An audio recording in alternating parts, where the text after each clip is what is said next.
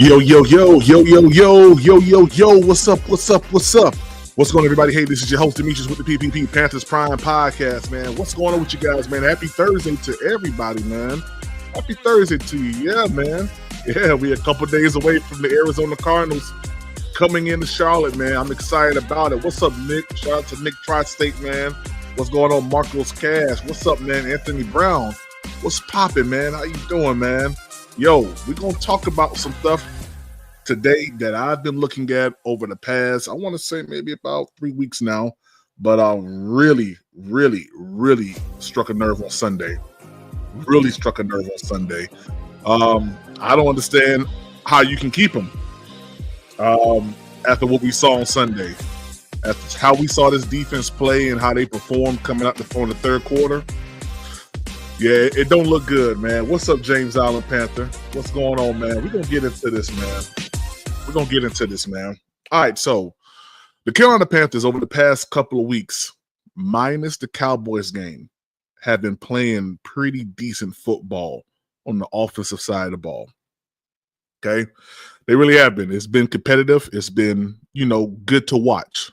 Any game I feel in the National Football League that can go down to the fourth quarter and you still have full participation from both teams is a good game. Of course, each team would love to run the score up, and, kind of put their foot through the necks of the other team to make it real lopsided. But generally, you're talking about games that are decided between one, maybe two possessions.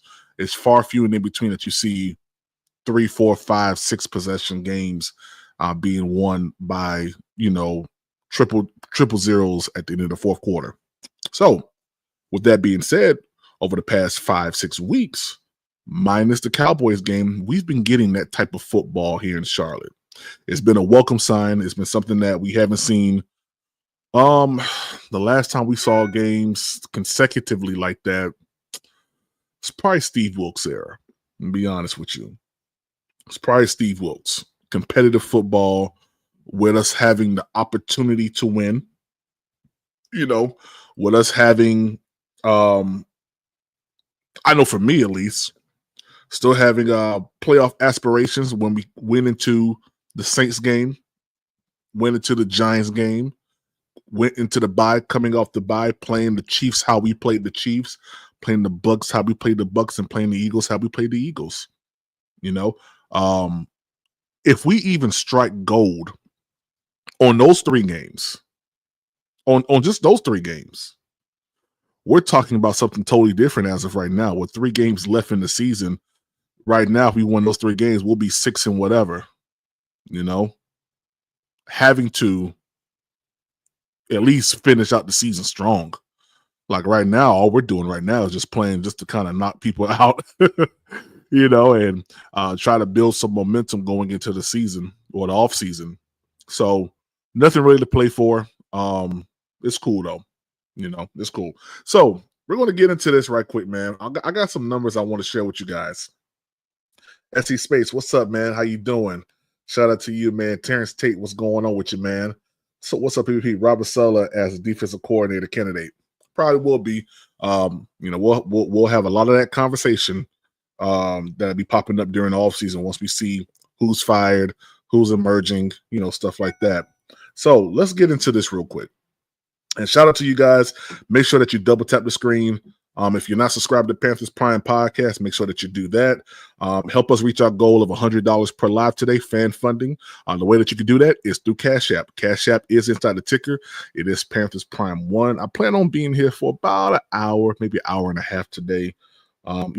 Just want to bring this quick live to you guys that I think is important to put some paint where it ain't, in a sense. Yeah, we can say that Evero is bad, but why is he bad? Why has his defense been so bad? What's really a contributing factor to why, we're nowhere near the top of the league, while we are consecutively at the bottom of the league. Okay. So we'll get into that. Fishbub, what's up, man? Let me see here. I have it here on my phone. And it's also on the Panthers website. So let's see here. We'll pull up the Panthers website real quick. And we'll talk about some of the things that I am looking at to why I don't believe. No, we're not looking up Ticketmaster. No. We're not going to no games. Maybe to Atlanta. Maybe to Atlanta. But other than that, nah. All right, let me see here. We don't want none of that stuff up. How's y'all Thursday going, man? I hope everybody's safe and y'all doing y'all thing, man. Pro Bowl votes, 30 season. Okay, if I can't find it on here, which I don't know why I won't be able to find it on the whatchamacallit page. Oh, that's cool. We're not gonna belabor the time. I have it here on my phone. So I'll read it off to you guys. Okay. So I'm going to be reading off the stats for the defense and what they've allowed over the past, this is week 16 coming up. So the past 15 weeks. Okay. Past 15 weeks. Panthers opponents have been able to score or been able to get 330 first downs. Panthers have only been able to get 233. First downs by rushing. Here's a big, huge number. 136 yards by rushing. The Panthers have 77 yards rushing, or 77 times we got a first down by rushing. Okay. Passing, 167 for the opponents. For us, it's 131. Huge difference. By penalties, 28 by opponents, 23 for the Panthers. I mean, it's just that alone, would show you just how different and how uncompetitive we are in crucial times. And I guarantee you a lot of these probably are coming on third down. I guarantee you that. Third down conversion, 87 out of 182. The Panthers are 61 for 176. Fourth down conversions, we've allowed 6 out of 11. And we've gotten 11 out of 26. So we're actually a little bit better when it comes down to fourth down conversions. All right. Total offensive yards, we've allowed 5,407 offensive yards. We've only accomplished 4,045 in 15 weeks. That's total offense, okay? That's not Bryce Young passing numbers. It's total offense. Offensive plays. Opposing offenses have been able to run 974 offensive plays. We've been only able to do 840. The average yards per play that we've been giving up is 5.6. The average yards for us is 4.8. Total rushing yards. 2,422 rushing yards that opponents have been able to rush on our defense. While we've been only able to do 1,441 rushing yards. Okay. Rushing plays. 485 rushing plays have been ran on the Carolina Panthers defense. While we've been only able to do 331. That's within 15 games, y'all. Offensive rushing yards average. 5 for opposing offenses. It's 4.4 for us. All right. Total passing yards. Now, this one right here is for us to come into the offseason, come out of the offseason with Dave Canales saying we're going to be a run-first team, this stat right here just totally throws that all into the hogwash. All right. Passing yards completions have been 292 for opposing offenses. For us, it's been 283, so that's pretty even. Attempts, 428 for us. 458. So we've passed the ball more on defenses than we've ran, which is funny. Interceptions, we've gotten 7, or we've gotten 7. They've got 15 on us. All right. Shout out Bryce Young and the Cowboys last game. Average passing yard for them has been 7.4. The average passing yard for us has been 6.1. Sacks, 26 for them, 28 for us. Field goals, 30 for them. They went 30 for 35. We went 20 for 23. Touchdowns that have been scored on the Panthers, 47 touchdowns to our 27 touchdowns.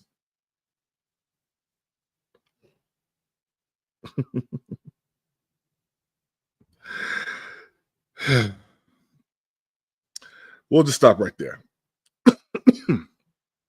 We'll just stop right there. I want to go to defensive players real quick. Here's a number that kind of threw me off real quick. So Xavier Woods is the best. He's like the highest graded defensive player on the team. Yeah, it's kind of crazy with 96 tackles, 60 solo, 36 assistant, and no fumbles, none of that stuff. Okay, cool. The next person after that is Josie Jewell with 91. Then Ashawn Robinson with 66 tackles. J.C. Horn sits at 4th for 64. Okay. Interceptions. I thought this was strange that J.C. Horn is not the top person or the top player to have the most interceptions. It's actually Xavier Woods. Xavier Woods has 3 for 70 yards.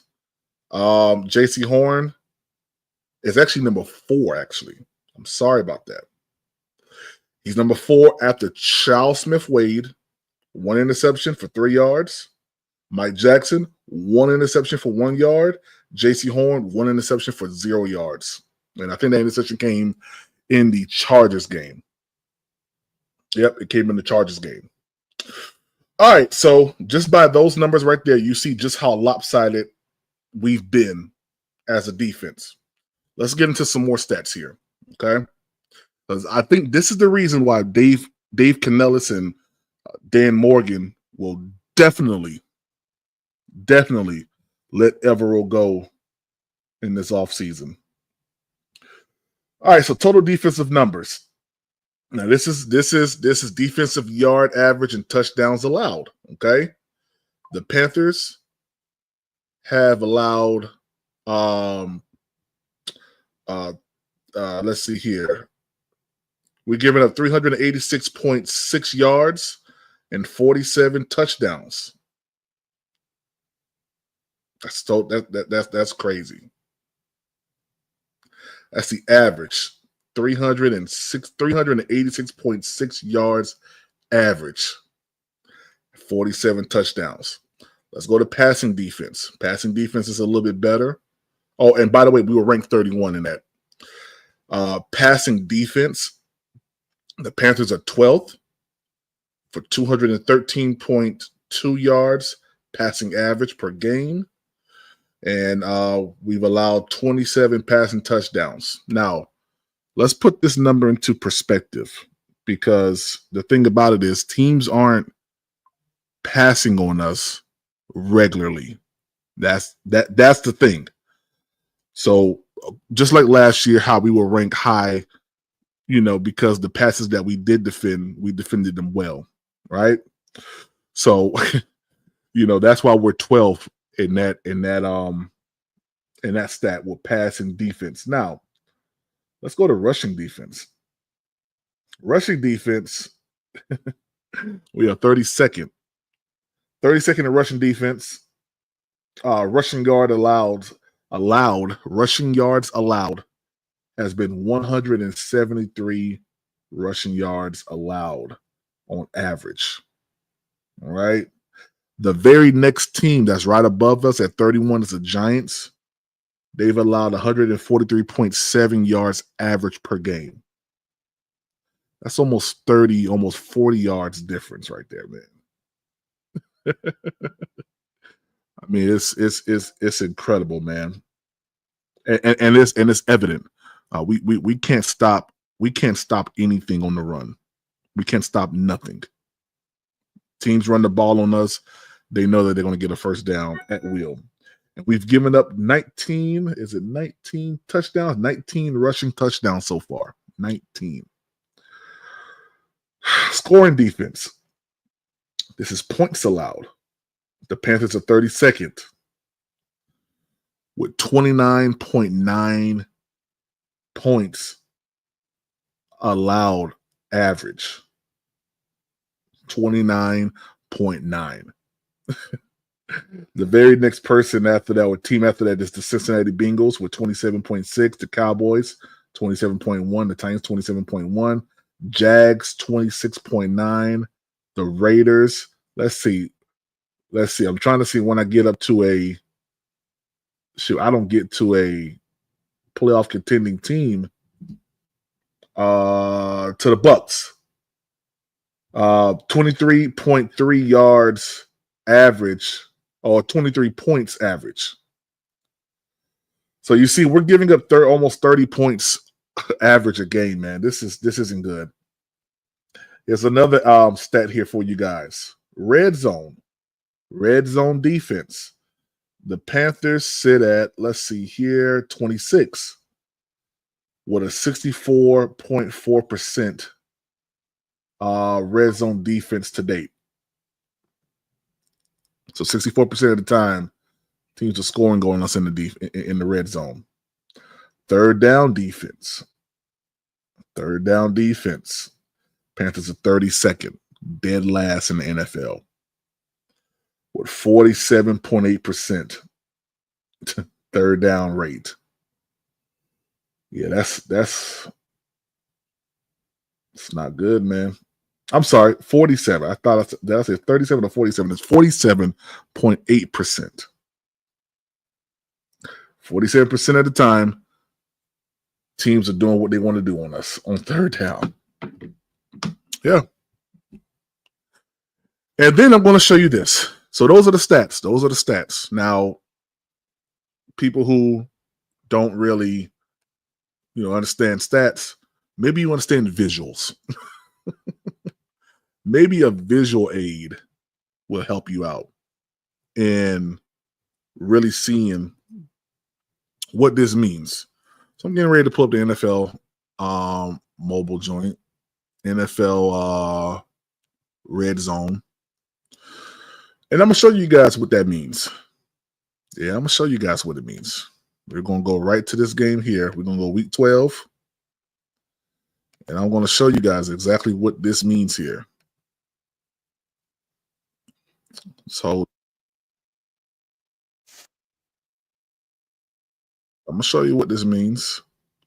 I'm going to show you what a 32nd rank third down defense does. Yeah, I'm going to show you.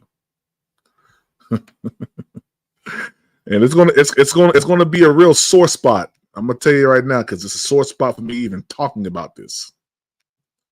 It's a huge sore spot. I don't like it. I hate it. I hate it so much that it makes me sick to my stomach whenever I see it. I'm gonna show you what a 32nd rank third down defense, heck, any down defense, to be honest with you, with the Carolina Panthers. Here we go. We're gonna start right here. Let me share my screen real quick. Fish Bub, what's up, man? Yeah. Let me share my screen real quick. Boom. Y'all remember this game? This was the Kansas City Chiefs game. At this very moment, the game is tied at 27. Bryce goes down the field, puts together a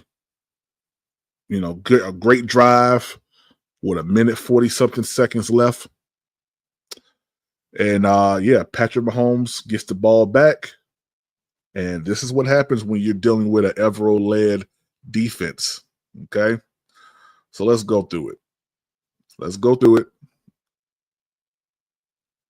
Good pocket awareness for Patrick Mahomes. Make sure that it's up on the screen. Yeah, it's up on there. Yeah, I want y'all to see this real quick. Josie Jewell just all turned out. Is that Josie? Yeah, that's Josie Jewell. Josie Jewell all turned around and stuff, man. Patrick Mahomes sitting in the pocket. Easy completion. All right, cool. We're still on in negative territory, right? Here we go. Now, JC Horn.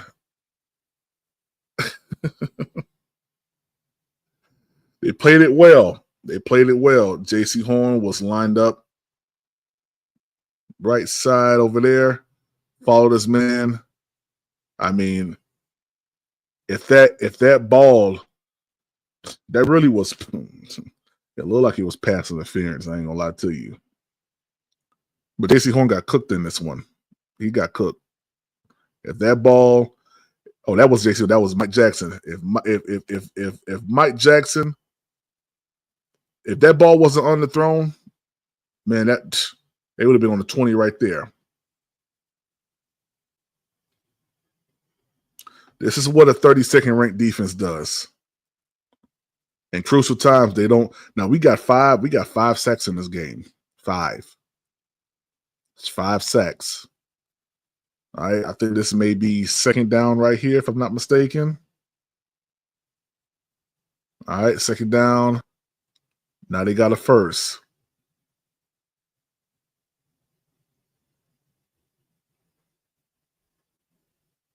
Let's see from this angle right here. Patrick Mahomes looked dead at his receiver, knew exactly who he was going to. No questions asked. Very, very decisive on where he wanted to go with the ball. I want to say this is okay. This is first down. Let's see. Boom. This is what a 32nd ranked defense does right here. This is what it does. This is what a 32nd ranked defense does. It's sad to look at, man. I mean, it's just sad to look at.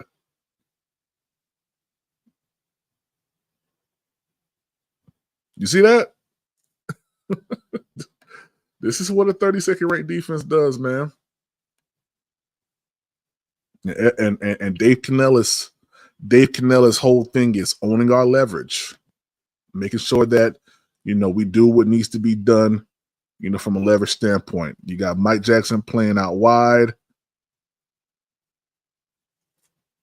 He gets semi-block. I don't, man, listen. I don't understand how you can't get your hand back around to at least slow him down. Do something. Grab him. Do something. Do something. Do something. Rip him up. I know you can get a flag for that, but do something. Just don't allow him to punk you like that, man.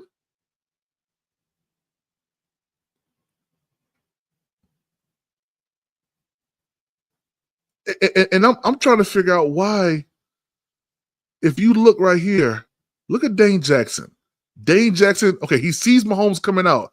Look, he runs backwards. This is what a 32nd ranked defense. Look at Dane Jackson. Look at him. Did he think that he was going to throw the ball? He's already past the line of scrimmage. The heck is you doing? They teach you this in Pop Warner. They teach you this in Pee-wees or Pee-wees. Break down, get your feet squared with the person, man, make the tackle. I don't get it. I don't understand what he thought he saw or what he thought.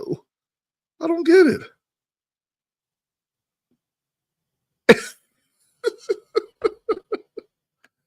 Guys, he watched Patrick Mahomes run past him. This is what a 32nd ranked defense does. This is what it does. So I just want to show y'all that. This is one of the reasons why Evero is going to be gone. Yeah, this is one big reason.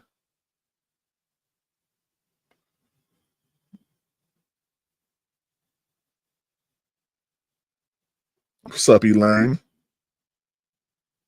What's up, Panther Pickle? What's up, man? So Daniel Smith said, woohoo, Arizona invades Charlotte and elevate. Yeah, I'm going to drop the link, Elaine. I'll drop the link right now. I got one more thing I'm going to show y'all. Got one more thing I'm gonna show y'all. All right, let's come off of this. Let me go to another game and show y'all why Evero will be gone. Let me show you another game. There you go. You ain't got to guess. You already know what time it is. You already know what time it is. You already know. Eagles. 30 seconds left. 30 seconds left in the game. You already know what time it is. You're going right to it. They go to the Leggett Phantom catch. Bryce Young put together a great drive. Threw the ball to Leggett. Y'all already know what time. Y'all, we done seen this play 100 times. I'm just gonna refresh your memory real quick. Bryce Young in the gun, great blocking, stayed inside there, delivered an amazing ball. See, because I think y'all forgot that Bryce Young was cooking for about 5 weeks. I'm gonna refresh y'all memory though. I'm gonna refresh y'all memory. Look at this. Look at this. Look at that.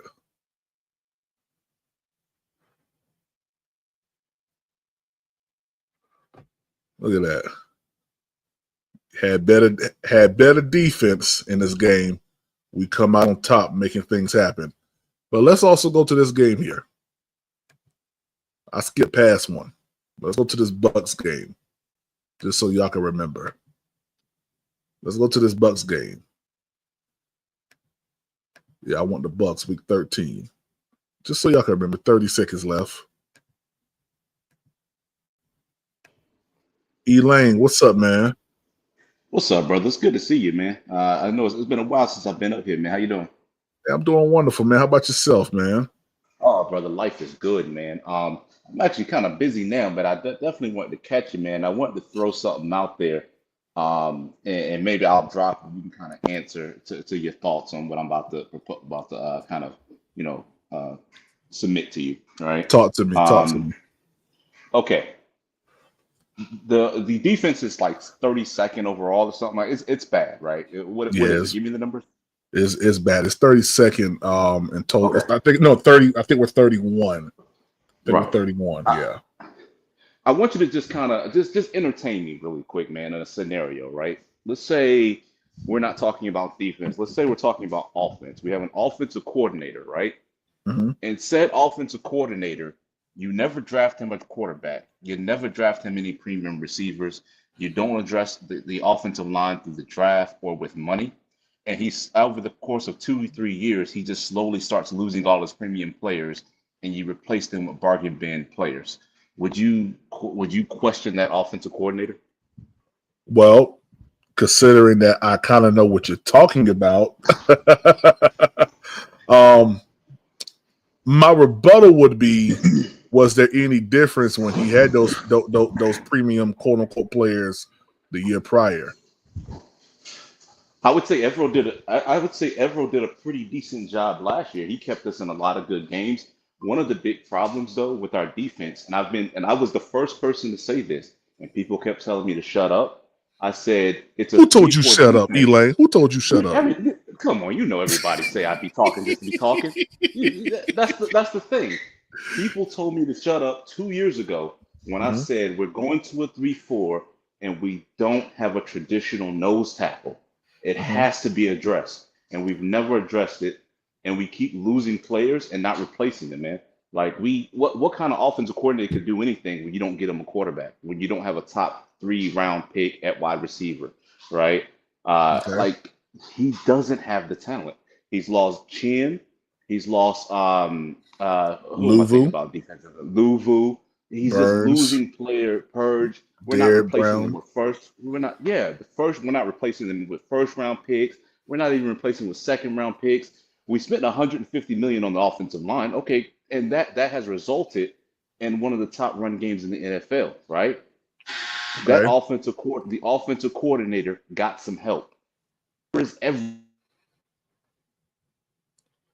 Dang. Elaine, you still there? Dang, did we lose Elaine? Want Elaine, to? we lost. Hey, Want there to? you go. Want to? Want to? There you go. There you go. I got Yeah. you now. Where's Evero first round pass rusher so he can put in place and do see what he can do with that new toy, right? Your offensive coordinator gets that new receiver he can install gadgets with or whatever like that. That top 10 pick. Evero doesn't have that. We gave him scraps, and now the stuff is falling apart. We have not invested in our defense in the past 4 or 5 years. Seriously. Can I ask you a question? Yeah. I'll let you. I'll listen to you, brother, and I'll probably drop in like a minute or two. Go ahead, brother. Okay, that's cool. That's cool. What did Evero do with his draft pick that he did draft the same year that Bryce Young came in the DJ Johnson? Right. I got you. So that was a fourth round defensive end. When you look at a position like defensive end and Mm-hmm. quarterback, those guys do not, outside of the first round, those are positions that don't make impacts. They're the hardest positions to find, and they're two of the hardest positions to play. They're the highest positions paid. You don't get production from a fourth round pick at defensive end. I don't care who's drafted. That's just not what happens in the NFL. You need to give him premium picks. Did you give our offensive coordinator a fourth round receiver and say give him 100 catches? You get what I'm saying? Like that just doesn't Okay. happen in the NFL. You know what I mean? So at the end of the day, when he was in Denver, he had the players, he showed out. When his first year in Carolina, the only problem the first year in Carolina was really the run defense. But you can point to the players. I did the breakdown. Our defensive end was ranked like second to last PFF as far as run stoppage. Mm-hmm. Our middle linebacker, that Cougar Hill dude or whatever like that, was ranked like Yeah, bottom Camus. five. Yeah, Yeah, Camus. he was Mm-hmm. horrific, but he was already kind of horrific the previous years he was here. So we're not giving this guy any type of talent to actually do anything with the defense, and I think he's overperforming for the talent. To tell you the truth, for the talent Yeah, that's there, we've been in a lot of games, man. yeah. I, I see it differently as of this yeah. Cowboys game. Oh You well, know, yeah, okay, but you gotta know. yeah, I'm looking at it in totality. The Cowboy game, yeah. I get you. yeah. I mean, and I'm thinking about times where, I mean, Evero's concept doesn't allow for him to let JC Horn travel with the best receiver. We can even go back to the Bengals game, how old boy just crushed us. We have lackluster players after JC Horn and Xavier Woods. The Dane Jackson pickup, I question that. That was something Yeah, that was almost like a bargain sale type of player where Brent Tillis was this all famous, cap guy. We could have gotten somebody else in. that's what I'm saying. That's what I'm saying, brother. So Xavier Legette, right? The reason you guys, and I don't really agree with a lot of your guys' criticisms of Xavier Legette, but like Xavier Legette is a first round wide receiver. He's No, supposed to be able to come into the NFL and flash something, right? he's supposed to, We yeah. right. We don't have that equivalent on the defensive side, Mm-hmm. right? We don't have a first round pick at defensive end in the past 4 or 5 years. We don't have the guy at defensive tackle. Well, we do. We have Derek Brown, and Derek Brown has set record numbers, right? Mm-hmm. So that's the only premium guy we Well, have on defense. Go ahead. only because the offenses were running the ball so much. That's a very fair point. But I will say that when you look at Derek Brown's win rate at 22%, winning 22% of his engagements, he's up there with the elite, right? Now he's an I'll elite give you that. player. Maybe Evero didn't have a thing with that or whatever like that. But those tackles, even though it was based on volume, he was winning at a high rate, right? So I would just say, I can't, I just look at it on the offense, like I brought up the offensive coordinator example, man. Like if you Mm-hmm. just keep getting 6th, 7th round pick quarterbacks and washed up quarterbacks and getting into an offensive coordinator and say, why can't you make it work with these players that no one else has ever made it work with, right? No, Okay. man. Where is our investment on the defense? You got to invest, man. I mean, even as a manager, right? There's only Mm-hmm. so much I can do without the talent, the people that are able to do it, right? Okay. So I'll say that I'm gonna drop and I'm gonna listen to your response, bro. I No, gotta I get on got a you, man. meeting. I appreciate you, All Elaine. right, peace, brother. Yeah, peace, man. Yeah, man. Elaine brings up some good points. The one thing I would like to rebut him with is uh the difference between last year and this year isn't really that much of a difference. I'm gonna be honest with you. It really isn't. Um, you know, if we're gonna sit here and say that the defense kept us in a lot of games last year. I'd just like to say which games. Which games did they keep us in? It looks the same to me in the grand scheme of things. I can go back to the Miami game. We was up 14-0. Bryce Young started throwing some interceptions. The defense started to cave in. So they had 2 good series inside that game.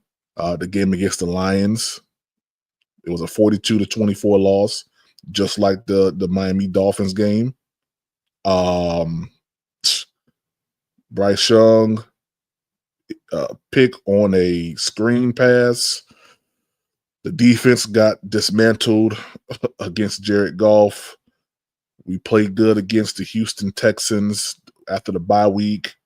Then the schedule kind of gets a little muddy after that for me. After that, I can't remember exactly who we played after that. I know the Vikings game was bad. DJ Wanham, strip sack, scoop score. I mean, I don't. Okay, cool. We had Frankie Lou, we had Brian Burns, we had Jeremy Chin, who really didn't play last year anyway. He wasn't a real factor in last year's game. He was on the sideline the majority of the time. So, I mean, are we only saying that the difference between last year and this year is Frankie Louvu?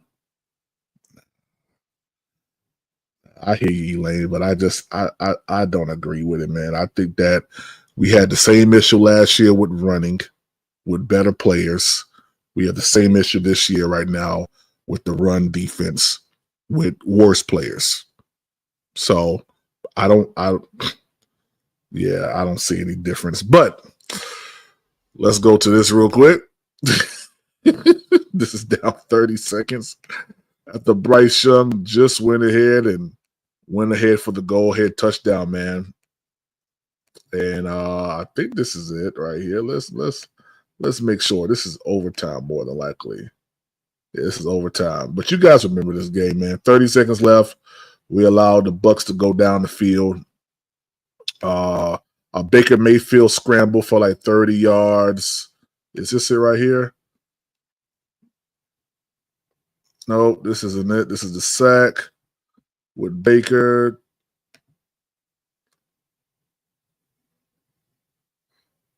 Boom, right there.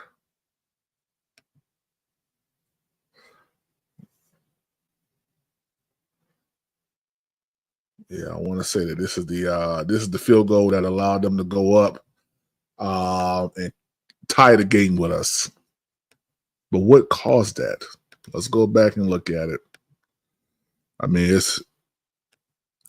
there's no denying that this defense was atrocious last year.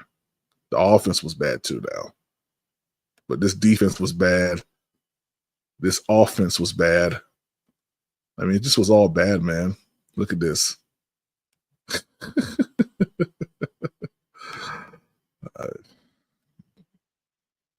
Yeah, man, it's just bad, man. Look at this, man. Let me see the route that he just ran.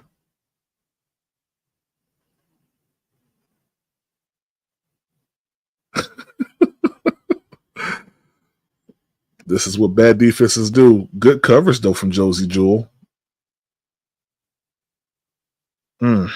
Just got turned around, man. Yeah, this is what bad defenses do right here. This is what we do in Carolina. I know this is probably a boring live, but I don't think that you can get away from these games right here and say to yourself, well, shoot,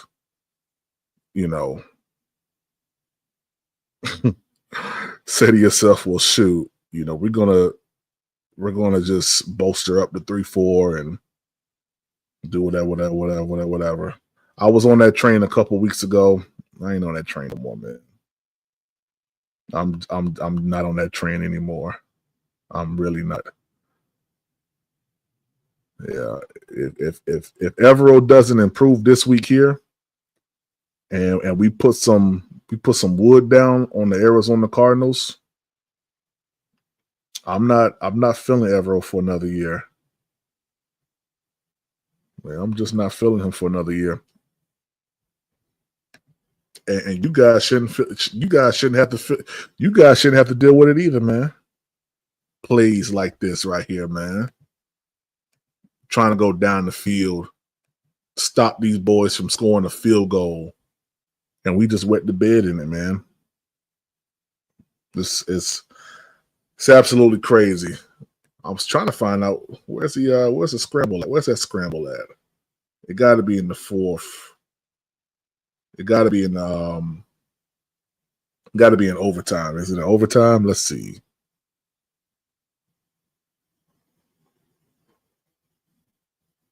Yeah, it got to be overtime.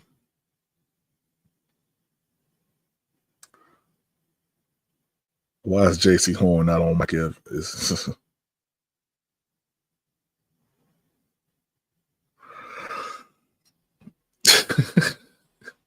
Why is J.C. Horn not on Mike Evans?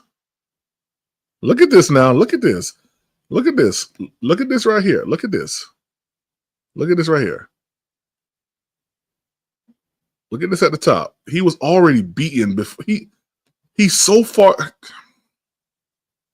This has nothing to do with plays from last year. This is scheme. Look at how far back he is.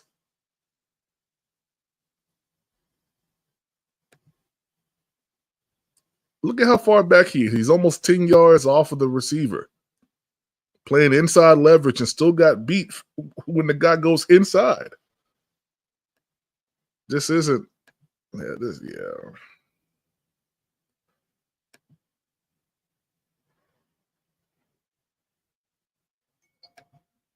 And that's supposed to be Mike Jackson, the guy that we got from the Seattle Seahawks.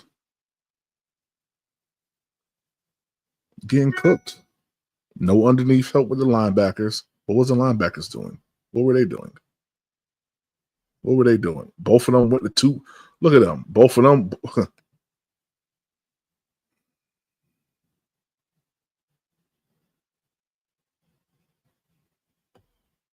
The linebacker was playing. What kind of defensive? What were we in? This single high. It's like cover one, man. It's cover one, cover freaking one. That's what this is.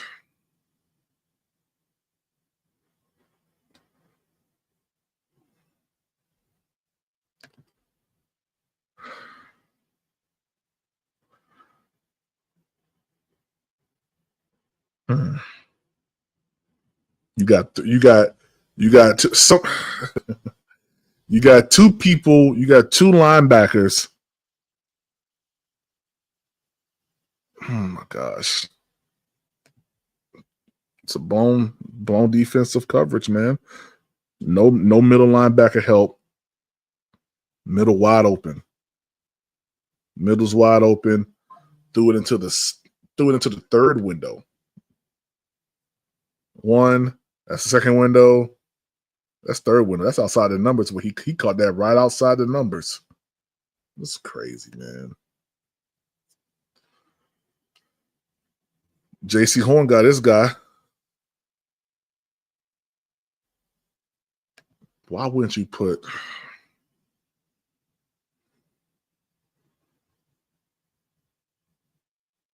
Yeah. I just want y'all to see this stuff, man. This is the reason why Evero's going to be fired. There's no ifs, ands, or buts about it. I trust me. I get what my brother Elaine is talking about because he's right in some regard. He is right. You know, you don't give him what he needs in the draft, right? Now, I do think that us trading Michael Barrett for Mike Jackson, was an improvement. I do believe that because it needed. Look at this right here.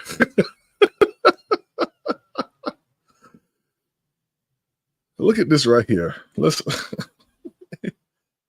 Is there any push? Is there any push from this defense? That's Shot Tuttle right there. Is there any push from Shot Tuttle? Look at that. Shot Tuttle got stood up. No interior push. Shot Tuttle been here since last year.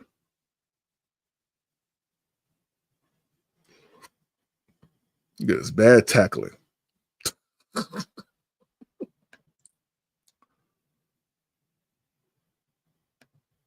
Jadeveon Clowney over there hand dancing with somebody.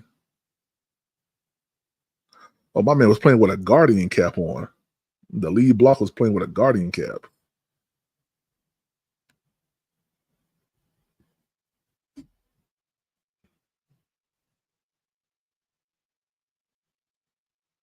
And we're questioning whether or not we should let Evero go or stay. There's been too many games like this, y'all.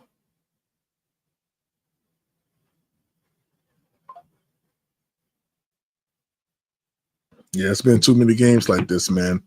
When I'm looking at all of this stuff right here, man, and I'm saying to myself, okay, should we allow Evero to have another? This was the game winning. This is game winner right here. That's game winner. Look at this. That's game winner.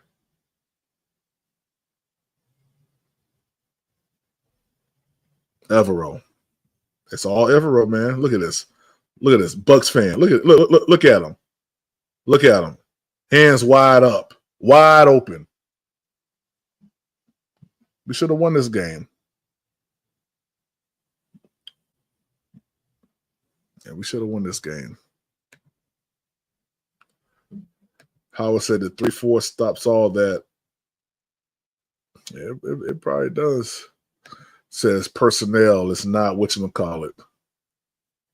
Look at him. You see him, right? Hands up. Don't shoot. I think he's gone too many games like this. 5 games in a row. Evero had a winning career until he comes here. Hey. Oh, well. I don't want him here no more. I'm going to be honest with you. Never push our D-line, always get pushed back 5 yards at least. Yeah, man.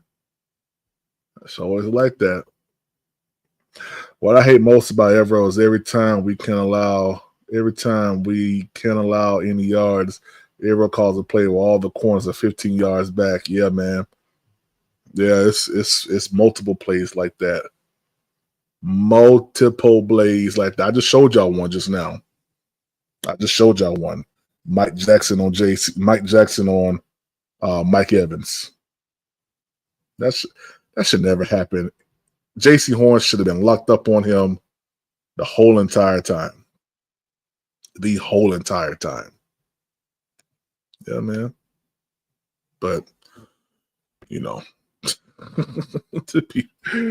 everybody wants Evero. I did too. I can't even front. I wanted Evero too. But I'm at the place right now where I'm like, the only way that we're going to get better is we got to let this guy go. That's the only way. The only way that the Panthers are going to get better is we got to let Evero go, y'all. That's the only way it's going to work, man. Nick Gaskin, what's up, baby? What's up, man? Hey, won't you just fighting a good fight for Evero the other day? Yeah, I was. I said I was. I said up until the Cowboys game. Once I saw how the Cowboys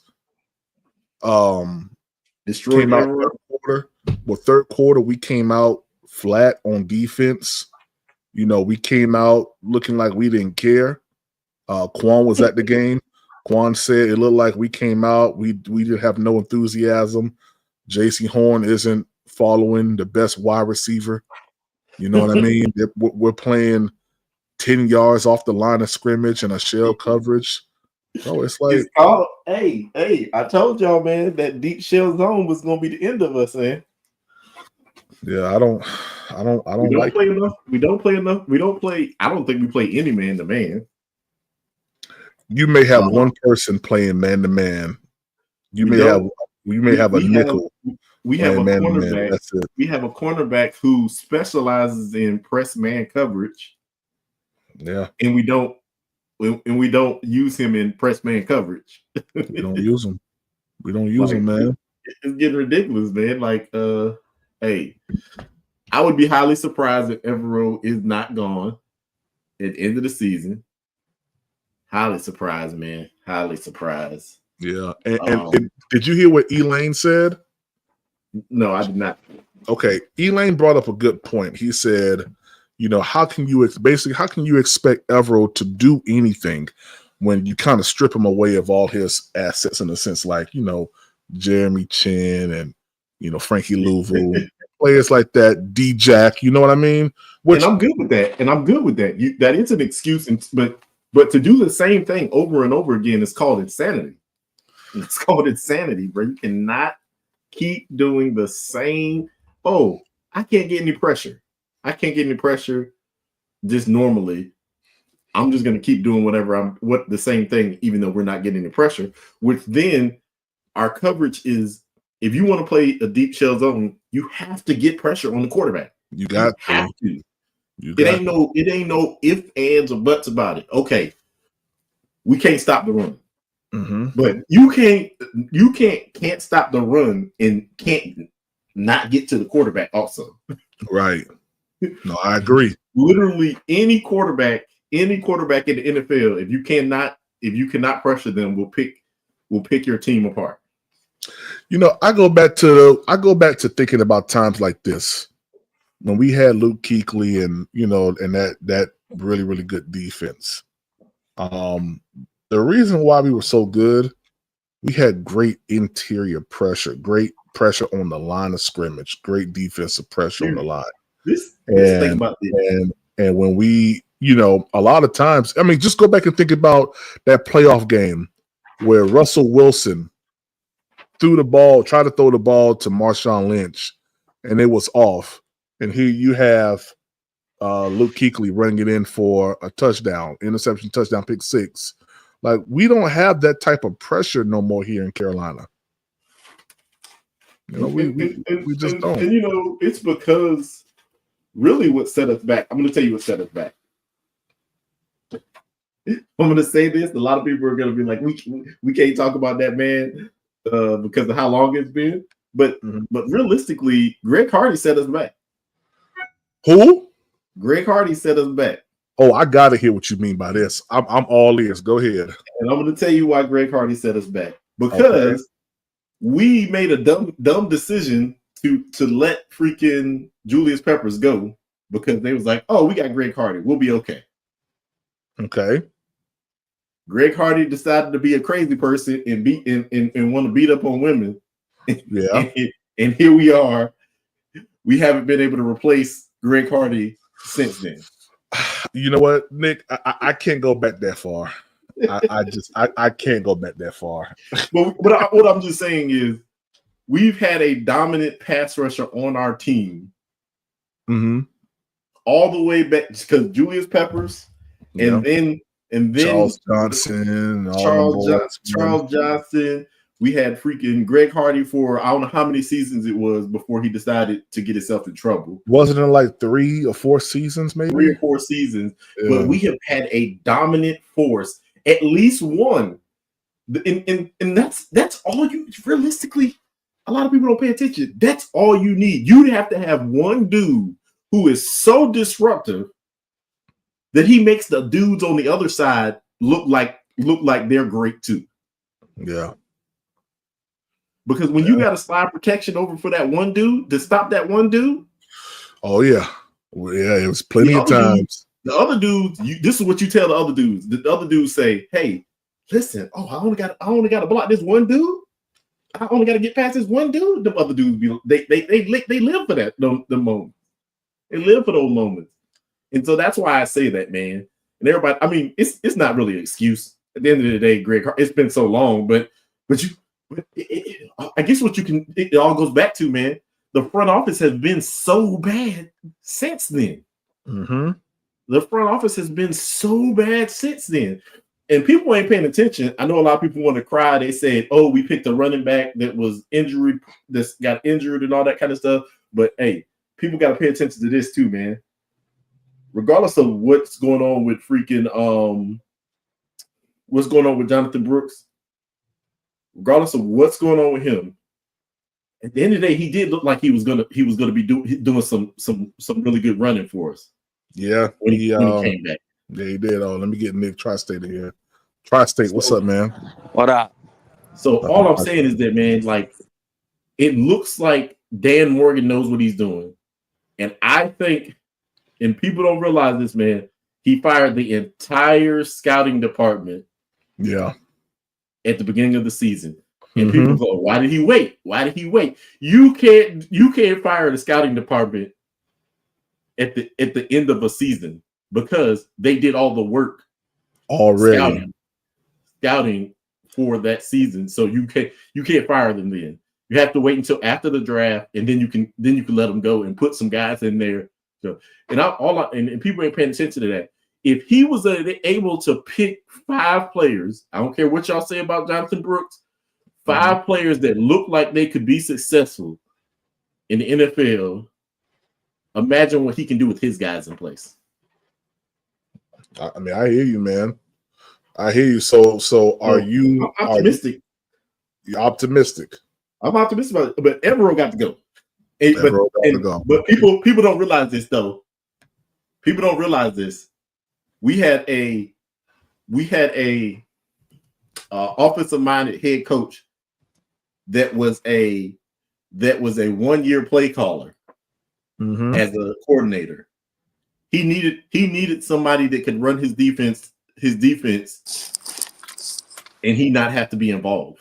We need a stud defensive coordinator, so Dave Canales could just be like, "That's true. That's true. Good on offense." But at the time, I got the offense. I like you just said, someone who could just he could worry about the offense, and he don't got to worry about the defense. Yes, I feel like Canales is worrisome about the defense. You know what I mean? And you got to think about it right now. How many choices did he have? Really? Not that many, but with the situation that we were in last year, how many choices? What was the best choice for him? And people don't realize this. The best choice was keeping Evero. Yeah, for him, year 1, because it took all the pressure off of him. Vic Fangio was available. You think Vic Fangio was coming to work for Tepper? I mean, he for the right amount of money. Any coach will go put for the right amount of money. Yeah, but last year, Philly's defense was horrible last year. Look, they got one of the best defenses in football now.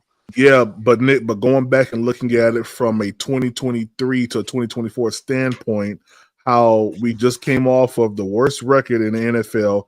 David Tepper being someone that's mingling with the offense, with the football operations, throwing Kool-Aid on people. You know what I mean? Like, the outlook just looked bad for any perennial, coach to come up in here. That's why we only had we had Mike Vrabel that kind of did an interview, kind of didn't do an interview. Like, what the heck was that? And then we landed on Dave Canales. So like, old boy declined. Didn't what's his name?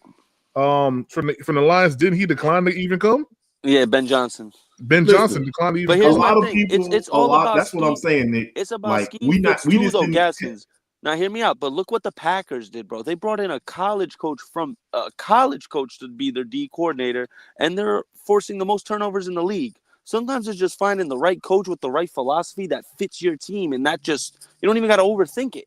But this is I look at Jeff Halfie over there in Green Bay, and he was the head coach at BC at Boston College. So I get you on that, Nick. But guess what the difference between us and Green Bay is? They don't have that many more players. How long has their head coach been in place? How long? I'm about to say. No, I feel that, but I'm just talking strictly about the defense. But I hear you. I got that. But this is what I'm putting. Let's put it in a whole picture, Nick. Put it in a whole picture. Are you as a new head coach, first-time head coach, knowing you're going to call the plays on the offensive side of the ball, going to put a brand new dude at defensive coordinator? or do you want somebody who you feel could run the defense for you?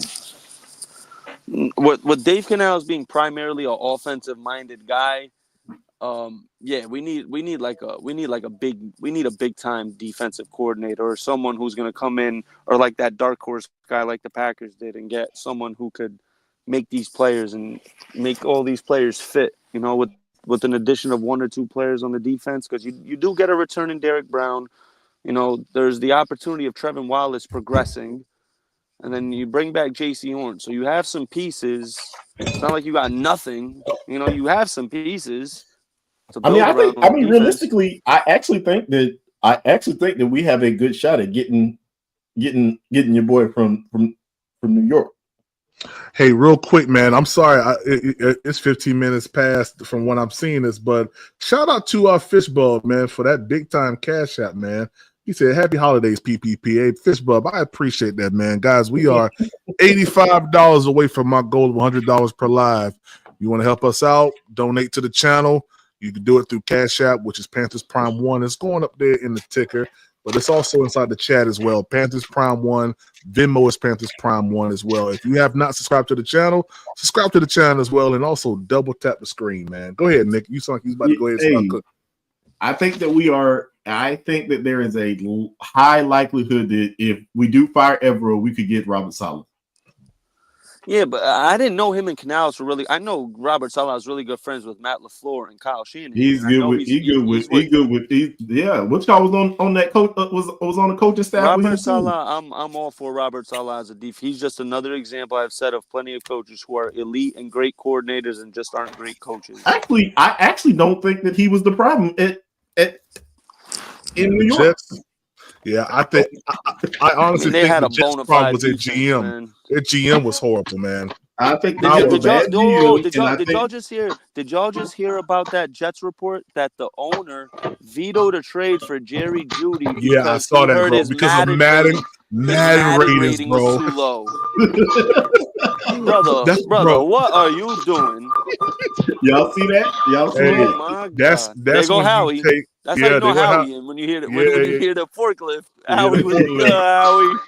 He about to load y'all up into the truck and take y'all up out of here. Go ahead, Al. What's up, baby? Yeah, that's all over the job. They not even close to me, but y'all can hear it. I don't understand that. Yeah, it's all good, man. These good microphones and these iPhones that we have. So that's all it is. But what's up, man? Yo, ain't nothing up, man. I agree with Fishbowl, bro. The GM in New York did draft well, bro. If you look back at their last 3-4 draft picks, they hit on a lot of cats, bro. They drafted a lot of stuff. I said GM earlier. My bad. I meant to say owner. If I said GM, I was wrong. I meant to say the owner is trash. The owner is trash. The fans, my brother and my cousin were at the game. The team. I fought Howie. The fans in the stand were chanting for the owner to sell the team. They were saying, "Sell the team, sell the team." Like, yeah, bro. Yeah. Everyone in New York was saying that shit. Yeah. Go ahead, Howard. You was about to say something? No, I was just saying. I heard y'all talking about old players from Carolina. Now, one thing. Nick, when you start speaking about these guys like that, you got to remember, and you don't have to agree, these guys played in a 4-3. Dominant. That's real. That's real. You take every opportunity. It's real, though. I don't want you to forget that part. I don't want you to skip past that part. I want you to recognize that's what they was. We never do forget it, baby. We never do. It's funny y'all don't mention it. We don't need to mention it. We know. Howard. Okay, well, so when you call these guys, they specialize in a certain defense. They flourish in a certain defense. Do you not think that Charles Johnson, that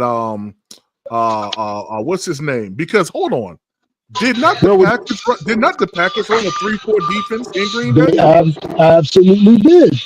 And guess what? Julius Peppers went over there and became a linebacker. Julius Peppers can play in any type of defense. But listen. Julius Peppers didn't have no real good success over there like that. Not like what he did at Carolina. You understand what I'm saying? So you're saying that Go ahead. This man made the Hall of Fame and didn't have success at Green Bay too. His Hall of Fame came from the Carolina Panthers. You remember that? That's where that comes from. Hold on, y'all. Not just Carolina, man. He was dominant everywhere he was at. Listen, Carolina. Hold on, fellas. Big time Cash App, man. Or no, Venmo. James Meyer, man. I appreciate you for that, man. He said, "Merry Christmas, Evero. Gotta go." That's a fact, man. Evero gotta go, man. Shout out to James Meyer for that, man. Guys, we are. Hold on. Let me do it in my mind. All right, guys, we are $55 away. James Allen Panther, appreciate you, man. Appreciate you for that, man. Yeah, man. James Allen Panther for the big one, man. Hey, guys, we are $55. Am I right?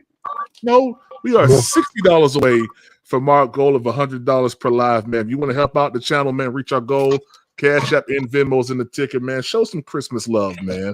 Nick Gaskins needs a new bow tie, okay? I want to give him a new bow tie. Go ahead, Howard. Go ahead, Nick. I would just say I would love for us to go back to the 4-3. I would love it. Me too. I think we played better ball.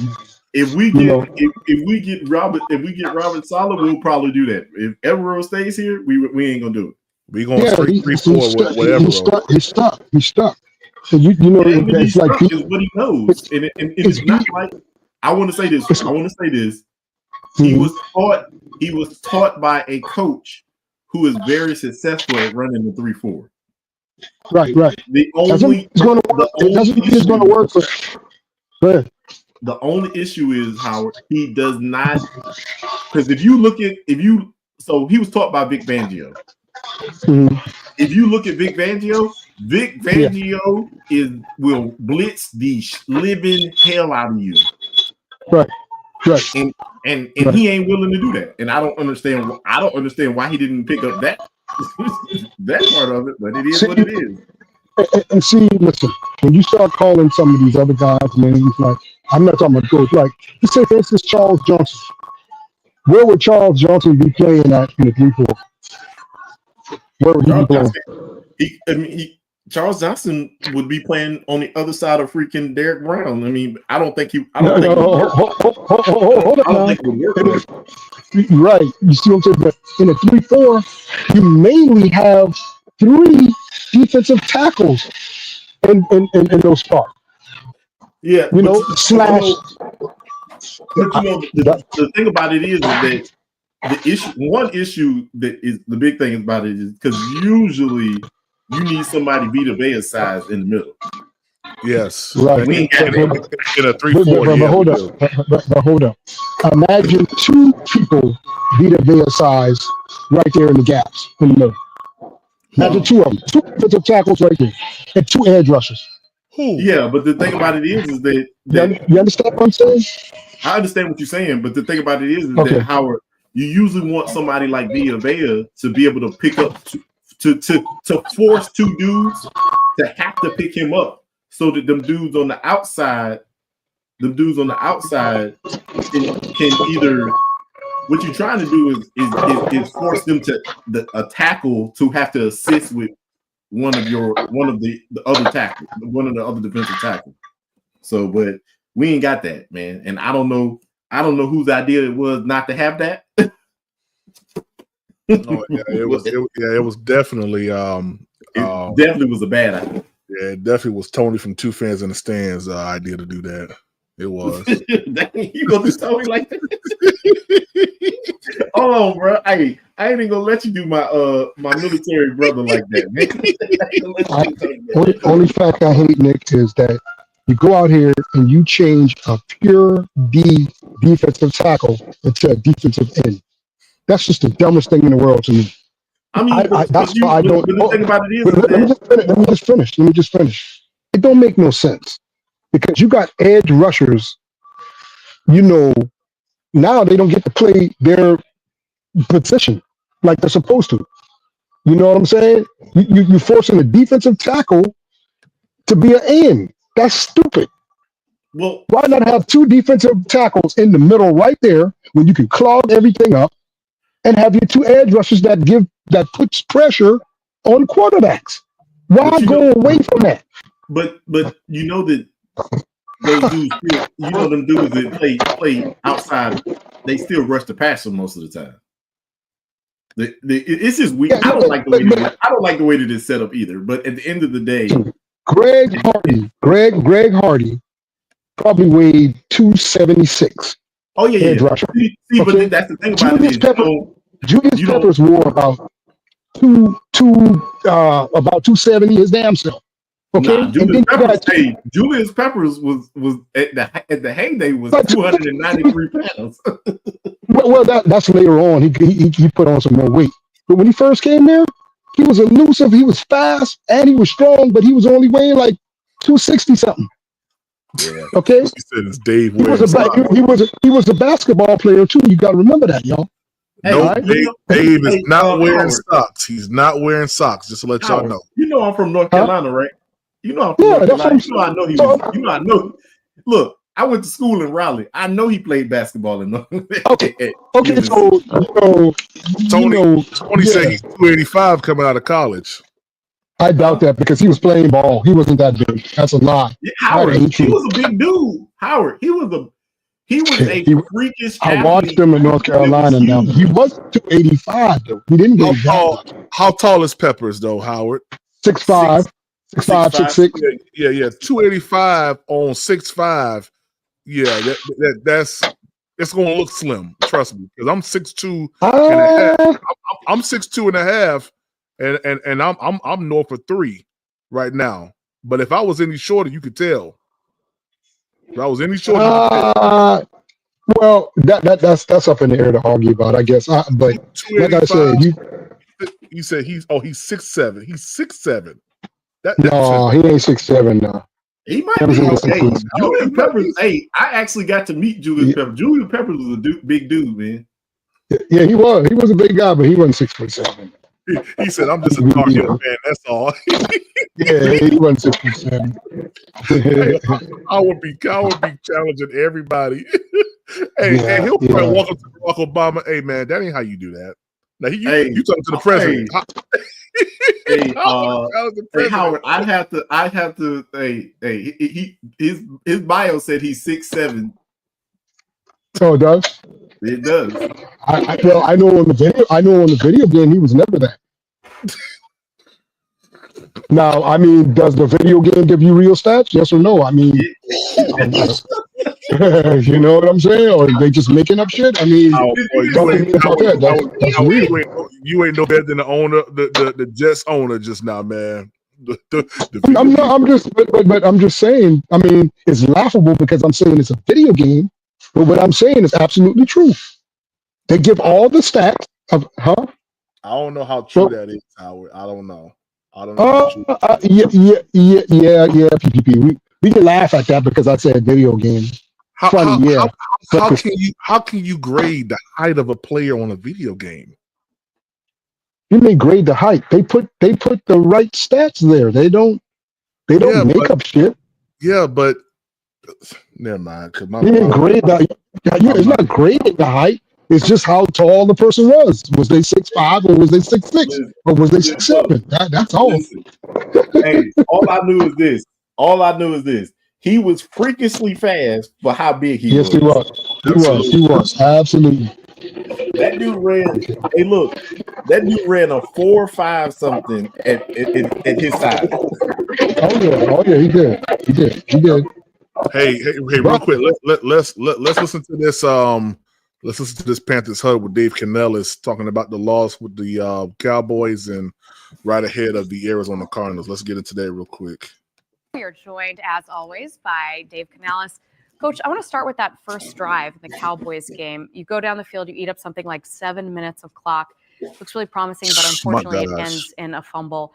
How was that drive different from the rest of the game, or was it in your mind? It was. We had good rhythm, and we were making yards, making first downs, kind of finding our flow, the mix that we're looking for, and then to end the ball. Bryce fumbling on that pass, right there at the end. It's just a reminder of how critical each down is, and how mindful we got to be of the ball, to continue to play the type of football we want to, and then you got to respond to adversity, and we couldn't find a way to get back into rhythm until that late touchdown drive later on in the game, So, yeah, it was a really important one. And what do you think attributed to that not being able to get back into rhythm? Yeah, honestly, the Cowboys showed up and they made it hard on us. They rushed us when we tried to pass it. Our run game was okay, but then they found some solutions and got a couple of negative runs out of us that put us into some bad spots. And then, I think in terms of just the number of drives we had, penalties, we put ourselves behind the sticks a couple of times. And then when you're in those second and longs, known pass, when you're in third and longs, you make it challenging on yourself as an offense. And so that was kind of the story of the day. Because we played 3 teams prior that have all but solidified their positions as playoff football teams. And I felt like going into this game, the expectation level, and even, by the betting odds, we were expected and favored in this game to win.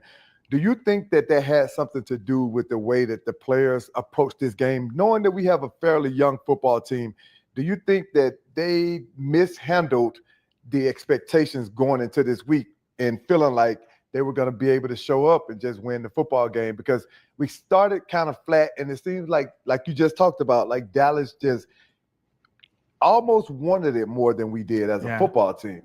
I certainly hope not, TD. I hope we have the mentality to go in. Every game's important.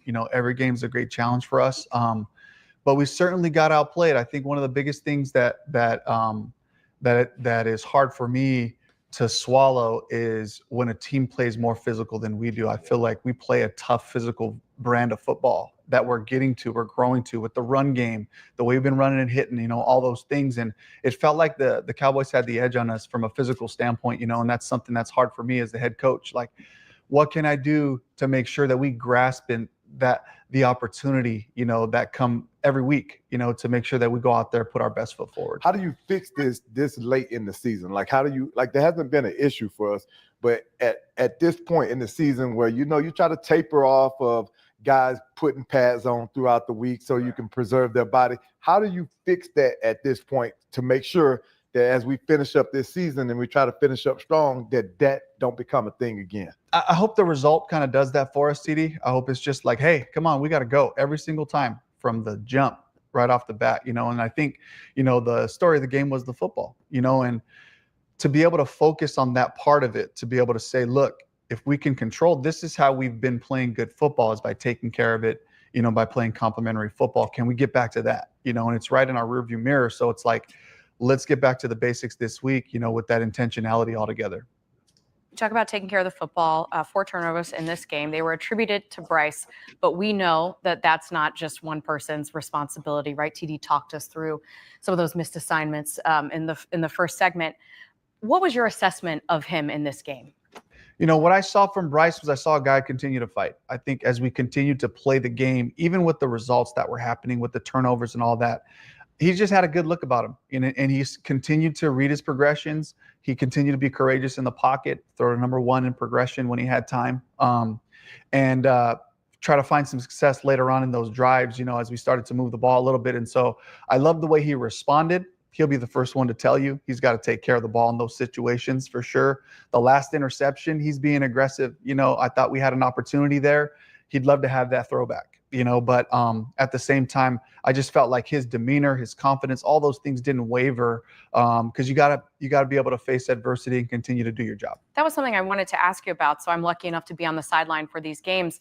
And I saw that too, that demeanor. He was relaxed, he was being a leader, but then also it looked like he was taking responsibility for those things. I still remember his face after that 4th turnover, that 2nd interception, and he gave the little chest pat. He's like, that's on me. Do you see him taking steps in that regard as well, this Bryce versus maybe the Bryce at the beginning of the year? Yeah, he's just focused on every week. He's focused on trying to win that game. And I think that's what his mentality was. And as long as we have time and downs, we're comfortable with trying to win the game on the last drive. And We got that last touchdown. We felt like we had a little ray of hope. We still had our work cut out for us. We were still going to need 2 more touchdowns, but in that mode, I could feel his sense of like, okay, let's go, let's keep working, and that was great. Because we heard you talk about pre-play operation, and Yeah. could you elaborate on that a little bit more for us? Is that from a play calling standpoint, or is that a formation recognition? Like, I could break that down for us a little bit on what you really mean by pre-play operation. Was it identifying what the defense was giving us, or just talk to us a little bit about that? Yeah, it certainly starts off with getting the play in on time, getting the personnel, the people that we need to have out there. The sooner that I can get him that information and get Bryce at the line of scrimmage, the sooner he can get into his bag of tricks. Well, what's taking you so long to get it in then? Signals, things like that, things that he's been continuing to add to his repertoire, which has been great, and we were up and down in this game. I thought it was still a good, solid operation for the most part. We had a couple of pre-snap penalties. That's about the discipline of the whole thing. It's not just Bryce, it's everybody. A couple of guys, receivers, we watch the ball. That we shouldn't have false starts from a receiver standpoint. The tackles, we know we're going to make calls and do all that stuff. So we got to make sure, the center, we're all on the same page. But it's all of us collectively. It's Bryce included, and he's the one driving that part of it in practice, and like you said, when we get into this mode later in the season where you don't get as many live reps, that's where even in a walkthrough mode, breaking the huddle, being intentional with it, making sure we're pushing the tempo, all that stuff is really critical for the whole group. We can't walk out the huddle. We got to sprint out and get set and try to replicate as much as you can before the snap, because we know the rest of this thing's going to be half speed. You mentioned some of those pre-snap penalties. I want to ask you about the offensive line. Gave up 6 sacks in this game, and that is a unit that has been such a strength for this team. So what happened on Sunday? Yeah, let's first of all give a little love to the Cowboys, Micah Parsons and that group. Not just him, though. There was a bunch of guys up front, that were really taking advantage of the opportunity. Man, Michael Parsons had a field day on Bryce on Sunday, man. Opportunities. And then speaking of the opportunities, when you turn the ball over, when their offense has success and we're behind, all of a sudden we get into pass mode. That's where the pass rushes start to set things up. You start getting different stunts. They start working their second and third move, and it makes it really challenging. We put ourselves in that position, and then of course every guy would stand up here and own every play where they weren't perfect on the protection or whether Bryce could have got the ball out sooner. I had one where I got the play in too late. We couldn't check the protection like I know he could. So it's all of us, taking our part to make sure that we're clean operation before the ball snapped, because that leads to great finish. Because you talked about the offensive line and some of the struggles that they have, but overall in the trenches, offense and defensive line, I feel like we just came up short as a football team. And I just want to know kind of what do you attribute that to? Because offensively, I feel like they were able to run the ball when they wanted to, when they had to. Talk about it, TD. That was the issue for us as a football team. You can't allow a team to come out and have that kind of consistency, being able to run the football, because it puts pressure on you in the back end, and it kind of has you guessing. What do you attribute them being able to have that level of success and winning the trench? Why she gonna say owning our leverages? We talked about physicality, but is there anything else to that? Hold on. The time has come to push them. Hold on. I guarantee he gonna come back and say we gotta own our leverage. I guarantee he gonna say that. I think you hit it right off the bat. It's a physical game first and foremost, and then secondly, it's the mode. It's the mode that we were in. I point it all back to the turnovers. When you give the other team opportunities, you put the control into their hands, or they're able to play the style of football that we want to play. Yeah. And I'm sitting here, it's like, okay, well, we got to find another mode and try to compete and find a way to win. That's just how it goes sometimes, but it all starts there. And once they were in a comfortable place and they can just kind of like lean on their runs, and do those things, because they had made enough noise in the first half, and then coming out early in the second half, with the point differential, it definitely put us in a mode that we didn't want to be in and that they were comfortable playing in. I'm going to ask you about certainly one of the bright spots in this game, Jaylen Coker.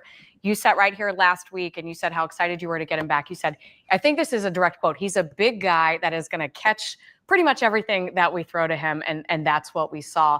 There was that 83-yard touchdown. But I know TD is a fan of that big catch on third down. Can you talk us through just what makes him so special? First of all, great hands.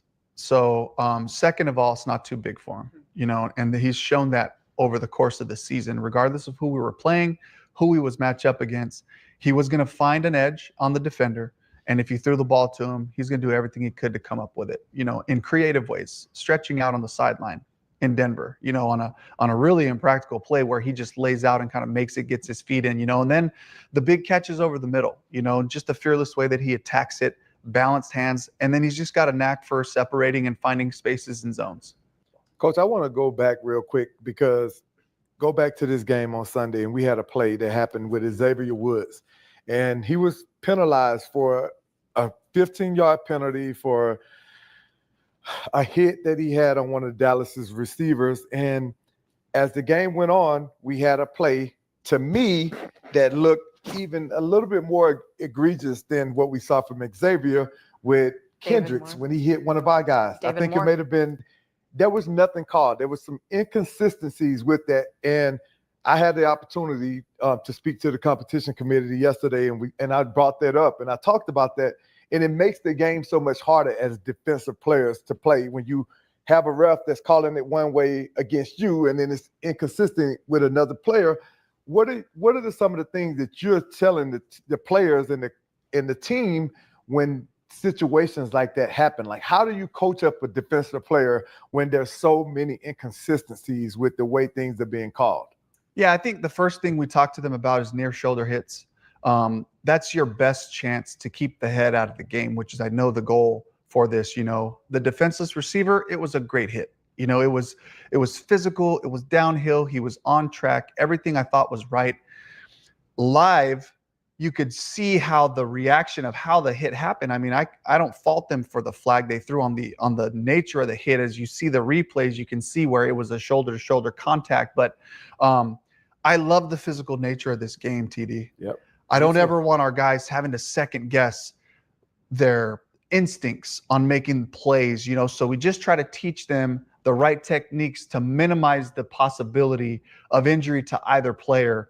And that's really all we can do is to go from there, you know, and the judgment calls, we gotta lean on what the officials saw and what they did right there. There's really nothing to talk about after the fact. You know what I mean? It's just frustrating, Coach, when as a former player and now as a fan of the game, the inconsistencies that take place, because now you're trying to coach the players up based on what you know to be right. And then you see it, and then you see the same thing happening on the other side, and then there's no consistency with it. That's where the struggles come in for me at. So I wanted to know if there was something that you were talking to the guys, because I saw the reaction of the players on the sideline once, you know, we had to play with Kendricks where he hit more on the play and nothing happened. Like nothing was called. So it just didn't make sense to me. No doubt. So that's me. That's my rant for the week. Coach, Kyler Murray may or may not have gotten banged up in that last game, and he may or may not be available for this one. How does that change the game plan on how you attack the Arizona Cardinals with Kyler Murray versus without having him on the field? It's huge, right? Because of the factor that he has in the run and the pass game, being able to extend plays, take out big chunks of yards when he takes off and run, you know, so then you have to you got to deploy your defense a little bit more to account for the quarterback, you know, as one of the potential threats, you know. So we have to have both things in mind when we're thinking about this game plan for when he's in there, or if he's not in there, then what does that mode look like? So it definitely is a challenge. And what do you think that would do from a we talked about trenches with James Conner running the football? How do you what is the game plan on us attacking him and stopping him from having the same kind of success that Rico Dotto was able to put up against us? Yeah, he's a downhill runner. He's physical, runs behind his pads. So for guys like that, for bigger backs, you know, you got to get them before they get going, you know, so we got to show up at the line of scrimmage, make sure we're getting hats on him early, right? Team tackling, owning your leverage, right? One guy on the inside, one guy on the outside, keeping the cup. Everybody else coming to cap off, you know, so that it heightens the awareness that way, whether Kyler's in or not. We know that they're going to run James Conner in that group because that's something that they've, you know, tried to do throughout the season. I want to talk to you about the defense. What can we expect from a Jonathan Gannon defense? What are they going to show you? They have a really versatile group in the secondary. So you got Budda Baker, you got Thompson, you got Williams, 21, and they're all interchangeable in that they can kind of play nickel and safety, all of them. They're all pretty good blitzers. So there's a lot of flexibility that they can do on any down. Really, it's first, second, and especially on third down. They have a really diverse front. So they got a couple of edge players that can also move inside and rush as like a 3 technique. And they can also stand those guys up and kind of use some different walk around spinner looks. It's stuff that we've been working through, but he certainly is not going to sit back and just play 4 down fronts and just kind of vanilla defense. You know, he's going to use and deploy those safeties differently. He's going to use those fronts to try to confuse you and pressure. And that's where we got to be able to be balanced. We have to be able to find our run game so that they can have to bring somebody down and we can gather a little bit more information.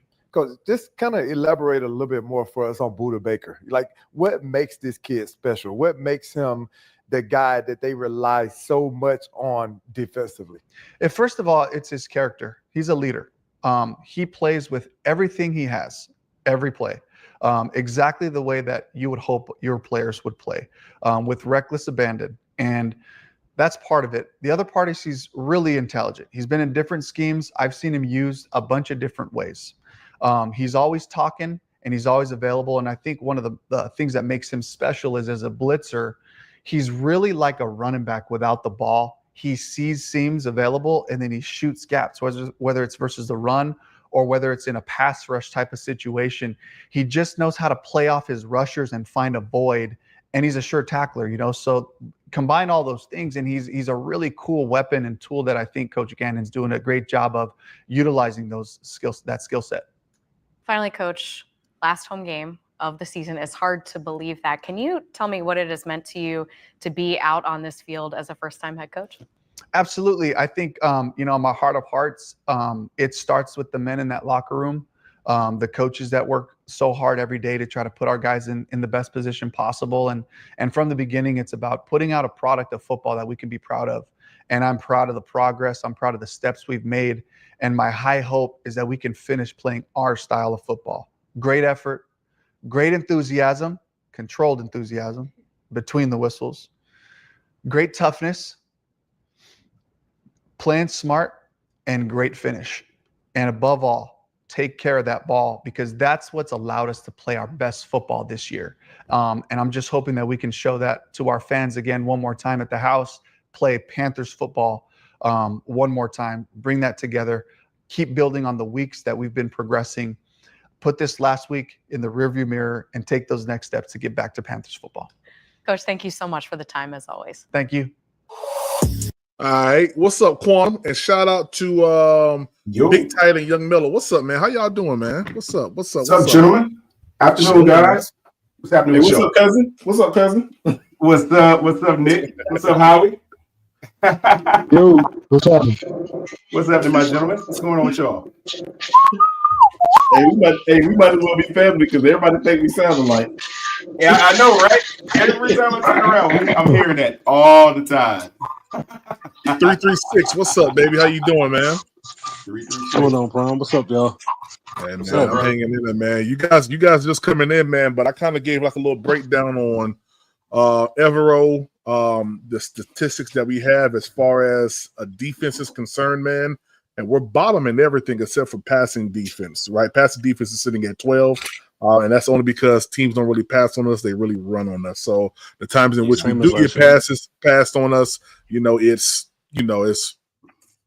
defended pretty okay. That's why we're 12 in that. But it's looking just like last year. Now Elaine did come on stage, and I love Elaine's perspective because it makes you think. Now he said, how can you be upset with Evero in a sense when last year a lot of the games that we were in because of the defense, and I have to give him, a little bit of credit for that because that's true for a small portion of it. Then he said that players that we had on the team aren't here anymore, i.e., Jeremy Chin, Frankie Louvu, Brian Burns, D-Jack. So I get it, you know what I mean? But the same result is the same result. And after the Cowboys game for me, that was it. Like I'm totally through with Evero. So let me get you guys' thoughts. It's like the title of this live here, man. Evero will be fired because of this. So he hasn't done enough, man. It's been barely enough. So, what's y'all thoughts on that, man? Atrocity. I mean, you go all the way to the end. I mean, you lose some players. I mean, you have to account for that. That's had something to do with it. But at the end of the day, man, what are you going to do with the players that you have?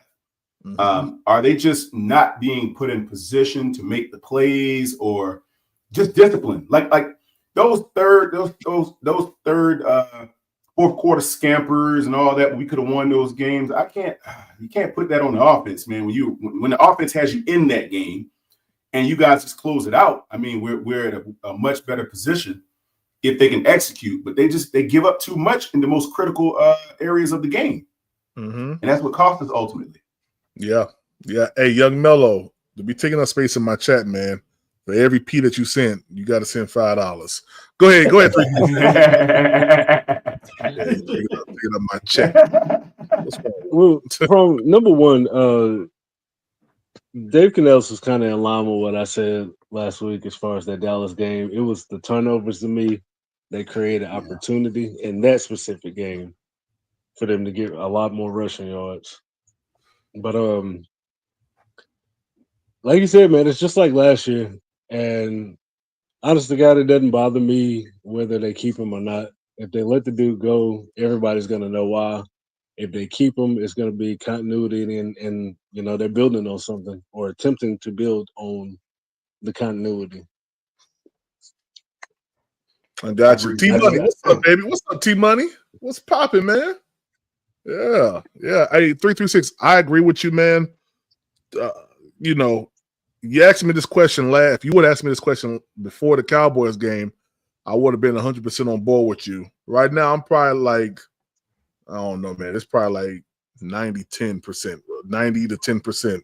Because if we do stick with Evero, the upside to it is, at least the scheme that we've had, can be worked on, with added players, which I do believe that this is going to be a defensive draft all day, every day, but I'm not going to lie to you, man. I wouldn't mind someone else coming in here and changing things up. We saw, what's the guy's name? Who was it? The defensive coordinator for the Steelers? Was his name Canada? Ooh, I don't know. The defensive coordinator for the Steelers. I think his name was Canada, if I'm not mistaken. That's the first name? No, last name was Canada, if I'm not mistaken. Say, who names their child Canada? A lot of people. Right now they got Terrell Austin. Defense. Oh, was he the offensive coordinator? Let me see. He probably was the offensive coordinator because I think he took over. He had to be offensive coordinator. Okay. He probably was offensive coordinator. So that probably, Matt Canada was he was offensive coordinator. Not I thought he was defensive coordinator. Well, I was gonna say that I thought he was defensive coordinator, but they was they totally changed their defense from a year prior, man. Just how they played. So that's my fault. I thought he was defense, but also, I mean, just look at the what's their call? The Vikings. The Vikings defense looks totally different, man. Yeah, it does. You know what I mean? Like, I think a sudden shift wouldn't be bad at all.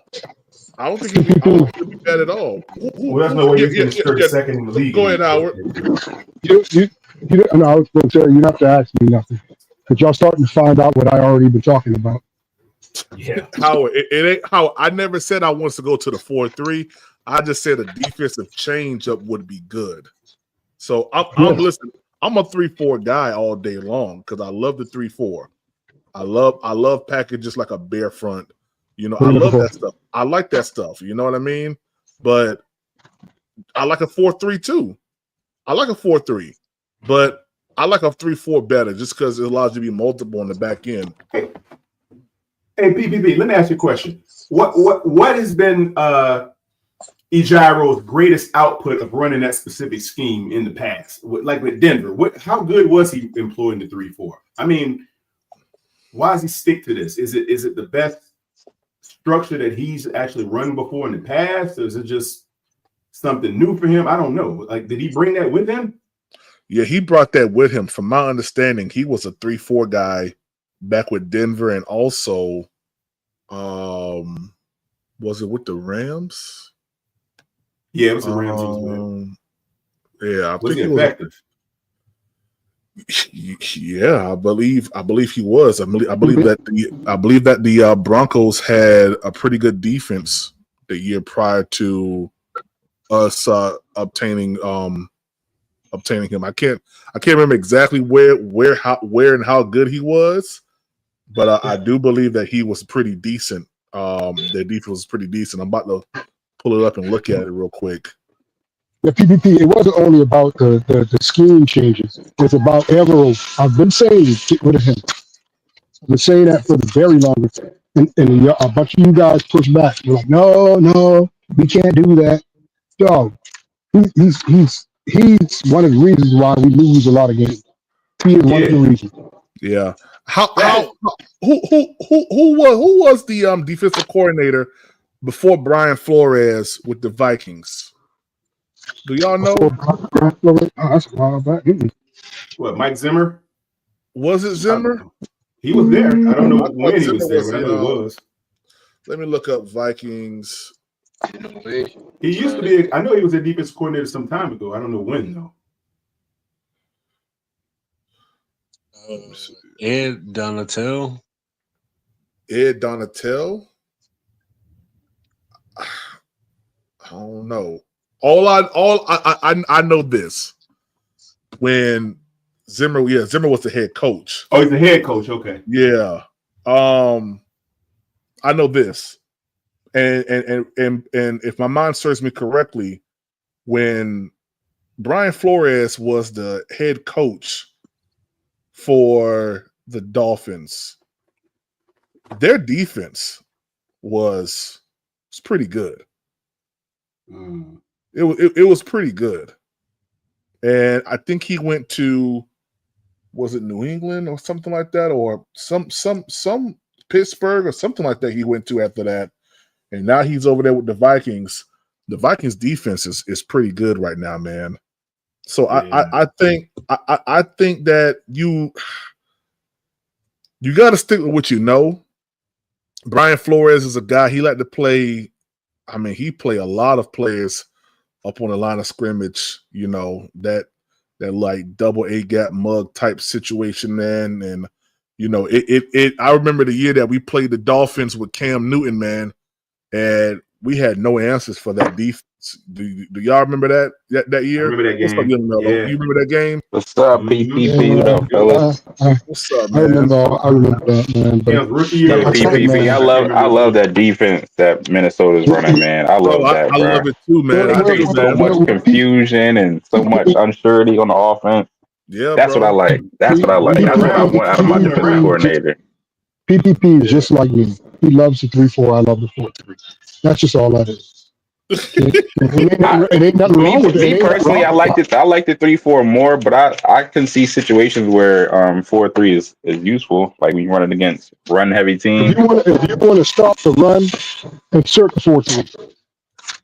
Well, you get a better chance to stop the run. Prom, you think a different defensive coordinator or 4-3, 3-4 doesn't matter when you keep missing tackles? Man, it don't matter when you miss tackles, bro. See, 236 be asking the right questions. It don't matter. That's true. Yeah, we miss a lot of tackles, bro. Mm-hmm. We do, bro. He ain't lying at all. That's why I say we got. It doesn't matter that like he's saying, like it doesn't matter the scheme. We just don't got the good play. We don't got good players. No, we have better players. We won't be missing many tackles. We'd be getting more sacks. We'd be getting more tackles for loss. When we lost your boy, when we lost what's our linebacker that went to the Jets? I mean, sorry, not the Jets, but he came from the Jets, but he went to Luvu. Oh, Luvu. Yeah, when we lost Luvu, man. See that right there. I knew when we lost. I said, dang it, we lost Luvu. We lost that ability to command the middle of the field like that. I mean, I knew it was going to be Bryce. Louisville didn't even want to. He didn't want to even entertain a contract, did he? He did not. He wanted to leave, No. man. No. We'd have ran They over say to he took Washington. less money. And how can you blame him? Look where he went. He was much happier over there. Yeah, He wasn't even In about the to playoffs. we lost. And then he's about to be in the playoffs. You can see the difference. You can see the drop off in the. Well, Josie Jewell is doing okay. I mean, he's filling in quite admirably as of late. But man, when you lost that dude, you lost Louisville. You can feel the pressure from that running game just getting thrashed. You can see it. He wasn't getting thrashed like that when he was in there. Well. Louisville, but it starts up front. We getting bullied up front. Tackles. That's where it starts. He missed some. He will. We might give him up 200 yards though. That's what I'm saying. Bijan about took his kneecap off. Yeah, he did. Week 1 last year. God. About snap that nigga. Yeah, man. We weren't giving up 200 yards on the ground when he was here. I just knew that. I'll tell you what. If this coach is available, I'd go run right at him. You know, I know y'all ain't gonna agree. I say things that y'all don't agree with, so I'm cool with it. But if Ron Rivera is available, I would make him a defensive coordinator. Ron ain't coming back here, bro. I'm just saying. He's available. He's available. He's not coaching for nobody. Yeah, he's available. Right now, ain't coming back here. Would he take a defensive coordinator job though? It's over. I think he wants to be a head coach nowhere. He ain't gonna be a head coach nowhere. Nah. His head coaching opportunities is I'm done. gonna let y'all know something. Ron Rivera is not a better defensive coordinator than Robert Saleh. Yeah, that's good. That's pretty. That's not bad. That's not a bad statement. I don't know about that, bro. Saleh's pretty good. I don't care. What none of y'all say. Let me take the fandom off. Because take it off. Because Ron Rivera is like family. You feel me? Like a distant uncle in the sense, I'm about to hurt your feelings either more. Sean McDermott is a better defensive coordinator. I knew he was gonna go there. No. He came to. Hold on. He's a product of Ron Rivera. What are you talking about? No, Jim Johnson. Jim Johnson. Ron Rivera got him. He was already ready to be a defensive coordinator before. I don't want to hear that. Jim Johnson's coaching tree. No, I don't want to hear that. No, I don't want to hear that. Stop it. Stop it now. He is a product of Ron Rivera. Y'all know. Only in Charlotte, only in Carolina, Howard. He was already like that before he came to Carolina. Thank you. Say it again. Say it again, PPP. Yeah, he was already like that. That man is a product of freaking a product of the head coach from from Kansas City. Philadelphia. That man was coaching underneath him. No. McDermott came from Philadelphia. He was with Jim Johnson. From Philadelphia. Yeah, he was with Jim Johnson. Okay. And who was the head coach? Who was the head coach when he was Andy Reid? Andy Reid. Okay, but he got all his accolades as a defensive coordinator. I see you going there, Nick. As a defensive coordinator, he got all his accolades from Carolina Panthers. Dog. Yeah, you can fight that all damn day long. Already like that. Listen, this man came to Carolina. Listen, I'm going to say this, Howard, and you may go listen. This man came to Carolina and made it so Ron Rivera didn't have to do anything on the defense. Fine. Who picked him? Who picked him to come over here? Ron Rivera did. Okay, that makes Ron Rivera a damn good coach.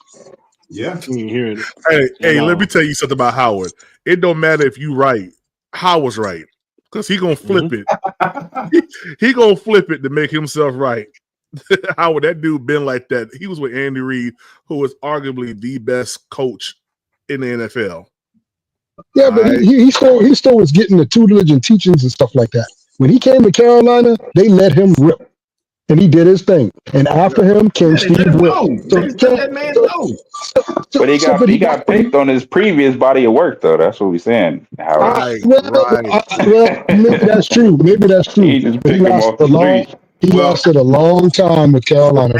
Hey, so Ron Rivera had a history with that coaching team also, which is why history with them. Yeah, down from San Diego. Am I correct? It wasn't a San Diego? With Jim Johnson, he was with the whole squad. Andy Reid and Ron Rivera, all those guys had history. Yeah, Nick, man. would you say Sean McDermott's built the defense in Buffalo though? He did in the beginning. He did at the beginning, and then he after that he took a step back from the defense to try to just be a head coach, and they took a step What's back. that guy? What's that guy's name? Frazier, Leslie Frazier. Leslie Frazier. Yeah. Well, actually, you know what? They didn't take a step back defensively until Leslie Frazier took that sabbatical. Right. Yeah, Leslie Frazier is a pretty good D coordinator. Yeah, he was when he was with the Vikings too. Yeah, he's somewhere else. Where'd he go? He on a sabbatical, ain't he? Right now? Ain't he? No, chilling? I saw him the other day. Where you saw him at? You sound like you saw him at Kroger or something. Where you saw him at? I'm not in North Carolina. I'm not. Yeah, I saw Leslie Frazier up the street. Where you saw him at? Leslie Frazier. Oh, he has some chat GPT right now. Look at him. I saw him on TV, bro.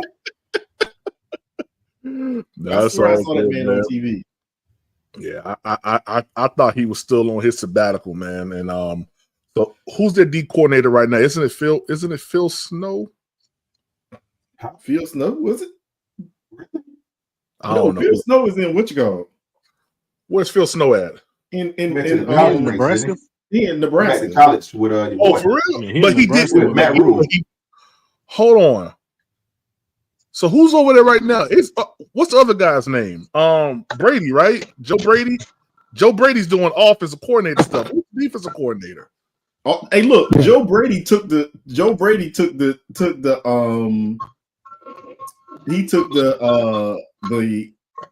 punishment from old Matt Fool, man. Like, yeah. Wilkes fired all of us. He fired him first. He fired him first, actually. He said Phil Snow's retired. Okay. Let me see. Buffalo Bills defensive coordinator. It's Bobby Babbage. Listen, Leslie Frazier is currently the assistant head coach of the Seattle Seahawks. Really? I knew I seen that man on TV the other day. The assistant. Dang.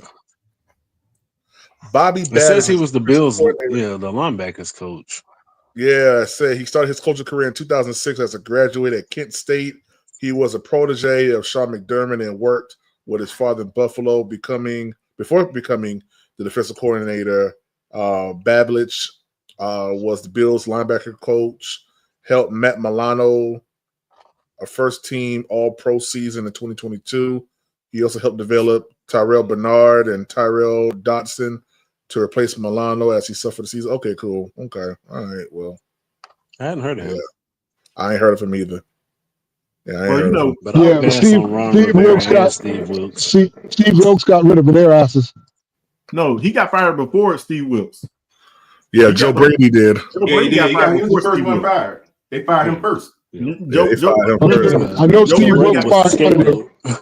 Yes, I know Steve Wilkes fired one of them guys. Joe Brady got fired. Joe Brady got fired the year before Steve Wilkes took over. Yeah.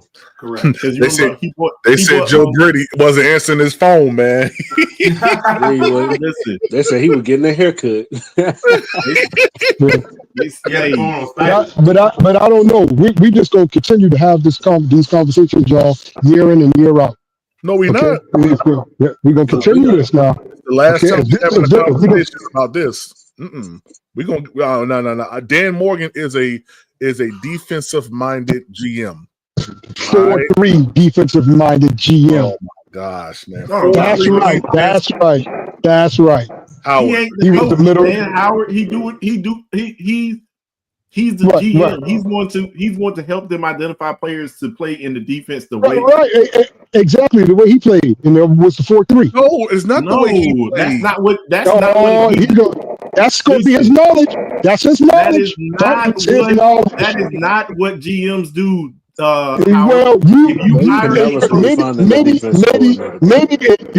Maybe in your mind, if you were a football player and you staff.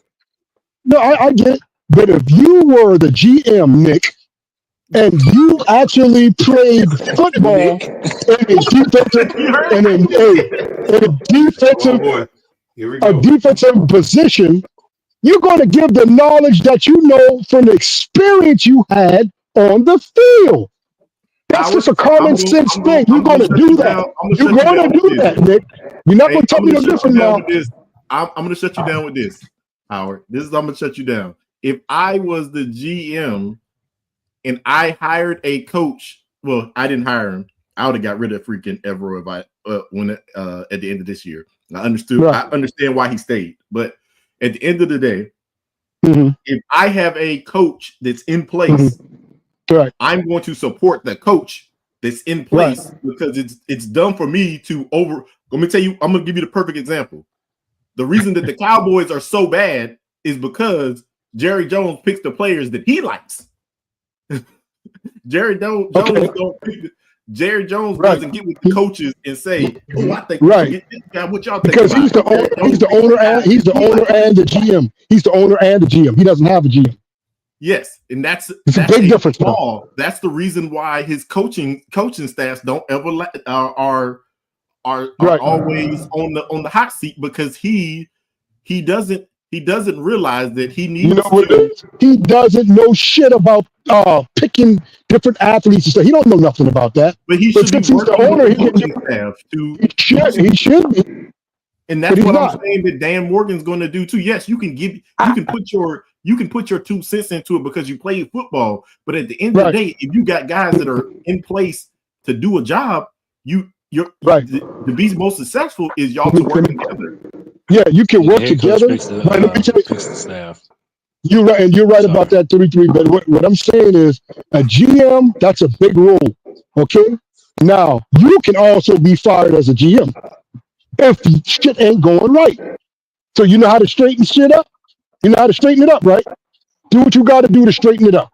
If you got to fire him and get somebody else in there to goddamn do the job, then you do that, and then you work with that one. Because you can lose your job too. That's what I would do. But at the end of the day, I'm just saying that you got to work together with the staff that you have in place. You can't just say, "Oh, I know how to do it better than you do." No. I didn't say that. But your input, being that you used to be a player out on the field, would be superb, man. That would help out a lot. That would really help. So, from experience what about GMs that never played though? See, now that's the part right there. That's the part. Okay. Now they can go out there and help scout talents and different things like that, but I mean, like football play, I can't answer that part. Dan Morgan actually played the quarterback of a defense. He played the quarterback of the defense. Hey, you know what I'm doing? I'm hiring Luke Kuechly as our first time. And I would do the same thing. I'd do the same thing. Shit. Huh? I don't know how it would work out. The dude, I mean, if he could teach somebody to read the defenses the way that he reads defenses, why not hire that? Why not hire a person like Steve Smith to be the wide receiver trainer or teacher or whatever? I don't know. Come on, take advantage of that stuff, man. I don't think Steve Smith can be a coach. You can't. Steve Smith can't be no coach. Why he can't be no coach? Have you ever looked at Dan Morgan's stats? If I ever looked at his stats, yeah, I probably have. I mean, he's played ball a very long time ago. Let me pull this up real quick. God dang! I didn't want to do it, but we did this before, and we talked a lot about Dan Morgan. Talked a lot about Dan Morgan. That's all I'm saying. Yes, he was pretty good. He wasn't bad. He went to a Super Bowl. He was a part of elite defense. So I'm gonna let you know. What he's trying to get at is that Dan Morgan was okay. Dan Morgan won't. Well, he was okay. Okay, fine, but he still was the quarterback of that fucking defense. He was the middle linebacker. All right, here we go, Howard. All right. Can y'all see it? No, I'm gonna look at it now. Let me go ahead. I see it. Yeah, and he got hurt. He was gone. It's a couple years he got hurt too. 7 career sacks, bro. That's what I'm talking about. Well, his job wasn't to go sack the quarterback. Well, he a middle linebacker. He was a middle linebacker though, so That wasn't his job to go sack the quarterback. All right. His Where's the total tackles? His total tackles I don't like.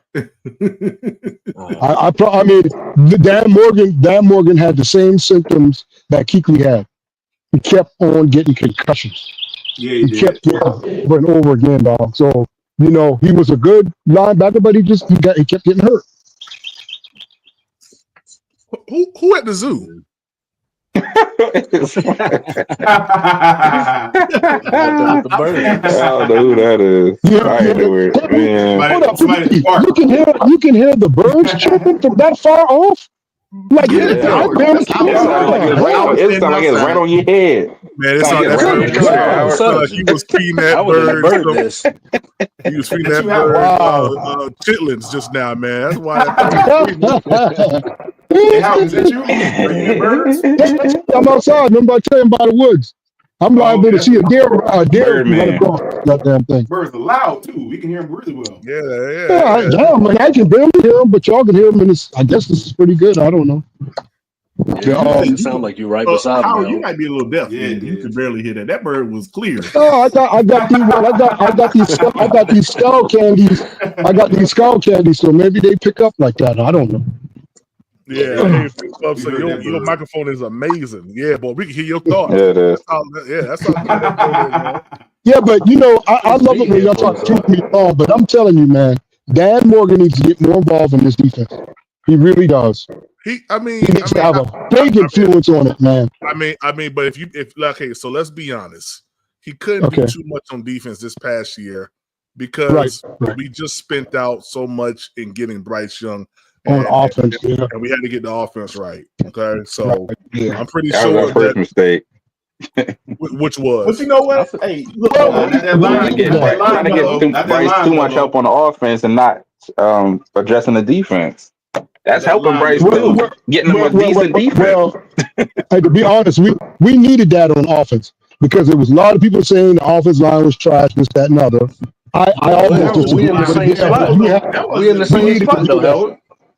I know we're still in the same spot, right? So now, what are these people who fuss and argue about that line? What are they saying now? What changed? Well, the line is great now. They ain't saying nothing. But it still ain't good. In all actuality, Howard, other than the people who are entrenched on Bryce Young like no other. Yeah. Other than them, most people are saying that Bryce Young is the anomaly here. Everybody is saying that at the end of the day. Okay. But some people are also being realistic, saying, are we about to draft another quarterback? I don't know. I doubt it. We definitely drafting another quarterback. Is what we're going to take. We might in a later quarterback. I'm willing to bet on that. Late. Let me ask you this, Young Milo. What quarterback we about to draft? It's a couple quarterbacks going late. I don't think it's going to be nothing like the first, second round. There'll probably be something fourth round, fifth round. The only one that I can say has some talent is Dylan Gabriel. If we walked away with Jackson Dart, I wouldn't be mad. Yeah, Jackson. I like Jackson Dart too. Jackson Dart got some good talent. What would be the difference? What would be the difference, right?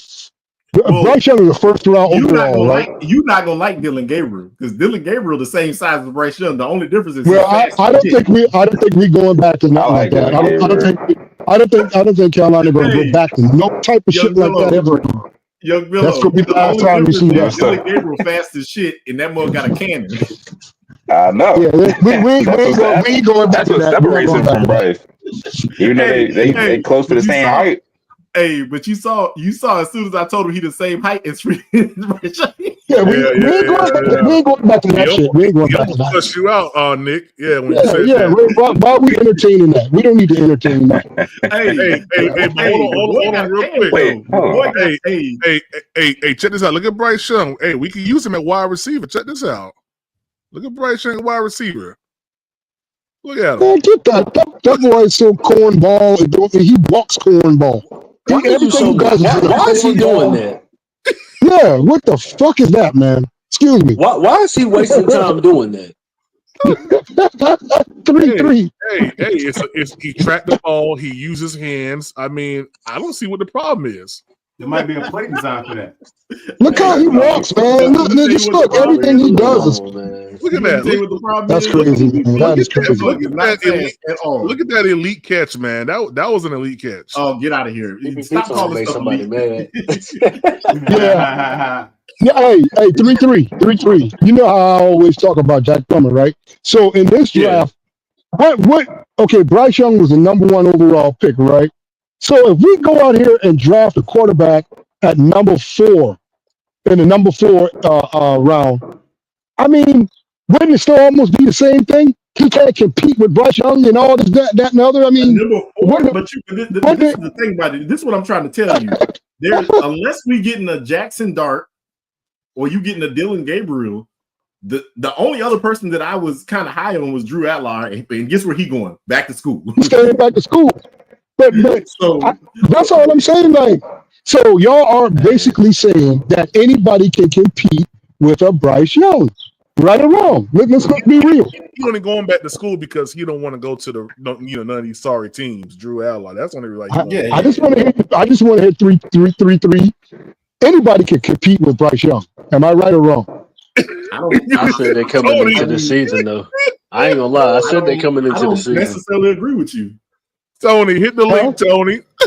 I don't necessarily agree with you, Howard. I don't think. I mean, what shows with Bryce Young to say, hey, I'm not saying that Bryce Young has any skills. I'm not saying that Bryce Young has any skills, but you to say that just anybody could come in here and compete with Bryce Young. I'm saying that. If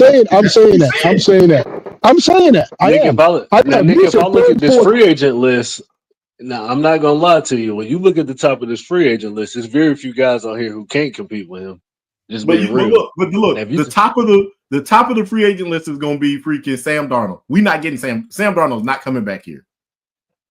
Ain't nobody talking about no Sam Darnold. I mean, they got Gardner Minshew.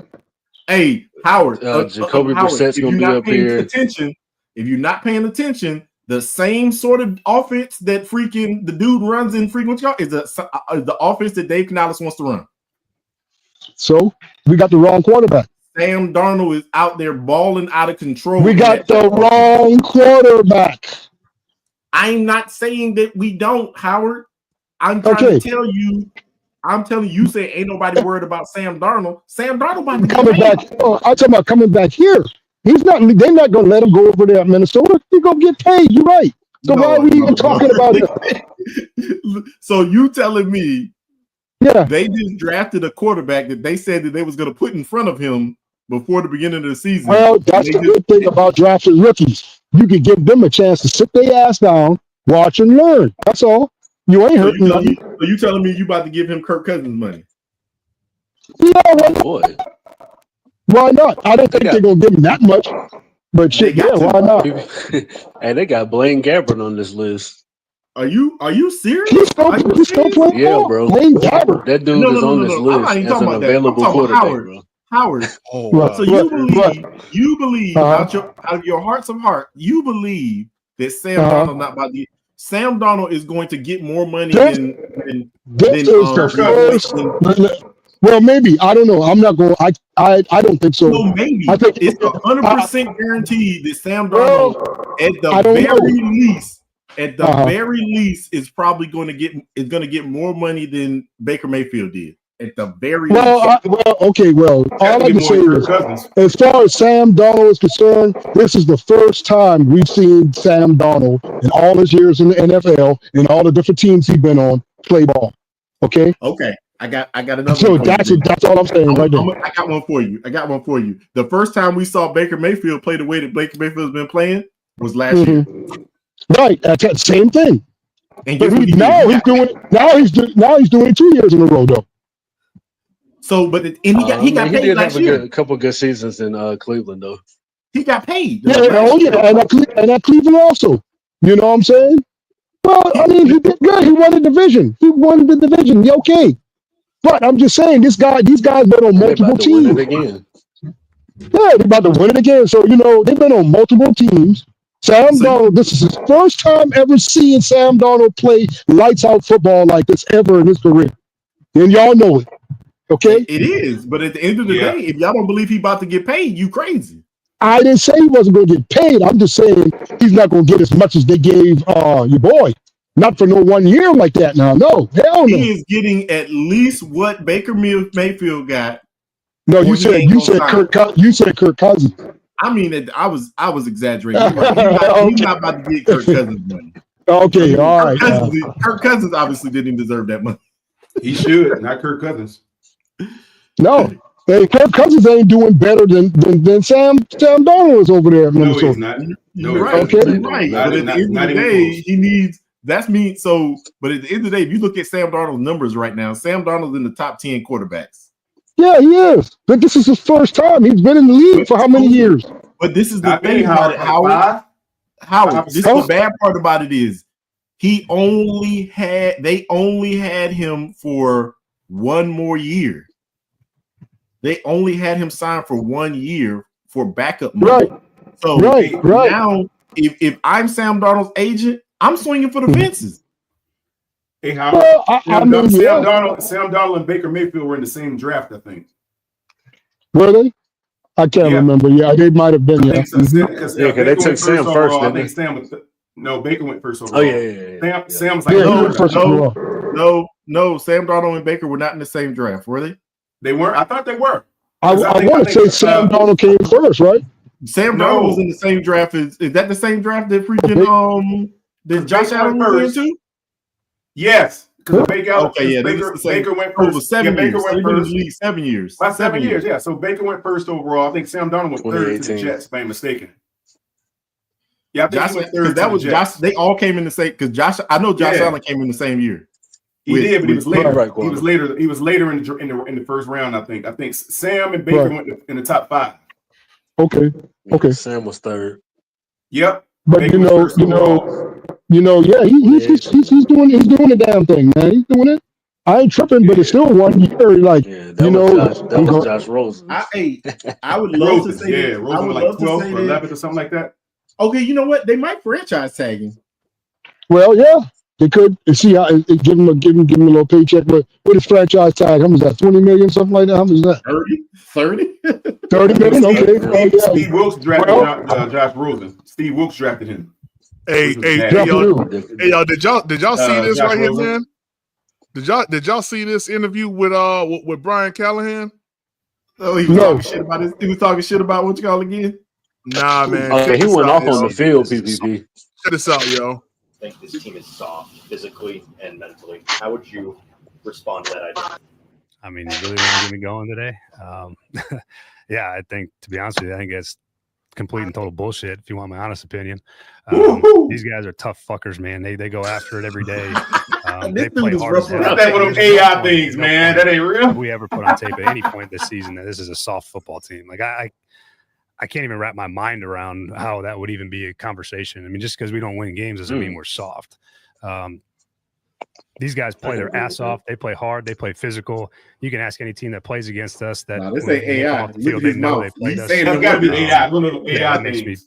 Relatively no, look at his mouth. He's saying the words. That means you just don't watch the shit. You know, you don't do anything about it. That you don't know what you're talking about. You don't know what you're looking at. So I won't stand for. I'm not going to stand for anybody calling his football team soft. I think that's bullshit. So if there's opinions out there that feel that way, then AI, they don't know anything about anything. That is about not AI. Look at his mouth. Yes, it is. Hey, these guys soft and they got a whole bunch of commercials out like that where the players be getting interviewed and saying mentally crazy or stuff. physically. You see and I those? think one of the things mentally that's really been impressive about the team is that the way that they keep fighting through the way that this season has gone. They've not shown at any point that they're not up to the task. They come out every day and work. They have. I mean, I'm really. Nah, this is real. Now. I mean, these guys come out here and they do everything possible to win games. And if there's any assumption anywhere that's outside of this building, again, we don't focus on all those things, but there's no possible explanation to say that this team is soft any way, shape, or form, mentally or physically. And the way that they go about their work it's insulting to me, to them, to everyone that works here. So I'm not that no chance ever in hell would I ever admit that to be the case, and neither would anybody in this locker room. So you can kind of shove that one right up your ass, to be honest. So. Oh, facts. Oh, yeah. That's AI, man. I like that, real. PPP. I'm telling y'all. I don't think it's I like AI, that. man. Yes, it is. You lucky. That's all he said. Okay, did y'all? Hey, they got a whole bunch of that dude is rough around the edges like that, man. There's That dude no is way rough he around said the that. Hey, look. Yeah, it There's is. so many of You these lucky. That's AI all he said. commercials. Is he really? Is this guy that edgy to say that on in a live press Did you conference? not see? Live? You ain't see him cuss love what you all out there? You ain't see him cuss freaking old dummy out on the side of the field? Yeah, that Nah, turnover he man. threw late. Man, that's stupid stuff. Bro, that dude. That was a dumb turnover. I ain't never listen. I've seen coaches say some crazy stuff out. I mean, look like they saying something crazy out the side of their neck at their players as they coming off the field, but he went off. He was Let's livid. see if Ejiro said it. Let's see if Ejiro does the same thing. Man, Ejiro ain't saying that. He go like, blah, blah, blah, blah. Hey, PPP. There are a whole lot of those AI generated press conferences like that where you got like the NBA is full of them. I watched a whole day worth of those things. I was like, oh, that's crazy for them to be saying that, but it was AI. They said. So I don't know, man. That's kind of wild. I don't agree with you about that dude because that dude is edgy like that. This what you talking about, Nick, right here? Yes. Here you go. And he went off. Look, what did you say? Did you see the play? Look at his face. What the fuck are you doing? Did you see the play? No, I didn't see the play.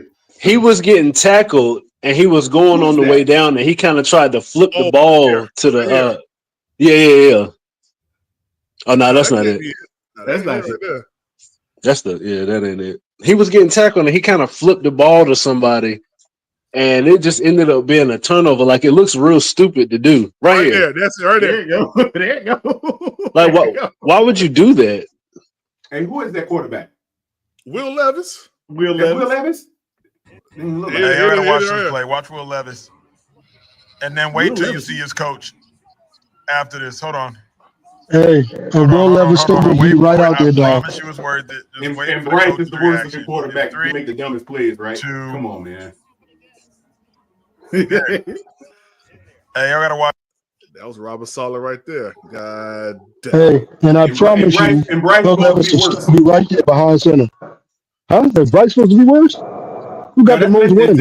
Bryce is supposed to be worse. He is worse. No. I'm sorry. I can't stop trying to compare Bryce to anybody. Listen, y'all stop comparing Bryce to anybody anyway. He's garbage too. Listen. I'm gonna tell you right now. One thing Bryce has played bad, but Will Levis just will up and just say, "Hey, I'm about to get tackled here." Yeah, I mean, stuff like that happens, man. You know what I'm saying? Kind of like the 3 fumbles we saw Sunday. So stuff like that happens, Howard. I was just about to say hold on. Wait, Howard. So Bryce kind of juking out Micah Parsons and then fumbling the ball. Stuff like that just happens. That's cool with you? Yeah. No, what I'm saying is, how does this make y'all happy to see another quarterback do something bad and terrible, and then now y'all feel good at that point? Like, come on, yo, man, come on. That's crazy. Why are you projecting? Why are you doing that? That's still not going to. Why are you projecting? Definitely projecting. I'm not projecting. Y'all go laugh at, oh, that's a stupid play, but that makes y'all feel better about Bryce Young. Did you hear any of us say that? No, it doesn't. No, you just asked me about Bryce Young. Did you hear any of us say that? You just asked me about Bryce Young. Said that he's still. You wouldn't say that he's better than Bryce Young. You said that. None of us don't say nothing. Hold up. You just said, Nick, that Bryce Young is better than that, and I said, no, he ain't.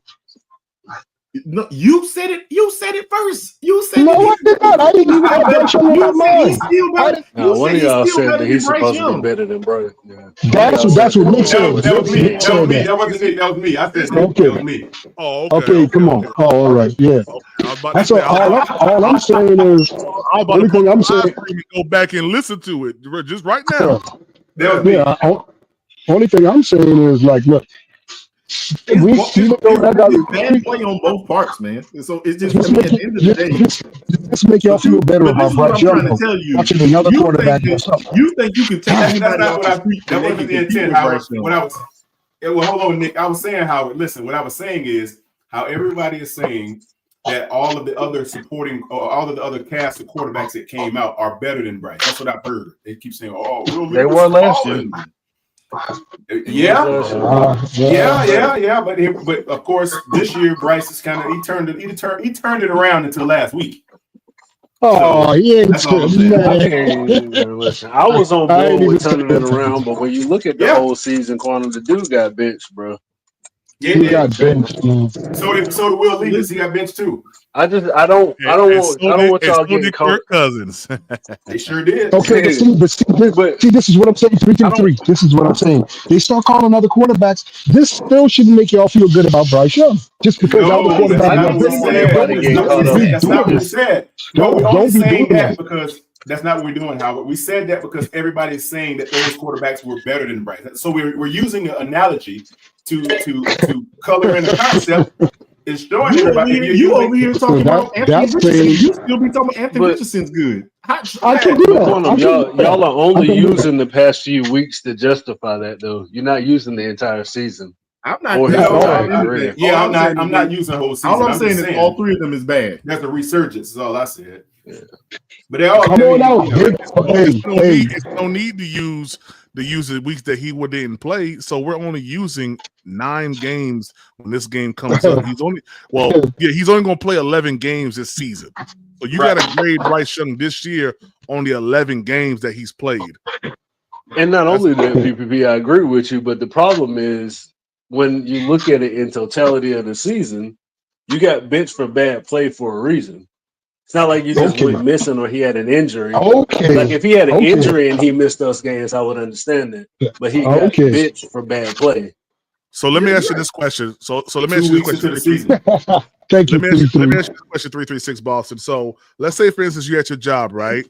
You're at your job, and your job does this. Your job goes ahead and demotes you and says, we're going to put you to the side, let you do some training, and then you come back, and for 5 months, you're doing good, right? But all people can ever remember is the first 2 months that you were the worst employee, costing the company money. Is that fair? Is that because fair? that's how life goes. Yeah, that's fair. That's like preachers think about preachers who used to be pimps or drug addicts or whatever. The people who know you. We're talking about production 336. If you demote me after 2 months of me doing bad, and for 5 weeks I said I'm washing dishes, then you elevate me because the person who you put in my stead went ahead and got a weed charge. They was over there smoking weed in the back room. Then you had to put me back in there, and now I'm actually doing better than what I was doing before. The company's making money. Why would you judge me back on week month 2 when I'm doing better now for the past 6 months? Why would because you do that? Can you bring back all that money you messed up the first time? We still lost all that. But that stuff still happens. But if you don't think about business, you already know that. If you already know about business, if I'm making the company money over 6 months, I've gained that back plus more. Minus in the 15 times. I want to be 100%. But we're minusing the 15 times that you did it the year prior, right? We're gonna act like the 15 times you did it prior didn't exist. That was with a different organization. 336. Oh, but don't you bring a resume? Don't that stuff still count? Because I'm gonna ask you, well, why did you get fired at your last job, PPP? Yeah. And then the first thing I'm gonna tell them is, man, everybody got fired. That's crazy. But what did you do? That's the thing I'm talking about there. PPP said they just closed the doors. They got I know Prom because I done did it too. I just want to know something. Can we come to a hard reality that there's a high likelihood that we stuck with right now for next year too?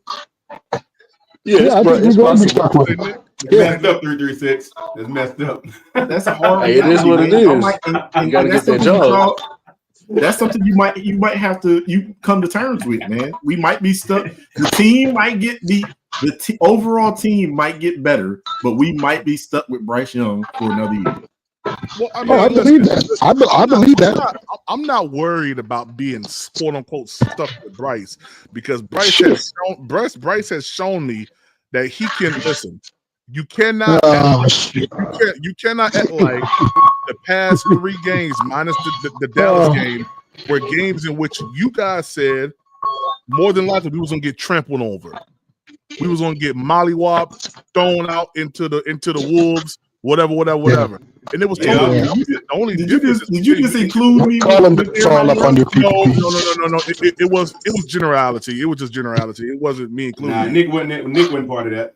Yeah. No, I wasn't part of that because I believe that we could at least compete in some of these games. And I was the only one who, because when all these mothers over here, we're gonna get mollywopped when we played the Chiefs. I was like, that was T-Money that said that. I don't know T-Money about said we're gonna get beat 58-9 or some crazy stat. Oh yeah, I said that, man. I told them I don't know about that. I was like, ain't none of y'all paying attention to the way that the Chiefs have been playing. Hey, I just hate that we lost the game. Y'all sitting there praising a pretty ass loss. But I wasn't praising the loss. I wasn't praising the loss. Hold on, right quick, Howard. I don't understand that comment. Howard, yeah, because Howard, you make no sense when you say stuff like that because you leave out. Why did we lose that game against the Chiefs? Yeah. No, ain't no we lost. No, ain't no Why, Howard? Exactly. Elaborate. Why did we lose that game? Elaborate. We lost. No. That ain't a viable answer for me. For me, it's not. I'm not going to explain a pretty loss. We lost the game. And this is the same thing we did last year. We lost. We lost. No, sir. You do not get to say that. I asked you a direct question. Why did we lose that game? And I want a direct answer. If we're going to be fair and assess the reason why, you're giving Bryce Young so much hate, I want to hear the reason why we lost that game. I don't want to hear nothing else. That's a cop-out, just like Tony said. I don't want to hear that. If we're going to be fair and be true, analysts to this game, then we need to be true analysts to the game. Bryce Young played good in that game. Bryce Young played good inside the Bucks game. Bryce Young played good inside the Eagles game. You can't do that. I'm sorry, you can't do that, man. You can't do that. What Tony said. You got to look at the entire totality. That's what he's trying to tell you. You got to look at everything. B-Print, what's up, baby? You certainly do. What's up, PPP? Nothing much. You got to look at the entire totality. Yeah, I had to mute. I had to mute Howard, man. What'd he do? He ain't being truthful, man. God dang. He ain't being truthful, man. It being disingenuous as a mother, man. To a pretty loss. What does that mean? I'm asking.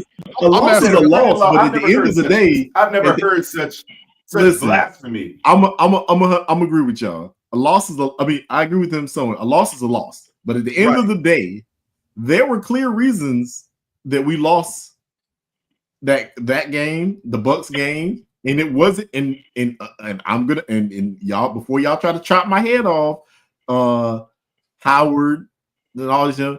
Bryce Young wasn't one of those reasons. He was not. He was not. He ain't throw an interception in the Philadelphia game. Yes, he did. Oh, okay. You said did he not throw an interception in the Philadelphia game? Oh, he absolutely did. I said the Bucks games. I said Bucks in Kansas City game. Okay, let me ask you a question. Did he do enough to win that game? Yes or no? No. And the reason why is because maybe if he didn't have thrown, I ain't got no. Howard, go back on mute. No. Come on, BBB. Y'all gotta stop that, man. Listen, I understand hating on Bryce because of his bad play. His bad play last year and at the beginning of this year. But what you have to do is that for what did we say? He got to consistently for 3 weeks. He played decent. 4 weeks. He played decent. And you got to look at 5 weeks. 5 weeks. 5 out of 16. Did I not give Bryce his props? I didn't give him his props. I gave him his props for playing like he should have been playing from day one. Okay, I don't agree. I don't he's still on the losing and it's stick every time, man. Nobody looks at all that other stuff. But Howard. Okay, we're looking at this thing. You're looking at it in totality, which isn't bad. Okay, we understand, but even in totality, from Bryce Young's inception into the NFL to now, you also have to look at that in context. Because I feel like the coaching staff last year was not the right coaching staff for Bryce Young. First and foremost, that's what I feel. So when I'm looking at a Dave Canales ran team, first year head coach, coming into the league now, and we're going toe to toe with the defending two-time Super Bowl champions. Bryce Young is making plays. Bryce Young making plays against the Bucs. Bryce Young making plays against the Eagles, teams in which we said coming out the bye week that we were going to get destroyed by. That didn't happen. Games went down to the fourth quarter until 0-0 or until overtime. And it was because of Bryce Young. We should have won them games easily. What? Yeah. It's the Giants. I didn't bring up the Giants, but go ahead. We should have won that game convincingly. Shouldn't win the overtime. What's a convincing game in the NFL? Please tell me. 2 scores. I'm gonna say 10 but plus. Listen, but we win we win that game convincingly if our defense won't so bad. Okay. Win is convincing. Hold on, wait. 2 scores. Now, if you caught the live at the beginning, I said it's very far few and in between where you're putting up 3, 4, 5 scores on teams to win. It's generally a 1 score or a 2 score win. All right, and that's very, very marginal. It's very like the percentage of 1 score games is even more prevalent nowadays because of how everything is in the NFL. Like we're running the ball more. We're doing a lot of short passes, stuff like that. We're not going to see a Rams and Chiefs game like how we saw when they was down there in Mexico or wherever they was at when they both put up almost 50 points. That ain't happening no more. So to sit here and say that we should have won that game convincingly, man, a 3-point win is what you normally see in the NFL nowadays. You ain't seeing no more than two score games as a percentage being the most that a team is winning by. That ain't happening. Come on now, man. Come on, B-Print. Listen, I'm not gonna give Bryce Young nothing, but what I'm not gonna do is take away from the fact that he's played at least decent these last 5 weeks, as George said. But at the end of the day, there's a lot to be wanted. But I'm being serious about this, man. Y'all act like you can just pull quarterbacks off a tree. That's what some of y'all be acting like, man. That's what I would be acting like. You can pull a quarterback off Dart, the tree. I'm bringing in a free agent. There's got to be competition in that room this year. We got a rotten apple. That's what we got. With a worm in it. But look, Howard. Let's think about this. If you go back and look at all the drafts, statistically, only one, maybe 2 of those quarterbacks are successful. And shoot, hey, that draft with Kenny Pickett and all them, that made statistics worse. We knew that was gonna happen though. Hey man, real quick, shout out to Nick Tri-State, man, for that big time cash app, man. He said keep the live show going. I got you, Nick. Hey man, we are now $50 away from our goal of $100 per live. If you are enjoying the channel, man, enjoying the show, man, consider being a donator and donating to the channel, man. Cash App is Prime 1 along with Venmo as well. B-Print. Yo. Let me ask you a question, man. How confident are you with the Panthers going into this last home game? I am not confident. We have a lot of injuries. We do. Because of the injuries. Hey, is the defense? Can it get worse than it already was? Right. I just want to know that, B-Print. Got no linebackers. Can it get any worse than it already was? The offense ain't that much better. So Hey, wait. hold on. I ain't even talking about that. I'm just talking about can the defense get any worse than what it already was? Well, I'm saying we got a lot of injuries on offense too. Of course it can.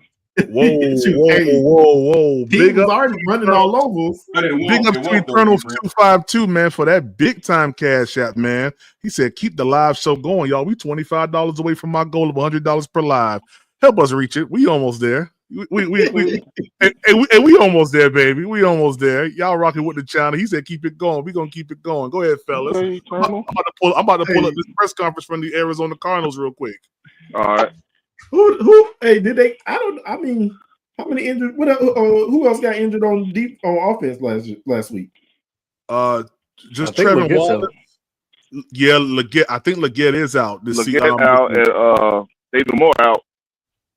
David Moore, yeah. Come on, wait. I ain't looking about no We got a random wide receiver here now from Penn State. Yeah, I saw we picked up a wide receiver. Yeah.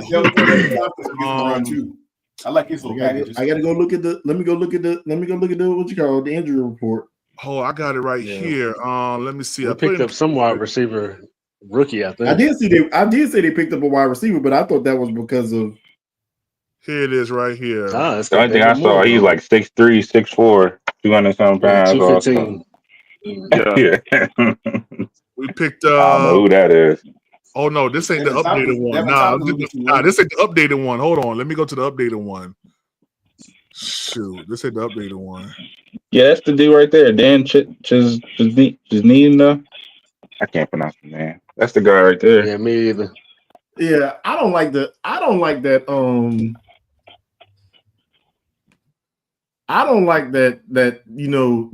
that hit that they called on Xavier Woods, man, and then that was bull crap, man. Yeah, it was. But they keep doing that to Xavier Woods, though. He just paid the fine a couple weeks ago. Yeah, and I'm not even saying that as a Panthers fan. I'm speaking as an actual football fan. That's one of the cleaner hits I've seen. I don't like the inconsistency. You call a shoulder to shoulder hit on Xavier Woods, and then hit freaking David Moore in the head, and you don't call nothing. Yeah. Oh yeah. Nothing. Right. Nothing. That's right. That was because I'm just telling you, if you go look at the slow motion, you can tell that he initially hit the dude. He hit CeeDee Lamb in the shoulder. The only bad part, it looked bad because his head snapped back. What is he supposed to do? Right, man. It's very, very hard for defensive players, man, to really play defense, man. It's hard. But that's what the NFL wants. They want more points on the board. So anything that gives an advantage to the offense, that's what they want, bro. That sells tickets. Yeah, seeing 35 to 33. That's how they looking at the NFL. Yeah, man. And 42 to 45, like the Bills. Right. That's what they want. Nah, we don't want them type of games, man. We want some hard hit. It could be hard hit, low scoring. I'm cool with that.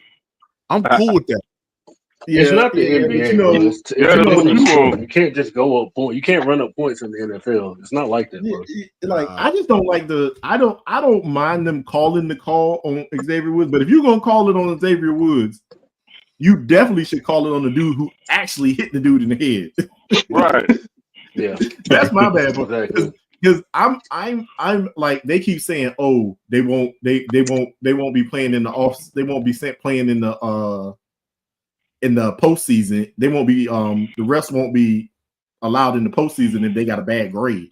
But what does that really do for them? Because they're gonna still come back the next year and mess up. What is that? Postseason is where they get their money in, though. You get big. They probably get a lot more money. They get a huge bonus for being in the postseason, but at the end of the day, like they still gonna come next year and make these same bad calls, man. They gotta be a level of consistency. Do y'all like that dude Ed Hockley? Y'all like that dude? No, I think they should fine. They ain't be just like these dudes, because look, Xavier Woods getting fined for hitting the dude in the head. The one he actually did hit in the head, he getting fined for it. But then when these dudes make bad calls, what's their punishment? They say that I don't like none of the refs. I don't like none of the refs. They say that the refs. They say that their punishment is they don't get to ref in the postseason. That's what they say. That's what the NFL says every time when somebody asks them. Hey Nick, it'll cost you the postseason playing that bull crap. Right, right. Boy, I thought Carl was about to cuss. Boy, let me clip that real quick. Look at this. Never hear that. Look at this. The NFL. We got him. We got him. When that dude almost killed daggone your boy from Jacksonville the other week, the NFL was quick to say, "Hey, you up out of here." Oh, yeah, he got suspended when he hit Trevor Lawrence. Yeah. I forget his name. Yeah, they was quick to say you up out of here, but these refs every week. But you know what? You know why, right? Because of the position he plays. I didn't say it. Because of the position he plays. Yeah, you can't hit no quarterback like that. Don't hit quarterback. Hey, look, you can hit a wide receiver. I got why they fired him, why they got him up out of there. But at the end of the day, what they need to do is, hey, you tell these daggone, because I think the average. I think they said the average ref makes about $160,000 for the entire season. They not making no look. Yeah, they not making players money and all that kind of stuff. And the coaches, they not making millions. But at the end of the day, hey, you tell them, hey, I'm finding you. Okay, you can't. Somebody said $50,000. I can't. You can't find them. Obviously, $50,000. That's crazy. Nah. But if you make it, they work at SFL too. That'll hurt me. Hit him about $1,000. That's almost what, like 10 a game, 10,000 a game. Get about $1,000, $2,000. They go to their lockers and get a little FedEx. Yeah, they make it. They make about $10,000 a game. But at the end of the day, but at the end of the day, if you tell them, hey, I'm gonna get you for $1,000 here every time you make a now you can't say I'm gonna hit you with a fine for like this when you make a bad call and it's just like a regular, but when it's egregious and it changes the game, they need to get it. Hey, let me get that $1,000 up off of you. Yeah, and I honestly think like plays. Oh, go ahead, Nick. Go ahead, Nick, because I know you had one. Go ahead, I was just gonna say, ESPN just put out an article. Last 5 years, every team's worst mistake that they made. Guess where the Carolina Panthers rank? Number 1, top 5 in the top. No, not worse than Cleveland. What they did with Watson. Mistake. But the only mistakes that were considered worse than ours was Cleveland paying for Watson. I'm trying to remember off the top of my head, which I think we could all agree. Even though what we gave up for Bryce, that was way worse. And what then was our mistake, the only other one I really remember was the the Falcons giving Kirk Cousins all the money. What did they list as our mistake, Nick? Trading up for Bryce Young, trading DJ Moore and all of our picks for Bryce Young. I knew that was gonna happen. Yep. I knew this was. I thought we were gonna say the Sean Gilbert signing. I thought they were gonna say that. I guess so. What? Nah. That's why. I thought they were gonna say the Sean Gilbert signing. That's why Bryce Young got to realize these next 3 games, it's crucial for him. It's crucial. Play well. That's right. People said the same thing. Play well, man. Yeah. Adam Thielen said the same thing, PPP. Hey man, let's listen to Evero real quick, man. Let's see what he got to say. Oh Lord, same thing. Forever No, that's his name. Forever No. Forever No. Forever No. Mr. I don't make adjustments. A guy that I have so much respect for, A'Shawn Robinson, a player that I was with in the Rams. Fortunate enough that we were able to win a Super Bowl together there and have a lot of good years there.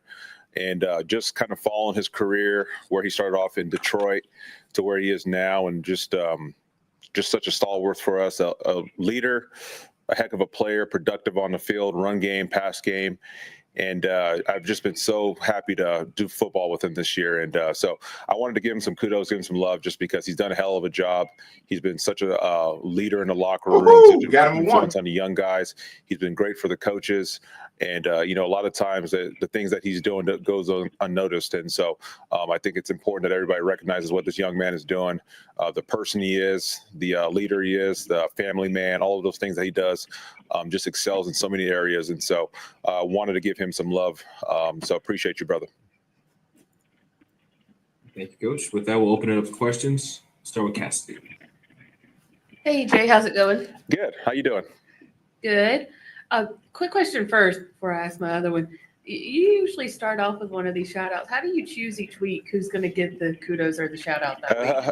Come on, man. We don't want to hear. I don't want to hear that. Much to help me encourage you.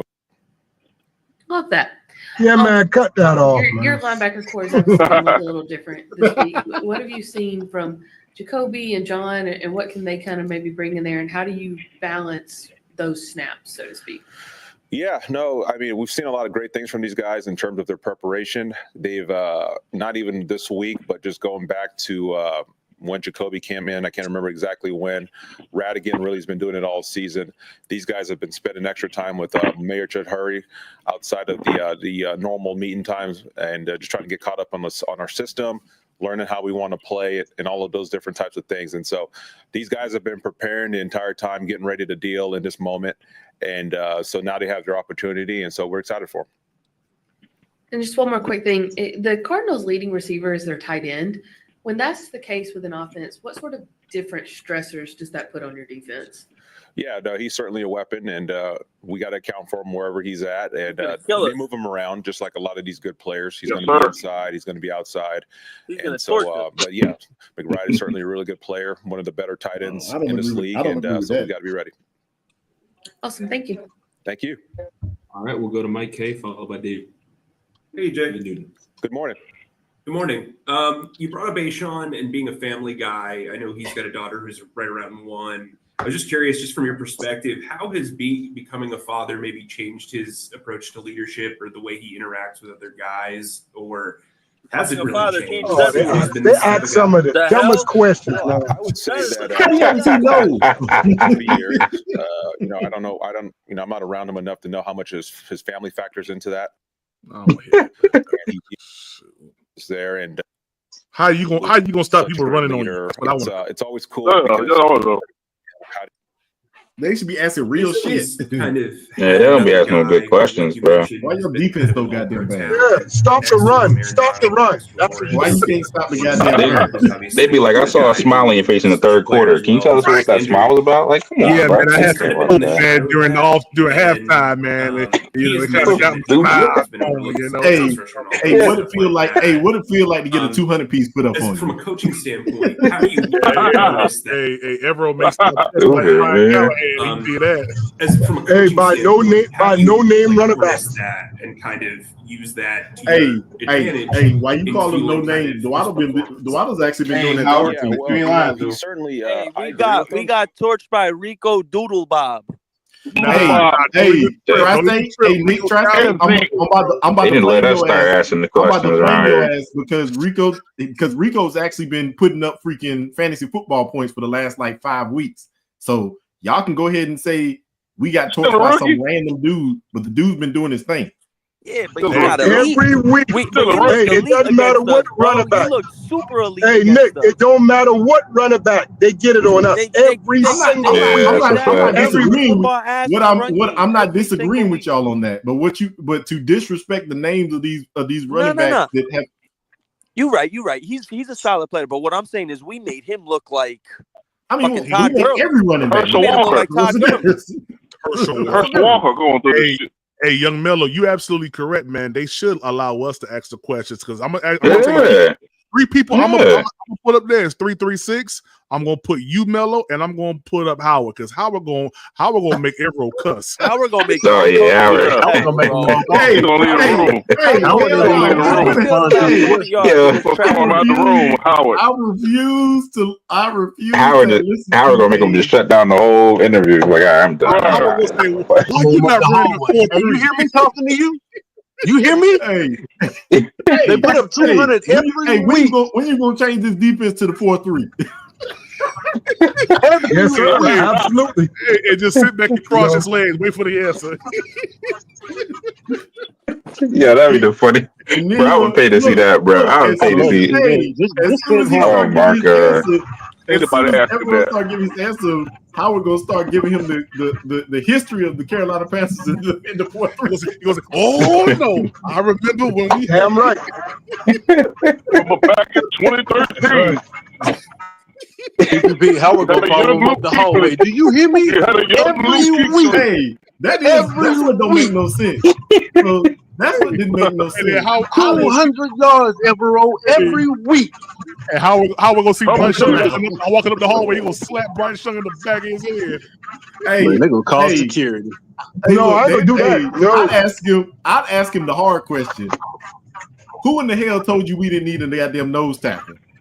That's what I'd ask him. Back. I asked him, and then when he tell me we got a nose tackle shot, I was like, "Who the fuck told you Shot Tunnel was a nose tackle?" hey, but you know what? I'll put Quantum in there too because Quantum got some questions that'll stump Evero. I guarantee you that. Quantum got some questions that'll stump him. Yeah.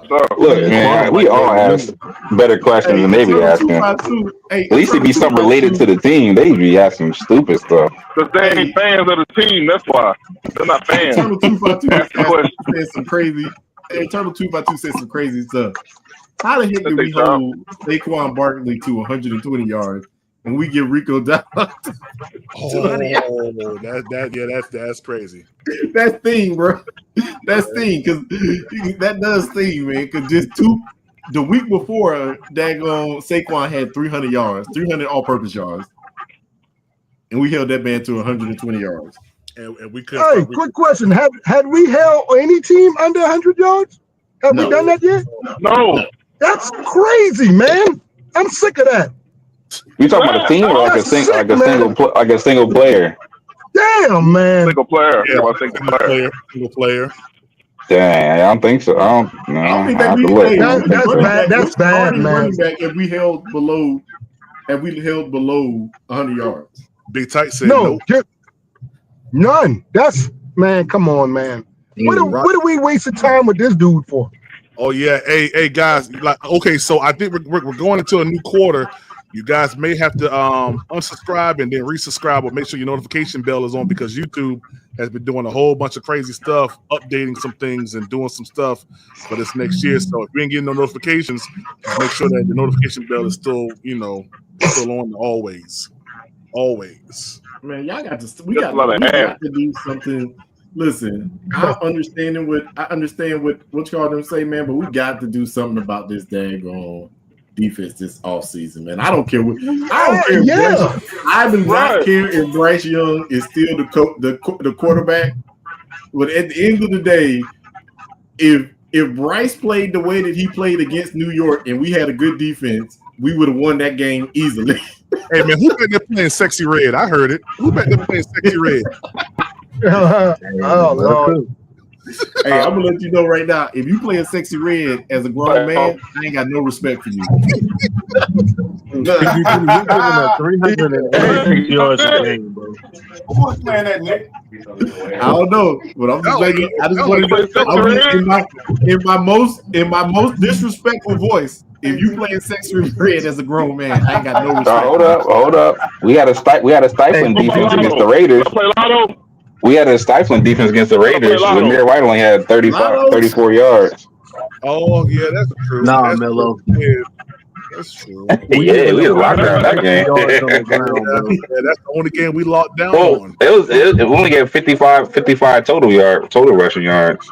He had 34. Hey Melo, 150 yards per game on the ground, bro. 160 per game. No, I'm going back to somebody asked, did we hold anybody under 100 yards? It's one game from I'm looking at. So we held somebody under 100 yards one game. That's that, Bello?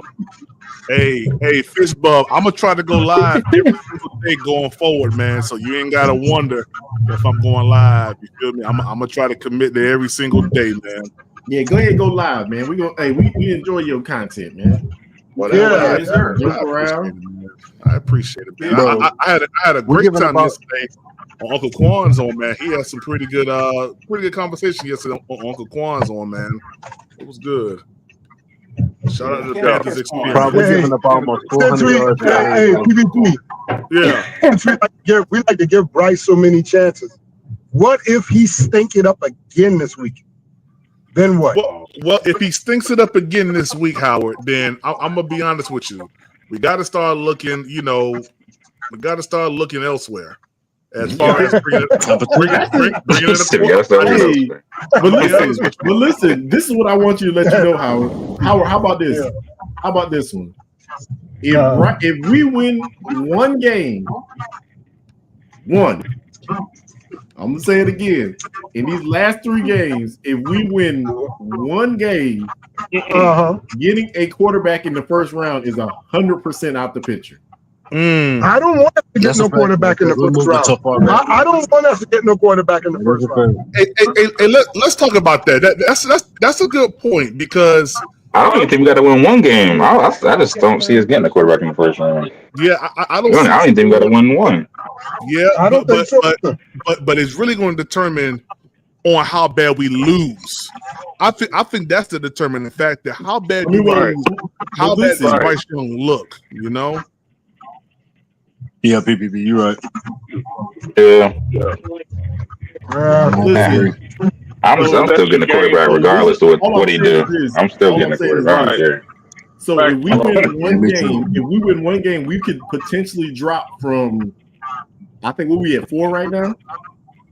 5. 4 what? We're at 5. So we at 5. If we win one game, we could drop all the way back to almost 10. One game. Y'all heard Quantum cussing. Remember the Raiders Jaguars. Oh, hey, PPP, you know better. The Raiders and Jaguars. Yeah. So we can't. You heard that, right? So just to put things in perspective, New York has to win 3 games to get above to be above drafting above us. Okay. The Raiders got to win 2 to be drafting above us. Here, let me pull up Tankathon real quick. So you just look at that, man. One game can put you at the end of the top 10. That's how bad some of these teams. That's how bad a lot of these teams are. It ain't just us. Yeah, it's a lot of teams. That's at 3 and 4 wins. Down to drawing the last straw now. Looks like, guys. Yeah. But we've been like this for the last 8 years and shit like that. So it's literally freaking. So look, they got to win. If we stay where we're at, we don't win no more games. New York and Wisconsin got to win 3 games to get above us. 2 games to get above us. 2 games to get above us. Yeah. But look, one game. So if we win one game, we'll probably drop to either 9. No, matter of fact, we automatically drop to at least. We'll push Chicago up to 10. Dang, Las Vegas has lost 10 straight games in a row. Oh my gosh, what the heck? They making sure they get now you see it. Look, in New York has lost 9. Have they started? They started losing since we beat them. Yes. Yeah. Yes. They have not won since we beat them. They have not won. Man, that's crazy. They won. As a matter of fact, I think they won their first 2 games those 2 games at the beginning of the season before. No. They lost the first one, week 1. They won week 2 against the No. They probably did win one after us. Yeah, they did win one after. Did. Yeah, they did. Yeah, they won one after us. They haven't won since the Commanders game. Yeah. Oh, they did beat the Commanders. They did beat the Commanders. No, they did. Remember the Hail Mary? Oh, yeah, that was them, wasn't it? Was that them? Yeah, they lost. They lost that game. That was Chicago. That was Chicago. That was Chicago. I'm saying they haven't won since. Oh, when it was the Commanders. That was Commanders and Bears. Yeah, that was Commanders. The Bears you saying that's when they've lost since then. That's what you're saying. Oh, yeah, they haven't lost won that week. Okay. Yeah. Okay. I don't know who they played. Yeah, man. But shoot, the Giants have lost. I heard Chicago was supposed to win that division. Chicago lost 8 games. They should have 4 wins. They were 4-2. They sure enough was 4-2. They sure enough was. They was going crazy too. Yeah. Now look at them. Yeah. Sitting looking stupid. Look, they beat us and they beat nobody else since then. Right, they right with us. Thanks for Caleb Williams. Look, listen. I actually think that if you get the right type of offense, I think Caleb Williams can be fixed. I do too. He has a lot of talent, man. He just. So the only person, he got a top 10 defense too. Out of all these quarterbacks, only ones that I really can't. I don't think Anthony Richardson can be fixed. I'm sorry. No. I don't think your boy in Tennessee can be fixed. Will Levis, they're getting a quarterback this year. No. And you know the bad part about it is, I told these motherfuckers before. Y'all be like, "Oh, Bryce Young need to start getting in the weight room. Will Levis need to get out the weight room." Yeah, strong arm nigga. Yeah, he thought that ball cannot, no touch. No touch. I do need to get in the weight room though. PvP stupid. Look, that ball, and then he don't have no y'all. If you actually looked at the games, he has zero dexterity. He can literally, he has to stop to throw the ball. Yeah, he's too stiff. Yeah, man. Shoot, hey man, let's listen to Brad Izzy. Let's see what kind of ask him dumb questions too. No, they Brad Izzy be about to cuss these people out. They don't be asking no dumb questions. Don't look he looked dumb in the face. Doing well. How about yourself? Yeah, he do look stupid. Doing good. Out. Given sort of the receiver situation of what it might look like this weekend, seems like might have to lean on Chuba even more. How has he kind of shown y'all what he can handle volume-wise, if that makes sense? Sorry, one more time. Who are we talking about? Yeah, Chuba. Sorry, Chuba. How is he built to kind of handle? Y'all stop that. You know, he don't even know what's happening right now. He's right. Who we talking about? I mean, I think we're talking about. Hey, Panthers. Okay. Some of the Panthers. Y'all wrong for that. Y'all wrong, man. Yo, he said, "Where am I?" What you talking about? Hey, look at his face, man. He's zoned out in this question. Look at his face. He's zoned out. Brad, how's it going? Good morning. I'm doing well. How about yourself? Look at him. Given sort of the receiver situation of what it might look like this weekend, seems like might have to lean on Chuba even more. How has he kind of shown y'all what he can handle volume? How did he hear that? Makes sense. Sorry, one more time. Who are we talking about? Yeah. Who talking about? Sorry. He's high. That's why he ain't calling plays. He's high. That's why he ain't calling plays right there. Brad is That's exactly why you don't call plays. He's high. Right. Where am I, bro? What the heck? Yeah, what up, bro? She clearly said that man's name. Yes, she said Chuba. Yeah, he don't pop a smiley before he distracted. She got her breast out or something. He's staring. He's like, "Say that again." No.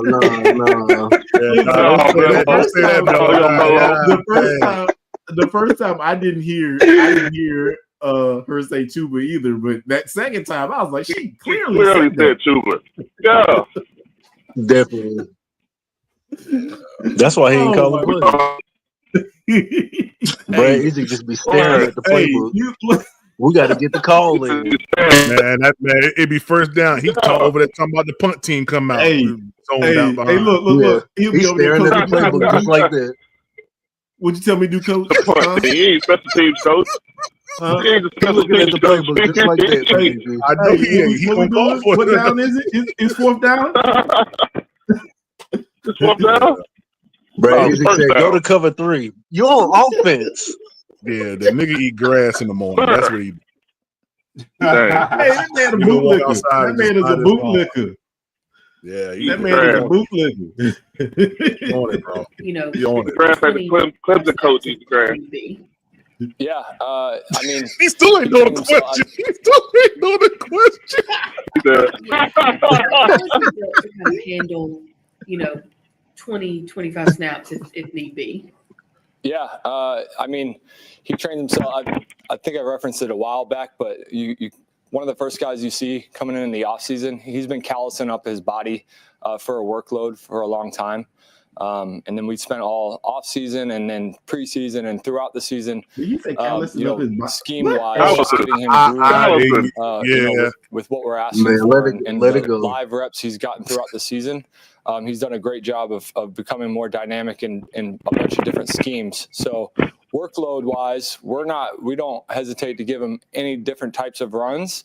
But we just always know you get towards the latter half, you want to make sure that you're keeping an eye on him. And Bernie does a great job of, letting us know, like, hey, Chuba might need 1 or 2 here, but he's the type when you take him out of the game, he's like, no, coach, I'm good. We had a, God. If you're living with severe alopecia, That was funny. You two gonna get his money, boy. Dang. Yes, sir. Well, he left a couple weeks ago, and Chuba was our last guy, and he was not about to let us take him out of the game for any reason or any contingency plan with receivers or whatever we might have had to do.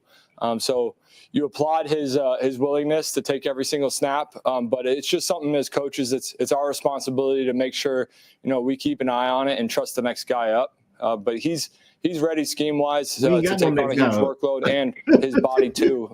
So it's on us to just make sure that when we see, a second, an opportunity to give him a blow, that we give him that. Hey, hold on. I'm gonna come back to this. Let me go to Twitter. Let me go to Twitter real quick, y'all. I gotta show y'all this Michael Penix throw. Yeah, the do-rag. I gotta show y'all this Michael Penix throw real quick, man. What the heck was he? Okay, so the throw's not bad. It's not a bad throw in a sense, but look at where it's at. Look at where he placed this ball at. Talk to Drake about our story today. The heck is wide that? receivers adjusted to the new quarterback. Nigga, shut up. Let me go back. Look at this real quick. I guess double Penix throws. Behind, late. You see that? That's a pick. Penix throws. Bryce does that if too. This dude ain't they guy, they in trouble. They in trouble. Yeah. If this dude ain't they guy, they in trouble. Tell him. Tell him why 3-3. How they got a whole bunch of money tied up in a nigga you just benched. And you got a whole bunch of money tied up in a nigga you just benched. They got 3 draft picks next year. Hey, y'all see this? The dude said behind him. Yeah, I'm over here trolling people. PPP on that comment. yeah, I'm trolling people, bro. Hey, PPP. What are you right? I didn't even say it, PPP, but I see it. What you right, PPP? I'm crazy, dog. Hey, He man, all on the trolling Falcons. Yeah, I'm look, hey. man. Oh, y'all are. Yeah, behind him. We are F. Hey, Yeah, y'all hey, are. Melo backstage, man. Oh, he is? Okay. Oh, Melo and Howard. Yeah, that's why I was so quiet. Howie. Hey, look, all I know is this, man. If Penix is not they dude, man, they about to be set back. It's funny, man.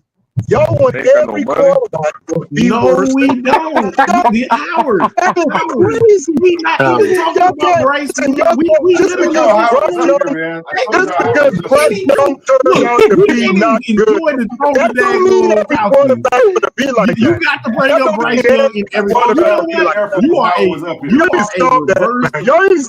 are a reverse Bryce session. No, I'm not. But y'all trying to find. Y'all trying to find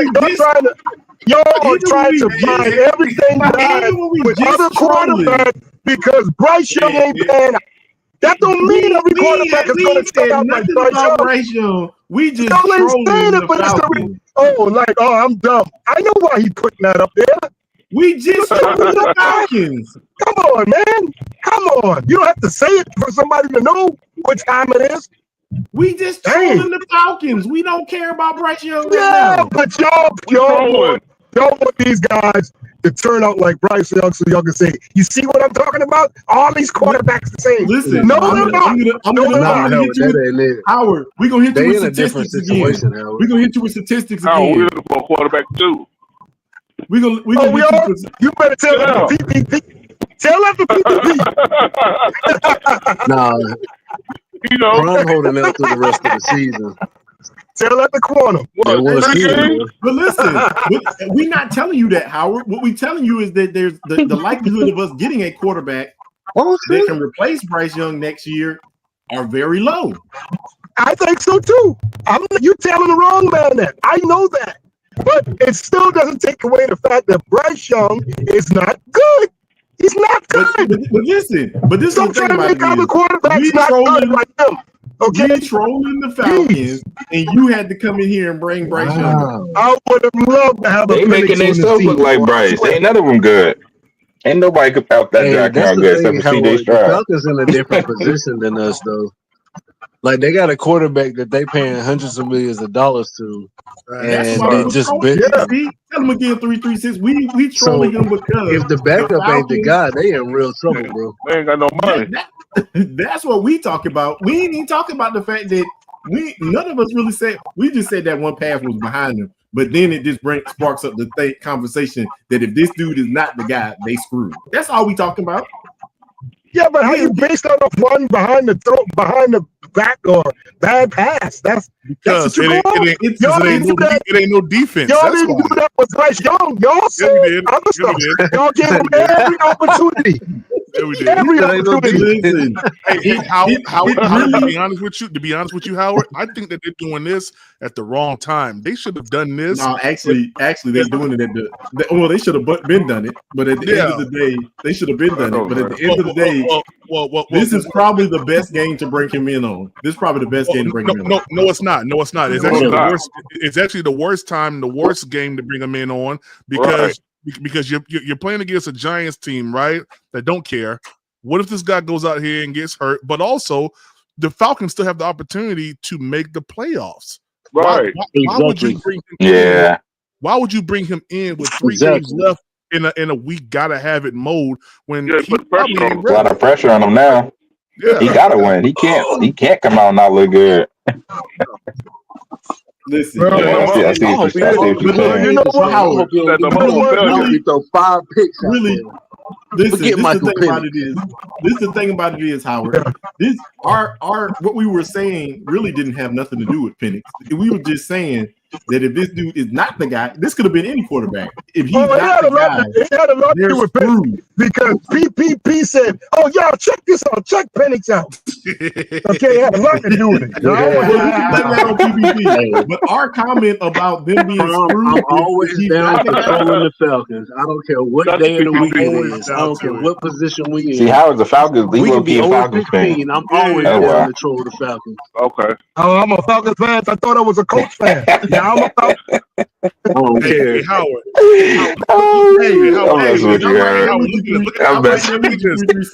Howard, look at this, Howard. Look at this, Howard. The Falcons got 3 picks in the 2025 season. This is troll worthy, Howard. Why? Because they spent $180 million on a quarterback that didn't do nothing, then drafted a quarterback in the same year, then it benched the guy who they just paid $182 and only have 3 picks. Why? Because the quarterback they sent or they gave $180 million to was running his mouth. Hey, this is hold on. I got something. It's his fault. Look at the position they in. 16, 48, and 117. Oh yeah. Yeah, it's his fault. Yeah. But now, and now, like I told you, Atlanta is future ready. They future ready. Yes, they are. Only if they were the guy. Now that they got to trade their players that they got now for more picks. See, that's something y'all made up. That's not true. Y'all making that up. Y'all making that up.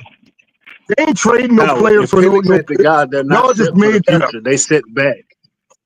Oh, they sit way back. I don't think so. I don't think so. So they're saying that I don't think so. They said the Falcons only need is defensive line and linebacker. I don't believe that. That's a lie. Already, you're ready for a few minor things.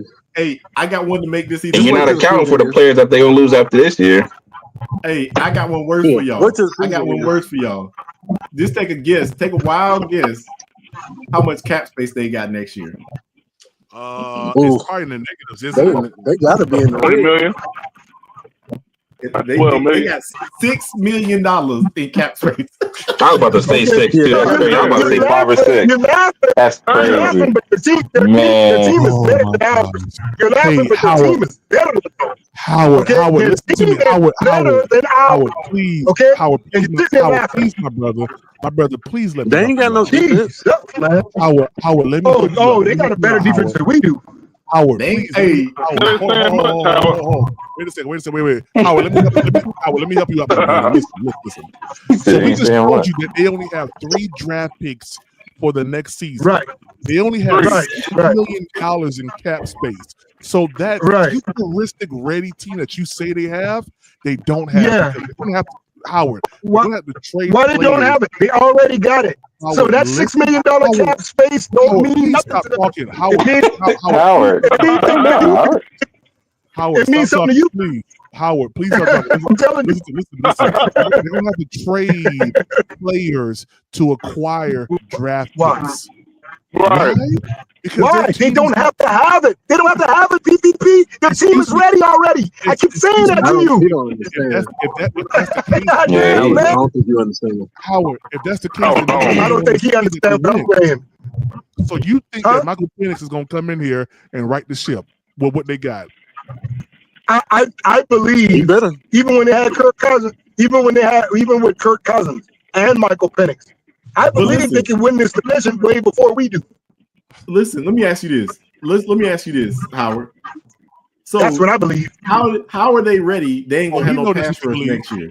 They ain't gonna have no pass rush next year because Matthew Judon is on a 1-year contract. Right. They gonna be missing the safety next year because Justin Simmons is on a 1-year contract.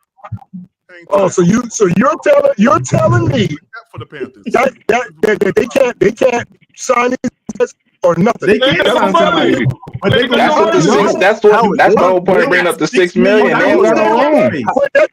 With that $6 million, you think that's just going to affect the whole team, right? And cap. You really think that? You think it's just that's not even enough to sign their rookies. Come on. Howard, that's not even enough money to sign the rookies that they draft this year. I'm willing to bet. Hold on. I'm willing to bet any one of you guys right now. All the stuff y'all saying about Atlanta, and them not going to have Simmons no Send me more. right now. Send me right now. I'm willing to bet $50 that ain't none of that going to happen like that. I don't care what the bet is. Wait, hold on. What's the actual bet? What's the actual bet?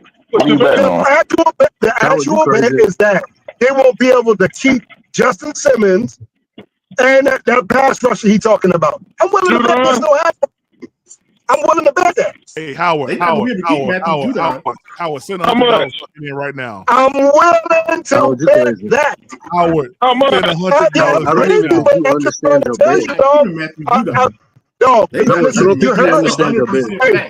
all that talk, I'm willing to bet any one of you guys that. What's up? I just said the $6 million. Let's go. Hey, I don't want to hear nothing about that $6 million no more. I don't want to hear nothing about that no more. Not even I'm willing to bet them guys will be on that team. I'm willing to bet you that. Okay, but if how much? All right. Y'all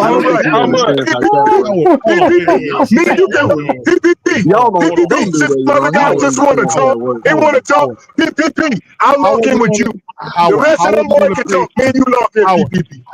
Okay. I'm not going to take your money. Wait to send the money, Howard. How are they going to pay for these contracts, Howard? PPP. They will find a way. How? I bet you any money. I'm not going to take Justin Simmons and that other guy that Nick is talking about will be on Atlanta next year. How much you want to bet? Matthew Judon is not going to be. How much you want to bet? I tell you, these guys are ready. I guarantee that. They're future ready, and they'll win this. They'll win They'll get to the playoff before Carolina does.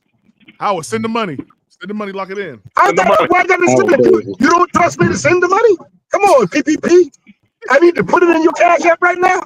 Right now. We got a whole year to go. You trying to wait? We got the off season. And everything. Yeah, you trying to wait all season. I don't think you understand how cap I know exactly how. Listen. 3-3-2. I know exactly how cap works. I'm telling you right now. I'm telling you right now. Even with that little $6 million cap space, I guarantee you them two fellas will be on that team. Now, how they do it, you figure it out. I'm telling you they'll be there. They have to restructure contracts and they have to move players. I say they will be on that team. I don't care nothing about them. I don't care nothing about the details. I don't care about the details. I want to put this in perspective, Howard. I'm not telling you they're not going to be on the team. I want to put this one thing in perspective. I'm not saying they're not going to be on the team, Howard. What I'm saying is they have to restructure contracts and they have to move players. So I don't understand how you're saying that they're going to be in the playoffs before us. Hey, this the other crazy part about it is, y'all talking about you talking about 3-3-2. You said about restructuring contracts. You know the only person who really has a contract with the length to be able to restructure on their team? Who is it? Is it Cousins? Kirk Cousins. Yeah, I think it's Cousins. You got the longest contract on the team. That ain't gonna happen. Look, they got Kyle Pitts for one more year. Still under a rookie deal. Matter of fact, look. Drake London's on a rookie contract. Kyle Pitts is on a rookie contract. Man, Kirk Cousins is the highest paid player on their team. The top one is Kirk Cousins right now. If you trade Kirk Cousins, look at this. Dead money. The most years. $50 million in dead money. Oh my God. Oh God. After June. Wow, bro. Restructure. They cannot. They can't. They can't. You can't afford to look at the restructuring. Yeah. Look at the restructuring, man. Like they can clear $9 million. They cleared $9 million. They can clear $9 million. That ain't worth it. That ain't nothing, man. The only thing you can sign, the only thing you can do is 20-year contracts with this type of money, but you're only going to get 6 free agents that's going to come for $1 million a year. That ain't nothing. You got $16 million if you restructure Kirk Cousins. Then they got bad players. They gonna have bad players, man. They gonna have to. So listen, I'm gonna just go ahead and let you. I'm gonna help you out, Ocha. They are not going to be able to re-sign Matthew Judon. Hey, is the bet between me and you good, PPP? Is the bet between me and you good? You gonna do it for $100? I'll do 100. I'll go up 100. Just to show you that these guys will be on the team. I'll go up 100. So both of them. So hold on. So Matthew Judon and Justin Simmons has to be on. Hold on. Wait a second. On the active 53-man roster at the roster. Why would they go? Now you know them two ain't going to no doggone practice squad. You know that. I just have to make it clear. Yeah, you got to make sure that. Yeah, they ain't going no other place but off the team. Hey, you might as well just go ahead and see him right now. Man. I ain't seen none of your other niggas. I ain't seen none of your other niggas betting though. I'm not about to take your money because I know. I know. There was so much easy money like that, though, would take it from me. Hey, Howard. Let's go to $200. I'm gonna stick to the 100 because I could lose, but I would lose $100. I'm willing to give that up though. Matthew Judon and Justin Simmons ain't gonna be here in Atlanta next year. All right, buddy. That's our bet. That's our bet. Okay, that's our bet. That's good. We don't have to get more. I'll come looking for you. I'll call on. Hey, man. I lost 50 to him already. Listen, this is what you, Howard. If you are right, if you are magically they are going to take a huge hit somewhere else. Because they're going to have to give up somebody everywhere else to make this work. Justice, they like Justice everywhere. Right. That's what I'm telling you. Like, there's no way. When I say this is the reason I say this, Amen. I don't care nothing. Y'all can keep explaining to me about that $6 million in cap, all that shit. Y'all still talking. I done bet $100. That should keep y'all mouth quiet. Listen, but this all We're I'm trying trying to help you out. But... No, we're not. No, you ain't trying to help me out. I done bet. You ain't trying to help me out. I tell you what, you want to help me out? If I lose, pay 50 of it, dog. That's when you're helping me out. He pulled up the salary cap to show you. Amazing because for the second year in a row, I'm going to beat Howard in a bet. You said second year in a row. No, not no second. One time. It will be. I'm already calling the victory already. Oh. Yeah, you called the Jack Plummer. I'm calling the victory too. I moved it up 100. But y'all gonna find out. Y'all gonna find out. For you, man. You don't understand what you're doing. I don't know why you feel for me, dog. I know what I'm talking about. Because the man that you there's ways around that $6 million cap, though. Hold on, Howard. Just so I can get a clean tape on this. We at minute 3 hours, 27 minutes, and 38 seconds right now. So the bet is that Matthew $100 that Dustin, and that's right, both of them stay on the team. You heard it out my mouth. Okay, but let me get it clear so there ain't no discrepancies. That Matthew Judon and Justin Simmons have to be on the 53-man active roster. Where else would they go, PPP? Hold on, let me just say it all. Let me say it all the way out. That they have to be on. Yeah, but the PPP, where would they go? They would go to the practice squad. What the hell? Where they come, bro? No, they ain't. They have to be 53 man. Y'all stop talking, man. Y'all sound silly. Y'all sound real silly, man. No. Because they would go to another team before that. They ain't going to no practice squad. I'm just trying to tell you that the coach they're not gonna make it. Like I said, and I'm willing to put another 100 on a different bet. Atlanta will make the playoff before Carolina. How would they not? God dang, man, you're not listening, bro. They're not gonna make the playoffs. Atlanta will make the playoffs before Carolina. Did you hear me? Especially if they resign them. Now you talking 336. Put your damn money up. I don't hear no damn talk. I'm trying to help you. I'm not gonna bet you. No, you ain't trying to help me. I'm trying to take your money. 333. I'm trying to take your money. You ain't trying to help me. I'm trying to help a man. I'm trying to take your damn money. You don't understand how it works. You're not gonna do it like that. That's like me betting my kids, bro. Hey, before you been born, I would feel like I'm betting my kids, bro. I can't do that to you. Yeah, that's a good excuse to use. That's a good excuse to use. I'm not gonna bet my 7-year-old daughter. Hey, yo, I know what you're football before you. Let me ask you something. Before you been born, I watched football, brother. Hey, let's not even argue with Howard anymore. 336. What round was Drake London? His name is 333 now. It's 333. That's what. He just said 333. Okay. So Drake London was drafted in the first round. Right. So Drake London is on the last year. Did they pick up his 5th-year option? No, it don't look like they did. Drake London? Yeah, it don't look like they picked up his 5th year, so they can pick up his 5th. So this I thought they did. So they got to pick it up the beginning of his 3rd year or the end of his 3rd year. Who you talking about? Drake London. He's talking about Drake London. They ain't got to. I don't think they got to pick it up right. They ain't got to pick it up right now. They got to do it now. It's either at the beginning of the 3rd year or the end of the 3rd year. It's the end of the 3rd year. I think it's the end of the 3rd year. Yeah. Okay, so they'll pick up his 5th-year option, but later on. So the thing about it is, I don't see Drake London not. He only making $1 million next year. No, no, I got it pulled up right here. Let's see here. He only making $1 million next year. His base salary is $1 million. What's the starting money? What's the bonus? His bonus next year. His bonus is so he making $4 million total. Oh, so he got bonus rosters of $1.67 million. And 985. Yeah, this man asking for a raise next year. Yeah, do all the research for me, Nick. Yeah, go ahead and do that for me. He's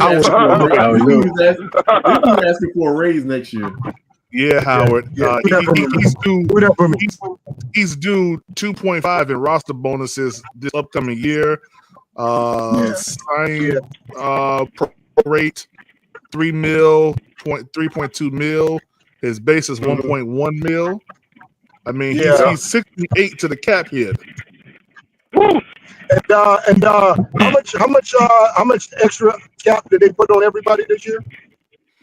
I think it's going to increase. It's going to go up to two. It's going to go up to 270 something. Oh, okay. But listen, Howard, that 270 something that I'm talking about was already included with me telling you that they had $6 million in cap. Okay, we'll see. We'll see. I don't want you to. We'll see. I don't want you to get confused. Hey, we'll see. My $100 already there. Hey, y'all know who Howard remind me of, man? That Smokey's mama off of Friday. He was like, it ain't enough. She said, make it enough. Make it enough. Make it enough, goddamn. That's right. Make it enough. Hey, and I bet you he came back with them cigarettes too. I bet you he came back with them cigarettes too. So Howard, you think they're gonna re-sign Judon and Simmons and still be able to make enough moves to get to the playoffs? Yes, sir.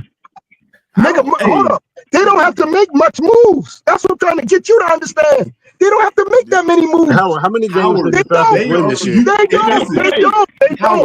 don't. I'm gonna let you know right now. If they don't make, they gotta make that many moves. If they don't make no moves, they can't afford Matthew Judon. Shit. That's what I'm telling you. They have to move players. They're gonna make it. They're gonna make. Listen, why are y'all so interested in trying to tell me the same shit over and over again? This is why we. Why? Y'all are wasting your time doing that. I want to ask you because you're really not listening. Do you not understand? Do you not understand that part? I want to ask you if you know this. What is the second highest paid player? What is the second highest paid player on every team? Hey, real quick, shout out to James Allen. Shout out to James Allen Panther, man. For that big time Venmo, man. He said, Merry Christmas from James Allen Panther. He said, Howard and his never-ending 3-4-4-3 talk. He said he love it, Howard. He said he love it. Hey, man, listen, guys, we $10 away from my goal, man, of $100 per live. Someone knock that out. I know you've been. Hey, we've been going for 3 hours and 34 minutes, man. Someone just send $10. Go ahead, just knock it out. Big Tight, knock it out, Big Tight. Knock it out, Big Tight. Big Tight got money. Knock it out. Yeah, Big Tight. Hey, answer that question for me. Hey, you should pay that shit. The second highest player on the team probably wide receiver. Normally on every team, the second highest paid player. Can you tell probably me a wide receiver? Hey, Roadmaster, reach in your do rag and send me $10, man. I know you got up in that do rag. I believe it's behind the clock. A wide receiver or offensive lineman. So it's wide receiver. I'm offensive lineman. I'm not hurt your feelings. I'm gonna hurt your feelings. The second highest paid. Go ahead, hurt my feelings. Go ahead. The second highest paid players on a roster is normally a defensive end. Probably a defensive end. Really? I didn't know that. I would have never known that. Guess what Matthew Judon is? Guess what Matthew Judon is? All-star wide receiver. I never would have thought that. I would have never thought that. Dude, hey Howard, there's the top three players on the team are quarterback, defensive end, left tackle, and wide receiver. Those are the top three players on the team. I know it was a lineman or a wide receiver. I was thinking a wide receiver or a lineman. No, wide receivers, but you only got a couple wide receivers making over $30 million. He got to be an all-star. Shout out to Fishbowl, man. He knocked it out, man. Appreciate you, Fishbowl. He said 3 gyro 3-4-0. That's what he said, man. He basically saying he liked the 3-4 defense, Howard. That's what he's saying. That's basically what he's saying. Fine. Hey, everybody got their lights. I'm not tripping. Like what you like. Shit. I appreciate y'all, man. Know what I like. Y'all know what I like. This team about to. Hey, I'm just sorry to tell you this. I'm about to tell you this, man. This team about to take a step back, Howard. This team will take. Say what you want. Hey, I got. You said they ready. Nick, I got $100 saying it's not. Okay. You talking for nothing right now. I've never seen that. You talking for nothing, bro. Roadmaster, Roadmaster said he lost his wallet. Real talk, no gas, no food, man. You need something, Roadmaster? Okay. You need some gas, man. He said no gas. Yeah, he said no gas. He said he ain't got to worry about nothing. Hey, right here.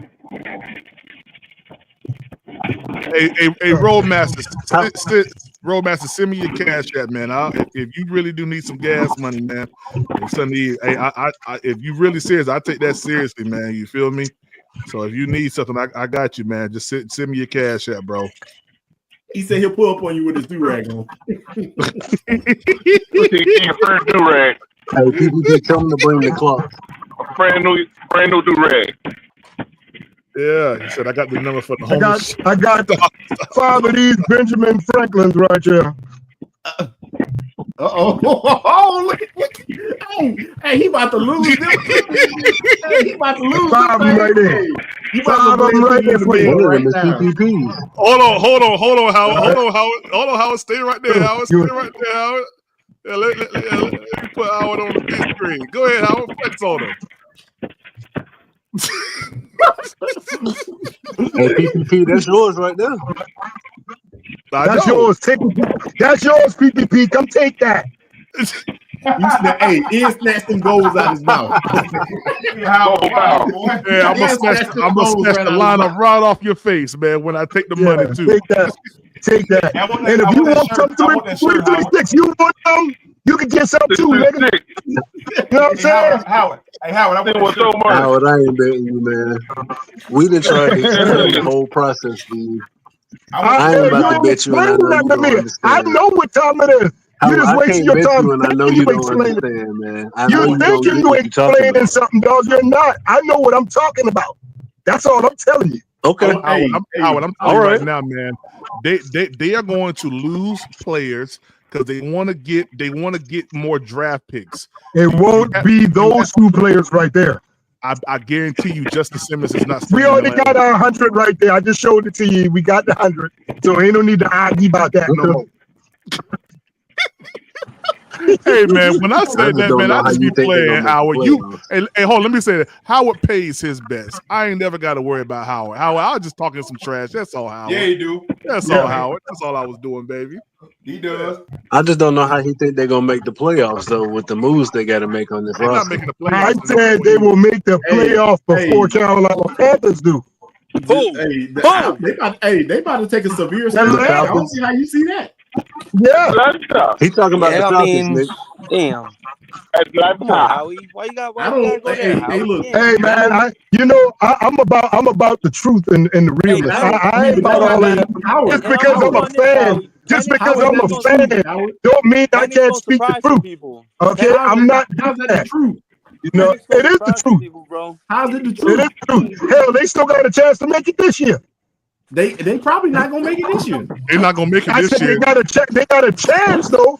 They got it, bro. Shit. They have the tiebreaker over Tampa. Atlanta, if you look at their schedule, they could easily win out. They got to play the Giants, they got to play us, and they got another cupcake. If the Bucks lose one game, just bit their starting quarterback. Tiebreaker on them. No, they got the Commanders mixed in between the they Giants. play Washington.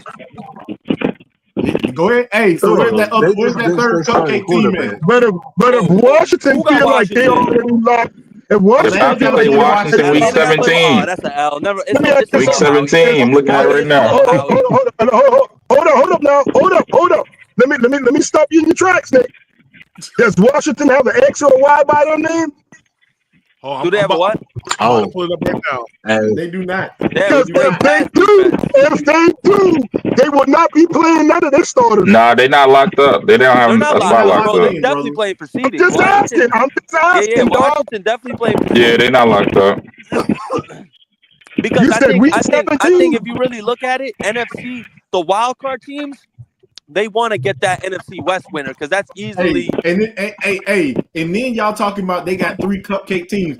The Bucks got to play the Cowboys, the Panthers, and the Saints. Oh, that's They'll show us how to beat the Cowboys. Hey, hold on. They'll show us how to beat the Cowboys. Shit, they'll beat the Cowboys. Okay, that's what I'm saying. That's because we couldn't beat the Cowboys. Now that's a Buck team all of a sudden. Oh God! The moment that the Bucks passed them, it was a wrap, bro. The moment because the Bucks had the easiest road at the end of the season. And I've been a big Baker Mayfield, but he's balling this year, bro. I got to give that man his props. I said last year he got to do it another year, and he did it. So he got to get his props. Baker is balling. So you see this right here? The NFC is still wide open. There's 4 still available spots left for playoff spots in the NFC, man. Yeah, so, but go look at the seedings. Look at that. Yo, forget all that. Yo, let's talk about how Washington has to win the rest of their games. Can we talk about how? Can we real quick talk about how the NFL scheduled the Steelers and the Chiefs to play a Thursday game, and then they got to play another Sunday game or a Saturday game or some shit? Yeah. It's Saturday and Wednesday. It's Saturday and Wednesday. Yeah, what the fuck is what is that about? No, it's 4 teams. They all play each other. It's the Texans, the Steelers, the Chiefs, and dirty, bro. How you do that? Somebody else. Who cares? Who cares? Because guess what? If we was doing good, if we was up there like these teams, we'll probably be doing the same thing. Yeah, right. It's hard to win a crown. It's hard to win what a I'm crown. saying It's is okay. to have them play on a Saturday, then play on a Wednesday or Thursday. Listen, is crazy. That's if diabolical. nobody would care about it if old boy didn't sprain his ankle last week. Nobody would even care about it. I'm just looking at the recovery time for a professional athlete, especially this. I know he's back, but hey, look, somebody gonna twist that. Hey, I'm gonna tell y'all right now, tube all the way down. Patrick Mahomes is not gonna last as long as Tom Brady because of his bad ankles. He don't have to. The Saints just announced that Spencer Rattler will start Monday night against the Packers. Hey, shout out to me, the Packers defense on fantasy. We playing them. Look, y'all look at that. Y'all look at that. We getting 16 The points. Commanders got to win out. The Green Bay got to win out. Atlanta got to win out. Philly after now that Detroit lost, Philly trying to get that 1 seed. Philly, yeah. All Philly got to do is lose, though. That'll still help Washington. How's that help Washington? They got so many games. Philly got 11 wins. Washington got 9. They already locked up. The Philly has already locked up their division. Philly locked up the division, bro. No, Philly would have to lose out, and Washington would have to win out for them to win the division. Yeah, that's what I'm trying to tell you. Even if they now they got to play the Giants again. But look, they're gonna beat on the Giants. But what's the likelihood of Philly losing out? But Washington got to play Philly. Oh yeah, they play. Yeah, that's right. They play this week. But if it's like that, they play this week. Yeah, they play this week.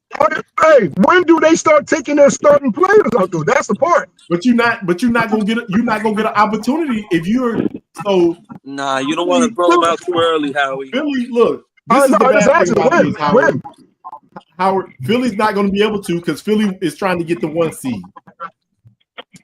Philly got to win the rest of their games to get the 1 seed. Hey, you see this? If the Falcons lose this game, they got a 10% chance of making the playoffs. If the Falcons lose their next game, bro, it's over for them. They're done. They got a 10% chance to win. Yeah, because if they lose their next game, they be 2 games behind Tampa. They not catching up. They can't lose this game at all. And even if they win, it's a 38% chance that they'll make the playoffs. So I mean, yeah, this. And we play Tampa next week Bucks in wrapped Tampa. it up about 2 weeks ago.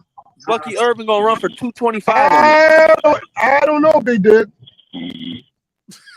Listen, but they gonna beat us though. Somebody else does know, Howard. Listen, all I know is this: them was is not the Falcons. The Falcons is in a bad position. They're not making the playoffs. The Falcons are cooked. They bet it all on Kirk Cousins. That's why. They cooked. They did. Same situation they as us, did. the fact that they can't stop the run either. They're a terrible run defense. Hey, you know what? The funny thing about this is, hey, what'll screw us over? Yo, who's Somebody snoring. Somebody's I snoring. think it's ours, Mike. Nah, boy, I'm talking. Somebody's snoring. Be sweet. I mean. Yeah, that's good. Yeah. Nah, it's not like this like distorted noise. Hey, nah, they ain't no distorted noise. Somebody snoring. Hey, look, yeah. So say Atlanta loses this week. If Atlanta loses this week, if Tampa Bay can stop playing they starters next week. Nah, not technically, because Atlanta still got the tiebreaker. So Tampa would have to. Tampa, if they win and Atlanta loses, then Tampa They beat them twice. They beat them twice. If Atlanta loses, if Atlanta loses and Tampa wins this week, they 2 games ahead of them. Right. But like I said, they still technically don't clinch because Atlanta has the tiebreaker. I'm not saying that they clinch. So even if that happened, if Tampa lost out and Atlanta won out, Atlanta would go in because they have the head-to-head. They're going into the playoff. Yeah. Absolutely. It'll be the they week both after. be 9-8. They both be 9-8. They can bench their starters the week after. And So Tampa has to win two games at least, and Atlanta will have to lose out. But look, if Atlanta loses this week, next week they got to play Washington. Right. Now the Saints could have beat Washington, or but I mean they could have tied it up, but they went for 2. They ain't got nothing to lose. I get it. I'm glad they did that. So Atlanta would give them a good fight. I don't give a damn what y'all say. They would give Washington a good fight. I don't think Atlanta's gonna give. I don't think Atlanta's gonna give Washington a good fight. Well, how the Saints did it? Because in They all had- actuality, didn't they play with Derek Carter? In all actuality, Washington was playing bad. Those games. Yeah, I really don't know how New Orleans was in that game, to be honest with you. They could have tried to I don't know how they was in that game, bro. That's Spencer Rattler wasn't playing. I know that much. they had Hayner, wasn't it? Didn't he start? Jake Hayner. Yeah, didn't he start? I don't know. I didn't really watch that Spencer game. Rattler started this week. Long story short, Howard, you wrong. That's all we know. Howard, you wrong. Hey, all I know is this: we over here talking about all this stuff right here. We talk about The black Atlanta. sheep. I love my position. I love my position. Atlanta is not making the playoffs this year. Nah, they're not. They're not. I don't think they do. And then what's gonna happen?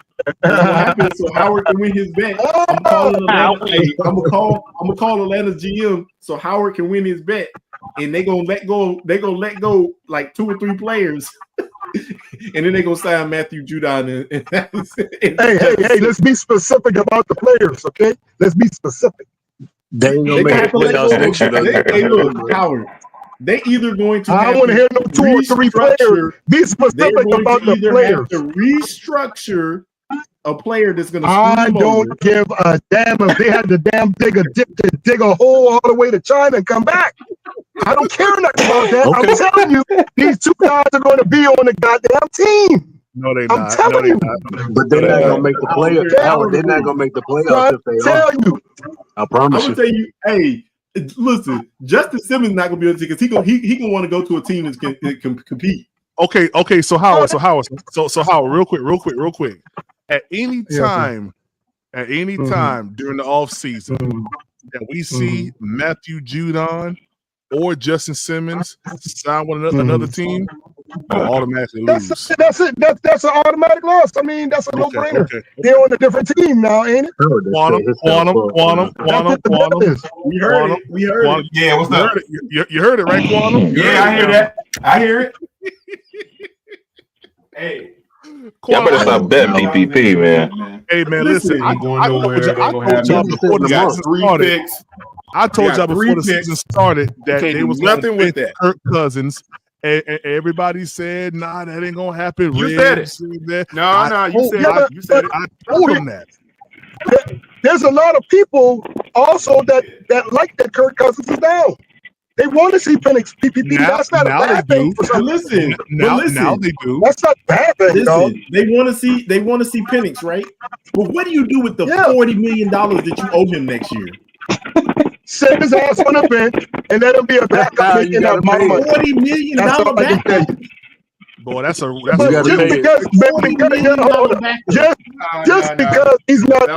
because he's not playing this game, that doesn't mean they bench him for the whole season now. $40 million. You don't know how much Falcons are a bird brain organization, man. That's exactly what they bird. Do you know how much that restricts your roster, Howard? Do you really know? And this dude not even on the field. Let me go.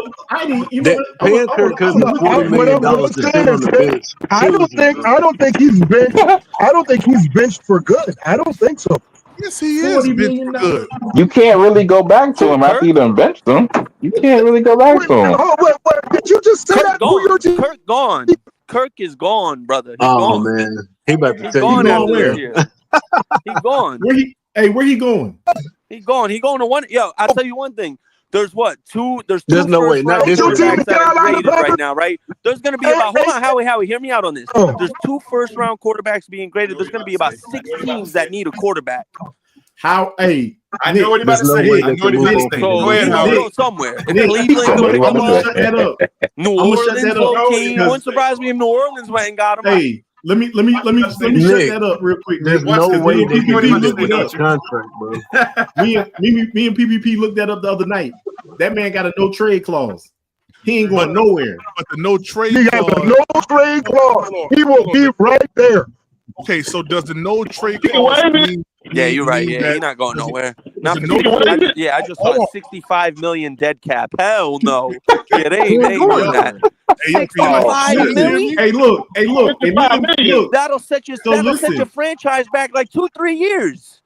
Hey, yo, Oh, they knew what they were doing when they got him. They didn't care about cap. That's what I'm telling y'all. They knew what the hell. They looked at him like he's the missing piece. But yo, I just sent Prime. Yo, listen. Can y'all hear me? Can y'all hear me? Am I muted? Yo, Kirk Cousins. They just keep talking over you. Yeah, I'm like, what the heck? I'm like, can y'all hear me? Oh, you were saying something. My bad, PPP, if I did. My fault. I didn't even. Yeah, my bad, dog. Look, yo, this man got paid $320 million to win 1 playoff game. Hold on, Nick. Nick, my question is this right here. With the no trade clause, does that mean that the team can't pick a team that he can go to, or can he pick a team that he wants to go to? He has to approve it. He'd have to. Yeah, I think he can. I think only he can do that. So the possibility of trading is still there. It's not like they're not going anywhere. Yeah, I think you're right. want to give y'all a rude awakening. Just have an interest in it, PPP. Right. Hey, I'm gonna give you a rude awakening. The cap Bro, he has the greatest. I don't see them agent trading ever, him. bro. His agent needs to go in the Hall of Fame. His $321 million, and that man's won 1 playoff game, and he got paid $321 million. From His 3 different agent is teams, the dog. greatest All that agent money. ever. So, like I Yes. said yesterday, I think Sign that man, Nick. that the Tennessee Titans are gonna go for him. So Who knows? PPP. Yes, if maybe. you, hold up, can I say something? Let me get PPP right now. You talking about cap, and you say they're gonna trade this guy, but you're telling me these 2 players I'm betting you with, they're gonna cause problems with the cap and Kirk Cousins. Nah, Prime. Come That on, makes Tennessee does make sense, Prime. It does a lot. It makes a lot of sense. Why? Yeah, Because the Falcons need draft picks. That's what they they do. don't have. Tennessee don't got draft picks. Tennessee don't got draft picks. PPP. They have to give up their first. They're not Listen, doing man. that. Listen, PPP. They don't have to have 1,000,001 draft picks, dog. I told you. This No, they team could is trade. built. They could trade a D lineman like Jeffrey Simmons. Yeah, Atlanta they need could a trade D somebody lineman. else. They could trade Somebody Jeffrey else. Simmons. They could do somebody else.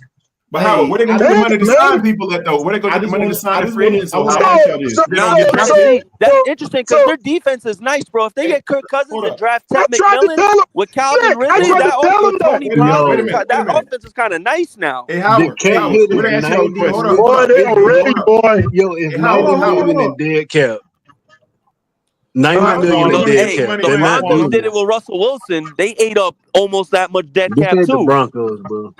Hey, but listen, That was No, I'm trying just to saying pay. they just did that with Russell Wilson. They moved on from Russell Wilson. That was like $45 million in dead cap or some shit like that. Nick, that rarely happens, though. Yeah, but that they rarely spread it. happens. They did a I got a post. question for Howard. They did a post June. They did a post June. So now the Broncos are screwed this year too. Go ahead, Kwame. All right. Nick, Hey, I mean, I wanna Howard, get I got a deep. question for you. Hold Go on, ahead, hold yeah, on. I got a Kwame, question go for ahead. Howard. Yeah. All right, Hey, go so ahead, Kwame. Go ahead. Go ahead, Kwame. if their cap isn't messed up, right? They're strung over the top with this Kirk Cousins deal.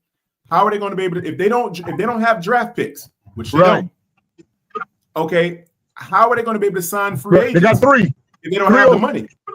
That's nothing though. But how are they going to be able to sign? Well, this is what I'm trying to. This is what I keep saying. This is what I keep saying to you guys. Listen, Atlanta did what they had to do last year with the team. With this team, dog, I'm telling y'all. Like Atlanta has a good team. It might not look like it right now. No, they don't, Howard. They have a good team right now, dog. Their team is not good, Howard. No, they don't. Listen, they do. They have a. I can every spot. Name a position. Name a position. Okay, left guard. Left guard. That don't mean nothing. Defensive end. Name defensive end. The defensive end. The same guy I'm betting on. That's one. Hey, Nick. Come on. Hold on. Real quick. The Knicks point now. Nick, they don't have any draft picks. I'm looking at 7 draft picks right here. 1, 2, 3, 4, That's 5. Tennessee. Yeah, Tennessee Titans. I'm looking at what? Listen, that's not what I'm saying. That's not what I'm saying. PPP. No. It wasn't you. It was Nick. Tri-State. It was Tri-State. Yeah, Tri-State said that Tennessee ain't had no draft picks. Oh well, no, I'm not worried about that. Tennessee got draft picks, but this is what I'm going to ask y'all. This is what I'm going to ask you. So you saying something about trading him? So this is what I'm trying to tell you why Kirk Cousins ain't going nowhere. Kirk Cousins came to Atlanta because his wife is from Atlanta. He got that no trade clause because his wife is from Atlanta. His wife don't want to move no more. Right. Well, okay, but even Tennessee ain't that far from Atlanta. It's only about a 2-hour ride. You bet me, and y'all laughed at me about cap.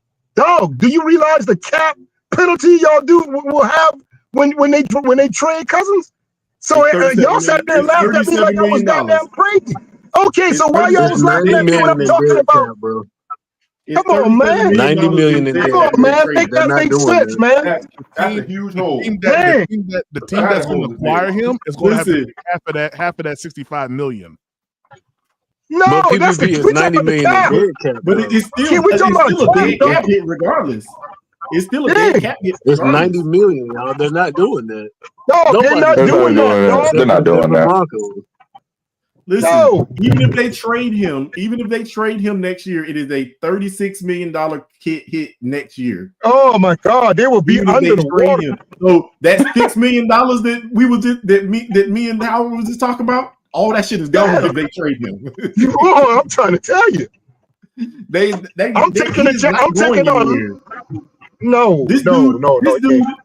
This dude, if they trade him, he will still count for 14% of their cap space.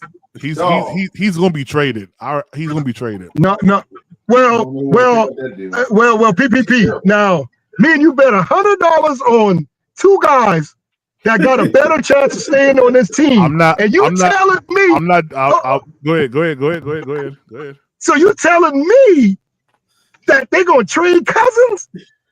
They got it. Man, come on, you gotta make it make sense, man. The trade, the Cousins trade is based what Howard on. Said is they got a better chance of doing what Howard said than what you said, PPP. The Cousins trade is based on acquiring picks. All right, that's what it's based on. Yes, it is. So listen, I want you to think about this. You're looking at Tennessee right now, the picks that they have, right? Mm-hmm. Okay, I'm gonna trade you for Kirk Cousins. Now, the only way that this works for Atlanta is if they can get Tennessee to take a large portion of his salary next year. The only way that it works for Atlanta. They ain't doing that. They ain't going back to no Tannehill days. If I'm taking a large portion of his, I'm giving you a 7th round pick. Well, check this out right now, because I just heard him say we're not going back to Tannehill days. Right now, they're between who's that? Mason Rudolph and Will Levis. I think Mason Rudolph and Will Levis. Mason Rudolph is the backup quarterback, right?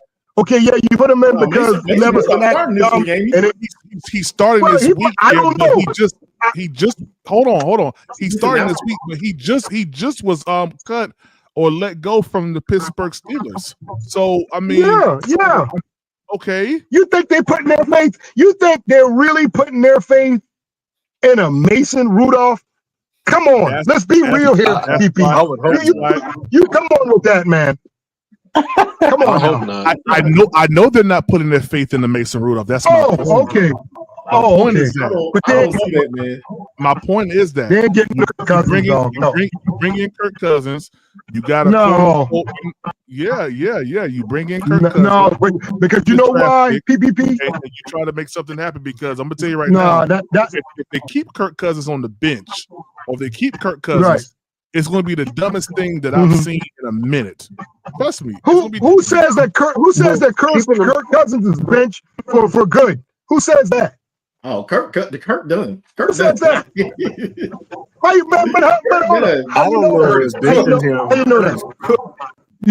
How you know that? I don't know if You don't benching know him is that? dumber than signing him for their money, though. Yeah, that was a bad signing from the inception. Terrible. Yeah, it was. I think the signing was worse than They were so desperate. Hey, They were look. so desperate. Hey, check this out. If I trade Kirk Cousins right now to Tennessee, I can get the 107, the 119, the 142 off of PFF. Boy, they ain't giving that up on no old man Kirk Cousins. They ain't doing that. They ain't gonna do that, PPP. This PFF, But And Tennessee ain't trying. Tennessee ain't looking at Kirk Cousins as no luxury talent. Nobody doing that. Okay, all right. Hey, If anything, I bet you they go to off season. Howard, all I'm gonna say is this, Howard. All I'm gonna say is this. I ain't been wrong yet. Hey, PPP, I hope they do. On a bet that we have you on a bet that we have you ain't been wrong. But this don't make no sense what you're talking about right now. That would be great for us. But guess what? They ain't doing it. This is a strong possibility, guys. No, man. Not with that $90 million on the back end. No, because Levis is young. They're gonna work with Levis and get Levis straight. All Levis needs is a few is more. You can fix Levis. You can fix him. What? Till next season. What did you just say? You can fix Levis. You can't fix stupid. True. I can get. You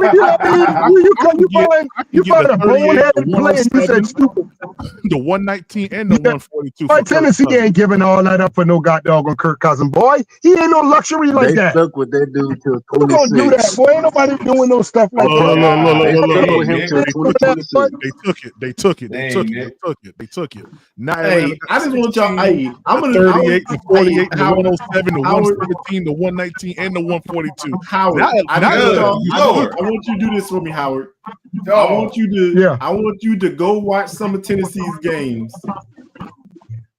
I've seen a lot of them, and I've seen a bunch of highlights. I've seen bonehead decisions he made. I've seen it. Okay, Howard. But he's still young.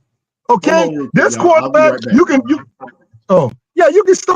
fix it. Will Levis, shit. I don't care about Levis. I just love the turmoil in Atlanta. It's a beautiful thing. You can't fix Bryce Young. I love it. I love the turmoil over there right now. Hey, listen. Look, Bryce Young needs stuff that you can't fix. You know, he needs a longer arm and all kind of shit. You can't fix that. You can't fix how short he is and turn him into a 6'5" quarterback. He needs a lot of stuff. You can't fix that. Hold on. He didn't need to be tall to go toe to toe with the Kansas City Chiefs. Not did he? Oh, pretty losses. That ain't my. It's still an L. Pretty loss. He didn't need it against the Bucks either, did he? He ain't need it against the Eagles.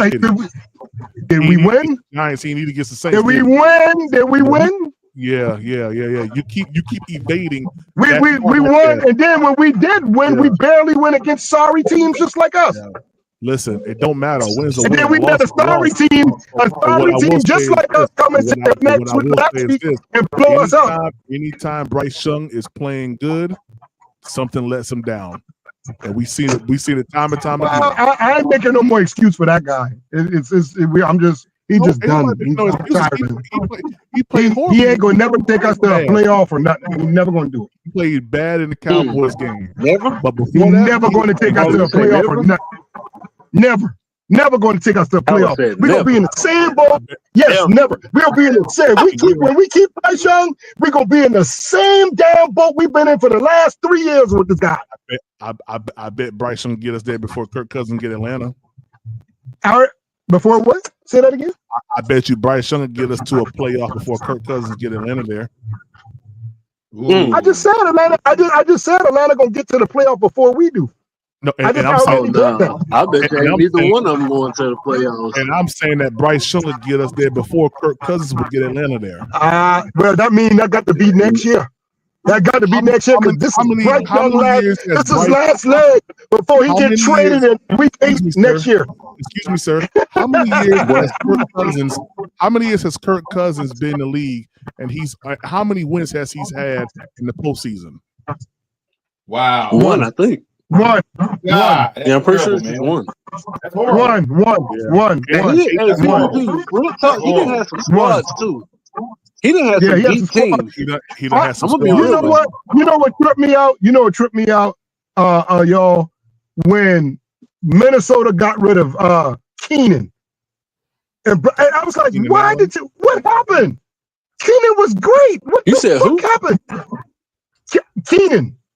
You talking about Case Keenum? Remember when he had Minnesota? Okay.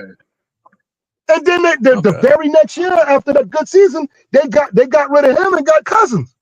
Case Keenum was serviceable. He wasn't. Dude, he's not going to win no playoff game or nothing or win no division. I mean, he's just a good quarterback. He won 1 or 2 playoff games. You talking about two games? In which he was athletic. That was it. He evaded like 2 defenders in that one playoff game. That was it, man. I mean, it ain't nothing. Didn't it work? Who they played, Howard? But Howard, that's the same thing that we did. Oh my God, a lot of people man. get Now us it's who they moving played. on from Sam Darnold. Oh God. It's the same thing though. Like you feel like you can upgrade from that level of quarterback, and I'm never mad about that. Just like when we moved on from Sam Darnold, I looked at it as the team trying to upgrade. I'm not mad about that. Yeah, I'm not now, you mad. look at I'm it now and say, well, Sam Darnold balling. Yeah, he balling. Yeah. But you know what? Yeah, he balling. But Darnold was balling when the Steve Wilkes too. That pass he threw to Sean Smith in that Broncos game. Yeah. I mean that Buccaneers game. Man, he was killing it, man. 3-3-6. But the thing about it is, if you move on and it works out, you look like a genius. We picked the wrong quarterback in the draft. 3-3-6. We picked the wrong damn quarterback. I mean, the way it's looking right now, only one team got the best quarterback. There was only one good quarterback because that's what I said. There was only one quarterback that came out that draft. So yeah, and we had a chance to get him. Okay, you did. Yeah, So we picked the wrong quarterback. Okay, Howard, that's cool. We picked the wrong head coach too. We picked the wrong head coach too. Who? Canales? Who you talking about? Frank Wright. Frank Wright. Frank Wright did not want that little Frank alone, man. No, we he didn't want that y'all little don't leave Frank alone. I don't like Frank Wright. I don't like Frank Wright like that, honestly. But he did not want Bryce Young behind. That's for sure. He didn't want that. Well, guess what? If Frank Wright is a patron saint in North Carolina. Y'all leave Frank alone, man. Bump him and his off behind football play. Why y'all mad at him? Trash. They'll leave Frank out of there.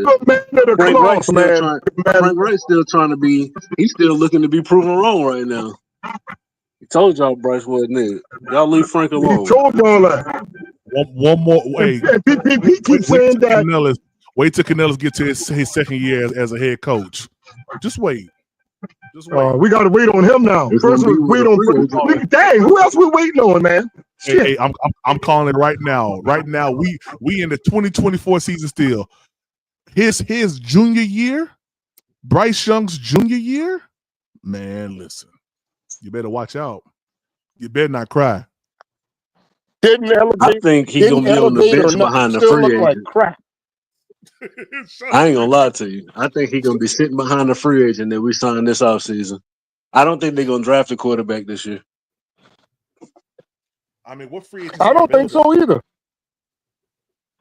I don't know what free agents quarterback. I see who's out there. There's nobody that's like jumping off the page, but ain't nobody jumping off the page. I think Canales likes. I think he likes veterans. And I'm still waiting to hear him say that Bryce Young gives us the best chance to win, like he did 5 weeks straight. Oh, he ain't saying that. He ain't saying that. haven't heard He that. ain't saying that. He ain't saying that. I think he likes veterans, and that's just my opinion. And I've never seen him work with a rookie, no young quarterback, and actually, build something. He don't seem to be all that enthused about Bryce Young, man. I'm telling you. Hey, he seemed real enthused He when they does asked to him me. about Travis Hunter. He said he was. Well, he said it, but he said it nonchalantly too. It wasn't in no way of, well, they shouldn't have to ask him nothing about Bryce When he Young. made the comment, he basically said he was ready to see what Bryce can give him going forward. That's what he said. Yeah, that's all he's doing, still evaluating him. That's what he's doing. That's Well, yeah, I evaluating. mean, you should. Yeah, I mean, that's not a bad thing to say. I mean, at this point in the juncture, he's going to have to continue to evaluate Bryce. Make sure he's getting the best out of him. Yeah, I don't think any NFL player, whether new or old, ever stops getting evaluated. It don't. Nah, it they don't. Nah, they don't. Oh, no, I don't. If that was the case, Cousins would still be playing. He'd still I be don't the think starter. so. You think that? You think? I don't think so.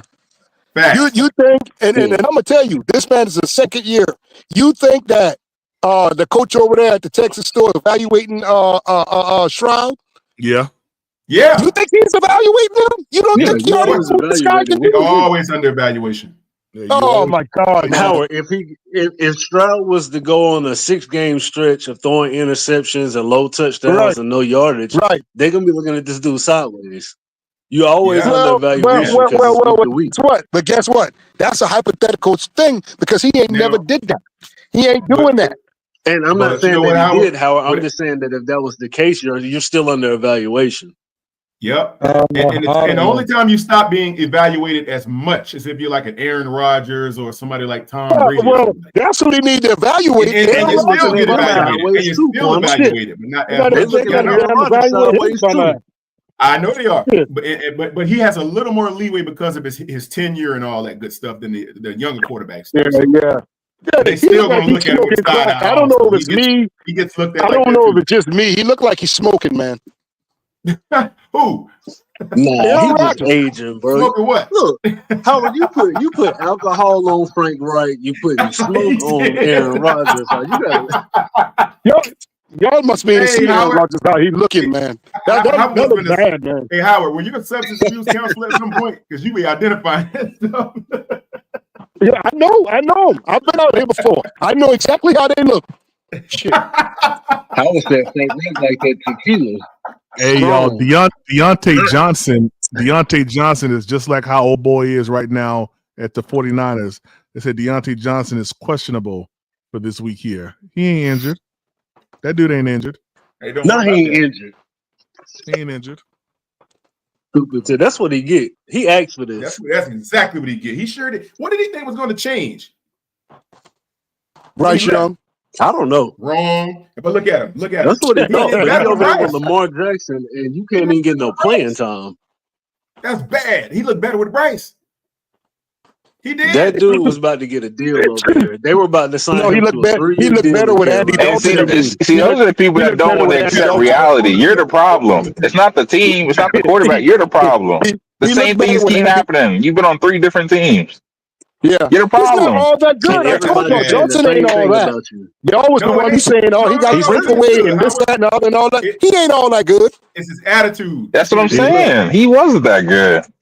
Okay, but everybody else is screaming how he can separate and all this different shit. No, man, that don't mean nothing. Hey, that was all-season talk. He's a good player, but I never said he was a number 1. That's what we need. Number 1. He's a good number 2. If we had somebody else, he's good to pair with them, but he ain't just the only sole receiver. You can't have that. Did you see what how he is? You see how he is. Mello, imagine how good we'd be if we had a true number 1, a 10-catch guy. I've been saying that for how long? We need one number 1 wide receiver. God, boy. I'm gonna keep saying it. I'm gonna keep saying it. Adam Thielen has had 3, count them, 3 games over 10 catches with Bryce Young. When y'all show me that Bryce can complete 10 passes to a guy on the regular, then we can talk about a 10-catch guy. We got to pay Adam Thielen anything he wants next year.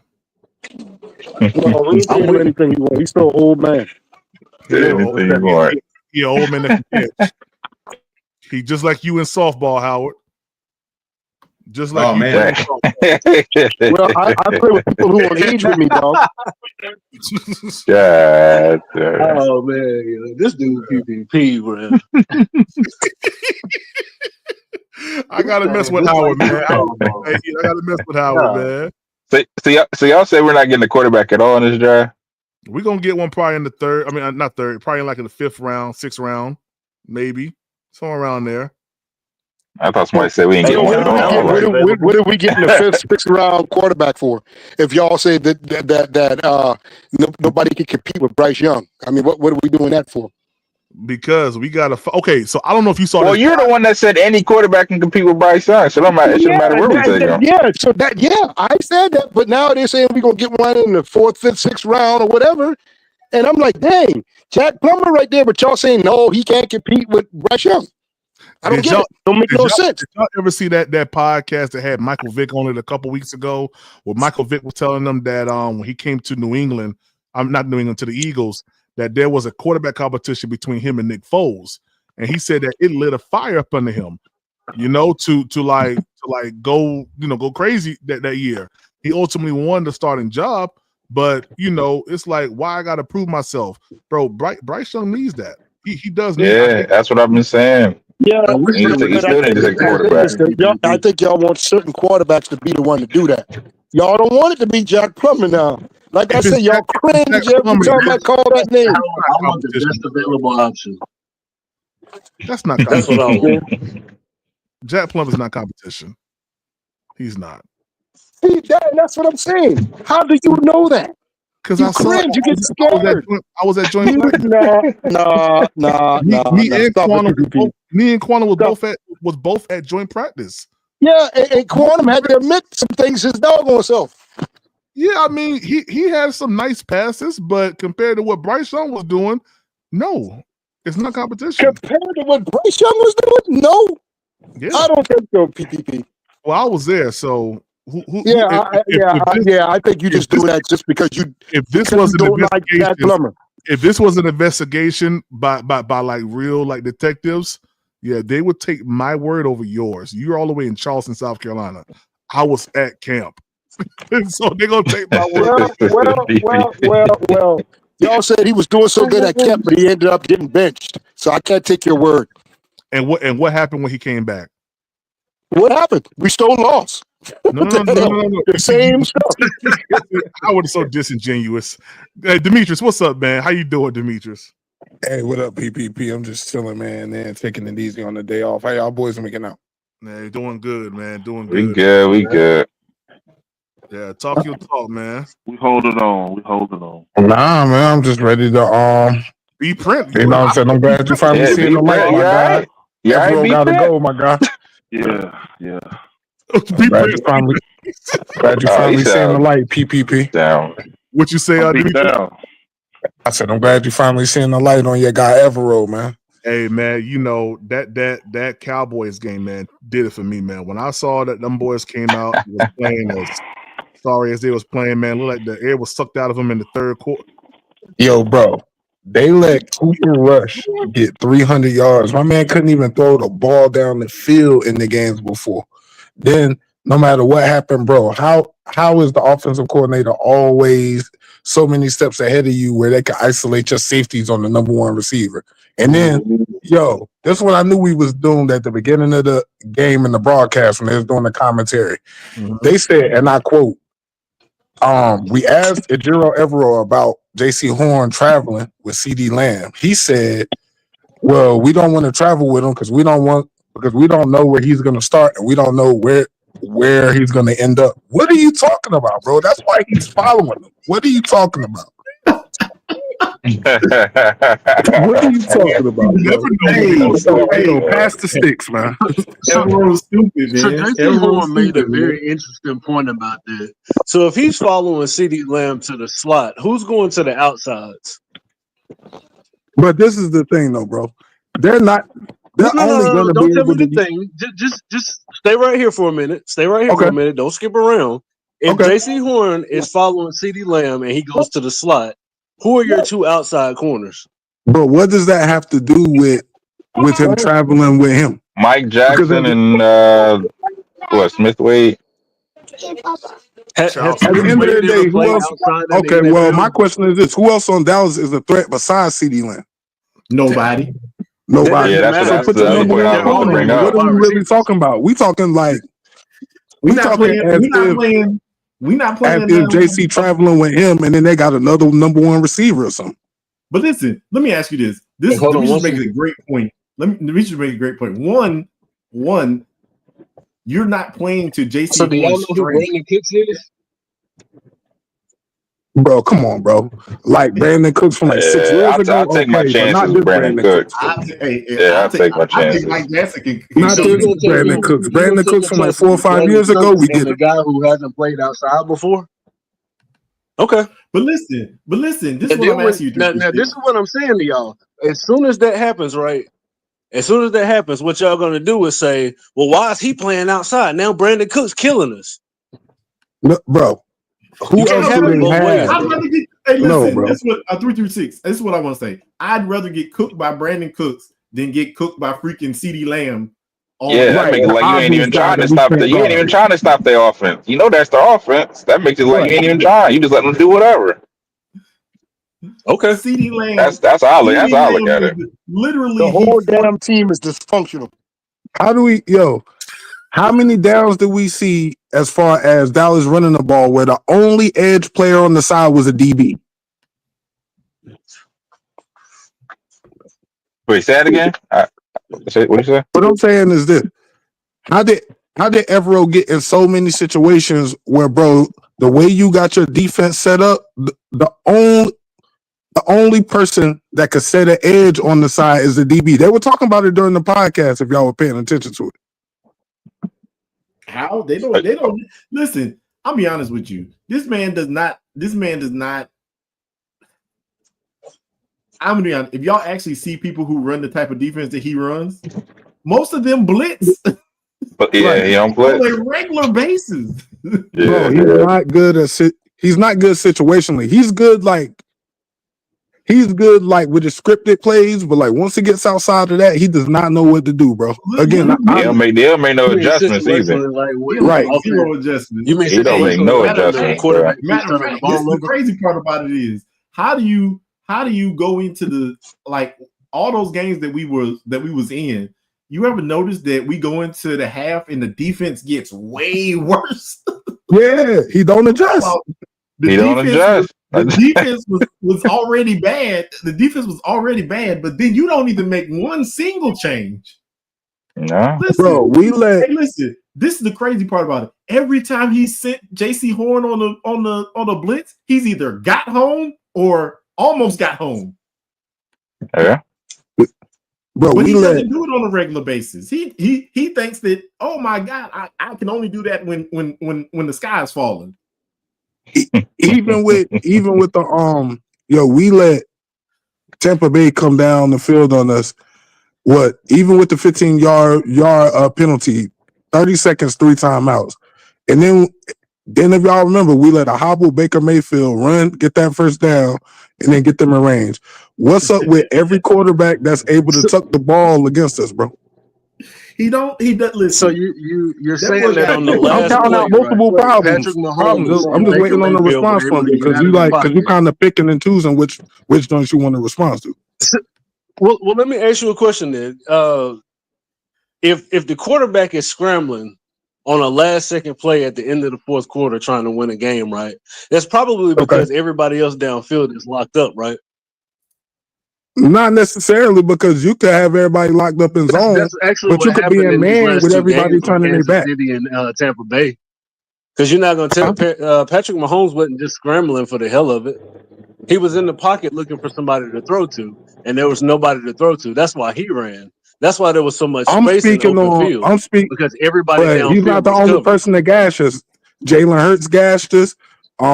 Baker Mayfield gashed us. Pretty much Jalen any Hurts is a quarterback that quarterback. pulls down He the does ball. that to everybody. Yo, Jalen even Hurts Cooper Rush was getting them. So what's your excuse? Everybody. That's okay. I named 3 different. I named 3 different quarterbacks that's not known for running that did it. What's your excuse? The dude does not know what he's doing, bro. At the end of the day, who's not known for running?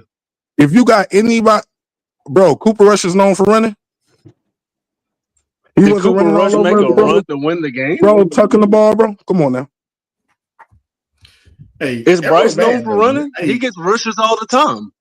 This is part of being an NFL quarterback in today's game. Bryce, a whole different story. I don't know what bro. point you're trying to make.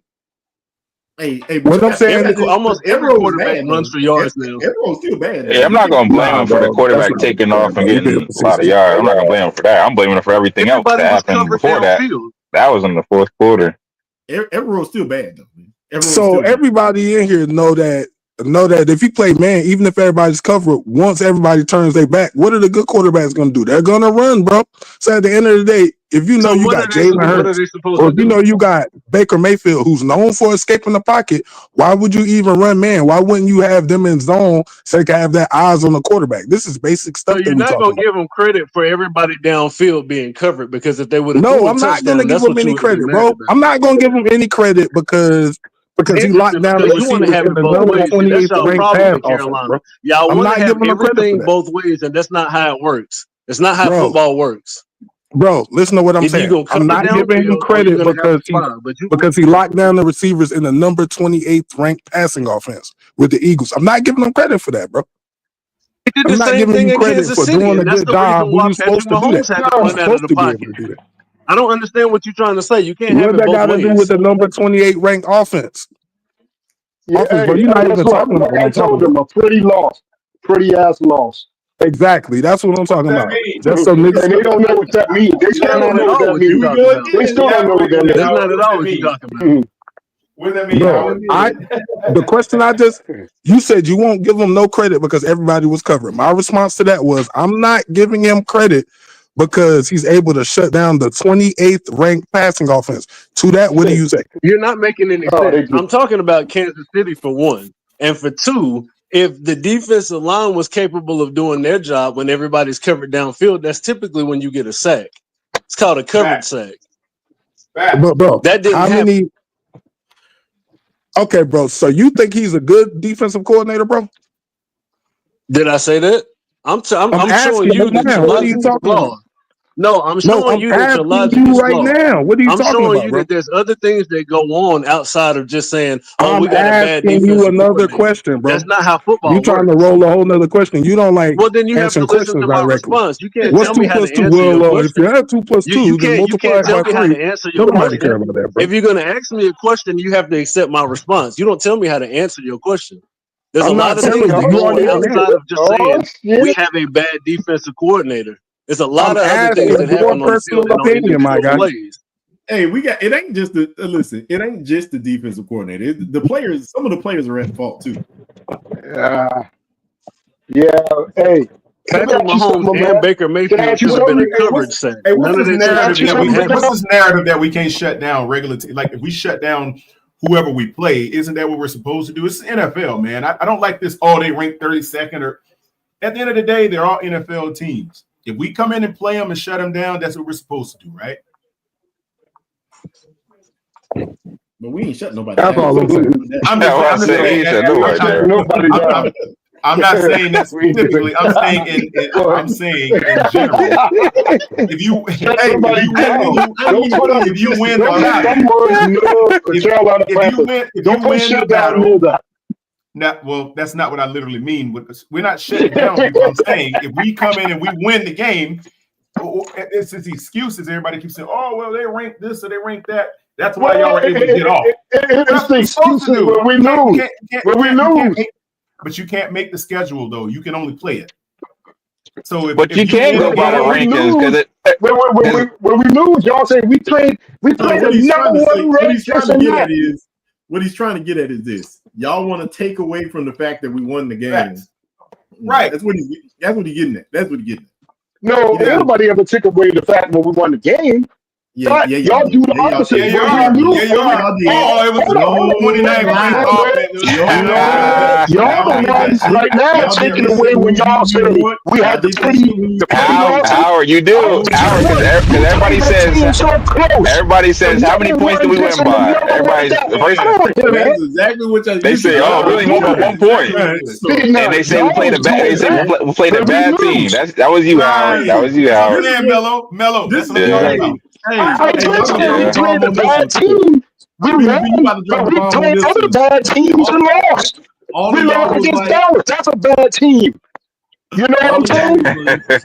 Look at our rank, though. Look at who we are. Dallas is a bad team. I got a question. If we would have beat the Chiefs, what would that say about us then? If we would have won that game? See, but you keep saying No. Answer the question. Because look at where we're ranked. We're ranked what, 31st or something like that? That's hypothetical. Because we ain't never beat the Chiefs. We had the Chiefs in the palm of our hand if it wasn't for the defense. So you can't say, but see, now you're going back to this was the number one team and this, that, and other. You're going back to that when we lose. How pretty of a loss we did. That's what we're talking about. No, it's no such thing as a pretty loss. Listen, what I'm asking you is simply this. We were on the line. Listen. All right, Howard. Listen, let me ask you this way then. I know how to get you. So they stopped Patrick Mahomes on that 35-yard run he had at the end of the game, and he doesn't convert that, and they don't convert, and we win the game. That's an easy scenario. That's not a good question because none of that happened, and we already played the team. I'm sorry, man. There's no way to come up with a good question. I'm sorry, we lost. I don't want to hear what they do. No, we can't do that. Quantum. We cannot do that. Okay, but we have to understand though, Howard.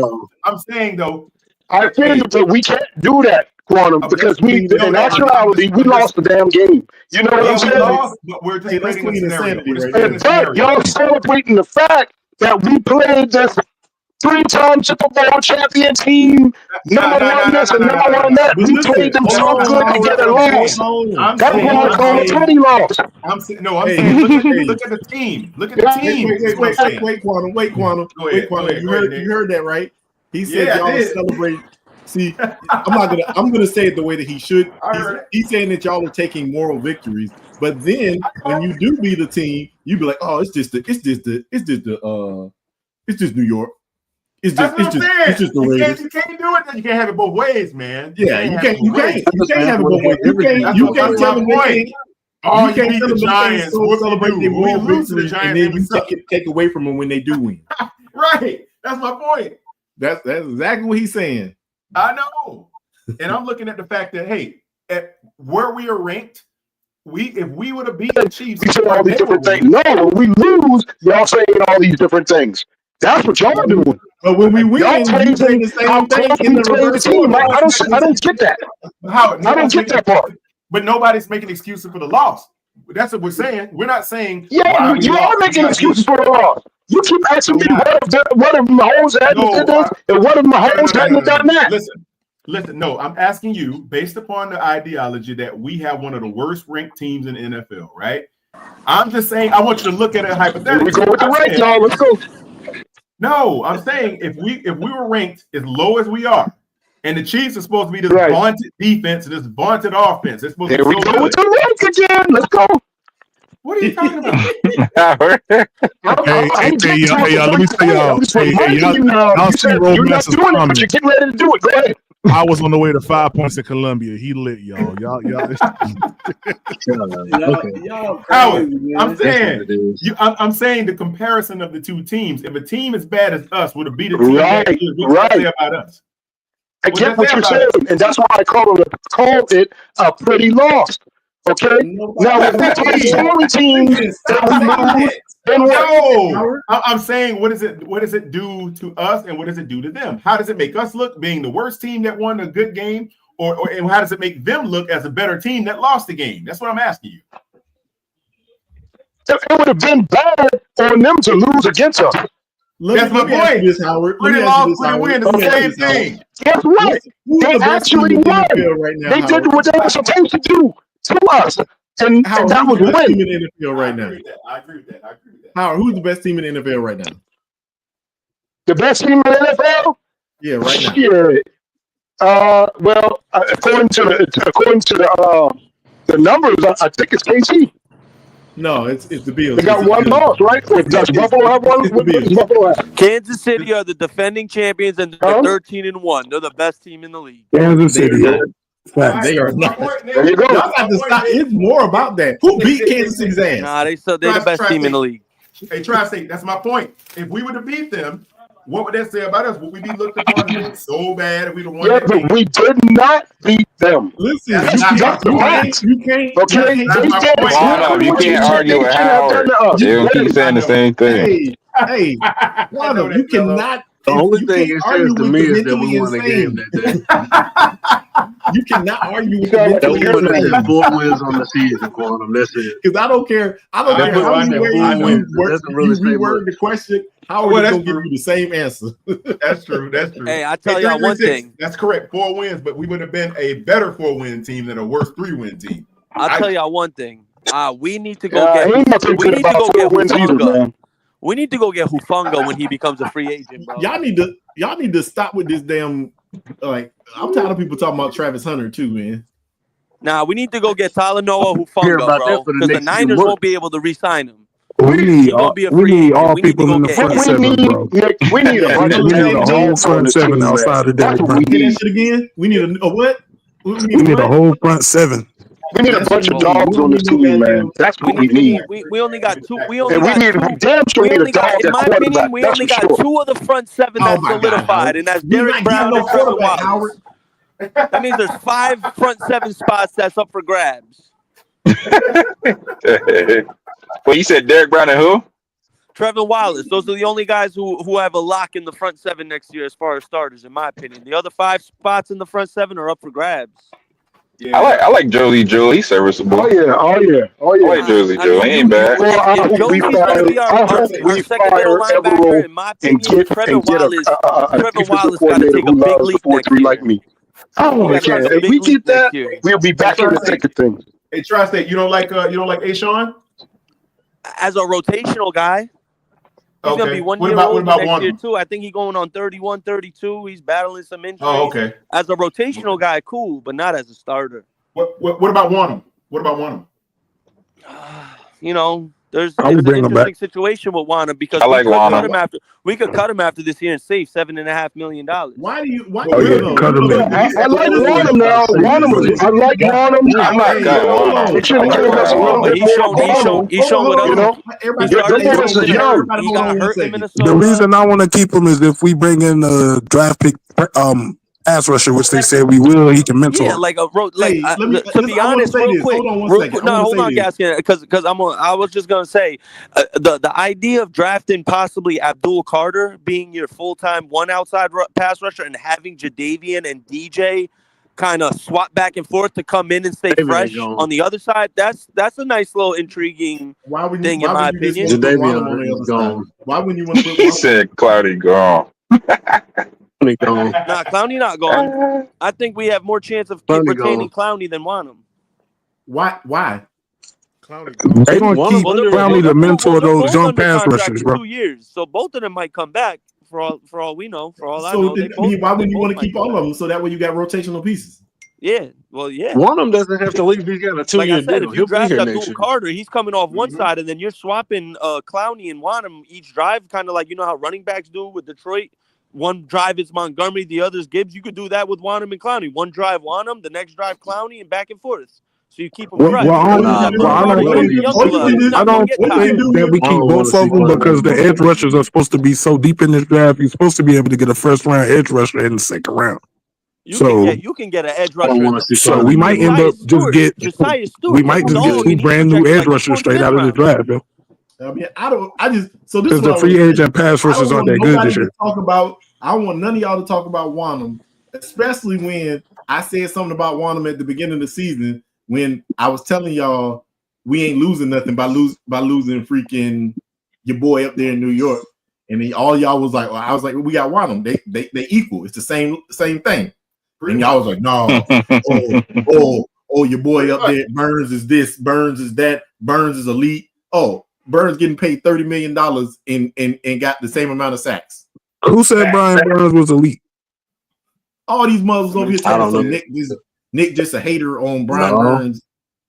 It ain't all of y'all. I don't think I heard 336 said it, but every time I started talking bad, I don't know about this. I don't think Howard like Brian Burns either. It's like, what you call? And all I was saying is that the man didn't deserve the money that he got. That's all I was saying. I don't think so either. That's a fact. I don't care what Burns said ain't on Carolina. Oh yeah, Wanham is.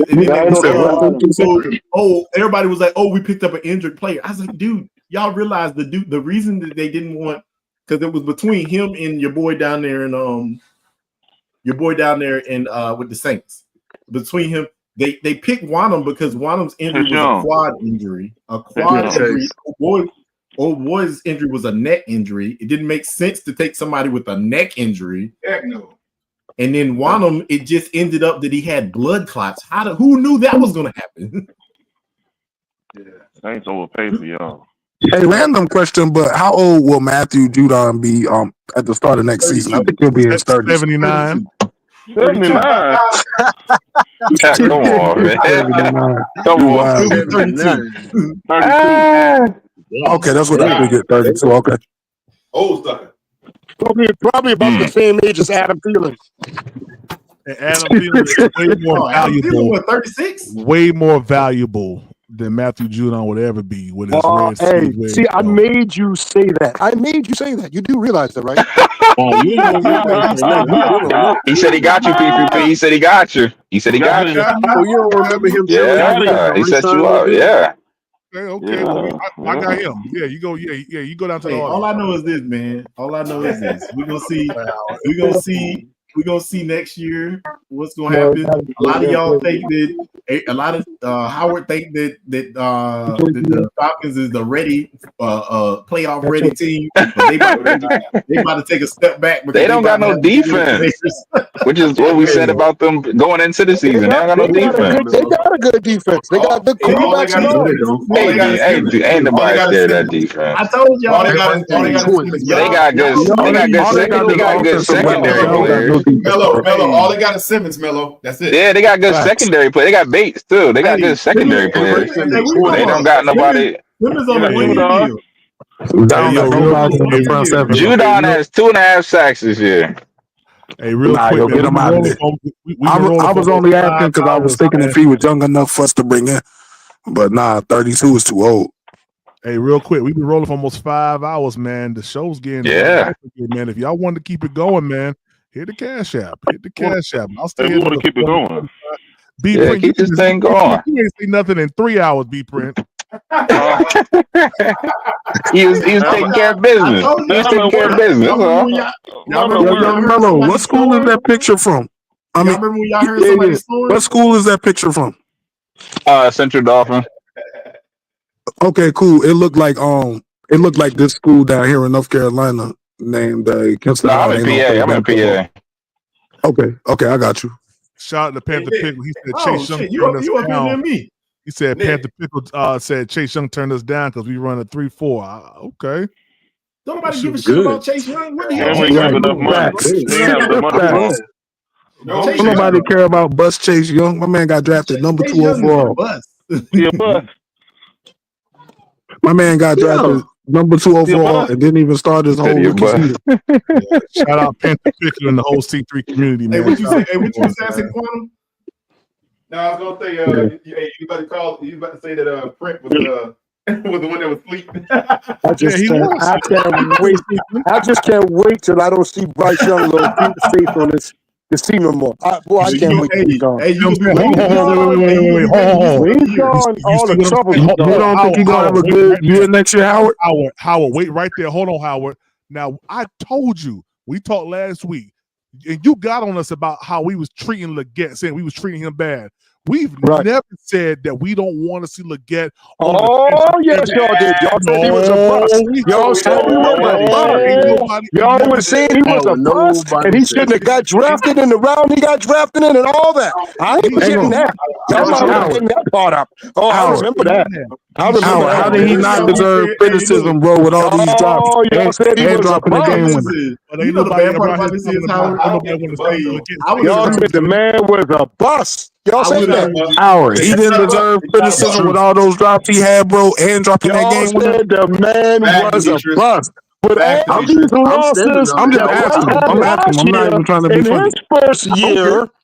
his first year, y'all still didn't call him a bust. Hold on. He's not a bust. Yeah, but quarterback's a way harder position to play than wide receiver, bro. Hold on, y'all. I'm about to light Pickles' ass up. You over here boasting for 25 tackles and 5.5 sacks for a first round pick. A second overall pick.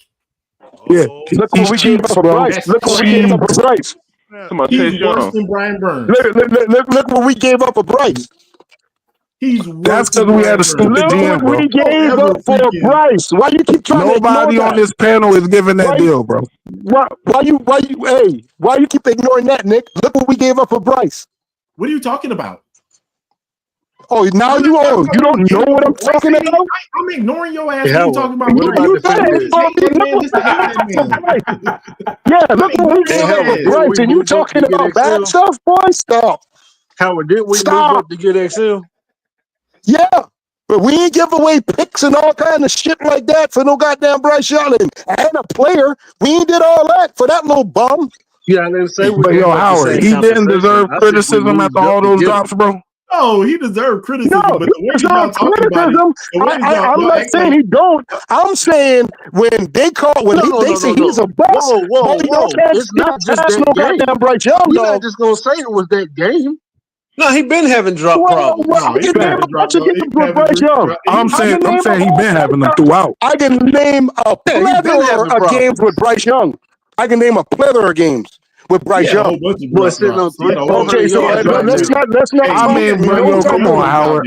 I'm not the biggest Bryce Young fan, but because y'all do that. Quarterback's a way harder position to play, though, bro.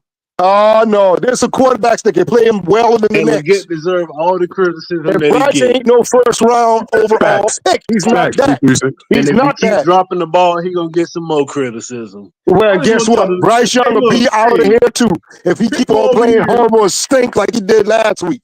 Howard, you don't think Bryce Young is gonna have a better year next year? They can all three go up. Do you think he's gonna have a better year next year? I hope so. I hope he be gone. No. I mean, but do you think he is? Do you think, like, with the extra off season? Do I think they're going to get rid of him in off season? No. But by week 8, if he's still playing next year like that stink, they'll trade his ass somewhere off. No, week 3. But do you think he's going to have a good year next year, though? Hey, Howard, we have you timestamp saying that. Then that'll change. We got timestamp. Hey, BBB, what you put this we on gotta have a timestamp. Because y'all about to spoil. That's timestamp. Yeah, go ahead. You can't be standing on business for somebody. Timestamp, Howard. Hold on. Let me timestamp all yourselves too. That Pickle talking about. You can't stand on business timestamp all yourselves too, man. A player that was drafted second overall who has 25 tackles and 5.5 sacks. Oh, let me ask you this. DJ Wanamaker played all the games this season and he has 13 tackles and 3 sacks. So as Nick, you want me to tell you something even funnier, Nick? Hey, Nick, you want me to tell you something even funnier? Hold on. What? Hey, Nick, they were saying Chase Young was supposed to be the next Nick Bosa. My bad. The media says all sorts of bullshit stuff. Chase Young is trash. Chase Young is trash. It ain't got to be what the media says. Hey, Clowney has played every single. Clowney's played a lot, and he ain't got but 36. He's trash. Clowney is trash. Clowney is trash. But Chase Young is trash too. But Clowney's trash because he's old. Chase Young is young and he's still trash. You arguing about a subpar freaking defensive end that's young as hell. Wait. Y'all was screaming on Clowney. He's trash.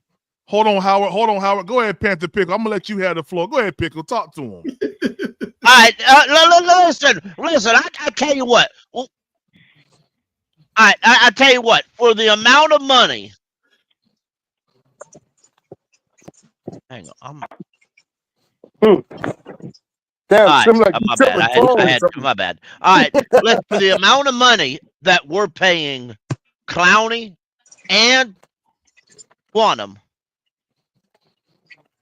To be bluntly honest, we should have spent that second round pick on an edge rusher instead of a damn running back to stay on IR. That's what we should have did. Nah, I ain't gonna lie. That's a good point. That's a great point, bro. Or a center. That's a great point. Have a Damn, bro. really good young center they got after we took the running back.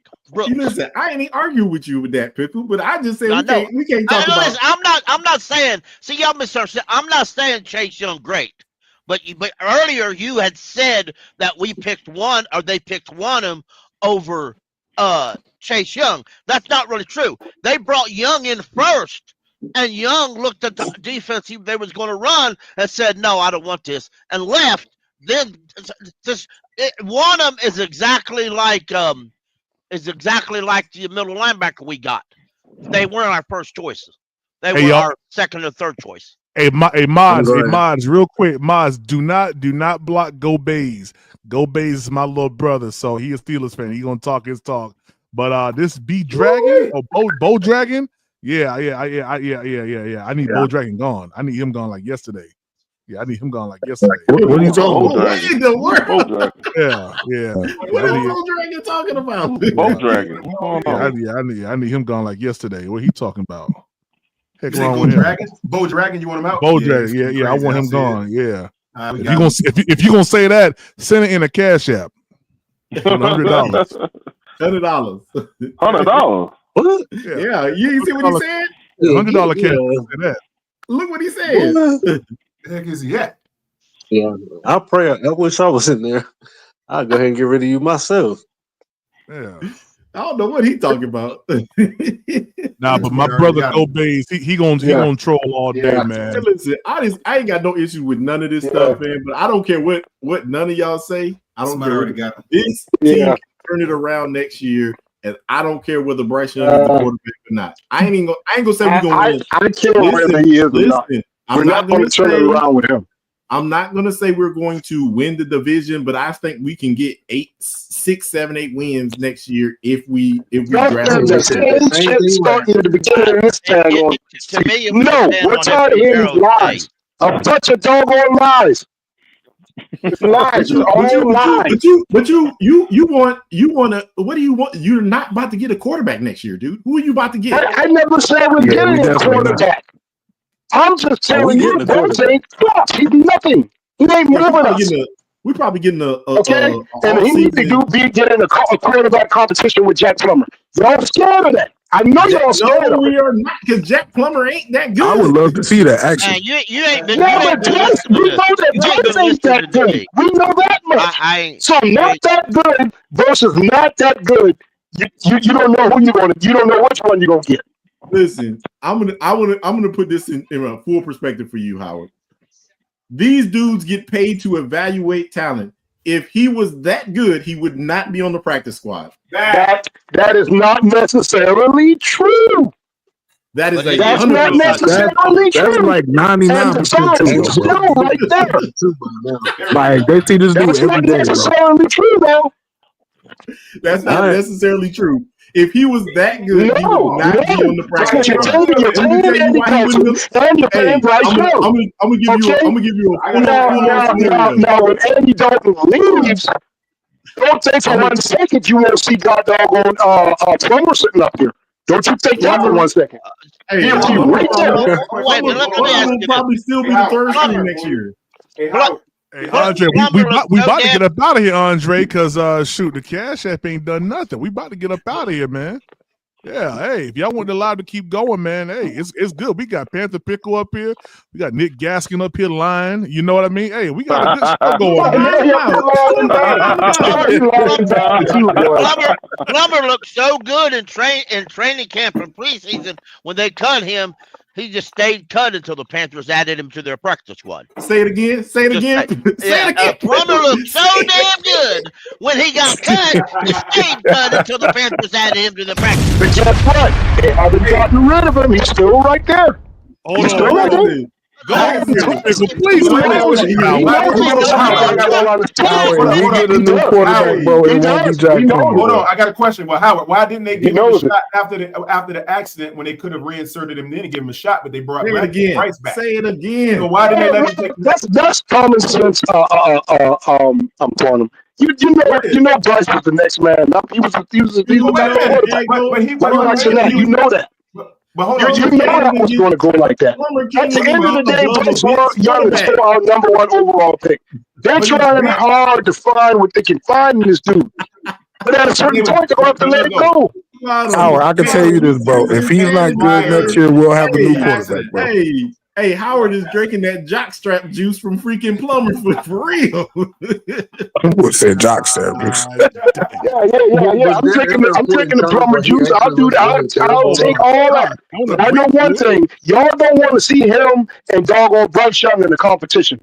Y'all know how that look. Y'all see how they two look standing next to each other too. Y'all know how that looks.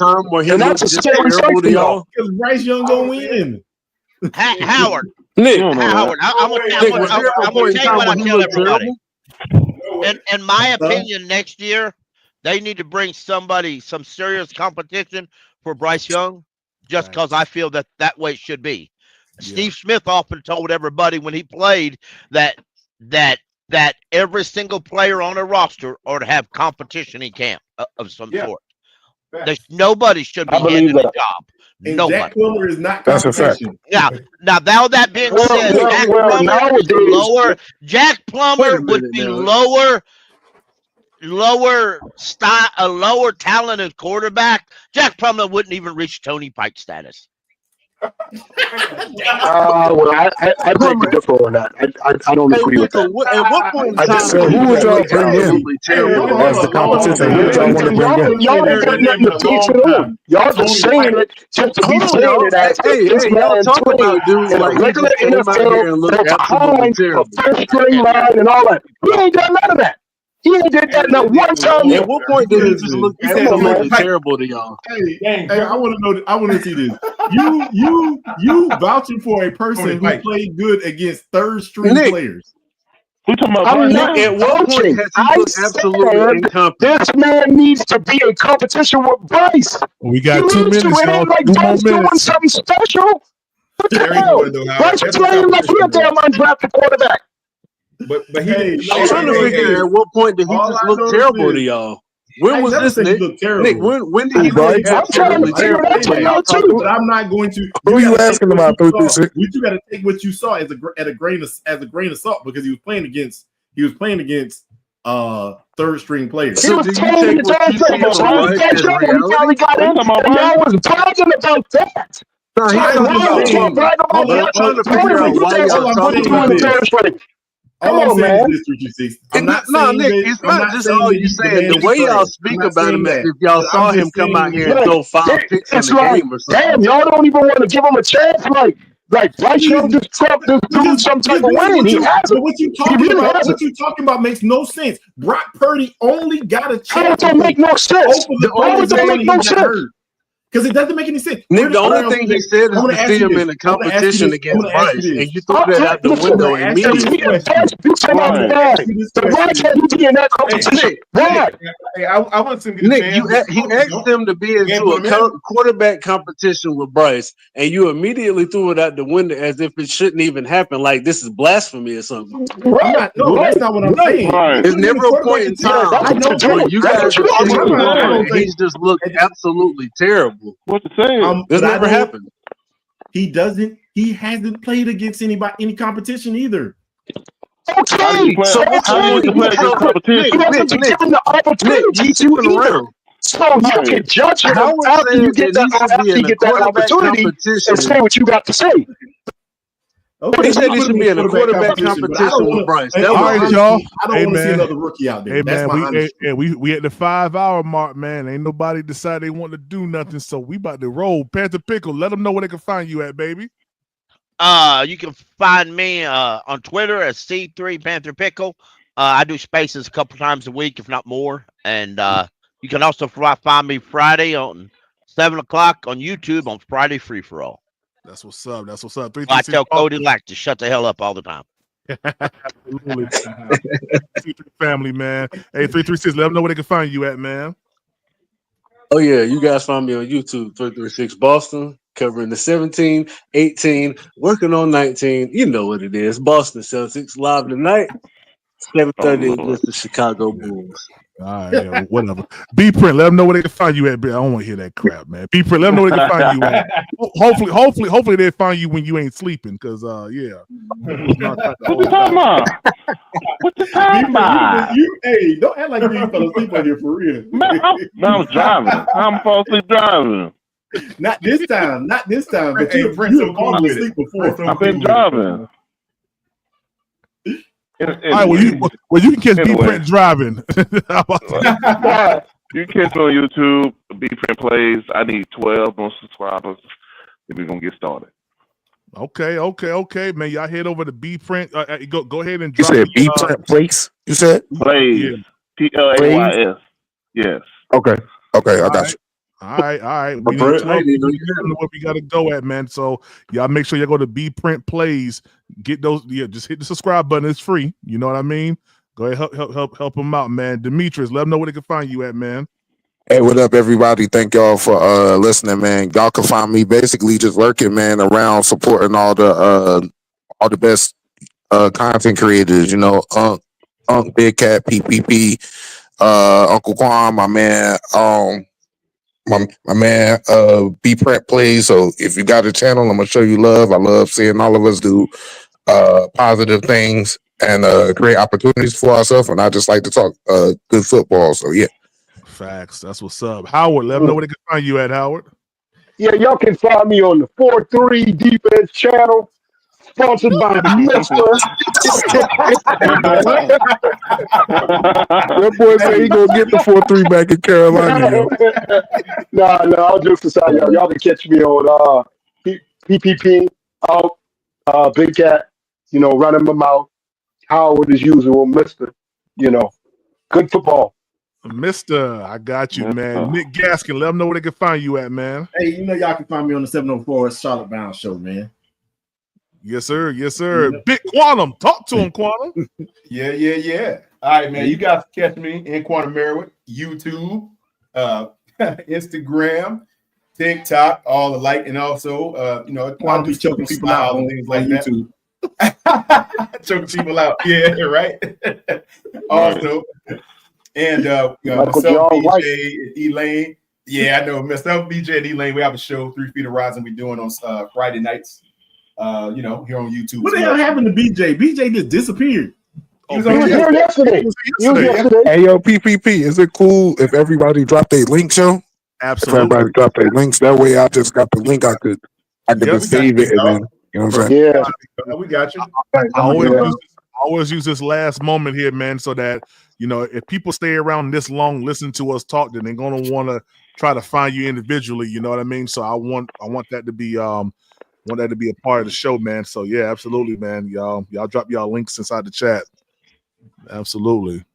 That's a big love right there, yo. Real talk. Yeah, absolutely.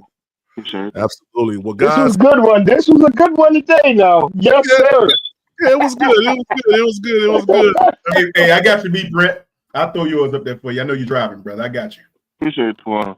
Heck no, I bet. As soon as the live, and I'm gonna come back and say the links. Yourself, B-Print. You know how to do that. No, I don't. You trash, bro. Old gal. Yeah. Oh, my little brother, man. Yeah, my little brother, Bird Wakes. What's up, man? Yeah, you joined too late, little bro. We've been here for 5 hours, man. We about to get up out of here, man. Hey, tell your little brother give you a cash app and you stay. Hey, well, you know what? I ain't gonna do that, man. That dude, man. Hey, man, I love my little brother, man. I ain't gonna do that. Actually, what you need, PPP? I throw you a dub real quick. Just keep the concert. Hey, yeah. Y'all want to keep going? Yeah. Hey, I throw you a dub. I'm all about showing love, yo. What's your cash out, bro? Hey, I ain't turning nothing down. Hey, show keep going. We go for another 40 minutes. Let's roll. What's your cash out, bro? It's Panthers Prime 1. Panthers Prime 1. Prime. Yep. Panthers Prime 1. All right. I'm gonna leave, and then I'm gonna try to come back. Okay, that's cool, man. All right. Nick, where you at, Nick? Hey, wait. It's the number 1. The number 1 is right there at the top. It's right there at the top. I bet. I bet. Say no more. I'm gonna drop out. I'm gonna come right back. I bet. Yo, we still here, bro. Go ahead, y'all. Nick, what you want, Nick? Howard? Yeah. So like how 336 was getting on you. He was getting on you now. Because you automatically want to dismiss. You automatically want to just dismiss Jack Plummer, and I need to know why. I mean, let's be serious, man. Y'all got to stop with this nonsense about freaking. About why? What is nonsense about him? What is nonsense? Is not a viable option. Why is he on the team then? Listen, dog. What is not? What are you seeing? He ain't on the practice squad. The only time B-Print ever say this when we talking about Jack Plummer. Hey, what? This is the only time B-Print says something. That is not true. That is not true. I just need to know what are you really afraid of? What are you really afraid of, man? Nothing. I'm not afraid of nothing. So, can I say Quantum? Can I say this? Can I say this, Quantum? I don't want to see another rookie. I hear boxers say, "Man, I ain't fighting that dude. Man, I'll kick his ass all over the place." Right?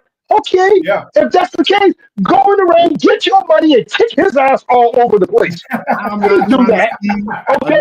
So, you know what I'm saying? So what are you?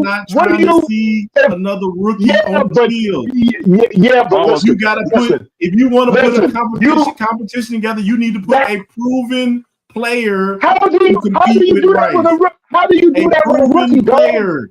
Dog. How do you do that with a rookie?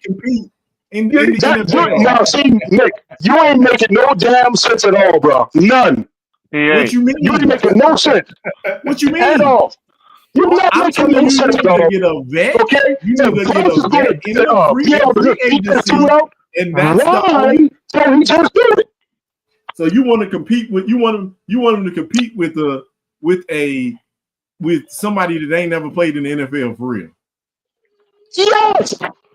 What that gonna do? Here's the deal, hey Howard. Check it out. The only what it's gonna do is gonna show you just how good your quarterback really is. Hey Howard, the only way Jack Plummer unseats Bryce for that role, he's got to be convincingly better. He's got to play lights out during training. Okay, and I think because Bryce Young is not even lights out. He's not lights nothing. Okay, he's nothing. Hey man, shout out to Demetrius, man. Demetrius just gave y'all another 40 more minutes, man. Shout out to Demetrius, man. Shout out to Demetrius. Y'all want to put somebody. You'd rather put somebody who's marginally better. You want to put somebody marginally better in there instead of actually finding somebody who can actually. Listen, what's so good about Bryce Young that would be so hard for Jack Plummer to go out there and really give him the business? What is it? Want me to tell you what's so good about him? Because he actually played against players. He actually played against NFL caliber players. Okay, so I ain't gonna lie, Howard. He got a real big leg up on him as far as getting ready. Yeah, he does. He does. But if y'all want competition, damn it, let Jack Plummer do some competition with him. Nah, bro, we got to bring in somebody better than Jack Plummer. We actually got to bring in somebody all I'm saying is this: that can take his spot. Y'all can't skip over that guy. It's the reason why y'all skipping over him because y'all don't want him to actually think of taking the job. That's what the problem is. But bro, it's not that. We just want some actual real competition. That's not real competition. How is he not real? How is he not real? Yeah. But he hasn't played any live NFL games, won no games. How do you earn that chance to do it? You have to go out there and take out the number one quarterback. He didn't get drafted. No, I'm bringing in somebody else. If I'm gonna bring in a quarterback, it's gonna be a free agent quarterback with some starting experience. They still not. And some wins. They're doing it, dancing all around. They're dancing around. Listen, Howard. I want to dispel you. Because who else are you going to get? Who else you wanted? There's a lot of people you can pick up. Hey, Howard, let me dispel your comment. Go ahead. No, that's crazy, bro. I was just gonna say, Quantum. As y'all talk about this Plummer situation, I have the Patriots versus Panthers preseason game pulling up right now, and we're gonna see I was just about to go there. Plummer really played. So go ahead. Why you pick that game? Stop with this What I was gonna say nonsense, is this. man. Hey Howard, check this out. I can dispel your comment about us not wanting to see this. What did I say, Howard? Now, you remember better than anybody. I said that I support the office of QB1. Did I not? I said that. You break it up, brother. All the time. I hear him good. Yeah. Yeah, I do hear him too. You breaking up, Howard. Howard. Hold on, wait a minute. Hold on, let me put this on speaker. Yeah. Hold on. Howard's in the Put it on woods. speaker, and then I got you. You got me? You hear me? In the boonies. Is that better? All right, I can hear you now. I got my Here we headphones. go, Jack Plummer right now in the shotgun. Let's see what he do with this ball. Let's see what he do. Bobby, look at this. Howard, I said it. Did I not always say I support the office of PPP. QB1? Did I not PPP, say can that? I ask you a favor, PPP? Can you play the same? Can you play? Almost PPP. Hold on. PPP. He about to Can I put on that ask you last something? game. That's what he about to tell you to do. PPP. Yeah, Answer my question put first, the Howard. last game on that Bryce Young played and he played. Do that one. Well, Howard, hold on. Answer my question. Did I not say that? Is that not my statement? What? I said What I did support you say? the I office didn't of hear. QB1. You Did I what? not say that? Say it again. Did you say what? I've said from the run, from training camp, I support the office of QB1. Did I not say that? Yep. Okay. Now, so that dispels that notion that I don't want to see a competition between Bryce and Plummer. My thing is this. If Plummer was this good, I don't understand why the coaches have been giving the nod when Andy Dalton got hurt. When you just benched Bryce for having bad games, why not go in the direction of Plummer and then go back rather than go back to Bryce? That's my only concern. Well, they're not going to do that. PP. They're not going to do that. The man was the first round overall. They're not going to do that. We know that in football. They're never going to do that. Tell them how. But he's so bad. But he's so bad. He's so bad. Remember? He's so Yeah, but he's the first. Hey, we made a mistake with him. He's the first round overall. He's making millions of dollars. You think they're going to sit him down to the third string? They ain't doing that. He's so bad. He's so bad. But they ain't going to do that ever. Connor, do you know they're never going to do that? They ain't going to. No. So good. Now, if he was a fifth round pick or something like that, yeah, they'll sit his ass down just like that. Yes.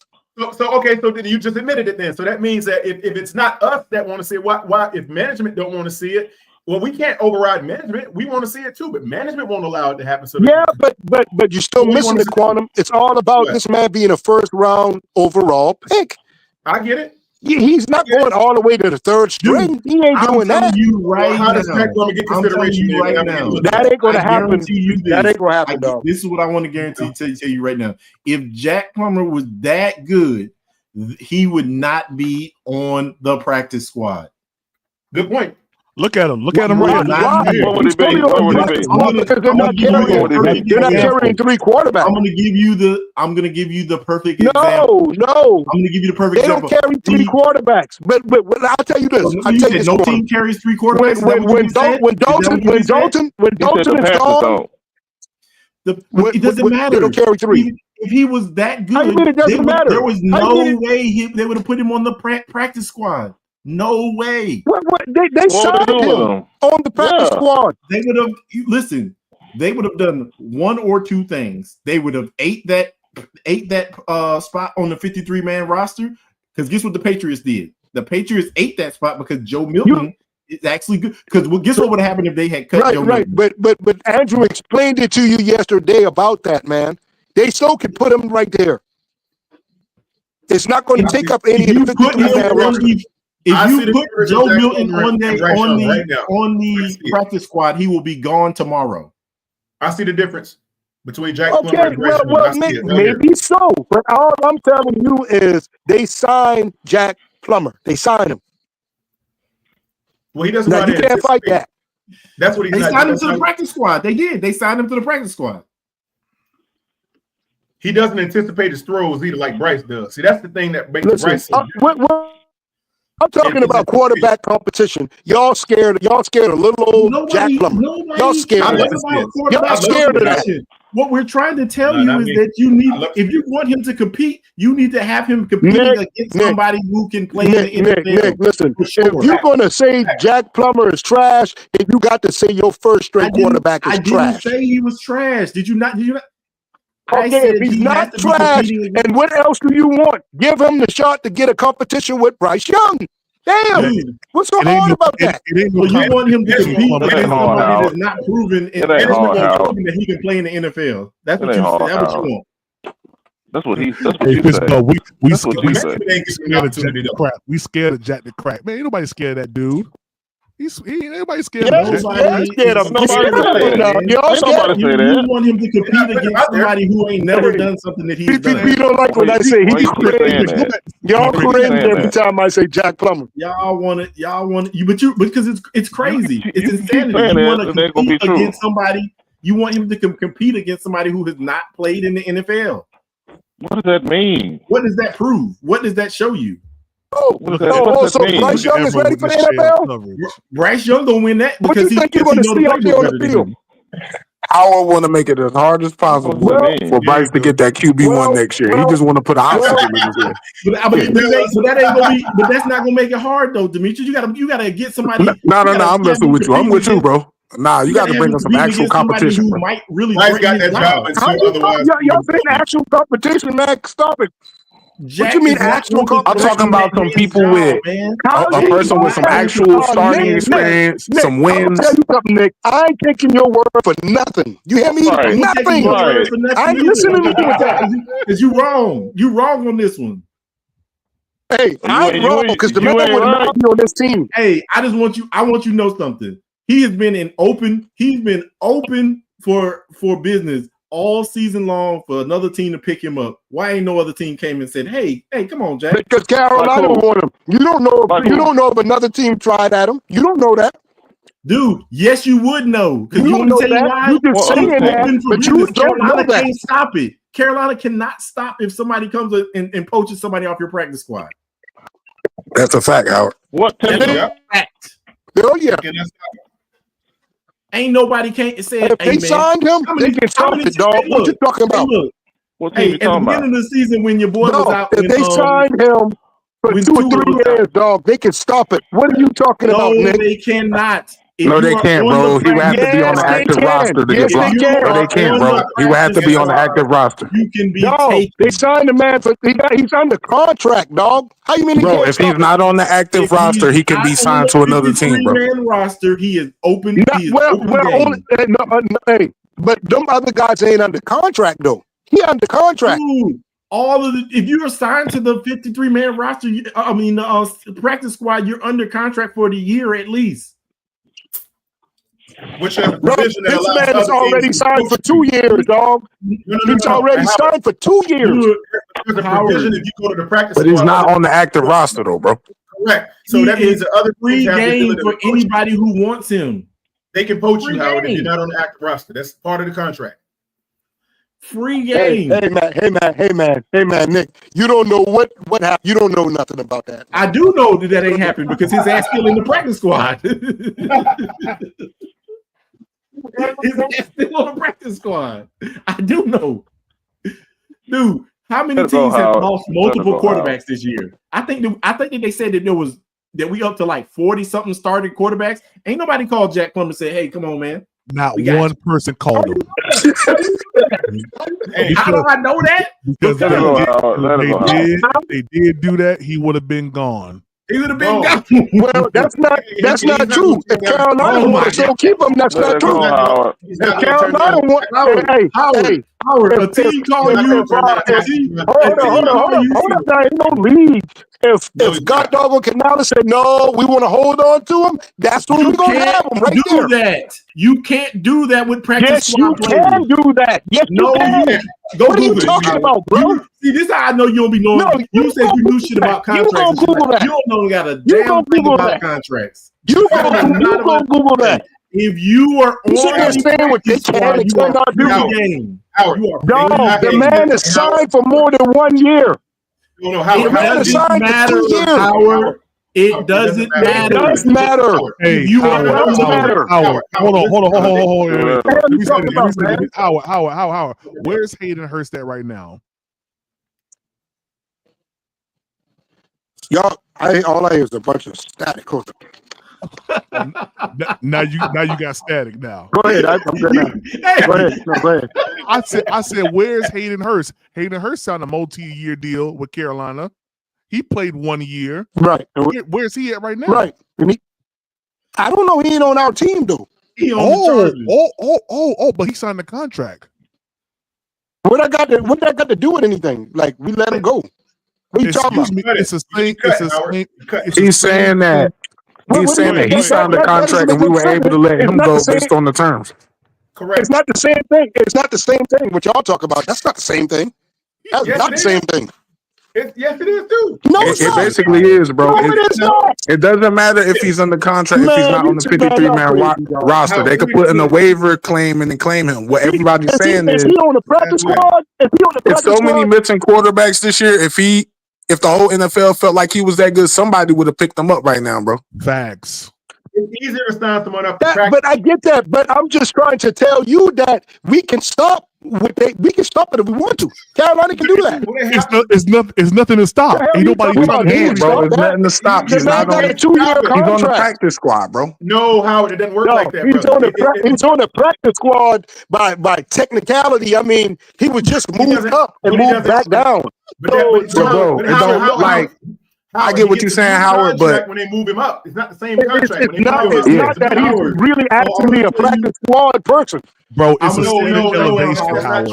Howard, let me explain it to you. When you want to hold on. I got this. I'm gonna get it. The rule says this. 3 and 4 y'all trying to call my name now. I got him. I'm gonna shut this all up. The rule states this. I'm gonna read the rule to you verbatim.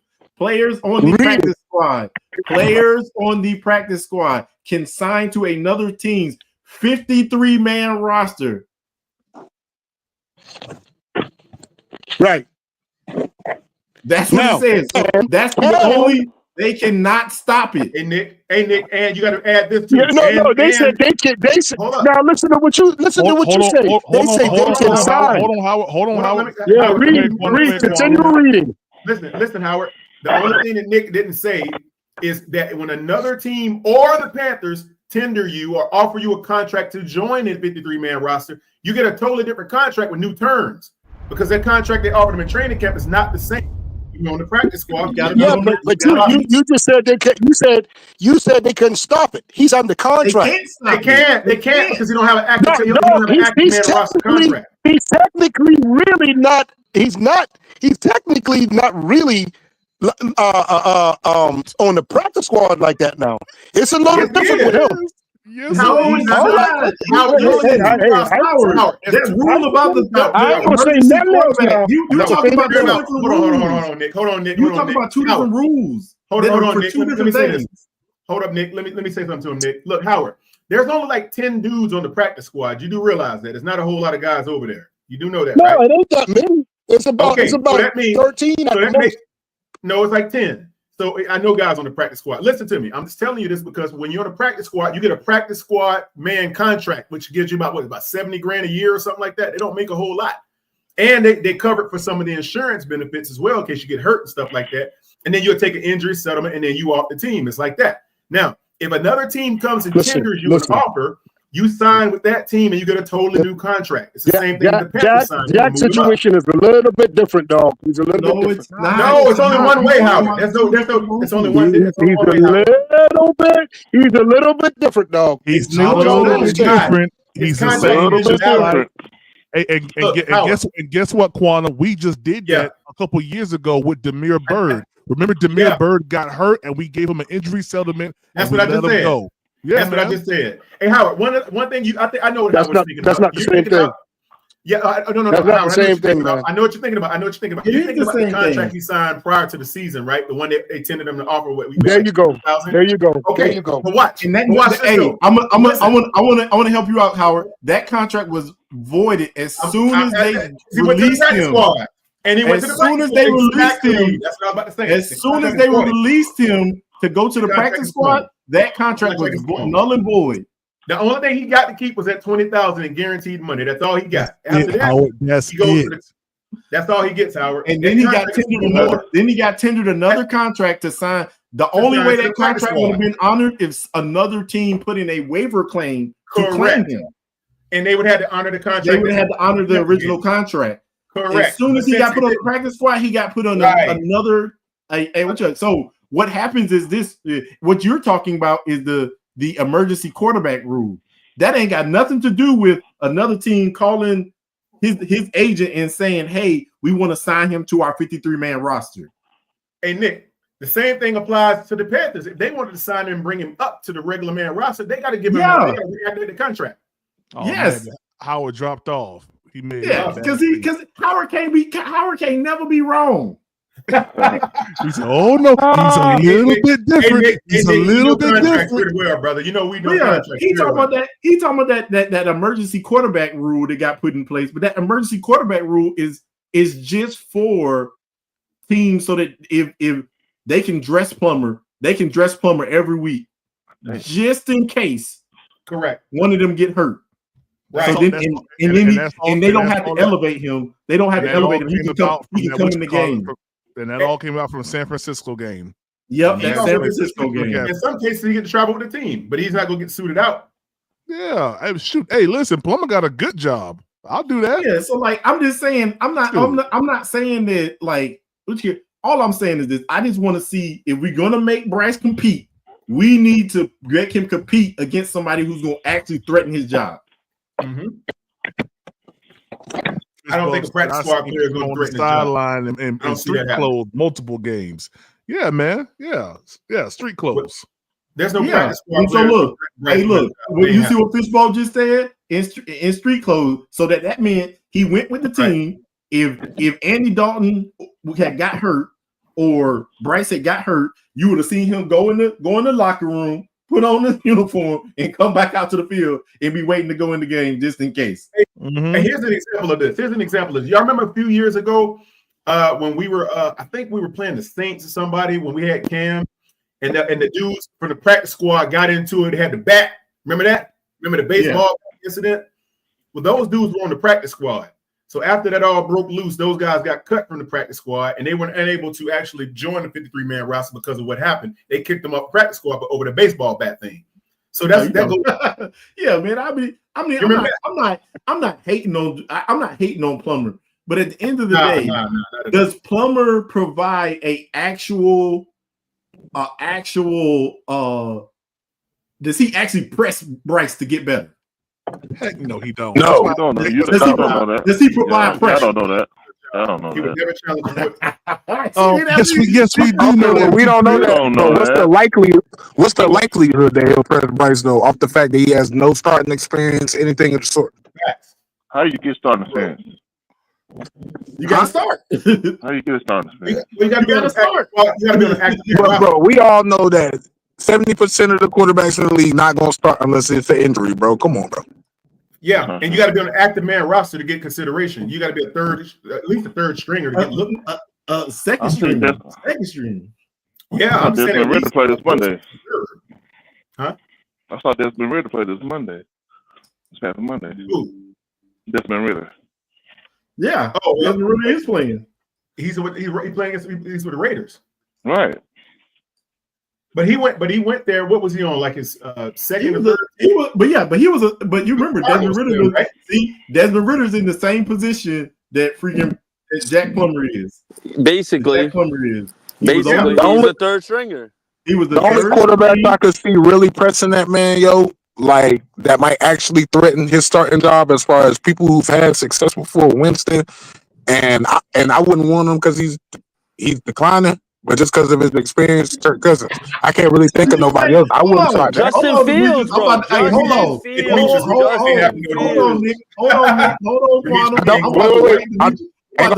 I gotta say one thing. I don't want any of them too. I'm talking about people with starting experience that can actually press this man to be better.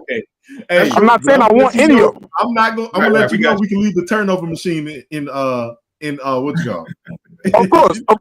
I'm just talking about people with starting experience that have actually won some And games. I want you to know this, Demetrius. You said he's declining. That man been like that since he got to the league, man. That man ain't changed.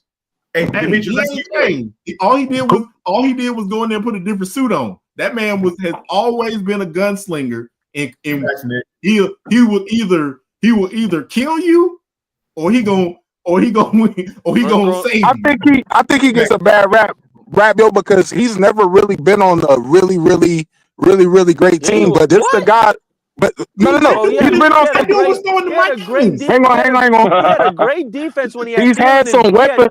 Bro, he had Thielen and Diggs and Dalvin Cook with an elite defense. You talking about 2017? I know what you're talking about, but but other than that, what I'm saying is this: this dude has beat Drew Brees in the playoffs back in 2017. That's the Stephon Diggs game.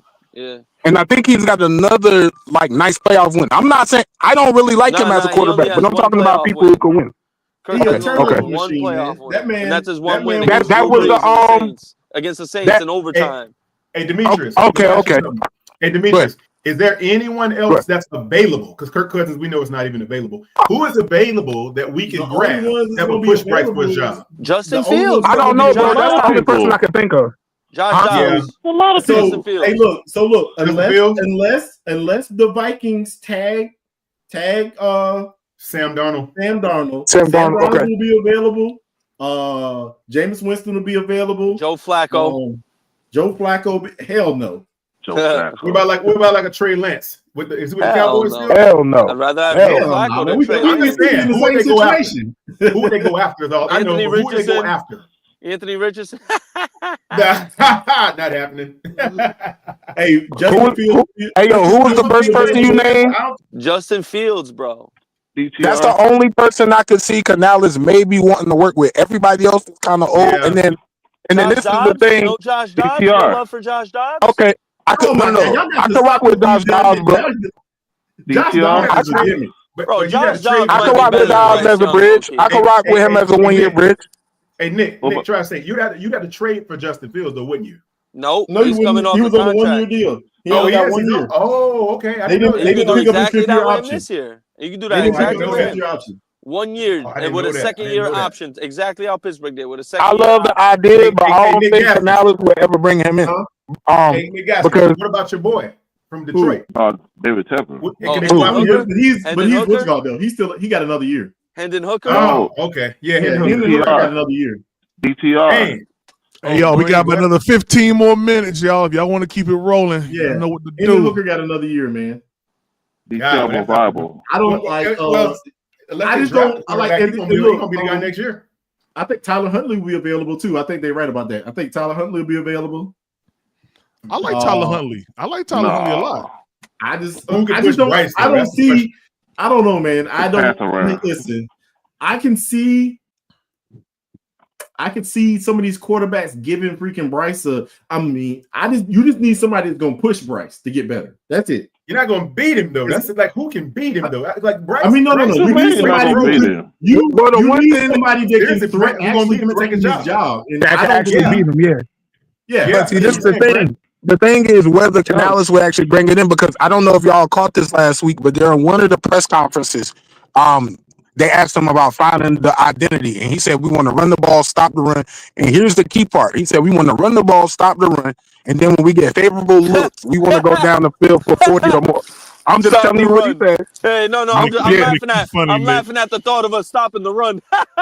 It definitely can't with Evero. We already know what time it is with that. But the key part to me was I want to go down the field for 40 or more. So what that's telling me is that any quarterback that we bring in, they're gonna have to have a nice arm, yo. Yeah, but who is that guy though? That's the question. I don't know. I don't. You know what I'm saying? I don't know. I'm just saying he's gonna have to fit that for Canales to bring him in. You feel me? Hey, Demetrius, the only thing I can see happening, because there's really no one out there but maybe it's Justin Fields, and people are questioning whether he knows how to throw the ball. Outside of that guy, the only thing that they literally have is an opportunity to draft that guy. That's about it. In 6 games, as a Steelers starter, he had a 65%. I do believe skyrocketed. Justin Fields would skyrocketed. Yeah, he How was probably his would. yards per attempt? My state. How was his yards per attempt?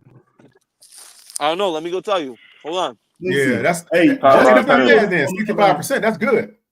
Justin Fields would press Bryce. Yeah, he probably would. But would you think he'd bring him in? But I think it would be more off the fact that he can do more things athletically, not necessarily because he's a better passer. No. But I mean, I don't know if he's the better passer than Bryce, but I just think that he would push Bryce because He's not a better passer. He don't throw a better ball than Bryce. Because this is what you got to think about. If everything's even passing wise, then you look at Justin Fields, his athletic ability. Okay. Yeah, because he can run the ball. He'll run the ball on you. We'll give him that. So that's what I'm saying. That's the only reason I say he would probably pressure Bryce. Yeah. I'm not gonna say he could do the things athletically that Bryce can't do. You feel me? 6.9, Howie.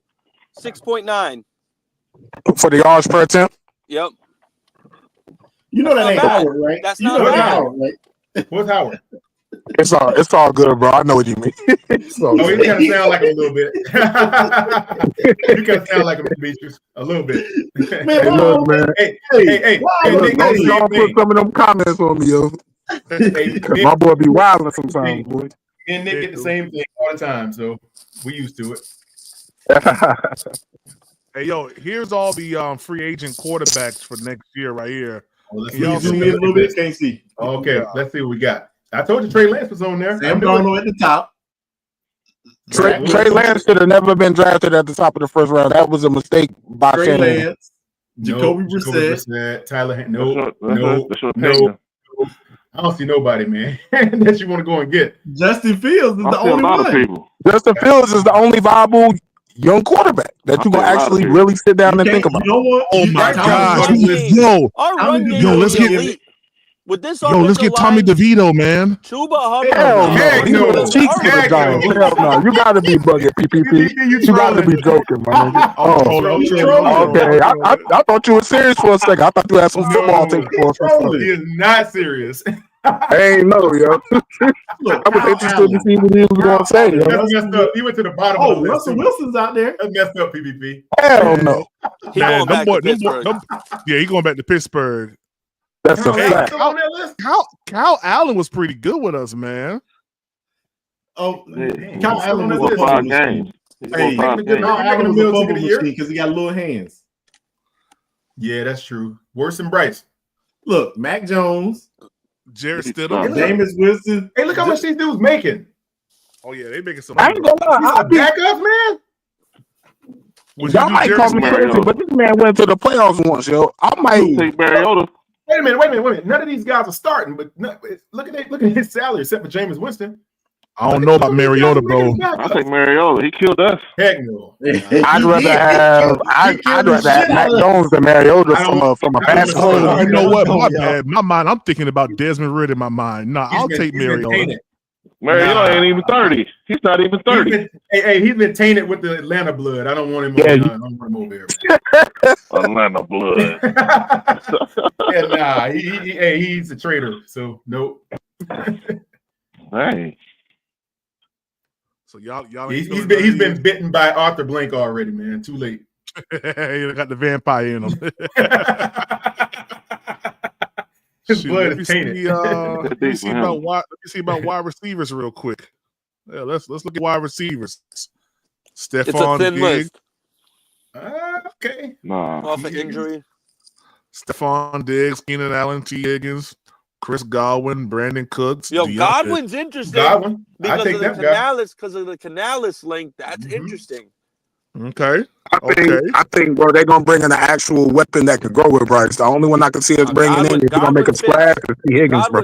Godwin fits with Bryce. Godwin fits with any quarterback. T. Higgins go to the These dudes are all old though, man. They're like 30 years old. Not Godwin. How old is Godwin? They're close. Yeah, Godwin in the 30s, though. 28? No, 28. no It's way. right there. The age is right there. Oh yeah, okay. Yeah. He's You had it right 28. there, PPP. My bad. 28. Let me go back. It's right there to the right, isn't it? When you 28. Isn't that the age on the right beside this position? 28, 3-year deal, bro. 28. Yeah. That's it. Boom. Yeah, there it is. 3-year deal. How much? Look how much these dudes making. My God. How much, Nick? Yeah, I don't let me know, see. bro. how- I got. I think what we really Here's need. my I thing. think what we. You gotta obviously go off the market, right? Yeah. So Right. I think if I'm not mistaken, DJ Moore's getting about Yeah, 20. 24.5 mil. So if he getting 24.5, Godwin got to be around there. He got to maybe a couple What mil about better. Kaden Osborne? Hey, Deontay Johnson make more than DeAndre Hopkins, man? Really? How's that possible? Yeah. I'm thinking More than Godwin. D-Hop. The only thing that hurts Godwin is because of the injury. So he's probably going to get about 20. D-Hop old. Hey, man, DeAndre Hopkins make less than Deontay old. Johnson? He old. He makes $12 million more. D-Hop old. Still, Yeah, they're not gonna pay him a lot because of his Deontay age, Johnson bro. over D-Hop, though? Really? Would you take him over D-Hop, though, Brent? Hell no, but they're not gonna pay him. I know, right? Y'all wouldn't pick up Scotty Miller? Fast guy, good hands. Scotty Miller. Yeah, he used to play for the Buccaneers. That's the white guy, right? Mm-hmm. White dude, yeah. Is this a free agent list, Prime? Yep. Mm-hmm. Oh, he's with Pittsburgh. Yeah, this NFL free agents going into 2025. Oh, wait a minute. T. Higgins is like your best bet, man. That's the guy you want. No, a lot of people expensive, but I they're gonna take be it. going after him. The wing be going after him. See, me go I to think running back. I think he'll come to Bryce, man.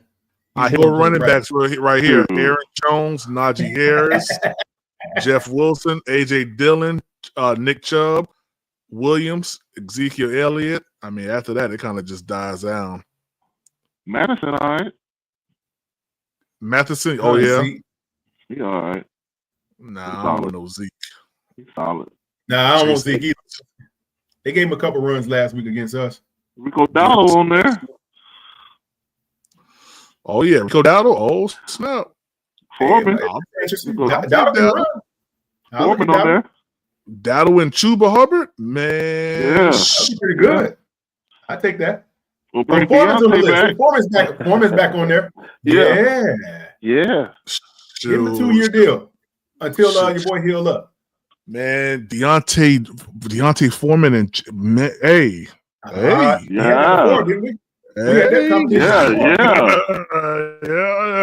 That man with Chuba Hubbard playing the way he playing, man, and Deontay Foreman be the backup. Give him a 1-year deal until your boy get healed up. That'll be the backup. That's what you He'll want, take man. it too. Man, get Raheem Blackshear out of here, man. Right. Shoot. Jaylen Warren. Okay. All right. I mean, it's a couple. There's a couple on there. You guys on there. Not bad. A couple guys. Let me see who out here for edge. Khalil Mack? Hassan Reddick. Nah. He can't. Nah, he signed a new deal, right? Yeah, he signed a new deal. Yeah. They go Judon. DeMarcus. Doesn't say so here. It look like he's on the list to me. Yeah. Oh, they only gave Chase Young a 1-year deal too, huh? Hassan Reddick did sign a deal, but it was only for this year so he could get out of the holdout. So he'll be a free agent. But I don't want him because he's not big enough for the run. He's great against the pass, but he's not great against the run because he's too small. Okay. Yeah. You might have to draft a guy, man. I'll go this position first, man, in the draft. I take DN first off the board. That's what I'm going after. Definitely. DN, the edge rusher, yeah. Yep. That's why I go first round first pick. We have Morgan Fox. Look how much these guys cost. Yeah. Morgan Fox was the second year with Matt Rule when we had that 3-0 start. Okay. Look at the ages, Quantum. Look at the ages. That's what I'm saying. They old and they cost a lot. Yeah, Let's draft one, man. Let's draft Shaq one. Thompson the heck up out of here. Shaq Thompson. They got He Shaq ain't Thompson coming as an back. edge. He ain't no edge. The heck wrong with that? Calais Campbell, Miami. I saw that the other He's day. like 65 years old, though. That's the only thing I about know. him. 38. Yeah. Plus 22. That's how old he is. I think the front office realizes that edge rusher is such a problem, yo, that we're gonna get 2. We're gonna get 2 in the draft, bro. I wouldn't be opposed to that. Oh yeah. Hey, man, listen, I just did a draft where I got 4 because 2 of them could play linebacker, outside linebacker. Exactly. Yeah, there you exactly. go. That's what I'm saying. Because you got to have a rotation of at least 3 to 4 great pass rushers to be a great pass rushing team. And at the end of the day, we're 32nd against, we like 32nd to all the advanced analytics, like pressures, like all that stuff. So let me pull up my draft that I did the other day, man, so y'all can see it real quick. Let me pull that up real quick. I heard you draft a quarterback. I think our answers are in draft, man. You say you heard what? I heard you draft a quarterback too. Who told you that? What why y'all watching my page? Somebody's name was you told me. Oh, you say that boy when the guy Cam Ward, yo? You say when the guy Cam Ward was the first pick, bro? No, he didn't get Cam Ward. All right,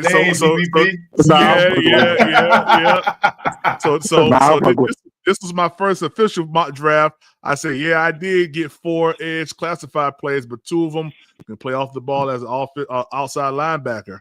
I got the wide receiver. How many picks do we have this year? Like, I heard we had a lot. I think we got like 9 or something. Yeah, 9. Oh yeah. Well, see, I did we got a pick in every round. I think we got doubles in like the 5th and the 4th. The 4th and the 5th and the 7th. Bro. That's value, man. And we might get more if we out of that first. Out of Ole Miss, edge here, Boston College. Shoot, I got the edge out of Michigan and the edge out of North Carolina. Heck yeah. Oh, look at that. Good picks. So y'all know that dude. So y'all know the dude, the senior defensive assistant, the dude Dom Capers.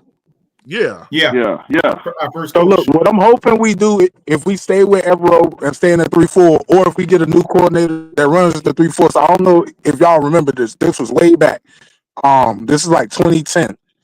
The Packers went up. They got Clay Matthews. Then they traded back up into the first round, and they got B.J. Raji. I would, if it was me, I would get like Abdul Carter, trade back up in the first, like either Abdul Carter or like Mason Graham, and then trade back up in the first and get another pass rusher, and then use our second round pick on the pass rusher, and that's gonna fix. What you mean, man? Hold on. What are you gonna give up to get back in the first 2 times? We ain't gotta fantasize it. We can do it right now. Right. Yeah. I was just saying what I would try to do. Yeah. I was just I'm already here. Get back in the first 2 times.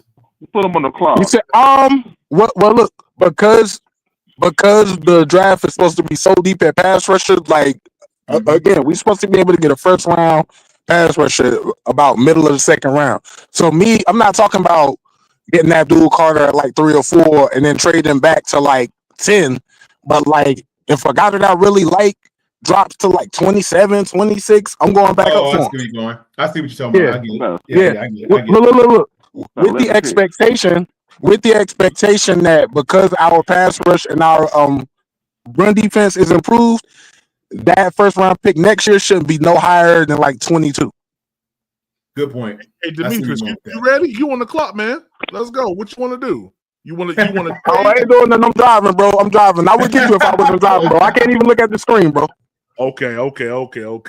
Somebody step in for me, yo. Somebody step in for me. Hey, let me run this round. I got it. Let me run this one. You want to run one? You want to trade? Let me run one. Yeah, let's look at go ahead. I trust, bro. Go ahead, bro. But look, EVP, next time you put me on the spot, as long as I ain't driving, I got you, bro. Okay, most def. Dang, I didn't realize the Raiders had that many draft picks. Oh my God, I got an idea. Hey, who else want to trade? It's just them? Nah. You can trade with anybody you want. Let me see who else is on that drop down. Can you under see the Raiders? Yeah, I can see it. Uh-huh. Who else is on that list? Let me see. You got the New York Giants. Hold on, got New York Giants at 2. I just switched it. Okay, but they picking high, so I don't know. All right, you got the Patriots at 3. Nah, they gonna want too much. Okay, you got the Jags at 4. Okay, who else we got? You got at 5 or at 6. You got the Titans because we're at 5. Okay. All right, at 7. With somebody that's behind us, man, so we can get better value. You try to trade high, they're gonna want too much. So all right, we got Cleveland Browns at 7. Okay. Hey, Cleveland got a lot of picks. God, yo, freaking crap, man. I can't see the screen, bro, but I would just say, hey, look, bro, make the first pick and then try to trade back up in the back of the first round. Okay, that's a good idea. All right, let's see what Cleveland talk. They got a lot of stuff on the table. Let's try Cleveland. Let's see what they're talking about. What you want to do? Let's do this. Let's trade that fifth. Okay. Let's see if we can move back. Let's see if we can move back on that fifth for the let's say 7. Let's go with that 7. Let's see if we can ask for that 39. I'm gonna ask. We probably gonna decline it, but we'll see. And then ask for the 38% right now with the 7th and the 39 for the 5th. Okay. Remove that 39 and then take 71. What'd that give me? Okay. And then let's ask for their next year's 1. Let's see what they say about that. Let's see if they'll give me the next year's 1. They probably, All right, let's try their 2 or their 3. Let's see if they would go for one of those. That's a 38% for the 2. For the 3, it's who's on the board right now? Who's on the board and where are we picking? Let me see. We're picking at 5 right now. So we haven't started the draft yet. We're just Okay, my bad. Yeah. So we got the Jags in front of us, the Patriots in front of them, the Giants in front of them at picking number 2, and the Raiders are picking number 1. I don't even want to. And you trying to trade up or you trying to trade down? I'm gonna trade. Well, first I want to see you to trade down, because that 5th is still a lot of value for what we're going after the defensive talent. So it's a lot of that. Who's at number 8 and number 9? Number 8. Who's at number 8? Who's at number 8? 8 Jets and 9 is Chicago. I don't want to no business with Chicago, man. I would do business with the Jets. They need offensive line. The Jets. Yeah, the Jets could work. Let's how many picks they got? 1, 2, 3. They got 7 picks. No, they don't. They got 9 picks. 1, 2, 3. Get the 8 40. So they got 8. I would ask for 8. And their 2nd and 3rd this year at least. But try to get their 1st and the 1st next year. Yeah, that's what I'm saying. Okay, let's see if they do that PPP. I was thinking the same thing. 30%. They ain't gonna do it. Get the 40. How about the 40 and how about the 40 and the round 2 next year? 2nd pick. Nah, it's 6% for the round 2, but they may do the 8 and the 40 for the 5 for 62%. I don't like that. I said, and Whatchcomma gave us a better deal. They were willing. We had a better probability of getting that last pick that we were looking at with the Browns. You want to go back to the Browns? Yeah, because the Jets ain't coming up off nothing, man. They want too much. They're greedy. All right, 5 for the. We'll take the 7. The 7. 39. The okay, 39. wait a minute. Yeah, the 39 is at 38%. You got to give them something. Okay, let's remove that 39. Okay. Let me try something. Move that 39. Let's go for that 2nd pick next year. In round 2. All right. Yeah. So we got that's 94% chance. Okay. Get something else. Let's give them. Hey, let's get rid of some of that back end picks and see if we can't move up some more. So let's take the 231. What you got so far? Well, right now we're looking at a 96% chance to get their 7th pick this year, obviously in round 2, or their 2nd pick overall next year in round 2. So okay, so you would get 8 and the 2nd round pick, right? Hey, Nick, try to. I don't see you at that stage right now, Nick. I don't see you. Yeah, we get 7 this year, and we'll get their 2nd round pick next year. So far, but we're gonna try to get. Okay, try to get like a 5th or a 6th from them in addition. Yo! Try asking for 39 and try giving them our 3rd this year. See what that does. Yeah. That's a good option. Let's try that. Swap their 2nd round. That's a good idea. This year, so they that's a good idea. Yeah, okay, hold on. Yeah. Nick, you know what I'm saying? Tri-State the draft dude, yo. Yeah, he know what he's doing. Tri-State is very, very intelligent. He knows his game. He knows. Okay, tell me what y'all wanted to do. So we're gonna. You say go after what? Tri-State. You had a good suggestion. Take out everything. Do 5 for 7, and then ask for their 2nd. Okay. And then you give them our 3rd. 5 for 7. Okay, 5 for 7. Get the 2nd and give the 3rd and the 3rd from us. Our 3rd rounder. The 39 this year for the Browns, not next year. Take out the 2nd round of next year, and then give them our 3rd this year. No, no, this year. Oh, this year? No, our 53. The 3rd. The 3rd would be 69. Nah, the 3rd wouldn't be 69, would it? Yeah, it would. Yeah, okay. it would. And then Okay. ask for their third. Ask for their 71. Swap that. Oh, all right. So then get the next one over. What was that? 90 something? 93. Bang. Take that. That's a better. good Let's see trade. that 70% chance. Let's see if they'll take it. All right. That's not bad. They're gonna take Good that. value there. Offer trade. They should take that when they get to like 70. Dang it. They declined it. They ain't Oh taking man. So They don't want to give up too much in the first round. Throw in the backhand pick. Throw in the backhand pick. Give them a 6 next year. Give them a 6 next year. Yeah, that might work. It's at 72. Nah, we got to get a better probability than that. Off from the 5. Let's see if they take the 5. 74. That'll work. That should work. That should do it. 3/4 of a chance should work. Damn near. Let me turn you up, Tri-State. Say something, Tri-State. Yo. Let me turn you up a little bit more. Well, this will make no sense, boy. We've been on this thing too long. Now that trade will go through. It should. It should. All right. I'm gonna You send got y'all. 4 more tries. Yes, they took it. There you go. Now let's deal. Let's Now deal, you at baby. the top of the second. Yeah, we are. Let's deal. All right. Let's look at You see the screen? This is best available. Yeah, we can see it, right? Okay. Scroll down a little bit. That's safety. What about can we look at Malachi Starks?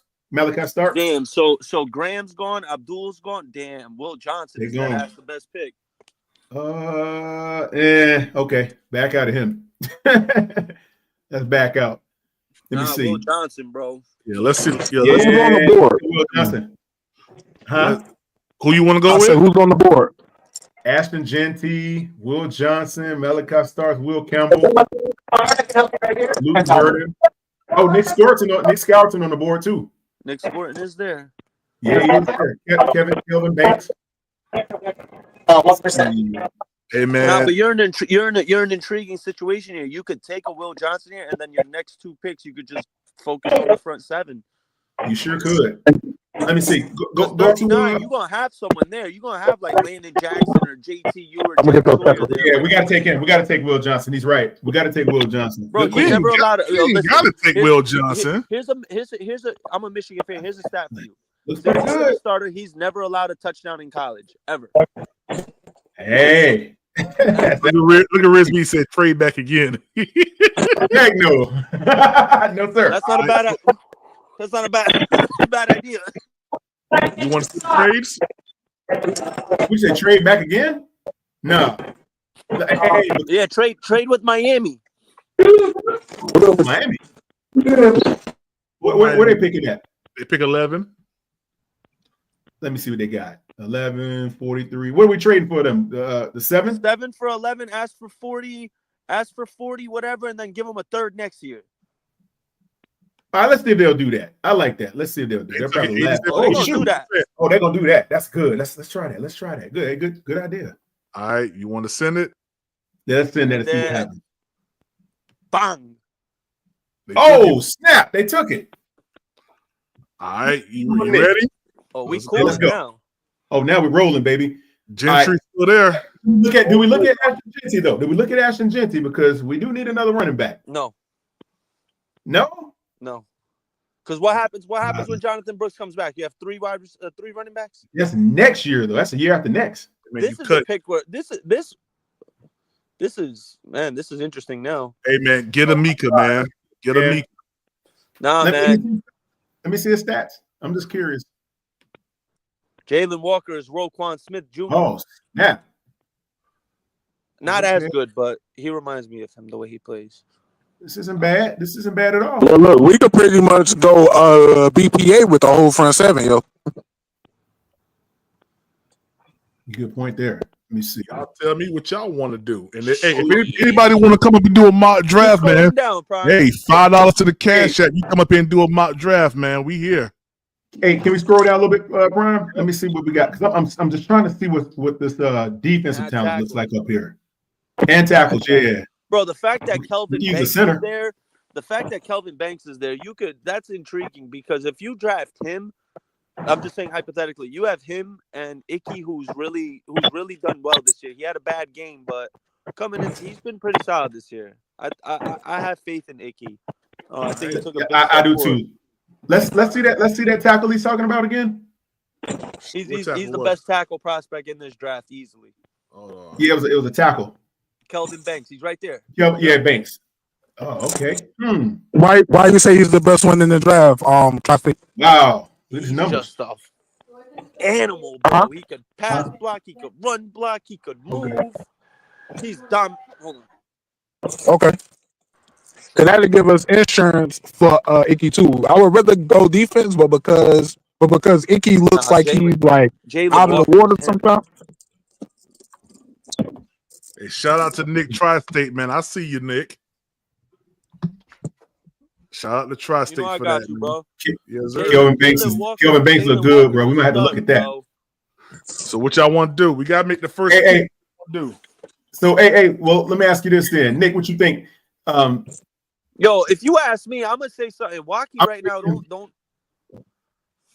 I'm gonna say trade back up into the first. This is my. You draft Jaylen Walker right here, then you utilize those seconds, and you trade back up into the first and draft Walter Nolan. So now you have Jaylen Walker and Walter Nolan in your front seven. What positions they play? Tri-State. I ain't get my draft. Jaylen Walker's a middle linebacker. He's a Mike linebacker, and Walter Nolan's a three technique D lineman. Okay, so he'll be both lines. Walter Nolan is a beast. He's going to be a steal for someone late in the first round. So you got both lines being addressed then. You know who he reminds me of, bro? Matabike from Baltimore.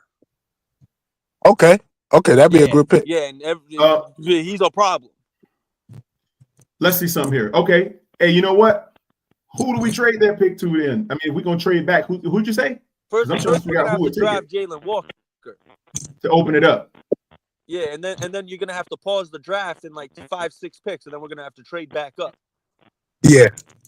That's available. Y'all want Jaylen Walker, right? We do need a linebacker. Right, you ready? You ready? Yeah. Yep. He's spring 12. We'll take him. And let's move. Let's trade. Let's see what trades. I did. Let's see what kind of trades we got going on. I tried to pause as quick as I could. Is 39 and 43 still there? Is Jaylen Nolan still here? No, Walter Nolan. Walter Nolan. Let's see. Yep, he ain't on there. I don't see him on there yet. Yo, we got who is that trade? Who is that picking right now? This is Steelers. What pick is that? 26. All right, 26. What do we have there? 39 and 43. I think we can get it. Yeah, 26 for 43, and give them a 4th and a 5th. That's what I was gonna say. Go to the second or the preceding round. See if they'll take any of that depth. So 4. Let's try 4. Which one y'all want? Y'all want 1 26 4. Okay. Oh, let's not give him. You know what? And the first pick was a corner, right? No, linebacker. No, linebacker. Okay. I thought we got the dude from Michigan. Hey, Prime. Try offer them. Let's see if we can put. No. Yeah, we're gonna have to hold on. We're gonna have to give them a second next year, and the 39. You think they're gonna want more? Well, they shouldn't want more than that, right? That's pretty even. It's gonna go Let's through. See if they'll take that. Yeah, that's 100% right there. Y'all want to try to get something else? They ain't gonna do it. Yeah. Get a 3rd. Send it. Yeah, you ain't gonna probably get but the 90 on that. Probably get that 90. I get that 244. Nah. All right, I'm gonna send this right here. Let's see what happens. Walter Nolan. They took it. Walter Nolan. Right there. Right where? He's not there? Yeah, right here. Here he is. Right there. Boom. Oh my Lord. Okay, do I need to? I just paused the draft. Are y'all trying to do something else? Let that rock. Let that rock. All right. Let it go. So we got 2 linebackers, right? No, we got Is that Jack Sawyer? Yeah. Where? Oh Edge. my God. Edge. Oh yeah. If Jack Sawyer is there, take him. We taking him. Go take him. Take him. Yeah. If Jack Sawyer is there, take him. Heck yeah. Oh, wait a minute. They got Jaden Higgins on there. No, Mike Green right there. We just picked. Oh my God, our front 7 would be complete. How many choices y'all got? How many edge Bro, rushers Just y'all pick got? one. We it just don't took matter, Jackson. bro. They got Jackson Bro, Smith. Mike Yeah. Green is the pick. We need two. Mike Green, we get Yeah, him. let's look at let's Don't get Bro, our him. front He seven is ain't disgusting. gonna be there. Yeah, that front seven's crazy. Hey, hold on. We need a receiver though. Tackle. Now we need a tackle. We need to replace Taylor Moton. Who you looking at? Blake Miller? I like Blake Miller. He's the highest rated one. Hey, don't forget we need rotational pieces for the D line too, yo. Our worst side of the ball is defense. We haven't addressed the wide receiver position. We got either. that. We got that. Don't worry. We got that. Get Blake Miller right here. Hey man, don't y'all let Nick come in here and push y'all. Hey, hold on a man. second. Let me no. Hold on. Let me see his stats. Let me see what he look like. Picks. Click on his yeah. Hold on a second, Nick. Let me see what he look like over here. We got. He's increased every year. He's progressed through the seasons. Yeah, he's pretty good. I don't know much about him though. Pass blocking, run blocks. He's 67.2. It's a solid pick. Not bad pick To at the all. left, we got 93, 106, 115, Oh, 138, 141. A lot of picks. 4 more. Hey, let's package some of those back end picks first before we take some. Let's see if we can package some of those back end picks and bring them forward. See if we can move up a little higher with some of them back ones. All right, what you thinking? Let's okay. You see those +4? Yeah, you talking about the what is this? What we got? With the one Gonna be your 159. 231, 229, 219. Well, I got Yeah, these right here. 159. The 219. Okay, so you want all three of these packaged. Let's package those three and ask for the 92 from No the way. Jaguars. They're gonna take that. Oh, maybe. They're not. They ain't gonna do it. They're gonna say, man, get out of here. Okay. I mean, Now, we you'd done have to gave ask away for all a of fifth rounder, bro. 2026. You'd have to ask for 140 for that. I know I was kind of going to go 129, Hit 140. I was going to 140, see. whatever that is at the end. Instead. Yeah. Let's move that 92 off. Let's see if they'll. Nah, they ain't even doing that. Yeah, they ain't even doing that. Bump you. You might we give them the 115. Oh, heck no. 141. That's a fourth rounder. We can give a fourth rounder for The that. 159, they'll take it. But I mean, is it worth it? What's the one next to it? What? Not really. No, that's that 100. That one to the left too. What's that number right there? Yeah, that one to the left too. 141. They already taken this one though. Take out 140 and hit 105 and do that one whatever. They'll take it. They'll take that too. Do you want to give up? You want? Okay. Well, I don't know, man. What's 141? Is that a fourth or fifth? We're giving up 159, 219, 229, 231. Hey, what round is that? To get 100? Yeah, do that. That probably is a good idea. Hey, what's 141? What, fifth round? Yeah. Fourth or fifth? Yeah, it's fourth, fifth, somewhere. Oh, yeah. I think it's bottom fourth. We can do that. We can do that. The top we of can the do that. Okay, y'all ready? Y'all want to take this? Yeah. Get rid of them back end picks. We don't need them. Yes. Talking about. Do you want to trade again? No. No. Take Blake Miller right here. No. There we go. Now we talk. Now we can get Blake Miller. There you go. Blake Miller. Yeah. Booyah. Troy Horton. Yes. Yeah. See, now the receivers are coming up. All right. We still got good picks too. Look at that. Here's at 105. Barrett What do we Carter. take with the 105? No. We got Jaylen Coker. No, we're good. That's Carson Beck. That's your fifth rounder right there. You got to take Carson Beck. Not. I mean, I guess. I mean, look where he's at. Hey. I mean, Barrett Carter. Go to cornerback, man. Go to cornerback. Go to cornerback? Yeah. Cornerback. Let me see. Did we take a cornerback yet? Yeah, we did. We took one of the first pick. Right? No, that was linebacker. I'm sorry. Never mind. We were debating between the linebacker and the corner for Michigan, I think. Damn. We were. That's exactly what it was. Go to D-line. Go to D-line. Yeah. See what else is out there, man. Howard We didn't get a Clark receiver might be either. over there. Devontae Capehart might be there. Simeon Barrow. Shamar Not Turner. bad. Shamar Turner. Inez Peebles. Capehart's still down there too. There he is. We can get him Capehart. later. Yeah. Hey, hold on. Now we can get them later. Scroll up and take homie right there. Who? Shamar Turner. Shamar Turner from Texas A&M. Let's take a look at him.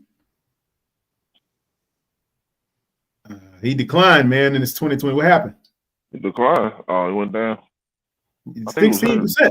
What the heck happened? I think it was Played hurt. the same amount of games. No, he played 12 games both seasons. He's 6'4", 300 pounds. Hey, okay, hold on, Nick. We're gonna put a pin in that. I want to see receiver. I want to see what they got out there with receivers right fast. Let's take a look at that. Okay. Let's just get a look and see what the receivers look like. Just All to be right. curious. Evan Stewart. Pat Bryant. Yeah. Pat Bryant. See, man. Look at that. Look at that, man. A lot. It's a good. Hey, what the speed on these guys look like? But the only thing is, we're drafting them too early. They'll be here. That's what I'm saying. That's what I'm saying. Around. That's what I'm saying. I want to know if they'll be there. Nick, you think they'll be there? Yeah, they'll be there, dog. Nick still here? Where'd Nick go? Nick drop. Dang, Nick come and drop off his Christmas gifts and then leave. God dang. Hold up, man. All right, let's go. Safety. What are the picks so far? The one thing about PFF, it don't really show you. Oh no, I take it here, dude. It say new. Boom. There we go. Okay. Jalen Walker, Walter Nolan, Jack Sawyer, Mike Green, Blake Miller, Torrey Horton. With the number 4. Give me the positions. Give me the positions. Huh? Wide receiver, okay. Edge, defensive lineman, and then a linebacker. So we went defense and two offensive players so far. We took 2 offensive players? Yeah. We took a tackle wide receiver. Yeah, 2 offensive players. And we took a wide receiver. What the speed on that guy look like? Who? Torrey Horton is pretty good. On the wide receiver. Yeah, he's good. Because I think one of the things that Bryce needs, and probably the most underrated weapon that we had on that 2015 team, even though he used to drop passes, was a speedster, Ted Ginn. Somebody to really stretch the field. Who? Because at the end of the I said just the speedster. You know what I'm saying? Just the speedster to stretch the field. Because at the end of the day, even if somebody doesn't have hands, you're not gonna let somebody run wide open. I thought you said we should take Ted again. I'm like, what? Nah. I'm like, he on the I got you, bro. I got you. You got me for a minute there, brother. Okay. I got you. My bad. That's all good, man. Okay, so we got one receiver that can probably. We need somebody to take the top off, man, with good hands, with some size. Yeah, we need somebody probably like 4'3", and down. Yeah, we need at least a 4'3", 4'3", 4'4" type of guy. Who's out there? I don't Man, know. where's my boy at? Man, they got him already. My guy, Tez. Oh yeah, Tez Tez is gone. Dang. Evan Stewart right there. Let's take a look at Evan Stewart. Let's see what he did in the O. Man, why they keep digressing though? That's what I'm trying to figure out. He only had 2 drops. Yeah, he played more snaps this year too. Take him. Take him. We need somebody who don't drop the ball, bro. Right? That's understatement. 2 drops all year. I'm telling you, bro. Our wide receiver room will love that, bro. All right. Yeah, we might have to grab him, brother. I don't think we're gonna go bad with picking. Because our wide receivers drop 2 a game, bro. Hey, now we got quarterbacks on the list too, though. And we had Carson Beck, right? Oh, he's still there. Carson Beck right there Carson Beck still on the list with his I sorry. don't want yours. You don't like Carson Beck? I mean, I don't think we're gonna bring in another young quarterback, yo. I think it's gonna be like a veteran because we already got Bryce, we already got Jack, so I can't see us bringing in another young guy that's never played before. That's a good point. I don't think so either, man. Now that you say that, I don't have a problem with Carson Beck. I'm just talking about the situation with our roster. Yeah, you know what I'm saying? yeah. They're not gonna have 3 young quarterbacks. They're gonna need a vet. They're gonna probably bring in a 10-year guy or something like that. Hey, shout out to Nick Tri-State, man. He said, "Stay live, baby." Hey, Nick, I appreciate you for that, man. Nick said, "Stay live." He want to run him another mock. All right, I got you, Nick. Hey, PvP, Saint Nick and dropped off his gifts and bounced. He coming back. Yo, the only Santa Claus I believe in, yo. hey, Nick, when you about to pull up, text me, all right? Because I'm gonna be on the PFF screen. The only Santa Claus I believe in. All right. Hey, what about safety? What else do we need to say? Nick backstage right now. Yes, yo. We need one. We need a safety with speed, bro. That's what I'm talking about. I just got out of work. There he is. Hey, Nick, Nick, as soon as we finish this one, Nick, it's all you. And what's up, Pop? Pop, What's up with y'all? What's up with y'all? What's up? What's up, man? What's up with y'all? What up, Pop? What's going on? Hey, man, we 6 hours in, baby. Yeah, we 6 hours in, man. Hey, yeah, PGP, you been grinding today, boy. You trying to do a consonant or something? I'm trying to see what's going on. And Prime can't. And Prime can't end it. I keep sending them money not to end it. hey, Nick, you put money in the good looking, Tri-State. Good looking, baby. You put money in the video game before the countdown at the end when it all runs on 0. You got to start over. You feel me? I know y'all got Nick up here doing some Continue. wild stuff. Nick Hey man, we done traded back 2 times already, man. We done did some shit though. We done did some shit though. Man, I don't need no. Hey, yo, Tri-State, we need a safety with speed, yo. We need a safety with speed, yo, because we got to open some strong safety. Is Kevin Winston there? Yeah, this dude know everybody. Kevin Winston. Oh yeah. With a safety with speed. Tri-State. Nick, how much football do you watch, man? Brother.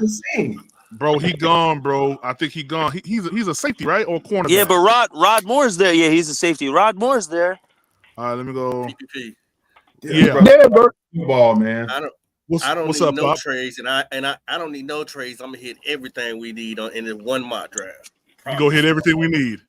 No trade. I hear you on the not trading. I just think trading back is best for the Panthers situation to gather as much compensation, especially you want to take advantage of a deep draft. This draft is loaded with talent everywhere.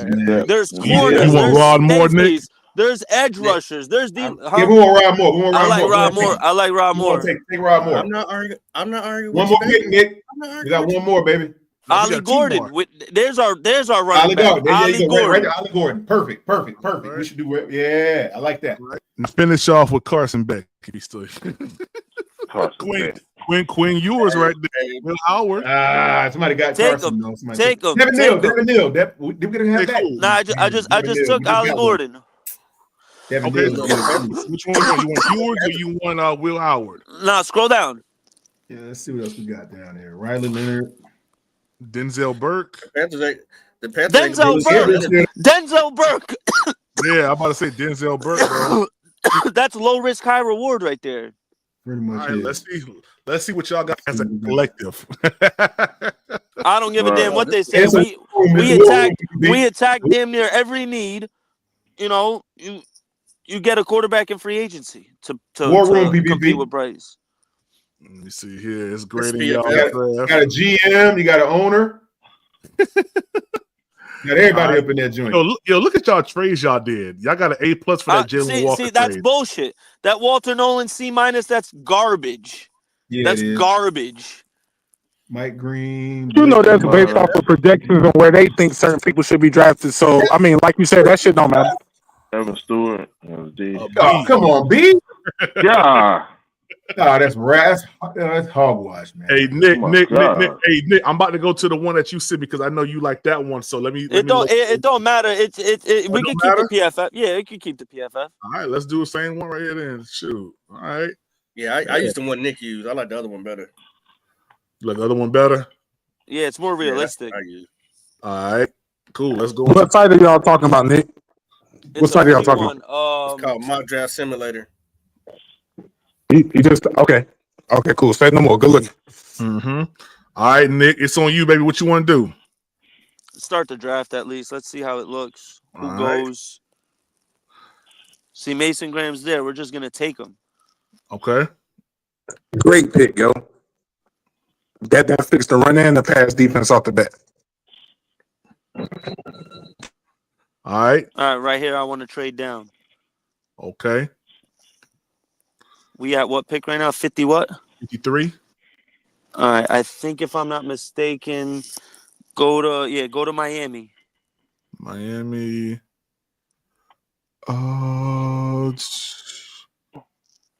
Where the heck Miami Dolphins at? There we go. Pick 98.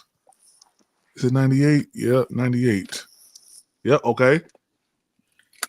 Zoom in. Yeah, West Coast Carolina. I haven't heard anything else about you or staying in college yet.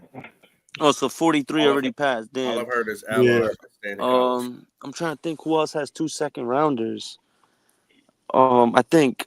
Who got 2 seconds? We know Atlanta don't. Atlanta only got 4 picks. Dude, 3. I think.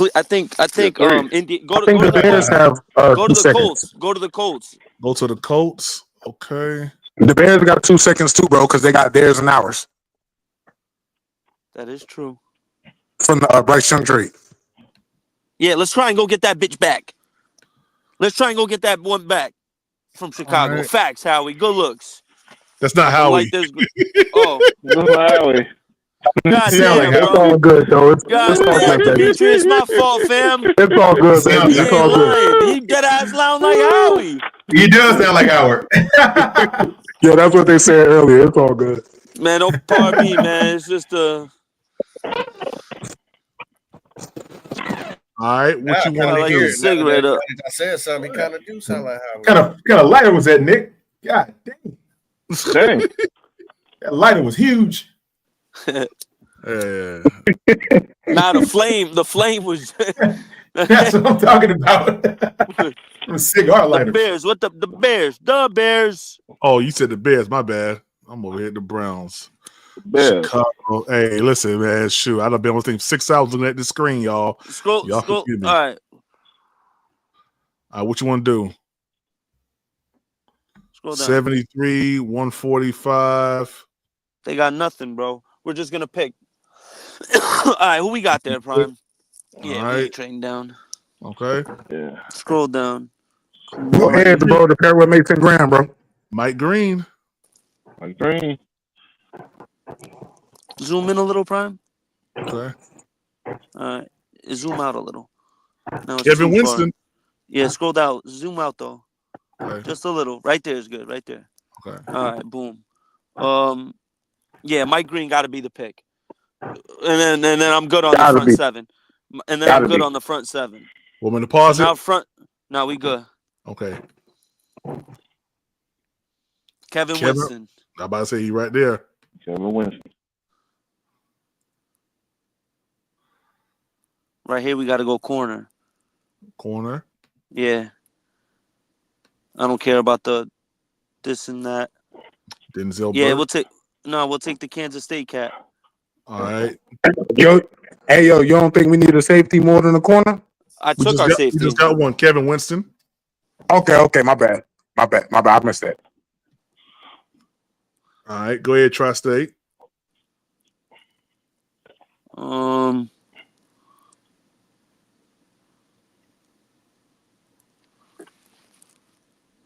Zoom in. Oh, Harold Perkins. Harold Perkins, linebacker. Yeah, because LSU? that's a steal. Yeah, what? He's going to go in the second, third round. He's not even going to be there in about a month. Okay.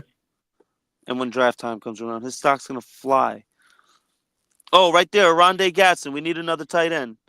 Rondé Gatson. All right. Second. Syracuse. He got hands like his pops. He gotta, if that's his seed.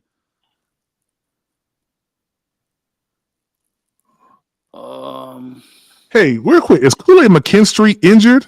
I ain't hear from him all year. Nah, he's been playing. Oh.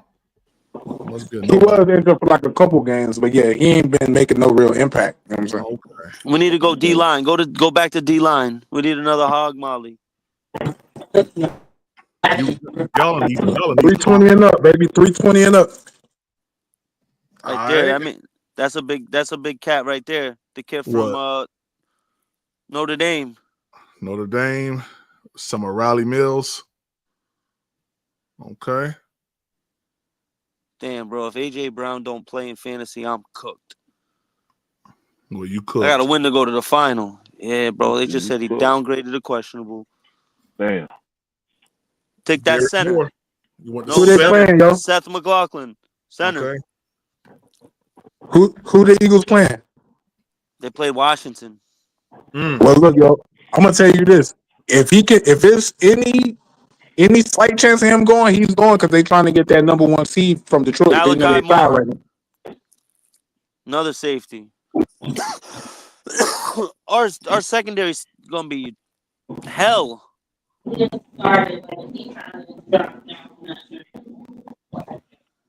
Hey, just take Raheem Sanders for Howard. You know, he a South Carolina guy, or Aaron Smith. Now go to wide receiver. Let me see if Ty Felton there.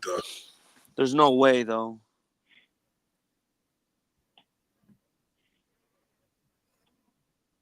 I like McCoy from Tennessee. Man, take Jimmy Horn, man. No, I like McCoy from Tennessee. McCoy. All right. All right. Last pick.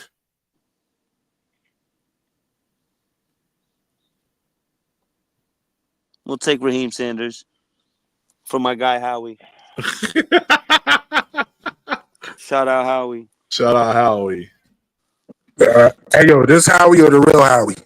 No, the real Howie. Nah, you Demetrius, dog. I'm just fucking with you, yo. I'm fucking with you. I say the real Howie. This Howie. Oh, you got a C- for that Kansas joint. That's okay.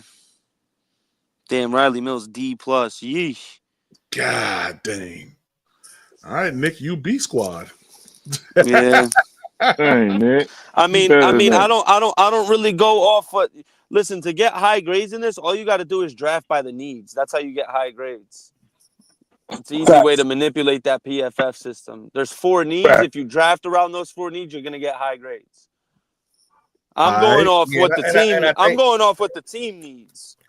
Because if you look at my draft, look. Oh, you already backed out. My bad. I tackled damn near every need. Our front 7 was damn near solidified. I added what? Mason Graham, Harold Perkins, Mike Green to the front 7 with Trevin Wallace and Derek Brown coming back. That's a mean front 7 if that. With Wanham and Clowney still in the rotation. That's a mean front 7. Nobody running the ball on that.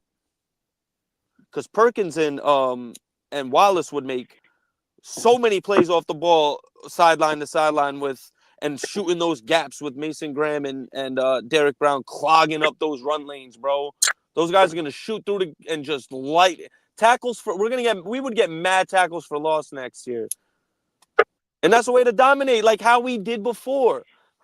Like Luke Kuechly was great; he won Defensive Rookie of the Year. But what did we do? We drafted Starla Tulele and Kawan Short, and we all know Luke Kuechly was great and special. But I feel like a lot of people have said this too. That's when he started shining because KK and Star did the grunt and the dirty work, and it made life easier for Luke to make plays. That's a fact. So you know what I mean? Like that's the fact. I'm not saying Trevin Wallace is Luke Kuechly, but what I'm saying is Trevin Wallace's highest attribute, what his best at, is shooting gaps. And by adding that, he's going to be, because in Kentucky, if you look at his highlight reel, all his shit is tackles for losses, bro, where he's getting behind the line of scrimmage and he's making plays, and you can see the speed sideline to sideline. Like, they blitz him a lot. They blitz him a lot in Kentucky. He's going to have to, his pass coverage, he's going to have to really put in work in the pass defend and doing pass coverage this offseason, bro. His run game stuff will be fine. We need him to progress. We really need, and I think Dan Morgan has a plan for him, bro. I think Dan Morgan sees something with Trevin Wallace. That's why he took that pick, and I think he's right, and I hope he's right. Because I don't think Dan Morgan's wrong about linebackers. He could be wrong about a cornerback. He could be wrong about it. I don't think he's gonna be fucking wrong about a linebacker, though. Nah, him and the dude Lofa Tatupu, the Pro Bowl linebacker for the Seahawks. Tatupu was a nasty linebacker for like 4 said or that 5 was the years, best. bro. He said that's the best linebacker in the draft. When we got Trevor Wallace. Oh yeah, Lofa Tatupu said it too. Oh, we good. Yeah. Oh, we good. PvP, you remember we had you had Tony on here earlier this week, right? PvP?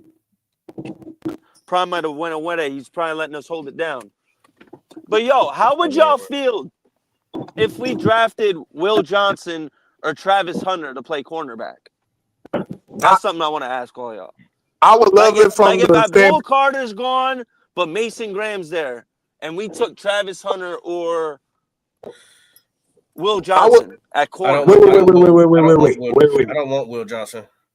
if Mason Graham is there, we shouldn't take nobody else but him. But I feel that. if everybody's off the board, I wouldn't have a problem with it. The only reason I would hate it is because it's like it adds great overall blue chip talent to the roster, but it don't. Our main thing is the run, yo. We've been 32nd against the run for the last 2 years. Like literally, like Travis like Hunter yo, or Abdul Carter, bro. Let me ask you that, Demetrius. Travis Carter Abdul or Carter, definitely. I'm not even thinking about it. Yeah, and I'm not picking. I'm not saying Travis shouldn't be the number one overall pick from a pure talent standpoint. I'm talking about team needs. He's the most intriguing prospect in a while, in my opinion, Travis. And to me, like, if we could get Mason Graham and then pair him with another high-level pass rusher, to me, we fix so many problems. And then we can draft like Devontae Capehart in like the 4th round. Woo.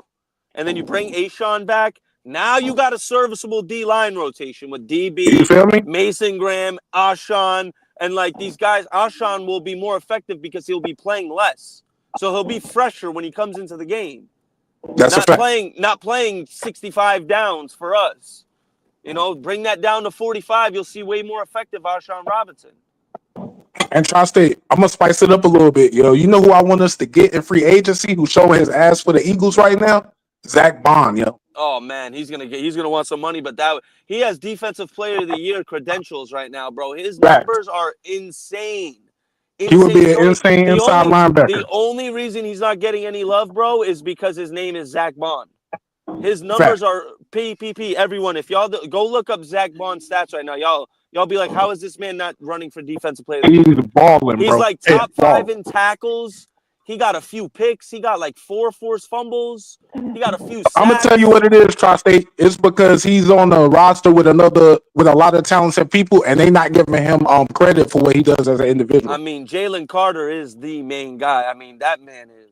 Yeah, but his numbers. You got Jaylen Carter, Nakobe Dean. You got all of them. The thing is, I'm gonna tell y'all, like my uncle told me back in the day, with D linemen, it's not always about numbers. You really gotta watch them. Yeah, and watch you gotta watch them and watch the demand and the respect they get from an offensive line. If you got a D lineman in a 3 technique, and every time that ball snapped, the center and the right guard, they're doubling him every time. You know, off rip, like they looking at Jaylen Carter is the best player. Jaylen Carter getting like that.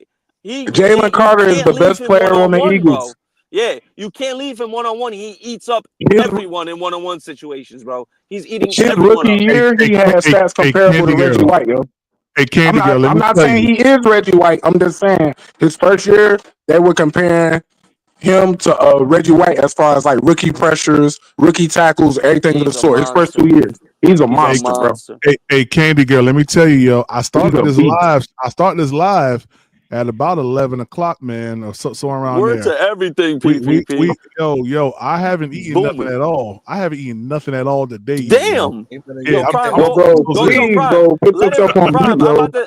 Go make a turkey sandwich. Go sit down for a half hour. You feel me? I got this. We good. Yeah, bro. We'll hold it down for you, bro. We got you, man. We'll hold it the fuck down. Hey, turkey sandwich. Hey, listen. Hey, if y'all saying eat some, you feel me? Like with the channel, man. Hey, show some love, man. Yeah, we've been rolling, man.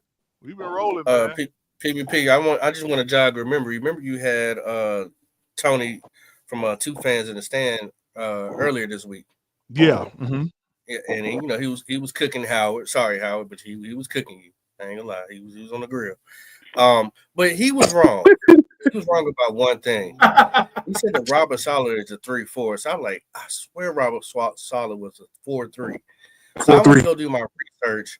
He is a 4-3 coach. He actually changed the Jets, who used to be a 3-4, into a 4-3 when he got there. So, Tony, if you're hearing me, you need to go back and research it because I did. Robert Saleh is a 4-3 defense. That's his best defense. I figured that. He was a 4-3 in New York and in San Francisco when they went to the Super Bowl. That's it. Yeah, so I can't remember why I was like, why is Tony saying he's a 3-4 head defensive coach? I'm like, no, he's not. But I didn't want to combat it without me knowing for sure. So I'm like, oh, okay. And I went and did my research. So Tony, yeah, man, go back and research that. He does throw in some 3-4 stuff, but he's primarily he is a 4-3 guy because I'm not saying when he was in, I'm not saying he doesn't. he is a 4-3. When they went to the Super Bowl that year, Dre Greenlaw was right outside linebacker, Fred Warner was middle linebacker, Eric Armstead, he had 2 D tackles and Derek Armstead and Javon Kinlaw. Like it was a 4-3 set. It was a 4-3 set. It was a 4-3 set. That's the only reason why I'm not 1,000,000% sold on bringing him in next year, because do I believe Saleh could fix the defense? Of course, but I don't want us to have to go through another 2 years. I don't want us to have to go through another 2 years of flipping the personnel. No, it wouldn't take because Trevin Wallace would flourish as a middle linebacker in a 4-3, especially if you draft Mason Graham. As a middle linebacker, but the difference is the pass rushers. But here's the thing: if you have Mason Graham, brother, if you have Mason Graham and Derek Brown together, the A and the B gap is going to be completely on lockdown. So now it makes life easier for your DNs and your outside linebackers to make plays. We'll be fine. Of course. I just think it's just in the 3-4. You know, the outside pass rushers be like 6'5", 240, 260. In the 4-3, they more like 270, 6'3". Nah. I mean, not necessarily. The right ends, you know, they're not the DNs. For a 3-4, a DN is bigger than a 4-3 because you know the best right ends, at least pure pass rushers, were thinner guys that didn't weigh that much. For the 3-4, you know what I mean? But in a 4-3, but my thing is this, right? You can even draft Abdul Carter because in a 4-3 set, what do you want your DN to do? Set the edge. If you get a guy like Abdul Carter too, like he's scheme versatile. He can fit in both. He can fit in that 4-3 and a 3-4. Jadeveon Clowney don't want to put his hand in the dirt no more. If we go to a 4-3, he's probably not going to want to be with us no more. You know what I mean? No. I don't want us to switch. I don't want us to go through flipping the personnel because it would set us back. I really think that if we stick with the 3-4, get everything that we need to build it this year, like I said, assuming that Bryce and the offense comes along, I really think we win the division next year. Maybe 9-8 or either 8 and 9. See, here's the thing too. Here's the versatile thing too. If you bring in a guy like Robert Saleh with a 4-3 set, you could play a nickel 2-4-5 set where your 2 D linemen are Derek Brown and Mason Graham with their hands in the ground. And then you can have DJ Wanham and Jadeveon Clowney on the outside, how they want to be, standing up, coming off the edge. Trevin Wallace and Josie Jewell, and then you have your 4 secondary guys. He'd have ill sets, bro. He could have some you'd have some ill sets, bro. Fowler's a better. Go ahead, bro. Go ahead. Let's think about Evero that they already had said about him coming in that he was not an aggressive, and he wasn't an aggressive DC. Was he a good DC? Yes, but we're talking your basic. He's not aggressive. We play the most soft coverage than any team in the league. It's so ridiculous. It's very, very soft. Now, I understand that some people say we don't have the talent. Hold on, let me get through. I know some people say we don't have the talent to run man to man. But if it's to me, right, and I want my corner, one of the best corners that we've seen in a long time, J.C. Horn, to flourish, I'm manning you up. I have Michael Jackson. That's a fact. I'm manning you up. I got 2 corners. I'm not saying Michael Jackson is the best corner in the world. I'm just saying that's what he does good. What he does good is that. Yeah. What he does is pressure. It's Yep. knocking you off. He's big. He's physical. He can tackle real good. He has decent hands. I'm not worried about JC. JC Horn will be following whoever their best wide receiver is. We do not do that, and that's exactly how we got beat. Because they moved CeeDee Lamb to wherever your weak point was at and have him attack the safety. Exactly. Well, we got a rookie safety out there who's never seen nobody like CeeDee Lamb in his life. I mean, that's just a mismatch nightmare. They're just going to your weak point, and Evero doesn't see it. So I'm looking like, Evero, when are you going to make adjustments? It's 30-3, dog. I'm screaming at my TV. Coverage. Your team, I'm saying, I know what you're about to say, bro. Me too, bro. Bro, that shit is disgusting. It's 3rd and 3. They trying to get 4 yards for a field goal, and we got the corners playing 10-yard off coverage. Fucking Why? Shit, bro. What the hell is that about? What the The hell dude is that does about, not make dog? good decisions when the game's on the line, bro. Bro, I'm screaming at my TV, dog. Why is everyone 8 yards away from them and it's 3rd and 3? Right. What the hell are you doing? So let me ask you this, Nick, and everybody on here. Do you think Evero either doesn't have confidence in his defense, or is he sabotaging himself because he wants to get out of here? Maybe, I bro. think he's maybe not a at good this coordinator, point, bro. maybe because you have to be he's got a lot a of deficiencies, full-blown man, as a idiot. coordinator. You'd have to be a Yeah. full-blown idiot to be 3rd and 3, and your corners are playing 8 yards off the line of scrimmage. You'd have to be sabotaging your job because You have to be. You have to be like anyone's looking. But Nick, that's been his scheme the whole time he's been in NFL. I didn't see a lot of that last year. I didn't see a lot of that last year, bro. You didn't see Dante Jackson way back, and the only time Dante Jackson would get burned sometimes, but I think he was pushing the envelope like, you know what, fuck this. I'm gonna try to take a chance and we'll go for the ball. I think he was too. Bro, the shit is literally disgusting. It's disgusting, dog. It's disgusting to see.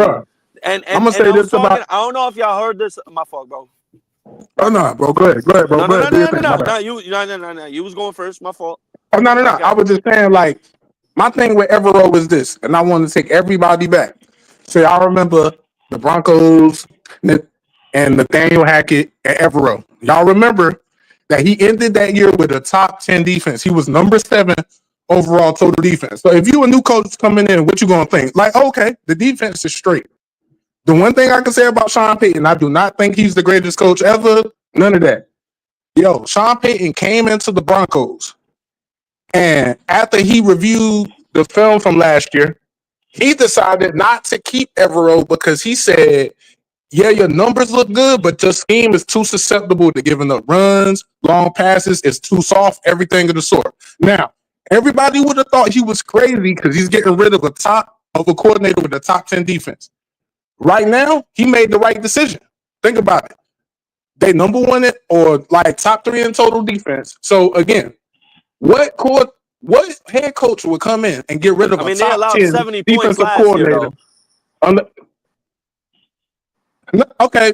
They were okay, that's what I'm saying. They allowed 70 points. But what I'm saying is this. But this year, I feel you. This year, they're popping off. He didn't even. Why would he not keep you and at least give you 1 year unless he saw that you weren't quite what the numbers painted you to be? And then as soon as he got to another team where he got to maximize his pieces and everything of the sort, then we get the number 32 ranked rush defense. We get this and that. And my last point is this: I'm gonna tell y'all something that a lot of people don't like to really admit.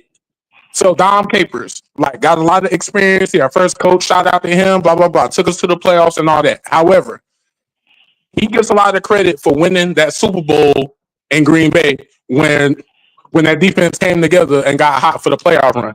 Outside of that playoff run and outside of that Super Bowl year, their defense was not a good defense. That's the same defense that Colin Kaepernick ran all over for 200 yards in the playoffs. So again, the dude that's assisting him, his senior assistant, you only had a great defense in Green Bay 1 year that y'all happened to win the Super Bowl. Other than that, you were below average. And this is the guy that we got. 1 year Aaron Rodgers had a facts. That's the facts. 1 year Aaron And this Rodgers is the guy that we got helping our defensive coordinator. Real quick. Yeah, real quick about that. I just want to say something about that Green Bay Super Bowl. Right. That's the you know for the first 14 years of Aaron Rodgers' career, that was the 1 year he had a top 10 defense. The 1 year he won the Super Bowl. That man always had shit defenses, bro. Right. If he had Tom Brady in 7 of his Super Bowls, 6 of his were top 10 defenses. Right. 6 of them were top 10 defenses. Right. I think actually Brady have had more top 10 defenses than any starting quarterback. I might be wrong about that. I mean, because at the end of the day, we already know when you got Tom Brady, the only side of the ball you got to worry about is the defense. The first three Super Bowls, Tom Brady had a wicked defense, bro. Especially when they brought in Rodney Harrison after. Ty Especially Law, after they brought in Ryan. Oh Richard my Seymour. Lord. They Yep. had Lawyer Ty Malloy. Law, They Richard lost Seymour. Lawyer Malloy. They lost Lawyer Malloy and gained Rodney Harrison. And Lawyer Hell Malloy yeah. was nice. Rodney Harrison, Willie McGinnis, Teddy Bruschi. Yeah, Richard Yeah. Seymour, bro, dogs. You see why Vince Wilfork. You see why Louis wanted to leave out of here. Louis wanted to play in Louis Okay, wanted I to got play you. in an He's flourishing. defense. He's flourishing too. He's flourishing. I can look. And he's still getting sacks. He is. I can look at J.C. Horn's face and tell you that he's not happy in the role that he's playing in, but he's doing whatever he can. He's doing what his coach tells him. Yeah, because bro, you don't need to bring him up to do any blitzes. Your best Because, corner, bro. so you're gonna take off the best wide receiver and bring him in as so. There's not a safety we can't. I mean, luckily for Evero, bro, those 2 times it worked out for him. But I feel you, dog. The one time he's gonna send that blitz, it's gonna bite him in the ass. But just like the point you're making, bro. Go ahead. Go ahead, bro. Go ahead, my bad. Sorry. You when you got a dog, you gotta feed him. You should be using your scheme to help your players shine. You should not handicap them because you're scared or you're so stubborn to your philosophy that is even burning your ass to almost not have a job. Go ahead, brother. Exactly. Yeah. And to piggyback off that real quick, you got to go off the team, right? You got to go off the team you're playing. The Cowboys are a one-trick pony on offense. They only got CeeDee Lamb. So it's like that's the perfect opportunity to just have JC shadowing because you're going to force Cooper Rush to just go to everyone else and just take your sometimes shots you'll have with CD and hope you're going to get a completion. You know what I mean? Because, if it's a team like the Bengals, you can't do that. Or a team like the Packers, you can't really have them travel. But a team like the Cowboys, that's a game you could look at it and be like, oh, yeah, I could have JC just follow CD the whole game, bro. Facts, because he's their only weapon. Like his name is Braza. What's his name? Who? His last name start with a B. Which player? It's a linebacker. You can get him later on the rounds, like 4th or 5th round.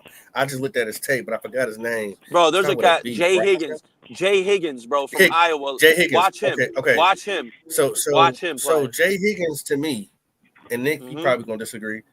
No, I'm a big Jay Higgins fan. No, I'll say you might disagree with what I'm about to say. Oh. Jay Higgins.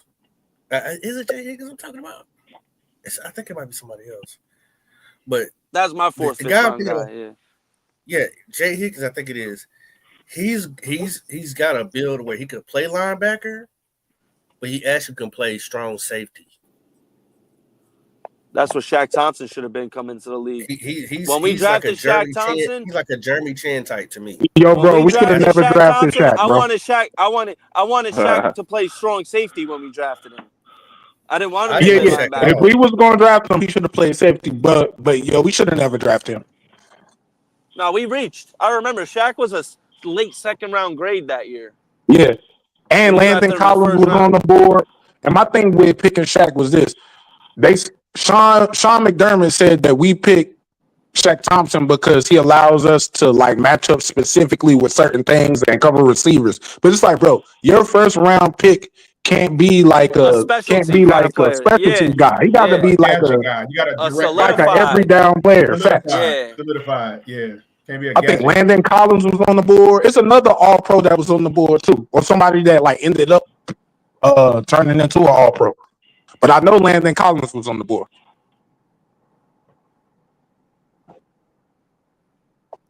But yeah, Jay Higgins, bro, his pass coverage ability, he plays a 4-3 in Iowa. But if you bring him in a 3-4 set here with Trevin Wallace, that could be a late round gem, bro. In the 5th round, you can get him 4th, 5th round, late round gem.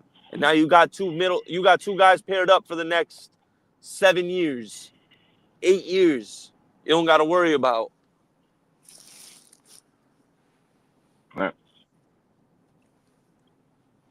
Yo, you know who I'm starting to come around on, bro, and what us doing? I low-key want us to get this tight end from Bowling Green, Harold Fannin, and run a 2 tight end set with Jatavian and him. I mean, that's what Canales runs, so he needs another tight end. Bro, His and system is he based off of works. tight end. I started watching up on this kid. Oh, he is a problem. He is a Harold Fannin from Bowling Green. He's a tight end. He was actually first. He was just named first team. First team All-American.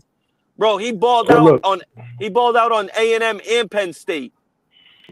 Well, look, when it comes to tight end, I'm still bitter, yo, because I know he wasn't in position, but I still wanted us to get Brock Bowers. I knew he was going to be the truth since his sophomore season. I'm just joking because we wasn't in position to get him, but Brock Bowers, I knew he was going to ball out. Yeah.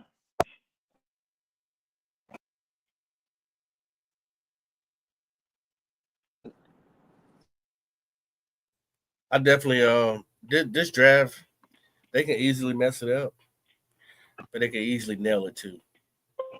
I honestly, I don't think that. I'm not trying to talk down on Dan Morgan. I just don't think he needs to make it difficult on himself. I don't think he needs to keep moving around. This is a deep draft of good talent. Just pick out in the right places. You don't have to move up.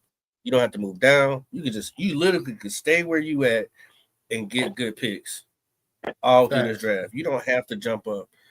And we need every single pick. I don't want them combining picks to go get somebody. You don't have to move at all. You get all the picks you need. Not only that, we got 33 guys, I believe, on this roster that need to be re-signed. We don't have enough money to do all that.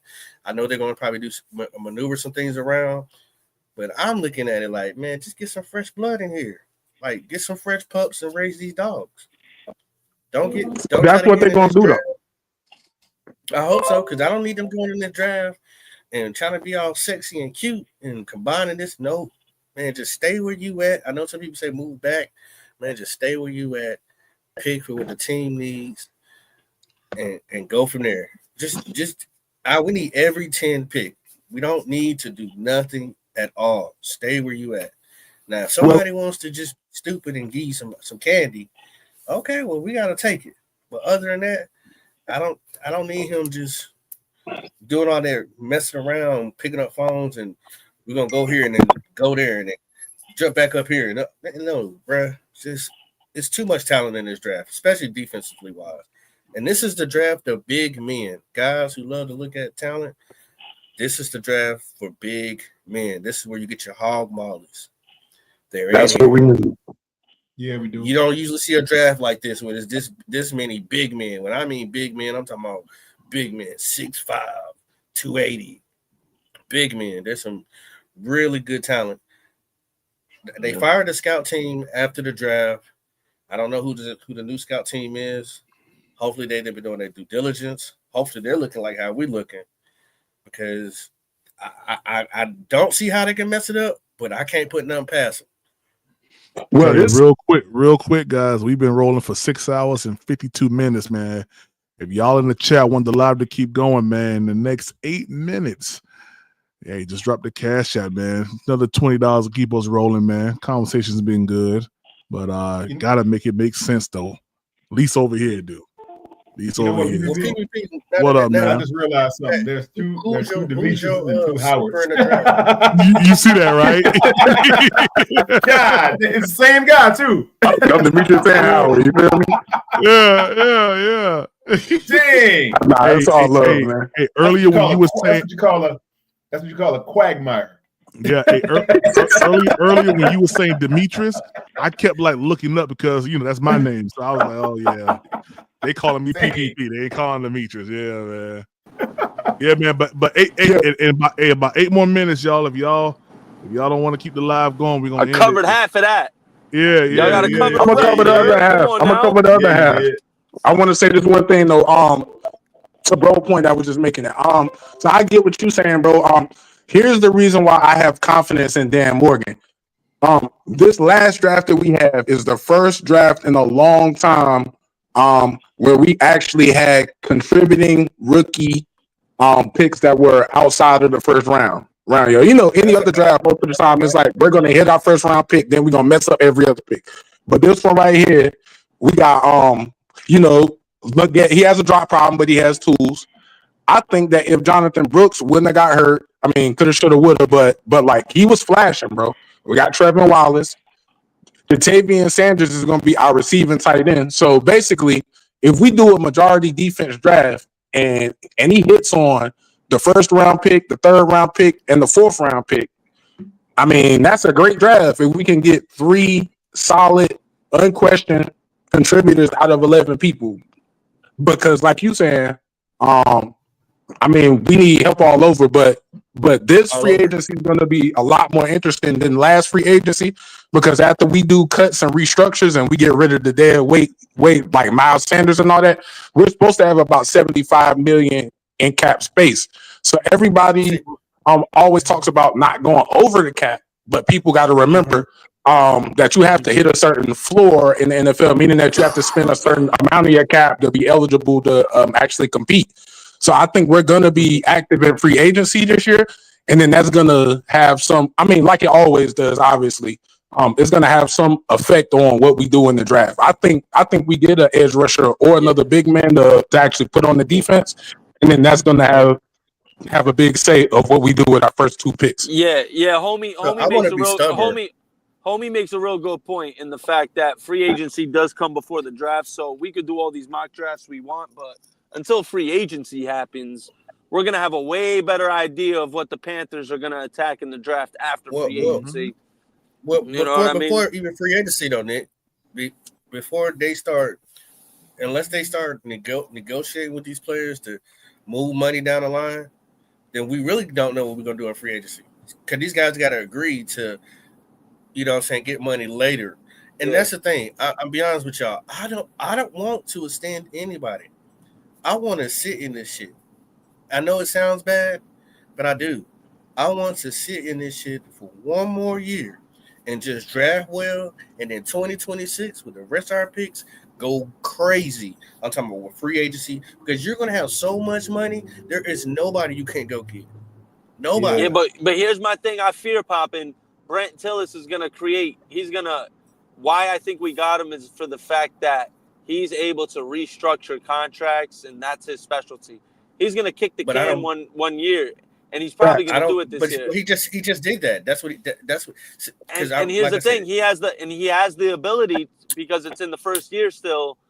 Obviously, he has a window to do it, but his contract, Damian Lewis's contract. Hold on, real quick. Ambulance. I get what Nick. I know where Nick's going with it. There's about 5. But like his contract, if he restructures $60 million, I don't want to do that though. I really don't. I don't want. Yeah, I don't want to. I want to stay with. But that's why they brought Tillis in though. But he put us in a great position. The reason why I'm saying that is if we stay where we at, right, and just sit in the situation that we're in, all that money falls off for 2026. You have millions. I'm talking about like $240 million. We've never had that. I mean, I'm with you, bro, as far as like a smart thing to do, but that's not realistic. But because Canales is going to try to get more wins, because he want to protect his job security. Yeah. Well, his job is going to be secure. Hold on, but his job security is really based off of Bryce Young. I'm telling you that now. It's real off of Bryce Young performance. That's his job. Yeah. Facts. That's fine. We can keep everybody we got right now just the way it is, and with the draft without spending no extra money. You see what I'm saying? You can keep everything you got right now the way it is, and add the draft without going out here to free agency and still be okay. Going to 2026, all the people that you owe, they fall off. And you got 200. I get what you're saying though, but you're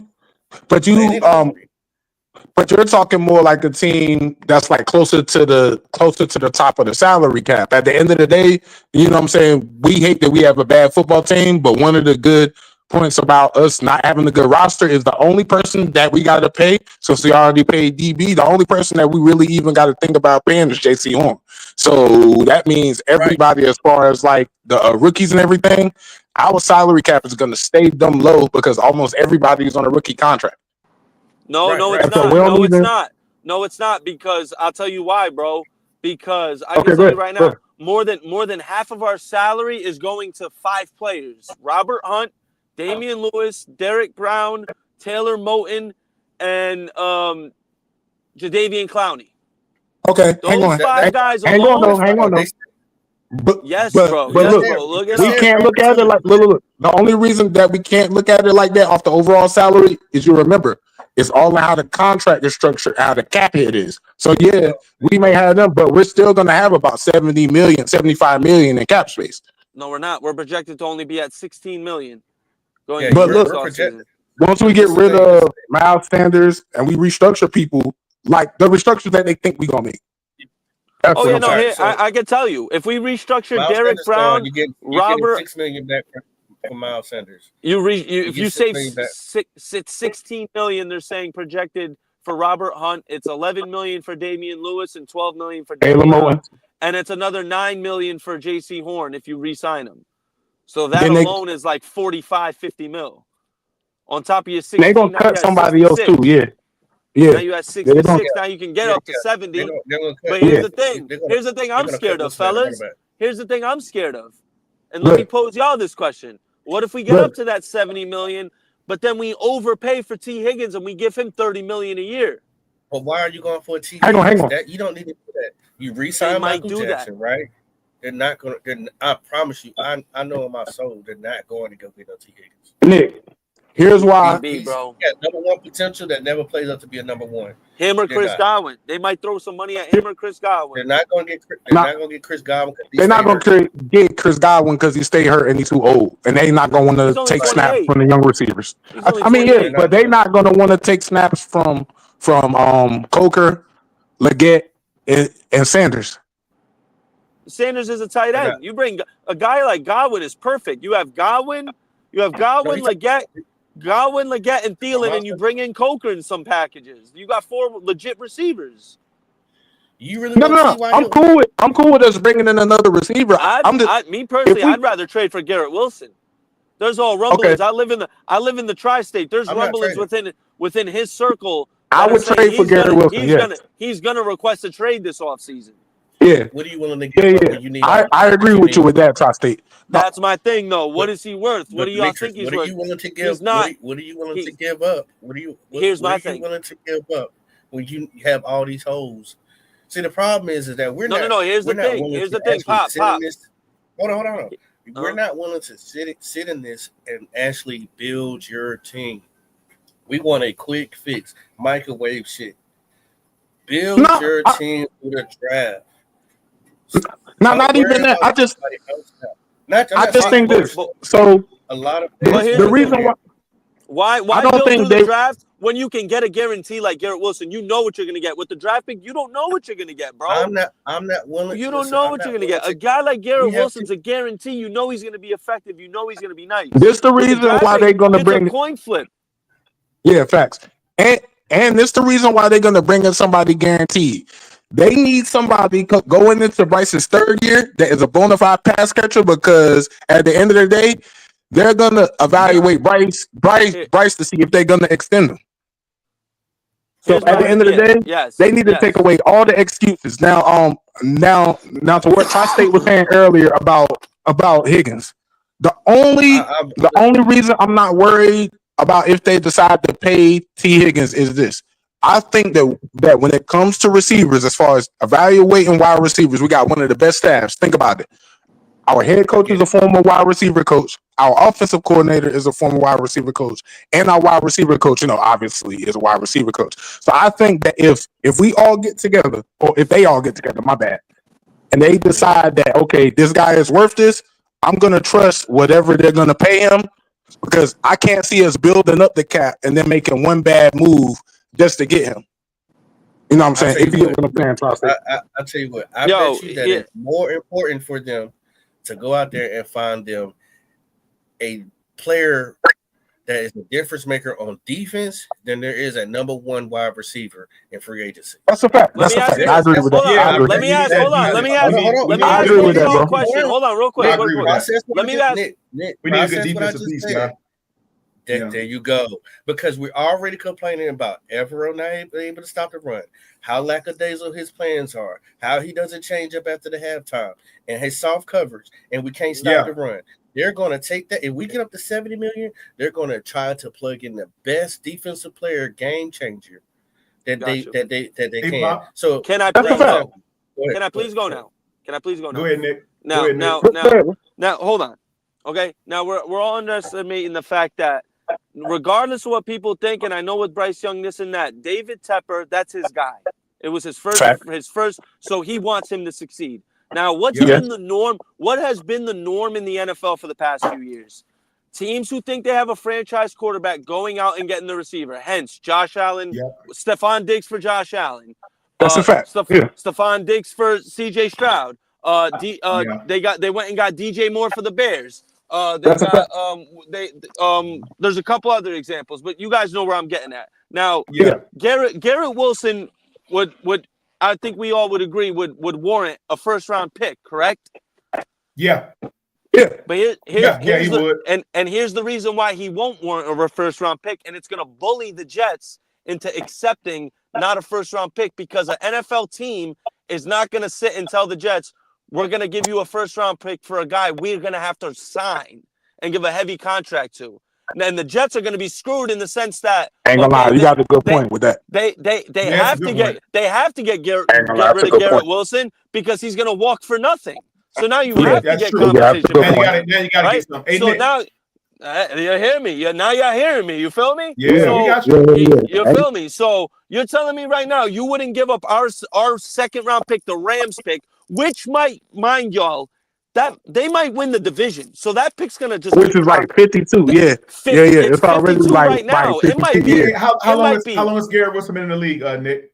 How long has he been around? He's in his 4 years, right? Fourth year. Yeah, I take him. He's 25 years old, bro. A wide receiver core, a wide receiver room. Leggett, Garrett Wilson, and Jaylen Coker.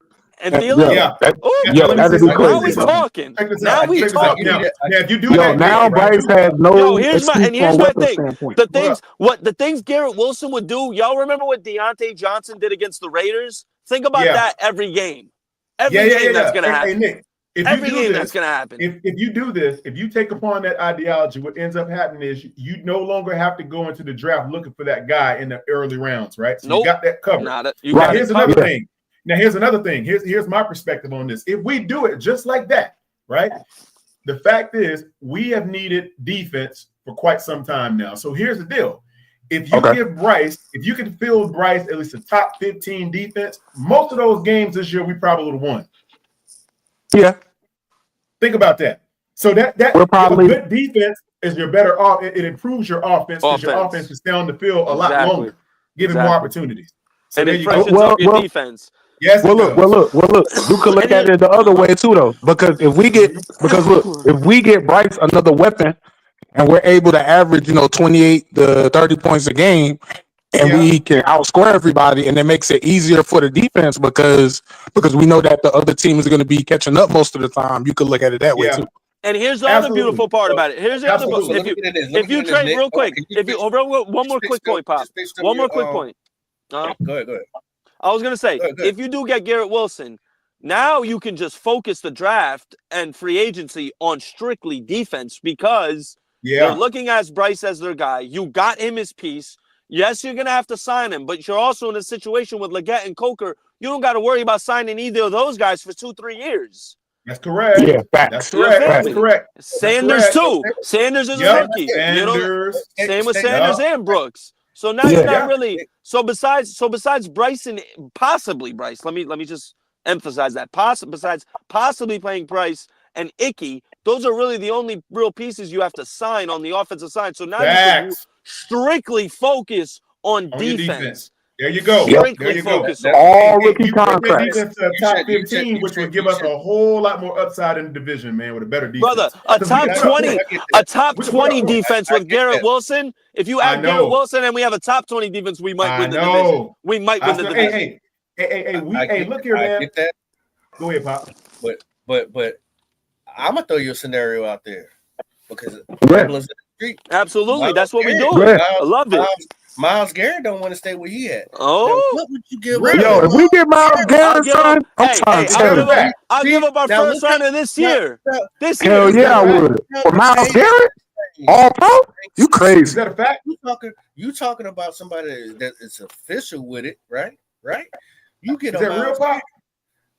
Yes, it is real. I've heard rumors about that. Brother. Wow, it could be on the table. Is he? What's his contract situation like? But I ain't worried about it because we got the man down here that can make some money, right? We got him. Brandon Tillers. I'd give up to answer your question, Pop.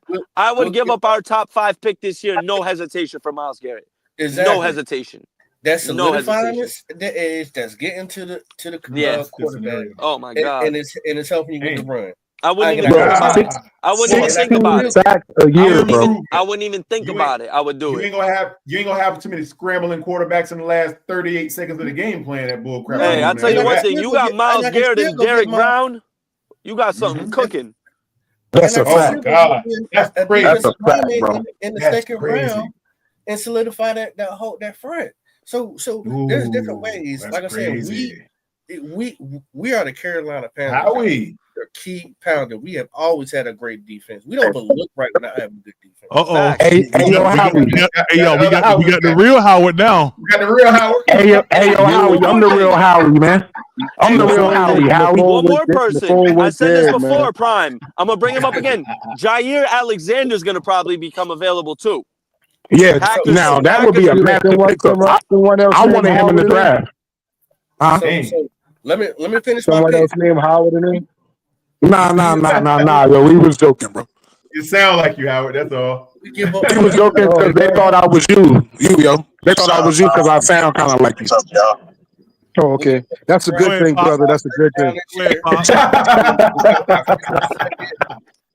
This year, now you know how me and Nick feel, Howard.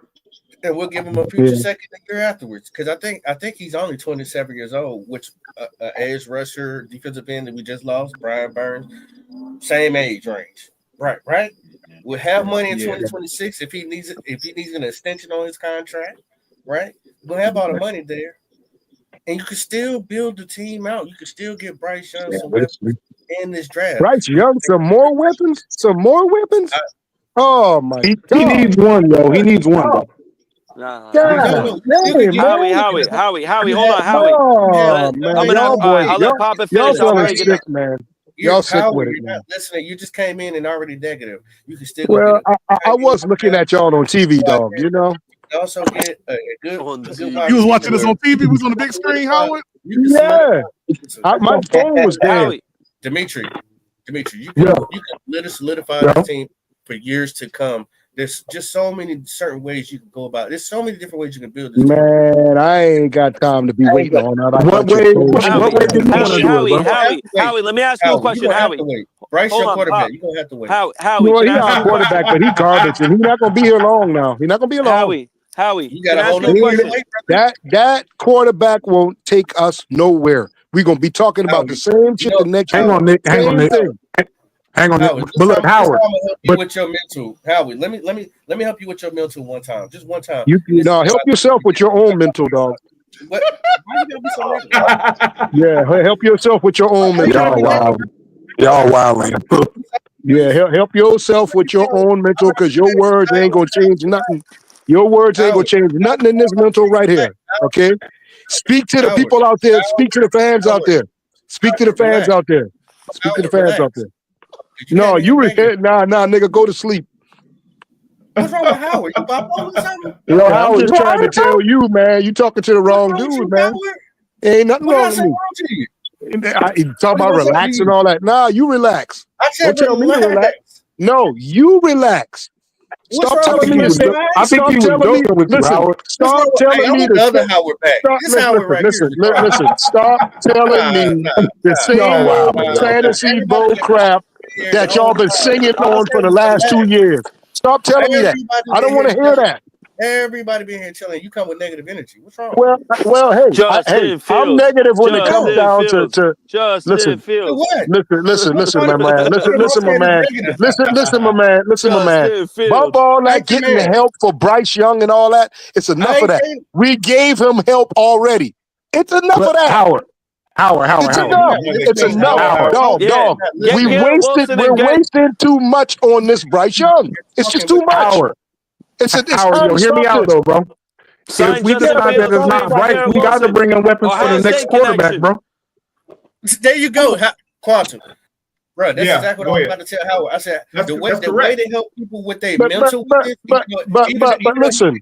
We already have things right now in place. We already have things right now in place for another quarterback to succeed. We already have that. Wait, I got a question for Howard. Howard. Catch the ball.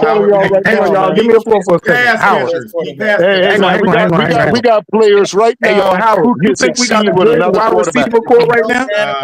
Not pass catchers. Why? Because hold on. Why? Because a rookie quarterback. Because a rookie wide receiver. Hold on.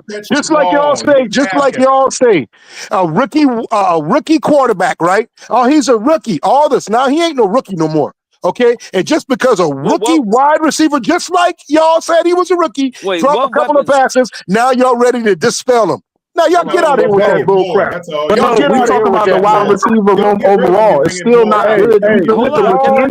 Some of you guys want to build this team and put so much stuff around Bryce Young. It don't make no sense. Y'all got to stop with this foolishness, man. But bro, he doesn't have a good wide receiver core, bro. The only wide receiver he has that's dependable is Adam Thielen. What is he as a quarterback, though? Let's judge him as a quarterback. What is he? What I've been talking about the whole time. Come on, y'all. But bro, he's not going to elevate the team in his second year, bro. Even Tom Brady ain't do that. Babying this dude. Stop babying him. All right, he is no good. But Howard, Tom Brady didn't even carry the team in his second year, bro. Tom Brady had the all-time defense. Hey, don't put Tom Brady in the same sentence as Bryce Young. Keep him out of it. Yo. God dang. Andre B. Print, man. I ain't going to lie, man. You know, what Nick did earlier, boy, hey, that's about 5 minutes away from that ending, man. If y'all want to keep it rolling, hey, hit the gas chef. Y'all want to keep it rolling, baby. That's about gone right there. Yeah, PPP. I got a question for the panel. Justin Fields. What about Justin Fields? What's up, Andre? What's up, B Print? Who said he got a question? Django. What's up, Django? What's up, man? What up, Django? Hey, all right. Hey, question for the panel. In your own perspective of drafting right, how far you think we can go if y'all draft your own players? What you mean? You draft your what? Say everybody got a different. I'm saying like everybody got a different draft that they want in this draft coming up. Say if y'all draft y'all players, how far do you think with the players that y'all pick can go in the playoffs? With the players that we want? Yeah. I mean, it's very hard. It's very hard to say, but you go as far as your QB go. To be honest with you, so we don't have a good QB at all. Let me manifest it. David Tepper and Dan Morgan, they fired the scouting department. Give me 10 racks. I'll come up with a better draft than probably anyone in that fucking room. And damn, you only asking for 10 racks. Yeah, I'd give you a chance to fuck up. I'd give you a chance to fuck that up. Shout out to Demetrius, man. Hey, he got the live going for another 30 minutes, y'all. Hey, Nick, I don't mean to say it like that. What I'm trying to say is, if that's the case, this is an all-timer right here, PPP. This is an all-timer. You might as well embrace it at this point. You might as well That's embrace a fact, it. yo. Embrace it. That's a fact, yo. We're gonna have my boy on till 12 a.m., yo. you know. Well, hey, listen, everything all of us been talking about ain't none of this shit work. Nothing. Not a damn thing. Nothing. I don't know, Howie. I like Howard. I got a question, bro. Hang on, Nick. Howard. Do you think we got a good wide receiver room right now, bro? I don't think it's bad. You got a rookie. You got two rookies there. No. But I'm saying at this point right now, do you think? Yeah, I don't think nothing's wrong with that. I don't think there's nothing's wrong with them, man. I swear. We're about. You don't think he needs anything else, bro? There's 32 teams in the league. got We're a a rookie bottom tight 8 end. weapon You got room. 2 Bottom rookie 8. wide receivers. The bottom eight of that. Hold up. We the bottom eight of that. But we the bottom. We the bottom. Hold up. Rookie head We coach. are the Bottom 8 might bottom. be We the bottom in a lot of categories, dog. not an offensive line. Not the offensive line, but That's everything at else least is a good. bottom. We got And some. not We the got running something to back. build off of. The running back is good. The running back is good. Yep. But listen, So everything else is bottom. Howie, Everything. but Howie, let me rap with you. Come Howie. on, Let man. me Come on, rap. y'all. Howie, Listen, Howie, let me rap with you because when we rap, it gets heated. Now it gets good too. Howie, no, it let gets me heated, but ask you. I'm not trying to get Howie, heated let me with ask you. you I'm though. just Let me ask talking you something. real, man. Howie, yeah, of Like, course. Now let me ask you. You've been watching football a long time. Have you ever seen a team be successful that can't stop the run defensively? Never, right? hell no. Hell no. And that's never gonna happen, right? Hell no. So we Hell have a no. base, we That's have a a fact. bottom line off rip. So we have something we can build off of. But no, Now, you know what? You got so many fans, and we can't adjust nothing our damn self. We just talking. But listen, that 3-4 ain't for Carolina. hey, It's not Howie, you for know us. what, Howie? And you know what? I've been God damn, on it's and on. not for us, man. I've been back and forth with you about the 3-4, but I'm starting to come around on it because the thought of Derek Brown and Mason Graham in a Together 4-3 on the is field. motherfucking Listen, man, wild, B. come on, It's man. wild. That shit ain't That for us, shit would be dog. sick. in a 4-3, bro. That We shit gotta would be stop sick, criticizing dog. the 3-4 overall. Yeah, I'm Nick, going to Some of the great, criticize the 3-4 for the Panthers. I'm Nick, going to can I do it put some over and over a again. lot of the top Nick, 10 We ain't. defenses in NFL history are 3-4 I ain't defenses. talking We about just don't other. have I'm the not pieces talking to run about it. other teams, dog. We're not right. talking about other teams. We're talking about the But Panthers. Yeah, no, bro. You're talking about a you're a football 3-4 geek. defense No, I'm that people talking don't about got it the for. Panthers. The Panthers. No, No, but don't tell me here, what Because the I'm talking but Panthers about. don't Howie, have the now picks to run Howie, I it, bro. got you. To run the 3-4. Howie, I got You you. don't have the Howie, right person running the 3-4. just like the But Nick, 3-4. you Hold on, pop, you're a real football quick. savant. Hold on, just real quick, because I want to bounce off what you just said. You're a football savant. We don't have the right person scheming for our 3-4 defense because they're not picking the We right don't player. have a nose tackle. We don't got two edge rushers. We Hold don't got the linebackers. But I promise you, Oh, my bad. But I tell you what we have. Hold on. I know Derek Brown and Mason Graham can work in either one of those defenses. Either one. You're right. Hands You're down. right. That's a You're fact. right. That's So a fact. let's not bullshit.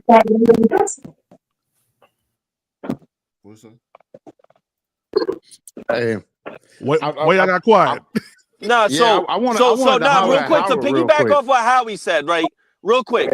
The Steelers have always been a 3-4 defense. That's their identity. Yes, The that's Ravens, their the motto. Ravens have been a 3-4 defense.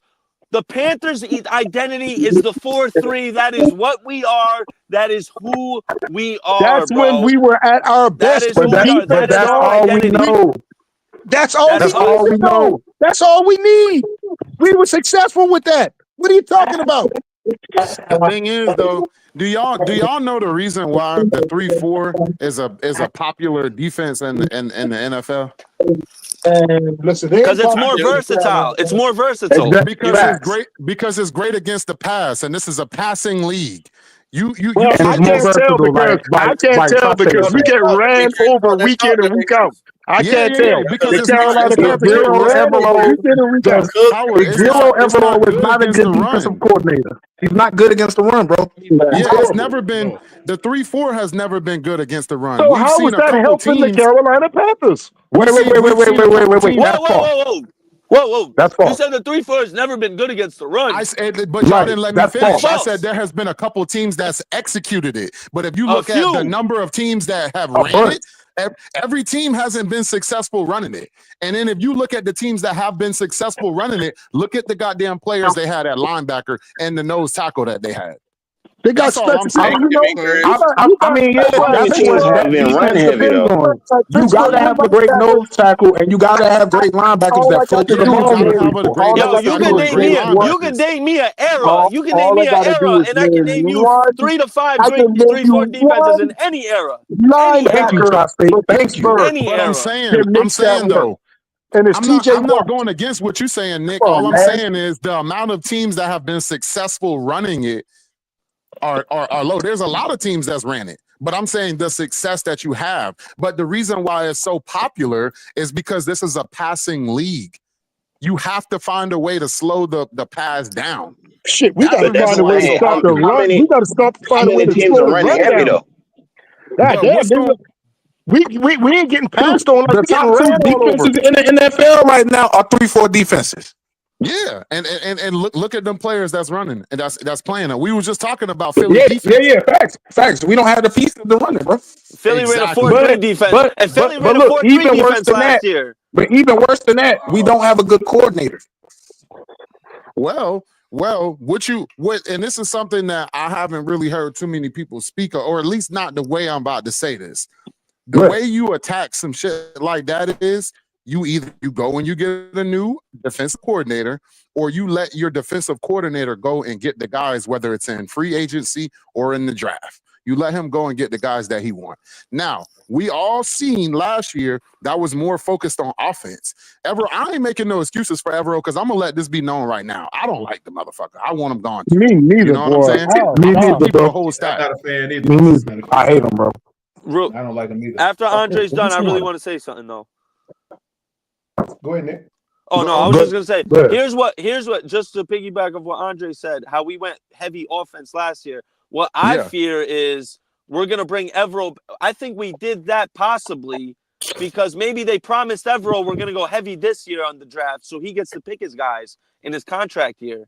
And then it's going to make sense because he's going to get to pick his guys in his contract year, and whether he's effective or not will determine how big of a contract if he gets re-signed or not.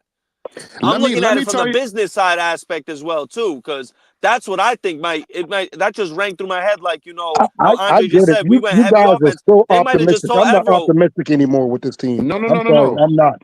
What I think gonna happen is, and the reason why I say this is because I've been hearing Canales speak a lot about defenses. What I think gonna happen is they're gonna give the leeway in terms of throwing names out there in terms of who he wants, but I think this is gonna be collective. And Morgan and fucking Canales is gonna have a say-so in who they want to bring in. And then this is gonna be a critical fucking year for Evero if he stays here. They're gonna say, okay, goddammit, we let you put word in on the pieces that we went and got. I put word in and Dan Morgan and Dave Canales. So if something don't happen on defense this year, Evero out of there. I'm about 90. I'm about 90. I don't know about y'all, fellas. I'm about 90% sure it's going to be Mason Graham or Abdul Carter. One of the two. I'm about 90% sure. If our defense doesn't look at least functional or even good in these last 3 games, we will have a new defensive coordinator. It's either going to be Robert Saleh or Dennis Allen if we switch over. And Demetrius, to say off you, bro, that's going to show how much respect Evero has as a defense, how well they come out and play. If they come out and play with some effort and energy, then that means that they actually have respect for Evero. So I'm going to be paying real close attention. I'm going to be paying real close attention how high somebody said this earlier too. They was talking about JC. They was talking about JC, and the point I was trying to make was, players know. Players that been playing football their whole life, they know when they're in good position, yo. It's like anybody up here. We probably all played sports. I played football, basketball, and ran track. You knew for a fact if you was a shooter, and your basketball coach wasn't getting you open to get a shot, but he wants you to dribble the ball down, you're not gonna feel as confident. You could do it, yo. But players got to believe in their defensive coordinator. You can see it. You can see the look in their eyes sometimes, bro. Like, it don't matter, yo. They're gonna get the first. It looks like chicken scratch out there, dog. That's what it looks like. But here's what I see, and I don't know if y'all noticed this last game, but that motherfucker sent JC. He had JC all over the field. He had JC on blitzes. He had JC traveling on goddamn receivers. I think that Evero is struggling because if y'all see how bad we are at tackling, I mean, it's been a little bit better over the past few weeks. I think that he's trying to find somebody that can tackle, and here's where I'm at with it. I think personally we should lean towards an edge rusher and linebackers. You know what I'm saying? Because when you look at our defense, but think about it though. Think about it. You got Big Grizzly down there. You got Big Grizzly down there, and then if we get in a 3, but we don't know how. We don't know how. But he needs somebody else, so he can't be. We don't know how he's going to turn out. Because him and Mason Graham, I'm going to keep saying it until draft night comes. The A and B gap will be completely shut down, bro, with those two in there, bro. No, that's You're not going to be able to go You- inside. You're not going to be able to They go can't sell inside. out the edge. They can't sell out the edge that good. He's not going to get better. He's going to take a step back now. But then you're going to need edge rushers like Wanham and Clowney, exactly, who are good at setting the edge in the run game. The run game will be shut Yeah, but down we with need Mason but we Graham and need a Eric coordinator that's good and at Wanamaker teaching them how to Clowney set the because edge. Wanamaker That's our main problem right they're better now. against the run. Ejiro They're better Evero against does the not run than have they a are discipline pass when it rush. comes to setting the edge. DJ Wanham and Jadeveon Clowney are better against the Here's where run we're at. than If you pass look at rushing. They can set the edge in the run game. if Not you not look all at guys. the defensive lines in the NFL, you got very few defensive lines that got dominant defensive linemen and dominant edge rushers. Then you see the middle of the pack D lines, they either got either or. They either got dominant inside, dominant outside. I think personally we should go for an edge rusher and get some motherfucking linebackers, because if we get pressure from the edge, it'll alleviate some of that shit in the middle. And if we got dog ass linebackers, it'll take away from the need at D tackle that we need. So Nick, We don't I have hear that. you. We don't have that many dogs, man. And then you're speaking on a That's why three. you go. That's why you go get. What you're That's why speaking you go about get. right now. The type of defense scheme you're speaking on right now. It's a 3-4 right now. That's what you're doing. Because when you say all these, think. Howard, when you say all these whatever defensive scheme we want, as long as we get the right players. linebackers and stuff like that, that's what you're speaking on. Flip a coin. You can't. Howard, you can. Andre can only go off of what we got right now. We can wish for a 4-3 all we want, but right now we don't have a 4-3. We have a 3-4. So our 3-4 don't work. Also improve. So you and don't. that's fine. Our 3-4 is not built correctly, bro. We have a 300-pound nose tackle, and the nose tackle should be 3-4. Year after year, improve it. Year after year after year after year. Come on, man. Come on, man. But Howard, how much attention to the defense did we give last year, bro? None. We didn't hardly get none. Okay, and then So I mean, no, hang on, yo. I'm going to bounce off that, though. No, we kind All of that was Evero's fault, though. No, we kind of did give to the defense. You think about it, we signed Josie Jewell, Alshon Robinson, Jordan Fuller, Jadeveon Clowney, DJ Wanham. We drafted Trevin Wallace. We actually did. We put a lot. To Nick Tri-State's point, part of that was on Evero. Because Evero, look, Evero said he didn't want to bring in any new defensive players. He only wanted to bring in people that knew his playbook. We could have brought in Patrick Queen. He turned them down. That's the problem. He wanted his guys that knew his system. So again, if you brought in your guys in your system and you look this bad, it's you. It's you, bro. You're the issue. Demetrius, thank Hey, you. you got a good point. You also got to think that's off of the money that was available. That's going off of what's available. That's what we had to spend. No, but we would no, because we offered Frankie Louisville a contract. Frankie Louisville wanted to leave, yo. He wasn't confident in the coordinator or the defense or the way he was going use him. We had enough. But look at how many players we brought in spite of that one. Why make the defense so difficult and complicated to just form and put together? Why? It's not complicated. You're just making it fit the 3-4 scheme. That's all you're doing. The 3-4 scheme, you need to have all these certain players. Howie, the thing is, DJ Wanham and Jadeveon Clowney are not going to want to play 4-3. They're not going to want to put their hands in the dirt. I think Wanham want to put his hands in the dirt. I'm sorry. I think he's too small to put his hands in the dirt, bro. I know for sure Clowney don't mind putting his hand in the dirt. I know that. He don't want to do that no more. Yeah, boy, that's all he did. When he came from the Gamecocks, that's all he did. Yeah, well, that's going to slow him down, Howard. No, that's not going to slow him. He old anyway. But I'm just saying, that's not going to slow him down. We're all 3-4. That's not going to slow him down. We look slow DJ down. Wanham it will. DJ Wanham it will. So Andre, I don't know, man. You still got DJ. You got John.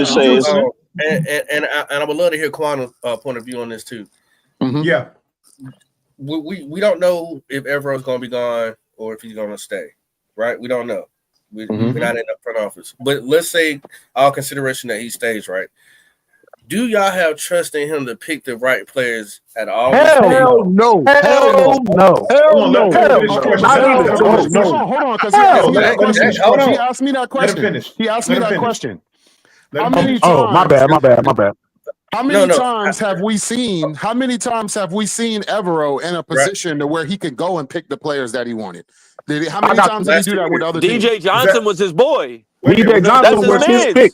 He had us overdraft DJ Johnson, and he's a bust, bro. He was overwhelmed when we drafted him. He was so happy. He was super happy. One at a time. I'm saying in other situations, though. Well, wait a minute. Was that the full question, Pop? As soon as I got through 5 words, it's hell no. Everybody like, Hell no, bro. That's how we feel. Hell no. Say nah, my bad. You got more? Because I want to make sure I got the whole question. Yeah. So that's basically my question. Do y'all trust Evero to go in here? Because if he's here, hell he's no. big save, and the picks that we get this year. I don't trust him with nothing. I don't trust him with a damn thing. Nothing. And this is the problem.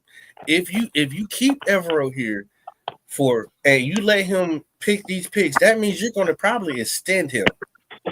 If not, you have to have your eye on somebody who can come in and run a 3-4 scheme just like him, because you can't just, oh my God, change the whole system around to. Why you can't do it? Why can't you not do it? Y'all got something. You know what? Y'all got this weird, crazy theory. Y'all got this. No. There's 7 of us in here. Hold on. Crazy theory that you can't do that. There's 7 of us in here. That's weird, man. Let's all send $5 to PPP to get this 150 going, yo. There's 7 of us in here. Let's all send 5. I'm about to send it right now. I'm about to send PPP some bread too. Let's get this 150 popping. You heard? We all send you 5, brother. Let's do it. Hang on. I'm gonna send another 5 right now. Hang on. I'm gonna get off and do it right now. I got to come back. My phone getting ready, but I'm gonna send it to you right now on PPP. Oh no, you good, man. Y'all doing your thing, man.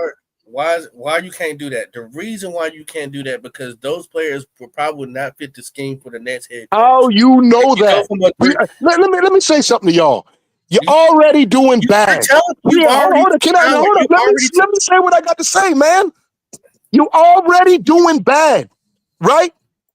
You ain't going to no playoff, right?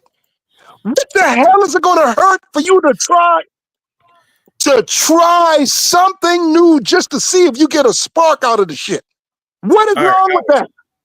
There's nothing wrong with that, dog. This is the theory that you guys have in your head that it can't happen, and it can. It can. I'm gonna tell you, DJ Johnson's supposed to be an edge rusher. He's supposed to be an edge rusher. All right, bet. I said he's actually pretty good against the run, though. Come on, man. Y'all, come on, man. He plays the run very well, though. We look like shit. We look like shit. And we're sitting there trying to DJ Johnson can't pass rush for shit, but he can stop. He played the run real well. If we keep blowing the team up, we never gonna do shit. You got to improve upon what we're trying to do right now. No, what are we trying? Nobody knows what we're trying to do. We're looking like crap every week. Okay, so improve. What the hell? Improve on what? Man, we got let me ask you this. Let me ask you this. Say we get a new defensive coordinator and we start and we run the 4-3 right when we.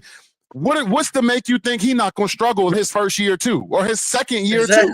Because he don't got the players. Facts. Exactly. You're going to have to build around that too, Howard. So you can't just blow it. You can't just blow it up and keep blowing shit up every time you see something that you don't like. You got to build something at some point.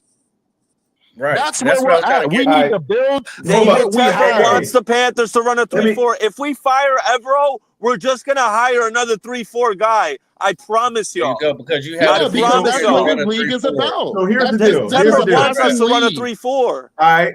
Well, look. If we keep Evero, there are 2 different ways you can look at this. If you continue to run Evero and keep him here and continue plugging in players for his scheme, he's going to have to overhaul his ability to change things on the fly. Number one, he's got to learn how to come out of the second half and adjust. That's one thing I see that he doesn't do very well is adjust.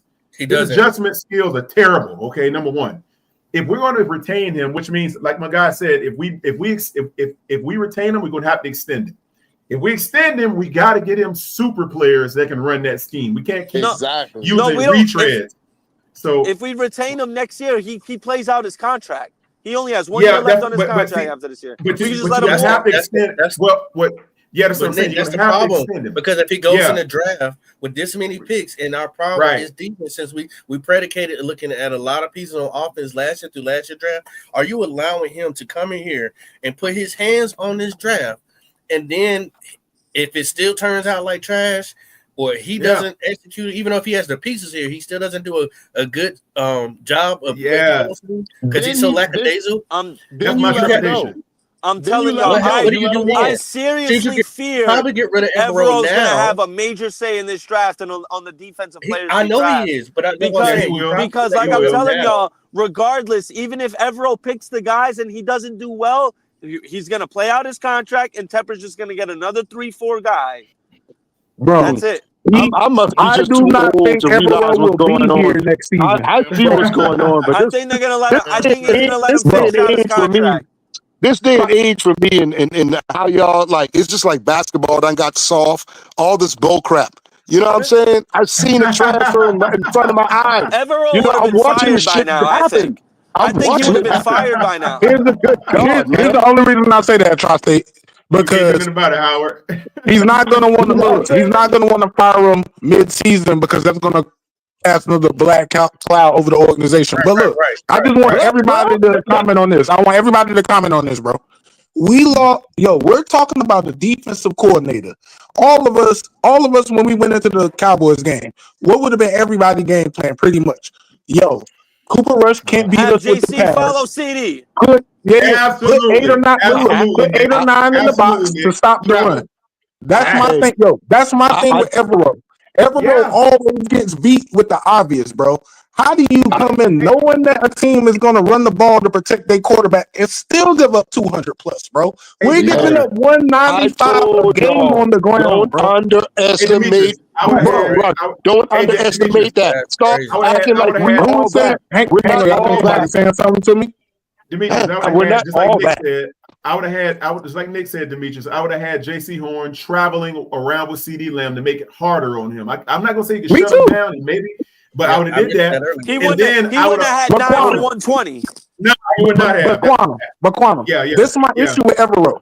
We sitting here on the panel with our football knowledge, and we can come up with these adjustments on the fly, bro. You can pay millions of dollars. You can pay millions of dollars and study the defense the whole fucking week, bro. And they able to get CD Lamb on a week. Like I said, give me a chance to mess up the defense. Coordinator at all, bro. Give me a chance to mess up a defense. Give me a chance to We're mess up a on defense pace like to have that. literally the statistically worst defense we've ever had in the Panthers franchise history, bro. Literally, that's fact. Not opinion. That's I don't think we've ever been ranked 37, man. I don't think we 2 years before this, we was in a 4-3 defense. 2 years before this. The worst two defenses we ever had was we almost made the playoff. We almost made the playoff. We've never been ranked in the 30s That's before. my original question. You feel me? Is it Evero that is he overwhelmed, or is he sabotaging himself because he wants to be out of here? No, we can't say he's sabotaging himself because he has a bad. You know what it is? Hey, hold on. You know what it is? Hold on. I can tell you he might be sabotaging himself because only an idiot on He didn't want to be here last year. Hey, only That's an a idiot fact, on Nick. 3rd I and know 3 what you is going to about to have 8 yards off the line of scrimmage on 3rd and 3.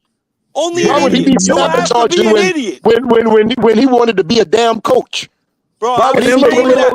I'm He don't screaming want to be no goddamn coach, dog. Evero plays on the TV. bend What but don't the break fuck are y'all defense doing? all the time. All the time. The one time we needed to play the normal style against the Cowboys so we don't get beat over the top, he want to press. Bro, you don't know what you're doing, bro. You're playing Madden every game, bro. You don't know what you're doing. You playing Madden? Nah, that is facts, though. Yeah, Some of them, believe it or not, a lot of them coaches use that Madden stuff. You better have a safety over the top for your guy, CD Lamb. Number one, you got to have somebody out there tracking this dude, and you're gonna have to shift around, man, and make these linebackers stop this run, bro. If you could do that, you put more pressure on Cooper. And we need 8 or 9 in the box. I'm gonna tell y'all what the issue is against the run. He's not gonna beat you by himself. He needs. So look, we don't have enough upfront pressure at all. Period. And he doesn't look. We don't have Evero that. doesn't play a good alignment to stop the run. He plays a lot of quarters where you use 7 defensive backs. 7 DBs. They fuck us every that shit time. dumb, man. He just That shit dumb. That shit dumb as hell. He plays the cover 6, right? He plays this thing called the cover 6-2. That's his base defense. We drop it 6 people. It's cover 2 to one side. It's cover 4 to another side, right? Yeah, that shit dumb as hell, man. He wants the linebackers to cover the whole middle of the field. So what happens is this. If them linebackers miss tackles, they're going to run another 10 yards before anybody's in the screen. So Demetrius, the whole thing is this. he had one covering a wide receiver in the flats. You feel me? Like, what are we doing? What are we yo? I don't even talk football with everybody on the panel on a regular basis. But everybody who I talk football with, bro, I'm confident that what I heard tonight, everybody on this panel could do a better job than Evero if they given the same amount of time. At the same time in that Dallas game, Bryce Young played like shit too. Okay. Bro, but we talking like about the crap. defense, bro. Yeah, but I'm talking about all of it. I'm talking about all of it. The defense and that. But both of them played like crap. No, Howard. The only thing that Bryce did was turn the ball over with them fumbles. If he hadn't done that, he would look so bad. That's all he did.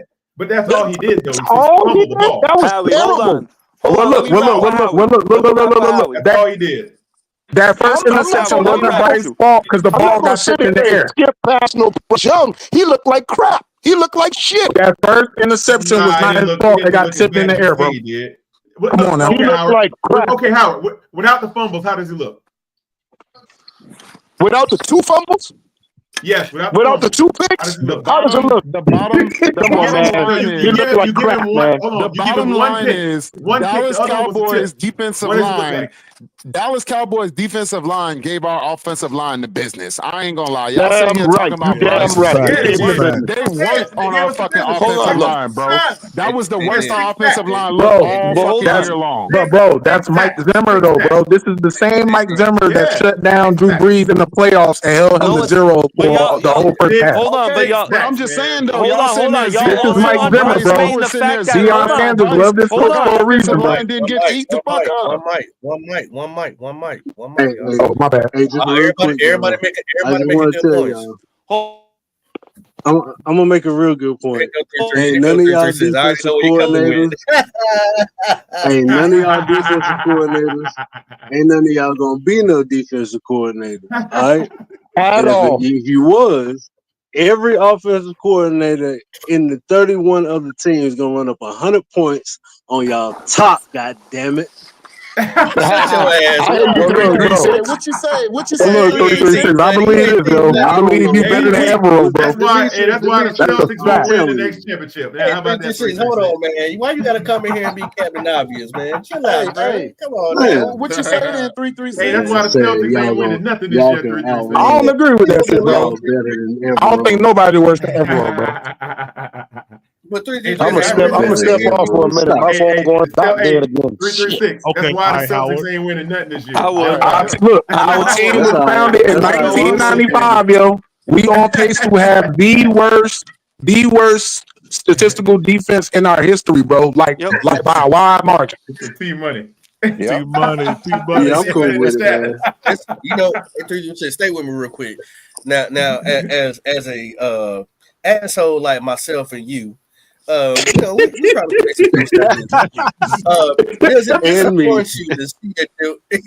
does it disappoint you to see your DC as complimented and award winning that he was before he got here to get outsmarted by the offensive coordinator from the Cowboys? Yeah. It's real disappointing. A bad offensive coordinator at that. Defense going out. Y'all underestimating the fact that Jonathan Mingo on the Cowboys. Nick, no, I don't need you to help 336. Let him talk. That boy good at talking. Cat got his tongue now. 3-3. Did it disappoint you? He on mute though. He on mute. Oh no! All right. I'm back. I'm back. Y'all know he ain't gonna be quiet like that. To see the offensive coordinator outwit Evero from the Cowboys. Did it disappoint you as a Panther fan? Yeah, because I don't really like that cat. What's his name? Keelan.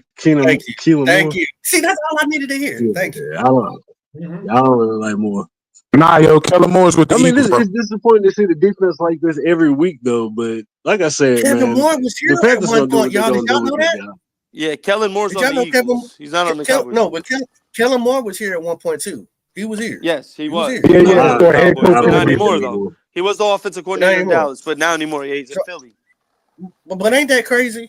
Ain't that? I mean, when you really think about how things have circulated and came back around, and you still watch Kellen Moore come here and beat your ass against a 47-year-old defensive coordinator who's supposed to be highly awarded the next Dick Fangio or some shit, and we can't That's get it who's done. supposed to be ready to be a head coach. Facts. Oh my God. That's the stuff I'm talking about. 3 decisions. I know I'm not a decent defensive coordinator, and I know these offensive coordinators run circles around me. But what we're saying is when we're sitting here picking tape apart, you know what I'm saying, looking at things that he do, I shouldn't see DJ Wanham running after CeeDee Lamb in the flats. I shouldn't see that. Yeah, I shouldn't see a goddamn cornerback. That's all scheme matchups and I formations. swear to God, y'all think I'm While JC Horn trying to blitz on the other side.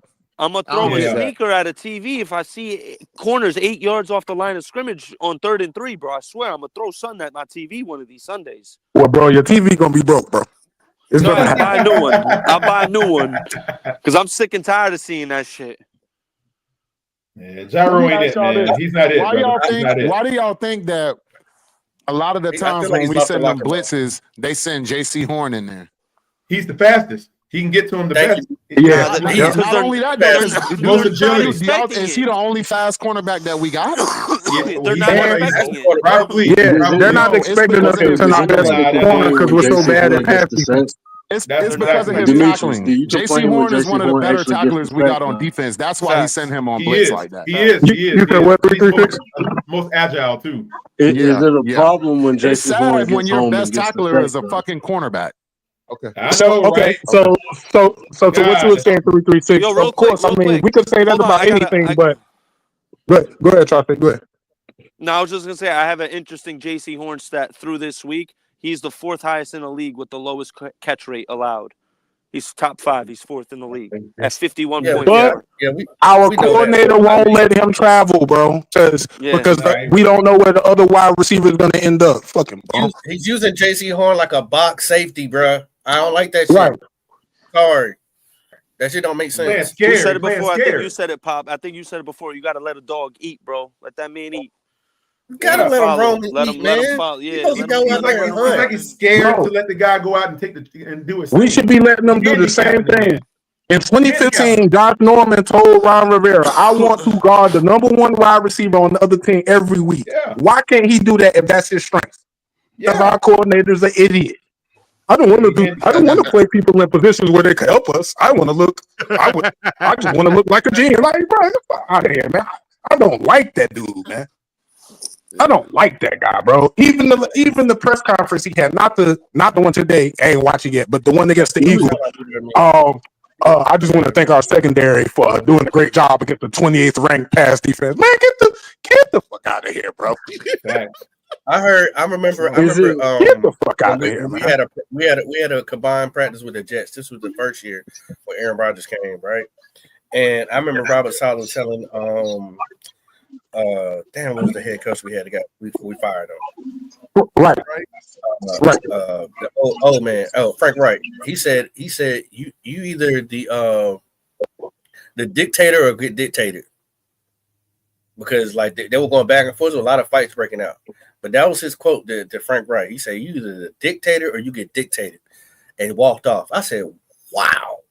Now that's somebody that just said 4 words to you that made a whole lot of sense. He got his defense out here cranking.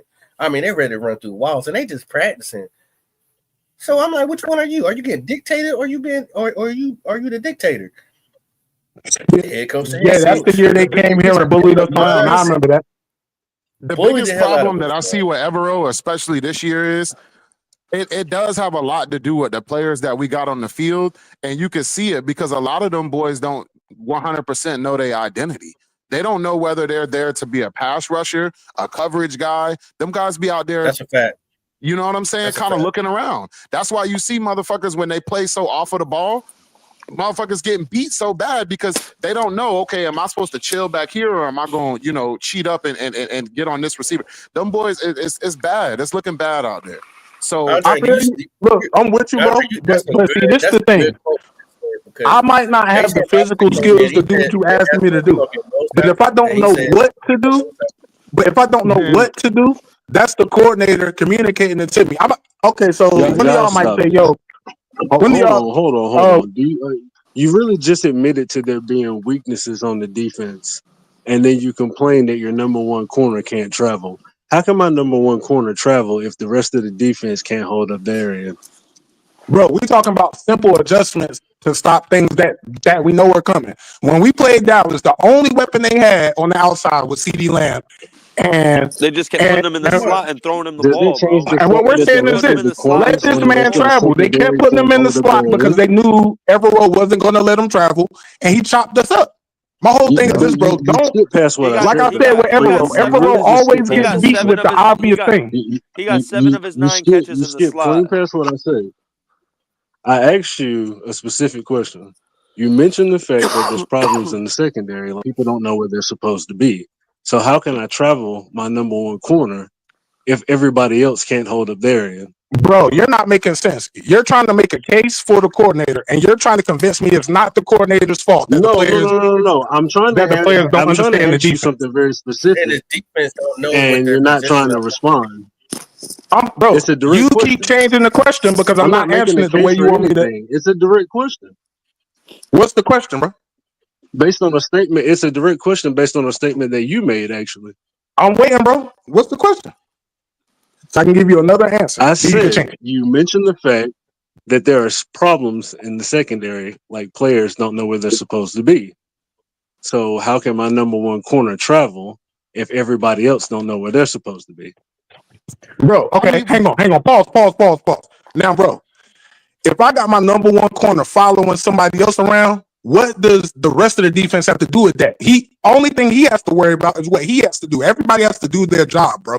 Come on, bro. So At the end of the day, what we're saying is because you just said that there's problems in the secondary, like people don't know where they're supposed to be.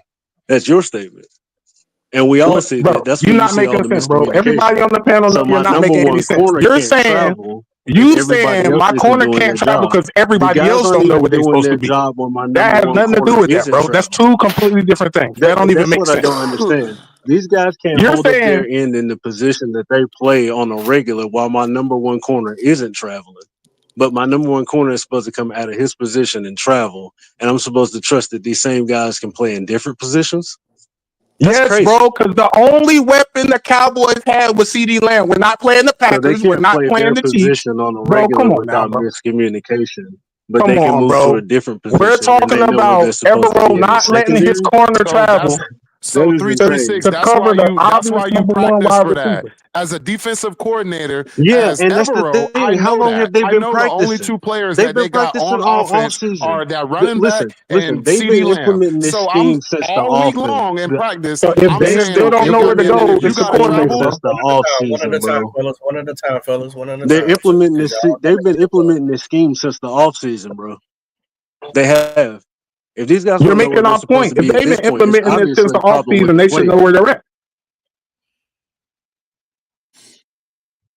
You just told me they've been practicing in this scheme since July, If I can't right? get the playbook down, Oh my God! that's All right, crazy. bro. You got it. It's You got it, bro. probably the player. You got it, bro. Bro, come on now. If they don't know where they're supposed to be and they've been practicing this defense since July, bro, come on, bro. That's the coordinator, bro. but Because even if it's then the it's Then player, that the makes me coordinator should stupid, sit the right? even player then down. Duh. even then it's week to If you week don't know where though. you're If you supposed know to be you're by playing the now and you've been doing Cowboys this for and months, then all that they makes you got, stupid. Then, all if right, you then the coordinator A should dumb bench you. corner. Bro, this all rolls back up to the coordinator no matter how much you slice it. If you don't know where you at, he need to put You can't get somebody the else job in done. there. You gotta go. I agree with both of y'all. That makes That no either the sense. corner. No, but just think about it. You're right. If the corner doesn't know his assignment, he's stupid. Has he been here all this damn time? Because you know Dame Jackson was hurt. He was supposed to be our number 2 before we got Michael That Jackson. just shows lack of discipline. If that's number one key is Exactly. discipline. That's not on the But coordinator. You just 336. dumb. Hold on, 336. But it is on Evero to, if that corner is not sticking to his assignment or not knowing where he's supposed to be, then you need a next man up, dude. Get the next guy in here because well, you obviously not getting it. You had Dante Jackson last year, bro. You had Dante Jackson last year. Dante Yeah, JC Jackson was was a hurt. cap casualty. Dante Jackson was a cap casualty. But the thing he is, wasn't though, gonna that's literally the all. thing is, though, when you have both of them on the field, there They a weren't lot of gonna that pay him, confusion bro. wasn't Stop They it. there. weren't. Yeah, they literally said they were gonna. They cut was him, gonna but pay they ended him, up trading him. but they wanted Dante Johnson. But they wanted Yeah, Deontay Bro, Johnson. They they were was gonna gonna pay cut him. that dude. and look They at were what not he's gonna doing pay in him. They Pittsburgh. asked for Deontay Johnson. Come on, bro. We played Look at what he's ourselves for doing in that. Pittsburgh. Right, 7 They weren't interceptions. gonna The pay the dude. coordinator That's why He's he's doesn't gone. know top how to five. He use top his five. He's players, top Man, bro. five in the league, though. last He in year, top why you 4. didn't see this as a problem was because we had him, and when both of them boys was on the field, they had their respective sides. Right now, JC is getting the majority of the workload whenever it comes to getting the best receiver. What they should have did Sunday was goddamn travel JC everywhere CD Lamb fucking went. And if you want to put him in the slot, okay, that's perfect. I want to blitz JC anyway. God damn it. I don't understand what's so hard about that. I don't know one understand what's thing. so hard about that. I know one thing. I watch a lot of football. Y'all I'm can not let claiming Smith I'm a Wade get savant and gashed for anything, but that. I can't name 10 cornerbacks better than J.C. Horn. You cannot name 10. Yeah, You can name that's a fact. 5. You can name 5. Once you get to around 7, 8, the list will start thinning out, and Yeah, you it really gets gonna be real like, slim. Real slim. So 336. Who's your sleeper in his You feel me? in his Like draft coming up? That my maybe sleeper? nobody's talking about that. No, 336. Because I'm just curious who we got his eye on that you would like to see addition to this team. Because I'm curious. I'm curious who you got your eye on. You like, yo, I don't that's really somebody have we a need. number one pick that I want. Well, not a number one pick, but one of my It don't have top to be picks a is number one. It definitely could be Amarion anybody. Hampton. It could Yeah, be free I'm looking at agency either. Amarion Hampton. I want to bring Amarion Hampton back in Carolina, and that's just me. Why you like I Amari don't give a Hampton? damn about Jonathan Brooks. I don't give a damn that we picked him. I don't care that he's on the team. I don't care. You're not gonna see Jonathan Brooks for 2 years anyway. So I mean, y'all can Not do maybe. what y'all do with that what y'all want. You're not gonna see him for another 2 Yeah, years. we Jonathan ain't Brooks a paying him bust. till 2026. It's over. Yeah. Yeah, so But you don't have to draft but why running back. Amari You can Hampton? Now, I'm just curious why you said sign a Amari 1-year Hampton. guy for cheap. Why Amari Hampton? Yeah, me too. Why? Because I think Why him Tim and Chuba specifically? are going to do damage. Point blank. So what he does that Cuba doesn't do? I think we're going to have the best running game in the league. You can sign Jaylen Warren to a 2-year contract. Have him and Chuba be our 1-2 punch. That'd be lit. Fact. We don't need no That'd be one. lit. Chuba and We don't Jaylen need no Warren first would be overall running back. nasty. Nah, but that's what Jaylen I Warren don't is a care. number 2, and he'd be a perfect He'll probably be at the 1-2 top of punch the with second, Chuba Hubbard but I really don't while care. Jonathan Brooks is recovering, especially for the 2-year contract. Shit, I'll take that all day. You're an intelligent man. You know, even though you like Amari Hampton, that's probably not the first thing on your list. I know that ain't. I know that It ain't the I got an offensive and a defensive guy sleeper. My Yeah. offensive guy is wide receiver. But you like him, so I ain't from mad at that. Maryland, Ty Felton. Wide receiver from Maryland, Ty Felton. He's basic to me, bro. I'm not crazy about Ty Felton. And Jay Higgins, I told you about our Iowa linebacker. Listen, Nick, we can agree to disagree. I'm not crazy about Ty Felton. That's fine. To me, I don't see anything very special textbook. about him. He's very textbook, and I feel like he's going to translate into the league. He don't do anything that Thielen don't do already. And Thielen do more. He's not that guy. I promise you, he's not. He's not. Like I said, with know, some man. coaching, them route with runners some coming out of coaching, college I'm translate. also counting on the coaching I know, and the but development. But there's actually a better guy on his team than Ty Felton. That's what the thing that's tripping me about Nick. There's a better wide receiver over there at Maryland. I like Ty Felton a lot. He's not even number one over there. But all right. He balling. He is definitely the one. Nick, that's how you know I'm watching tape. You know how we do. Guy doesn't need to be a number one to be likable and to like as a prospect. I like Bro, him as you a just prospect. said go get Garrett Wilson. We do need a number one. Stop that, Nick. See, We do need a number one. No, we do need a number one, though. Don't get me started with that. See what I'm saying? There's a method to the Ty Felton's a fit. Here's the thing. Ty Felton's a 5th, 6th round guy, my guy. I'm not saying you draft him in the 1st, 2nd round. He's a 3rd day guy. But he's nothing special. You said a sleeper, so I was giving you a sleeper. He doesn't need to do anything special right now. Julian Edelman didn't do anything special. Wes Welker didn't do anything, but they were great players. Julian Edelman was masterful But what did he do in special? space and zone. I'm telling you right now, if you're listening to me, Julian he will Edelman kill was, you in zone. He quit shifting. He played in a system that catered to what he did great. Amazing You know what hands. I mean? He knows Sutton every works route in the Dave concept. Canales system too. But here's what I'm saying: you don't need to be a number one guy in college to be, you know. Can you turn into a number one? Maybe, but as far as if what I'm I not see right mistaken, now, Chris Olave, he's nothing special. Chris Like there's Olave? plenty more Ty Feltons in this draft. Chris That's what I'm saying. Olave? Like Oh, Chris okay, Olave okay. is a beast. He's a beast. Chris Olave is a beast. He decent. He decent. He decent. He would if he was here, he'd be our number one for sure. For sure. I ain't gonna That boy jump got on the Chris speed. Olave wave, but I mean he good. Like, he would be our best wide receiver. I'll give him that. He got would great definitely be our hands. He best runs wide every receiver. route. He got speed. He got the Shaq. He a little small though, man. I don't like his size. All our guys are 6'2", 6'3", 220, 212, 215. You need a shifty guy. but yeah, Garrett Wilson would manipulate the hell out the middle of the Garrett field, Wilson bro. ain't no but like And we can get him 195 for the low. pounds. Yeah, But Garrett here's Wilson's the small, thing. but he long and I like though. that.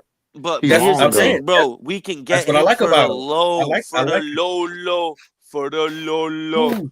You think so? Yes, we can bro, do him for because the the Jets are going to be bullied into it, bro. No, they're going to have I to would trade it take- for something, and I no would one's going to take trade a first Golden rounder for a guy and they have to Texas re-sign. Longhorns before Ty. Yeah, He's not going to I go was for a with you first on that. rounder. He's No, I not going heard to you go when for you a said that first the rounder. first time. Yeah, bro, I'm he's with you not on going to that go though, for Nick. a first rounder, bro. I promise it. We can trade our that Rams pick and one of our fourth rounders or fifth rounders and maybe get him. The thing I love about you, Nick, is your optimism when it comes to us trying to finesse a team. You don't do that usually. Yeah, we don't do that. I know. You putting a lot of trust in something you haven't seen yet. You know what I'm saying? Like you putting a ring around Dave. Hey, it's a new regime. I'm not not at all. What you mean? Oh, see, you putting a going? ring You on- extra? you putting a You ring- extra? You extra? You extra? You as putting a fuck. ring on it? Not at all. All I'm saying, I'm throwing ideas out there, dog. I'm throwing ideas. but I'm just That's telling all you we're that- doing. No one put no ring on it. You being wacky, bro. hey, All I'm doing is look, throwing out ideas. Tri-State, slow All your I'm doing is rolls. throwing out Tri-State, ideas, protect your dog. That's heart. all. Protect your heart. Tri-State. That's what I'm saying. We Protect just throw your out ideas. That's what we do as sports fans, bro. You know. Hey, He like could go for a one for all I know. I'm just trying to point out a reason why he protect wouldn't. his heart. I can't give Dan Morgan's. He did it. He had a good draft so far. Let's see if he can do it again. Now, Of course, a draft I didn't say anything about okay, Dan cool. Morgan. I was talking about Garrett I Wilson. ain't. Well, Dan Morgan's the one gonna have to make the plays. All I'm saying gotta is make it's a the different plays. regime now. He looks a little more. I'm tired of us He looks a little more aggressive, like how he traded down, but then traded back up. So he's with the shits as far as being a little unique with shit. That's what I got from his first draft. You know, I mean, Demetrius was saying we that earlier. did trade down, then trade right back up. I think you should stay where you at. Just stay where you at. Just stay. I mean, that's your philosophy, and that's an okay philosophy, especially when you're in the top 5. You don't need to be eager to pick up the phone. You gotta have people call you and just listen when you have a top 5 pick.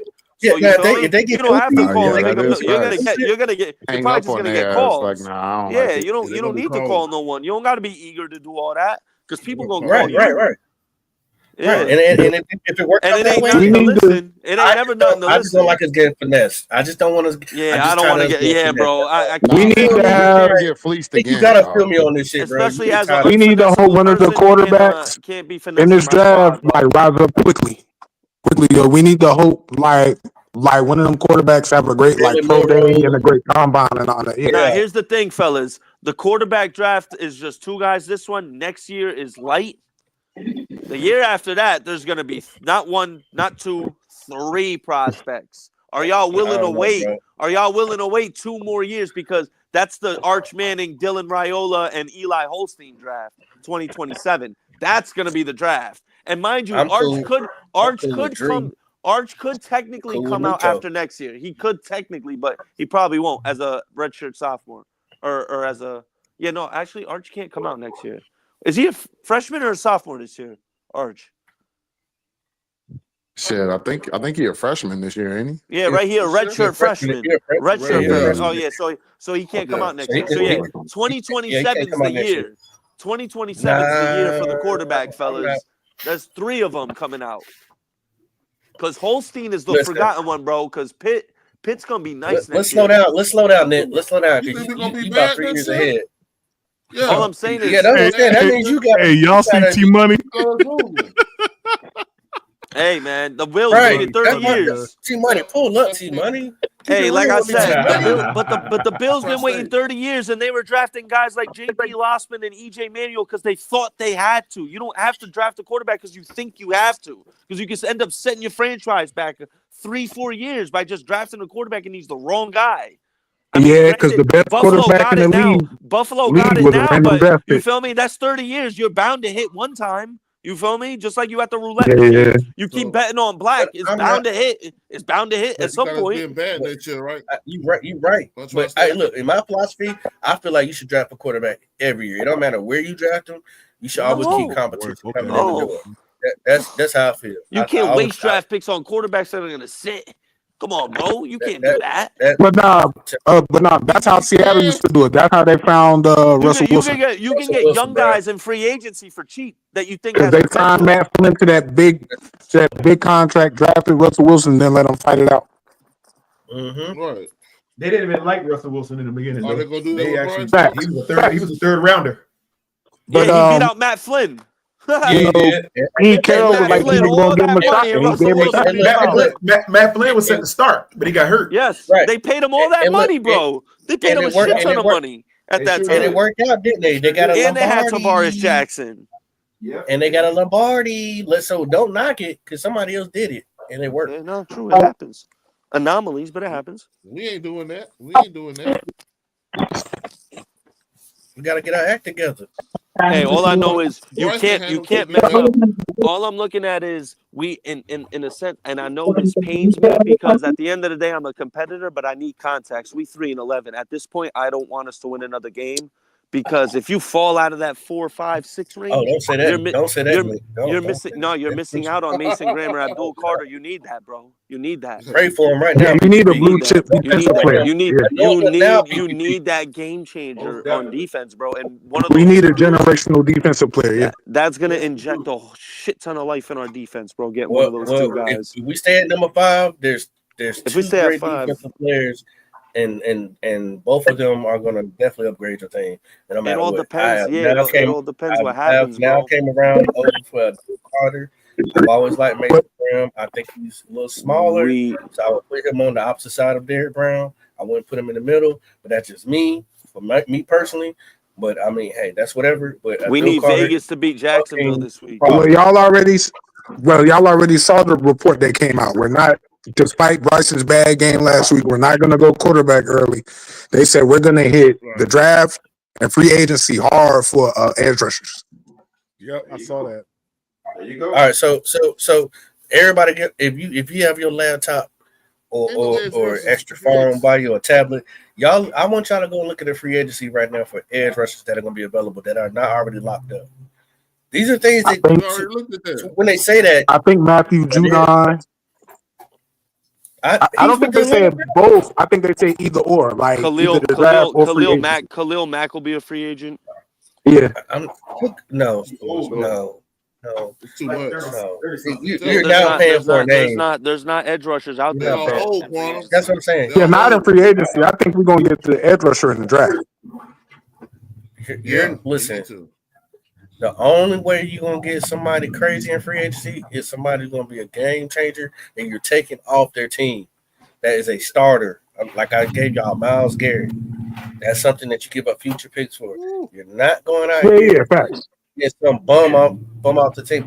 There's only so many angles they can go about it because they don't have a lot of money, and we don't know exactly if the players on our team are going to agree to restructure the contract. Hey, Pops, So I got how the I'm list of looking at edge rushers. Go ahead. I got the See list who's of gonna edge be happy with rushers. You got Khalil Mack, Hassan Reddick, Matt Judon, DeMarcus Lawrence, Josh Sweat, Chase Young, Marcus Davenport, a whole bunch of who's after that. It's real light. It's light. That's light. really after those. Name some of them though, because those might be some of the rotational pieces we bring in. You don't want them. You ain't gonna want them. You ain't gonna want them. Chase Young got no motor. I don't want Chase Young. Chase Young got zero motor. Because to be a good 3-4, we need probably 3 or 4 good pass rushers, bro. But if you bring back Wanham and Clowney and you draft Abdul Carter, You are bringing them back. They're not going nowhere. Yeah, that's what I'm saying. I agree with you. So hold on. So if you draft Abdul Carter, you could run him the whole game on one side and just rotate Wanham and Clowney on the other. Your edge rushers, feel me? You're gonna need some. But who's gonna spell him when he needs to go out? Man, he 21, 22 years old, a machine. He gonna be all right. No. I'm with it. But again, they keep pass rushers, in and out so they can stay fresh the whole game. So you get a good pass rush. Man, that's a young bull right there, man. He'll get his break. Nah, I like him. I like that dude Carter, but I'm just saying pass rushers rotate. You even gotta put him in pass Nobody. No pass rusher plays 95% of the snaps. Yeah, they do. Unless DB. Michael Parsons does. Michael TJ Watt does. TJ Watt does. And Miles Garrett. When Max Crosby, he does not come off the field. When Max Crosby playing, he does not come off the field. Yeah. I'll give you Max Crosby. Yeah, because I think he was at 100% of the snaps his first 6 games. Plays all the snaps. He ain't playing all the snaps now. Michael Parsons is always on the field. Abdul Carter's Penn State wore that number 11. Mind you. Listen, when you wear that number 11 at Penn State, it's different. Hey, did y'all know that Carson Beck is undergoing surgery to his throwing arm? Surgery? Yeah, so his draft stock is plummeted. That's gonna hurt him. Plummeted. He need to go back to school. Yep. Yeah, injury to his elbow. Yeah, throwing arm. Yep, that's crazy. Yep, he does need to go back to school. I don't. Oh, I don't like Carson Beck anyway. Drew Allar's coming out next year. That's the only prospect I see next year. I want Drew Allar. I like Drew Allar. I would like if he goes back to Penn State and they have a deep run this year and let's say deep run or win it next year, his draft stock's gonna skyrocket. He's gonna be the number 1. Just might be. He's prototype, man. 6'6", strong arm. He can move. Unless the kid out of Tennessee, I like him too. Oh, Nico's good too. Nico, nice. Yeah. Hey, I'll tell y'all one thing, man. Mason Graham and Derek Brown. That's all I'm gonna say. We need it. Yeah. We need it because you could afford you can get a premium edge rusher in the second round if you stick there and you don't trade like Pop said. If you want to just stand pat, you could still get a premium edge rusher in that with that second round pick, bro. You could just focus on D lineman and edge on the first 2 picks, you could get a good one, and then just kind of freestyle it the rest. Corner, wide receiver, quarterback, offensive tackle type shit, safety. But you can get Abdul Carter, and you straight for years for edge. I mean, there's plenty of big men. There's so many good. There's so many good guys, big men. There's some big. Like I said, at 50, you can get Birch from Oregon, Shamar Stewart. You can get maybe TJ Sanders. Maybe. There's some big men in here, bro. You don't have to have a necessarily Mason Graham, but there ain't no more Abdul Carters in here. Like there's not.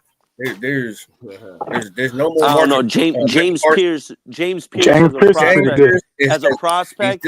Maybe not right away, but he in 2-3 years he might be a problem. If he goes to the right team with the right coaching, he could become him and Michael Williams. King, like get your bang for your buck. Him and Michael Williams to me have they have real high. Yeah, but Abdul Carter is generational. No, for sure. That's but what as I'm far saying. as like potential wise, those guys could reach up almost to that level, if not just as good. We ain't got time to wait, bro. Nah, but Abdul is definitely the guy because he's versatile too. He can play Mike linebacker too. He can play middle linebacker. Abdul Carter. You can play him 2 different positions. Yeah, 3. You could rush Wani and Clownham and Wanham and Clowney and have him play middle linebacker with Trevor Wallace in some packages. There you go. So now you think the way I'm thinking. Yeah, if you want to shut down the run game and really, you could do some work like that. Do something with that. You can do some real versatile shit with that too. Have him at middle linebacker. He's still rushing. They're not even going to expect it. Oh, middle linebacker. He's not rushing the passer. Boom, zone blitz out of nowhere. Fucking with their head. You feel me? All of a sudden, Abdul Carter in the nickel corner blitzing. You're like, what the hell going on?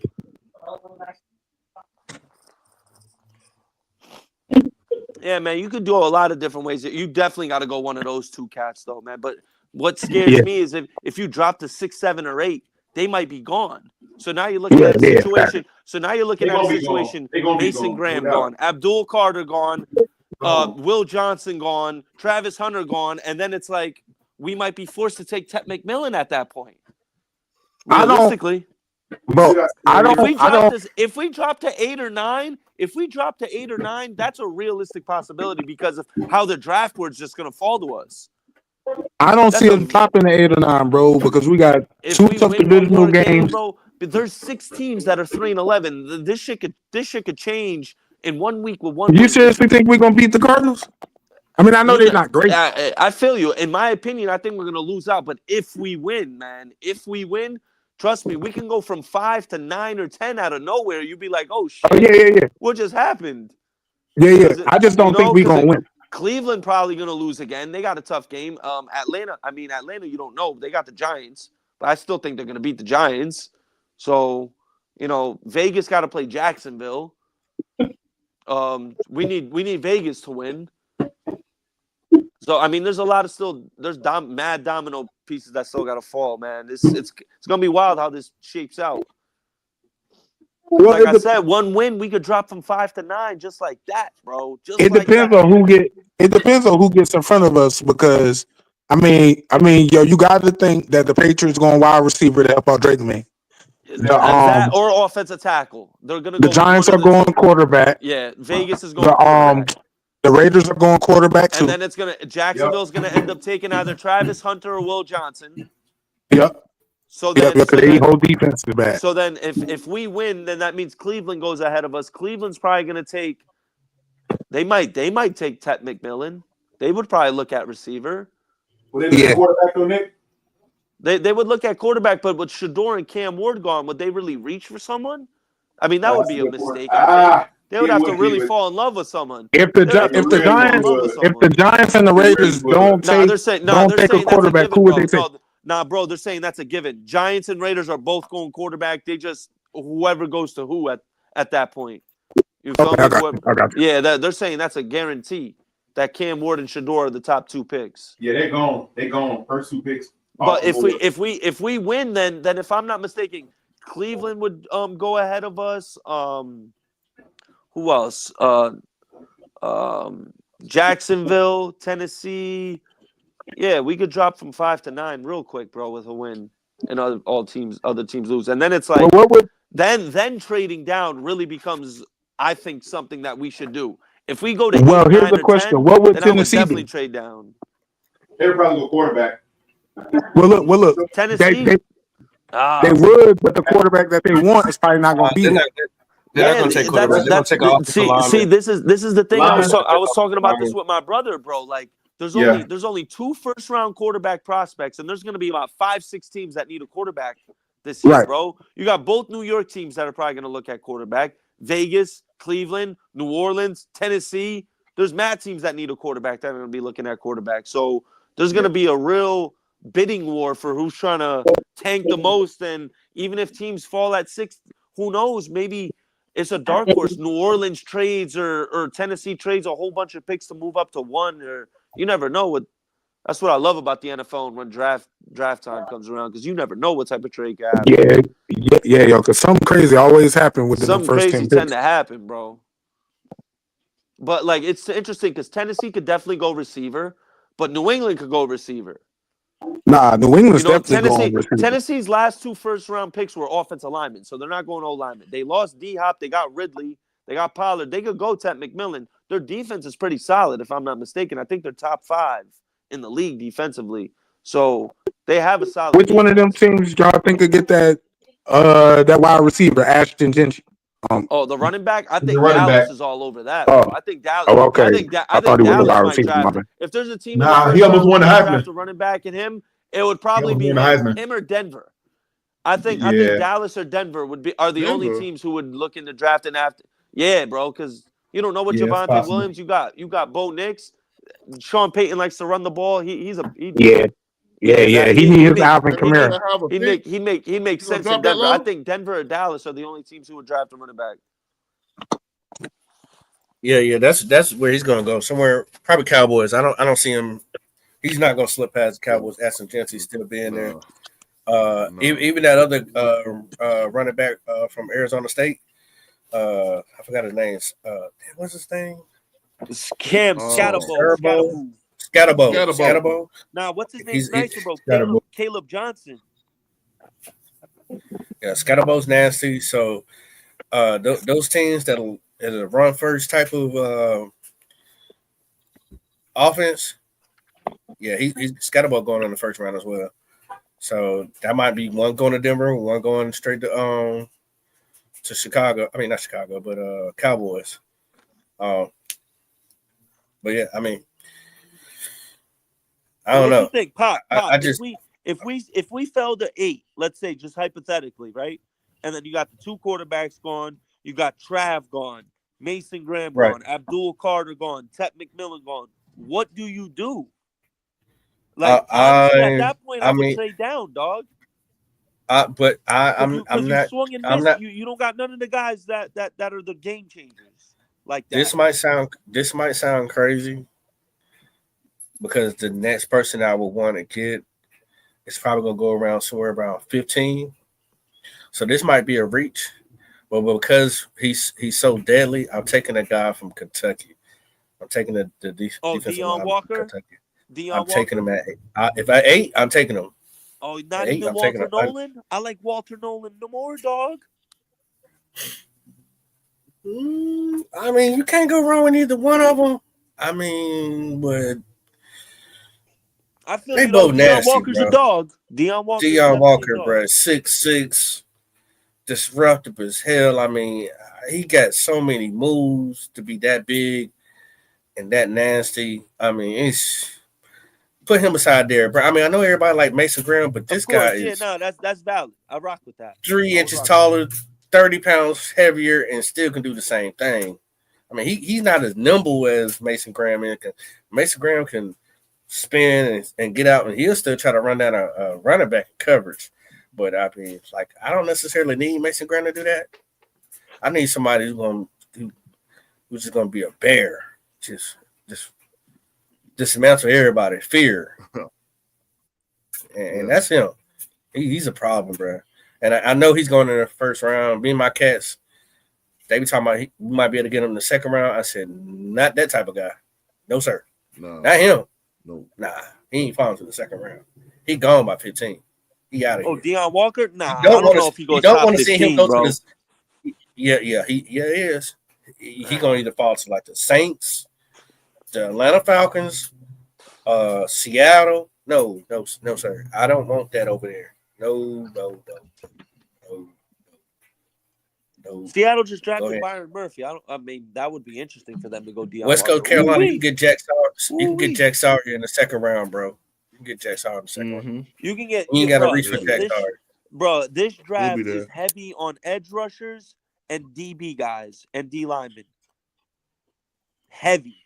I'm saying you can get. This is the draft that don't have a whole bunch of great wide receivers. Castro as a safety in the 5th round. Oh yeah, could start Castro is nasty, and he could start on the Panthers next year at strong safety.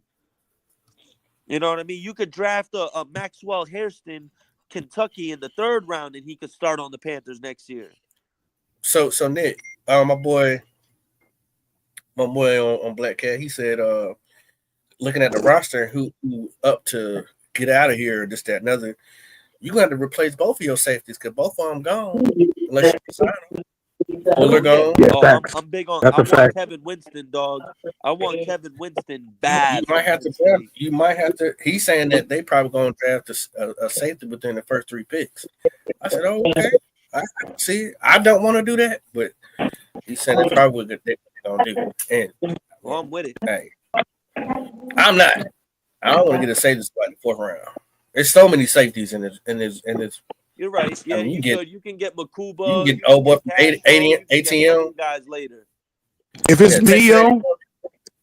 if it's me, I'm doing what Detroit did last year. I'm focusing this year on the front seven, building us like a top 5 front seven.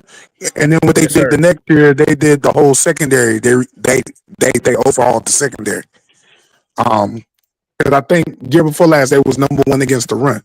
So all they did was they went with the secondary. So if it's me, I need an edge rusher and I need somebody to pair with DB. Fixed the O line last year. And I need another nose tackle.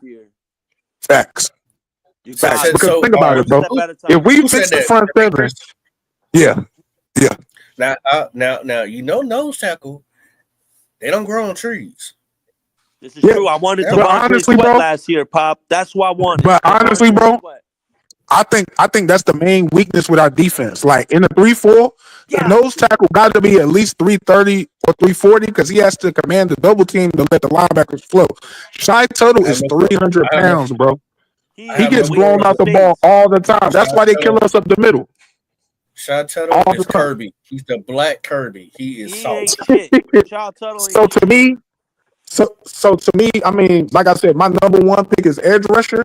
But if they said, nah, scrap the edge rusher, we're going to get the nose tackle that we need to finally run the defense, that's going to dramatically improve our front seven and our overall defense. Dark horse is Tyreek Williams from Ohio State, too. Yeah. I think everybody can agree on this panel.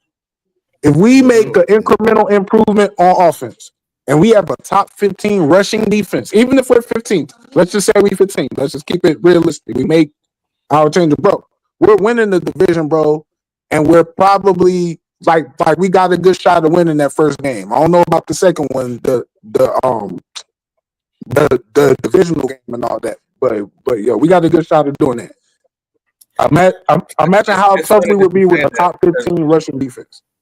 We've been so trash for so long, they won't even let us start the season off at home. That's how trash we've been. And then they really screwed us up by saying, you know what? Y'all not gonna get no Monday night games. Y'all not even gonna get no Thursday night games. That's how trash we been, y'all. Like we have lost all notoriety or power or any type of hype as far as the football team. They got to get something right. And I'm with you, bro. I'm the best 20 nose tackles I could find in this draft. I would analyze them and really need to look at the top 50 because you're picking at 5 and then 52. If I have to move back up between 5 after I take, because I would take Abdul Carter, and if I had to move back up in the second round somewhere to get that nose tackle, that's what I'm doing. I solidify my edge. I'm getting that nose tackle. But like I said, nose tackle just doesn't grow on trees. There's some good guys out there, but you really got to do your research to find them. Okay? There's not a lot of them. But I think you said this though. It was either you or I think it was bro. In this draft, it's edge rushers and big men all over. Look, bro, we just need the right one for us. Like, but with a 3-4, you can't have a 300-pound nose tackle. That's why we get killed up the middle all the time. If y'all notice, bro, they blow him off the ball, and then all they do is work their way to the second level and block the linebacker. So at the end of the day, like all the good 3-4s have great nose tackles in the middle. Yeah. The Steelers got Casey Hayward. The Eagles got a good one. This person got it. Like, bro, our 3-4 nose tackle is 300 pounds, bro. Just think about that. Damn. Not 330, not even 320 or 325. 300 pounds. Like, nah, bro. Hey, you know who's gonna be a free agent too? Ooh. Big man from Detroit, Aleem McNeil. That's a nose tackle right there. Detroit has at least 5 players that are like 325 and up. Damn. There's some big boys. On the defense, bro. All I'm saying is, Pop said that Myles Garrett shit earlier. That shit got me thinking. I know. I knew because I knew you had the Myles Garrett. What's he gonna want though, Nick? I knew you had the Myles Garrett thing and next year, probably. Yeah, it's going to cost. It's going to cost 2 first-round picks, though, because he's the best pass rusher. But that's okay. You know why? Is he on the trade block though? That's okay. You get that, then you stink in the That's what rumors are saying. 2027's that draft, fellas. I'm telling y'all. You got a built defense with Myles Garrett and Derrick Brown. Then you bring in your young franchise quarterback. Now you making noise. Now this is such a heavy defense. Bryce can take your places then, brother. I'm telling you. If pass squad with a defense squad like that, Garrett is ready to get out of here. You already have his protege behind him. Yeah, you do. Look how the Eagles did it that way. They have just been. If we was a little closer, I could really see us doing it. What you mean by like a little closer? Like if okay, so out of 11 players, if we had a good young core of 5 people on defense and all we needed was a pass rusher, then yeah. But we all got to remember, we want the impact player. But one of the things of actually drafting somebody is you get the rookie contract. So I would love Myles Garrett, but the only thing I see is realistically doing, if he's available, is bringing in Garrett Wilson. Let me answer. That would be amazing if we grab him. That would be awesome. The 400-pound nose tackle you're talking about, 3'3", Boston. He's from Florida Gators. I think his name is Demetric Watson. He should be coming out in the draft this year unless he goes back for a 5th year. And the thing about him is he's big. He's the biggest college football player right now. The problem is he's big, but is he nasty? How long can he stay on the field? He's only a 2-down guy. Yeah, he can't play 3rd down. So that's the thing. You're only going to bring him for 2 down. So it's like he's been on a weight regimen right now to try to get his weight down. He got out of the sack. My God, I thought they got him. I was looking at the screen. Pre-PP's running the screen. I'm thinking, how did he get out of that sack? if you can get him down to 350, 340, you cooking with something. I mean, but most guys. What is he weigh right now if he's got to get down to 350? I don't know, because he hasn't had a lot of snaps. Like I said, he's a 4th year. He's been in college for 4 years. He might go back. Yeah, he's probably gonna go back. To try to build up his stats. I mean, because I've really been keeping my eye on him. They just not releasing enough information on him. It's like you got to know somebody to know somebody, and it's like, damn, I don't know nobody. You know what I'm saying? Florida Gators, but he's big. Hey, look, here's one thing that look. We've been talking about the defense the whole time, and I just want to throw this out there to the panel, just to keep the good content going. Yes, sir. Yo, we pay DB. DB's a beast, but yo, DB got to take a step forward, bro. He's great. He does a lot that's unspoken for, but now we need DB to take that step to where he makes those 3-4 like Chris Jones type plays every game. That's what we need him to do. In addition to bringing in other people. I think he would have took that step forward this year. When he got hurt, he probably would have took that step too. Yeah, I think so too. Okay. I can't argue with that.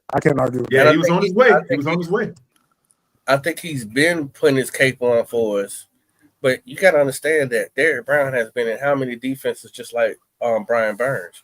3-3-5, 4-3, 3-4. Nothing real consistent.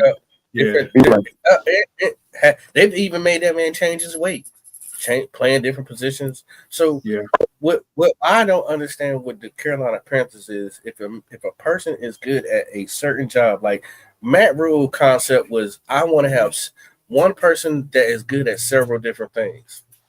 I don't like that. I want you to come in here and do your one specific job and be great at it. If you're good at cracking eggs, you're good at cracking eggs.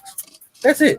We're gonna pay you. I don't need you to be linebacker, cornerback, defensive back. Like I need you to do your one specific job. I hate that concept. Do your job and your job only. You're 111. We need to get away from that, and hopefully that's what we are doing. But it doesn't seem like that when I see DJ Wanham sitting here. I feel you, Pop. But then I see this. It all depends on the player and the coach because they got this cat. You got to look him up on Minnesota, bro. Josh Metellus, number 44. Bro, they've had him play D tackle, D end, middle linebacker, outside linebacker, nickel corner, outside corner. He's played every position on that defense. And Minnesota's one of the best defenses in the league. And it's probably because of him. So it kind of what is he best at, though?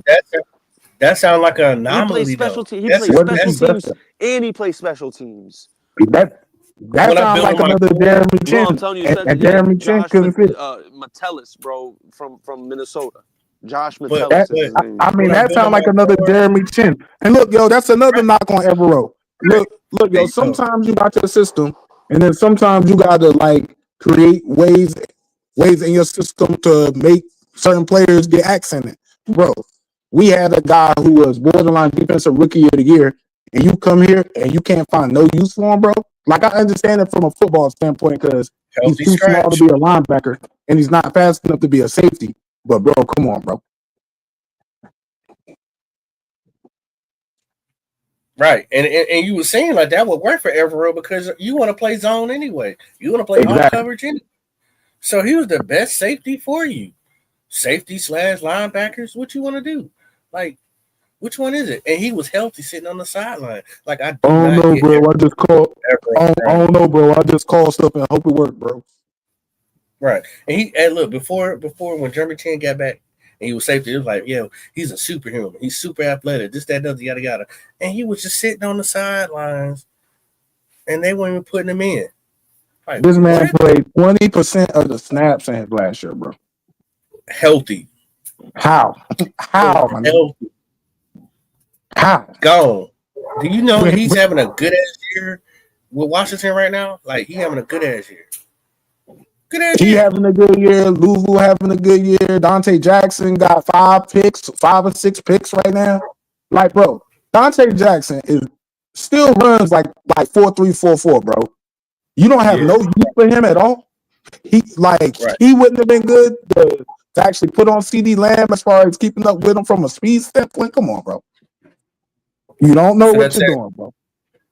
When I can't, and the answer, I think all of us will agree. We're not willing to go into this offseason and really trust Evero in this draft. Dang it, Bryce. Yo, this dude, real quick, listen to this shit. Listen to this Josh Metellus shit. This guy is literally a Swiss Army knife. 217 snaps at slot cornerback, 189 snaps at outside linebacker, 167 snaps at inside linebacker, 103 snaps as a safety, 36 snaps as a defensive tackle, and 12 snaps as an outside corner. Bro, this man plays everything. He plays everything. He plays literally what's everything. this guy measurable, Joe? What's his measurable? But the key point to That's that, look absurd. who the DC is. Look at the DC is. You know who he is. He came from Miami. Flores, yeah.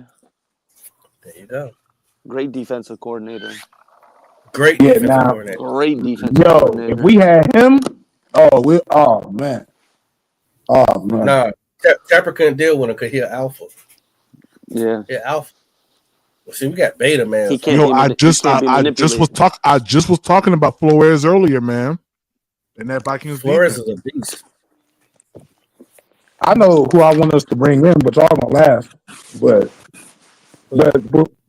to me, like, other than Spags, like, to me, he's a top 3 like all-time coordinator. Rex Ryan, my guy. Tough, bro. Rex Ryan. Wade Phillips. Rex Ryan is not a bad coordinator. The problem is that his adjustment to what's going on to now Ron Rivera in football. No, Ron created that Brian Urlacher led Bears defense. Y'all remember that Bears defense? Yeah. 2000s. 2006. Yeah. Yep. Yeah. The only reason I say Rex Ryan is this: Rex Ryan was head coach of the Jets.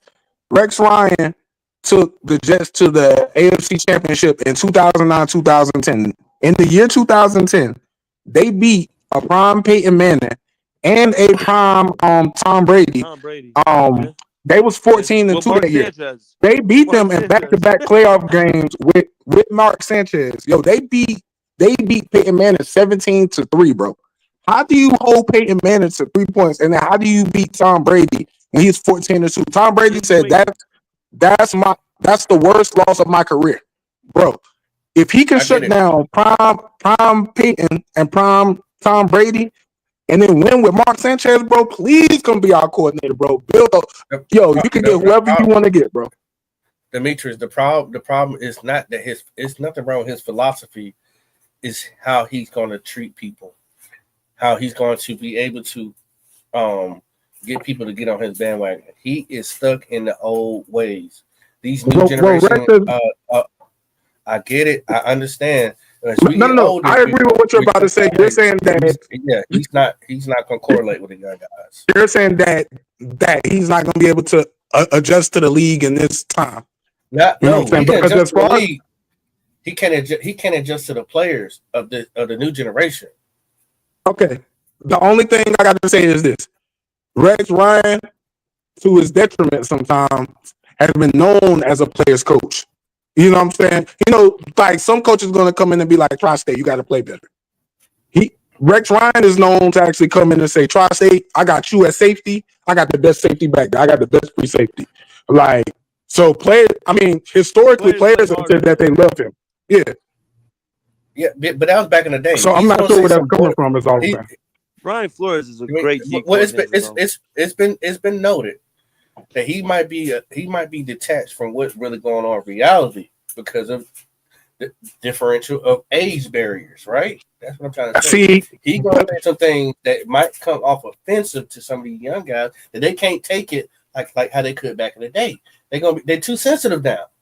No, I agree with you. What I'm saying is I've heard that more about Brian Flores than I have about Rex Ryan. That's all I'm saying. Brian Flores is just a dick. That's a different. He's just a dickhead. Hey, bro, your breath stank. Hey, you know who might be a better D coordinator than Brian Flores? Dude on the Broncos, bro, Vance Joseph. Low key. Better than Brian Flores, though? Nah, bro. Look, Brian Flores. Look, bro. Brian Flores is a dickhead, bro. He's Minnesota. He's just an asshole. Like he's gonna tell you. Minnesota had a bottom ranked rush defense and a bottom. I mean, they wasn't like super at the bottom. That's probably like 20 or 22 or something. Yo, they started off the season as one of the top joints in the league. Like the beginning of the season, he shut down some really good offenses. Before everybody knew that the Niners were actually going to be bad this year, he shut down Shannon. I think it was like 34-0 or something crazy. Like, and I was like, okay, I might gotta watch them. They cooking. I got a good example for you.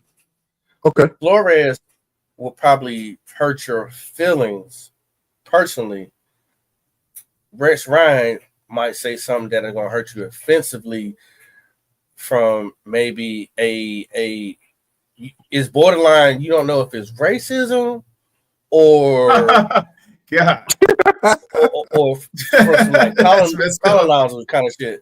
That's what he teeter-totters with. It's like, bro, what are you trying to say? Brian Flores is going to hurt your feelings. Like you. What Rex Ryan might say, you might have to see. You might start thinking about your family tree. That's the detachment that I'm saying, without saying what I'm trying to say. You know what I'm saying? That's diabolical. Like, yeah. Oh yeah. I'm with you. I believe you. I just don't. You know what I'm saying? I never heard that about Rex Ryan. The thing I heard about Rex Ryan his last year as a head coach was that his defense is a little bit too complicated for him to not like be more hands-on with that side of the ball. That's why you know what I'm saying. But again, now on the networks. But again, like you said though, you know what I'm saying, the kids and the players these days, they are a lot more soft. So I do kind of believe that. I just haven't seen like a report about it. That's why they're trying to cancel him on the networks right now. They're trying to get him out of there. He's had to apologize several times. He's not even coaching. So you can't even go out here publicly and just talk about the game without saying something that makes people feel awkward. Come on now. Okay, I'm just giving you football perspective. I'm with you. Yeah. I'm with you. I'm with you. I get what you're saying.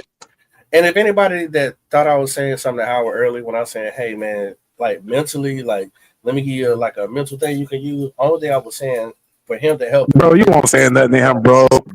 Hey yo, bro, you was just joking, bro. I was trying to tell him that. We all knew that, bro.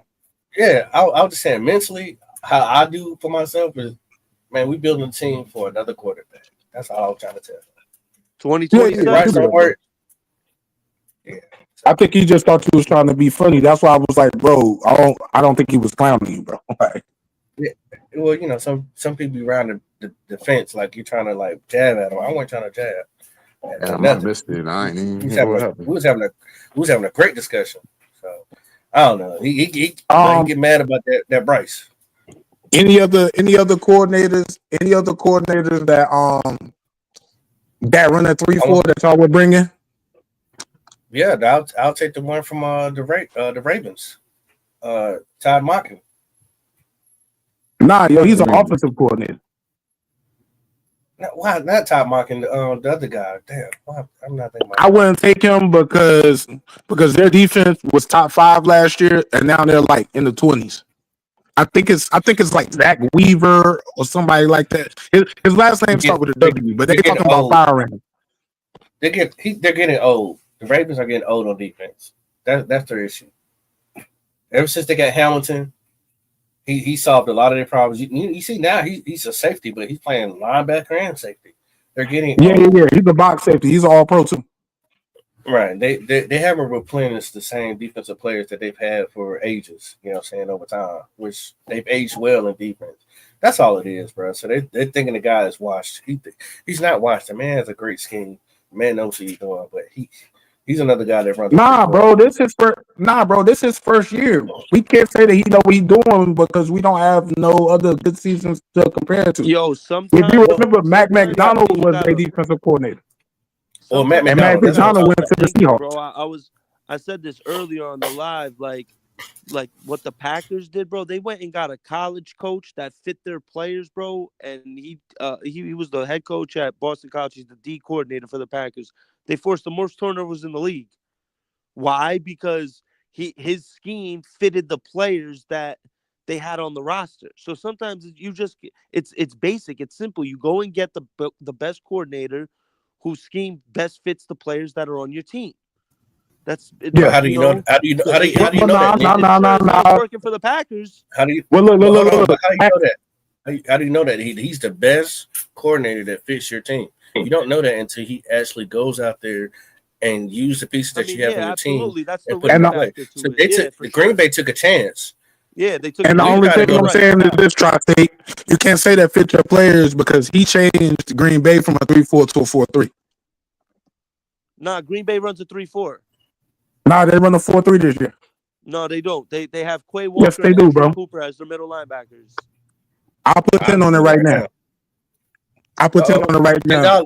They run a 4-3. The dude, don't nobody look. Yes or no? What you gonna do, Nick? Yes or no? 1, Oh 2, man, I'm trying to think. 3. I'm pretty. They run a 4-3. Yes or no? 1. I watched them the other day, and they were talking about it on the broadcast. No. This is fun between me and you. I ain't trying to be funny or nothing. I'm just saying. Nick Stalling. 1. You taking a break? You better not. Like I said, the dude name. Matter of fact, this how I know I'm talking about the right dude. The dude name is Hafley, something Hafley, like Hafley.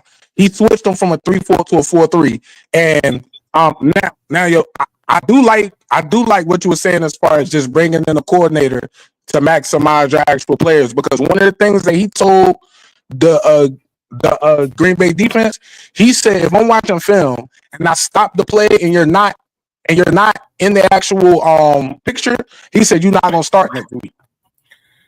I like my man is right. They run a 4-3. I told you, bro. My man, yep. So they did change. So that's another great example though of a team that changed from a 3-4 to a 4-3, and their defense got better. Look at that. Okay, touche. You're right. Hey, if somebody tells Howie this, that's gonna be unlimited ammo, bro. Unlimited ammo. He's probably watching it right now. Yeah, yo, don't tell him that, yo. He about to pop back in right now. Not mention that. Tell me, y'all. That's why we don't use the 3-4, yo. I got it. I'm gonna switch to Howie, yo. There are triggering words that you cannot say around Howard. Plumber, Bryce, because it sounds like Bryce. He said you can't say plumber around him. When you count to 5, you skip 3 and 4. 4, 3, or 4. Hey, yo, who this talking, yo? They're funny as hell, yo. This popping. It's popping. Okay. That's funny as hell. This is about you don't mention Jack in the Box. You just say box. Yo. Wow, yo. Skip. Hey, don't say plumber, say plunger. Plunger. There you go. That's what I kept thinking, bro. Like big now. When Howie come on the that's podcast, exactly what I was every time thinking, talk, they go, PPP. Howie, count to 5. That's why your name Demetrius, PPP. You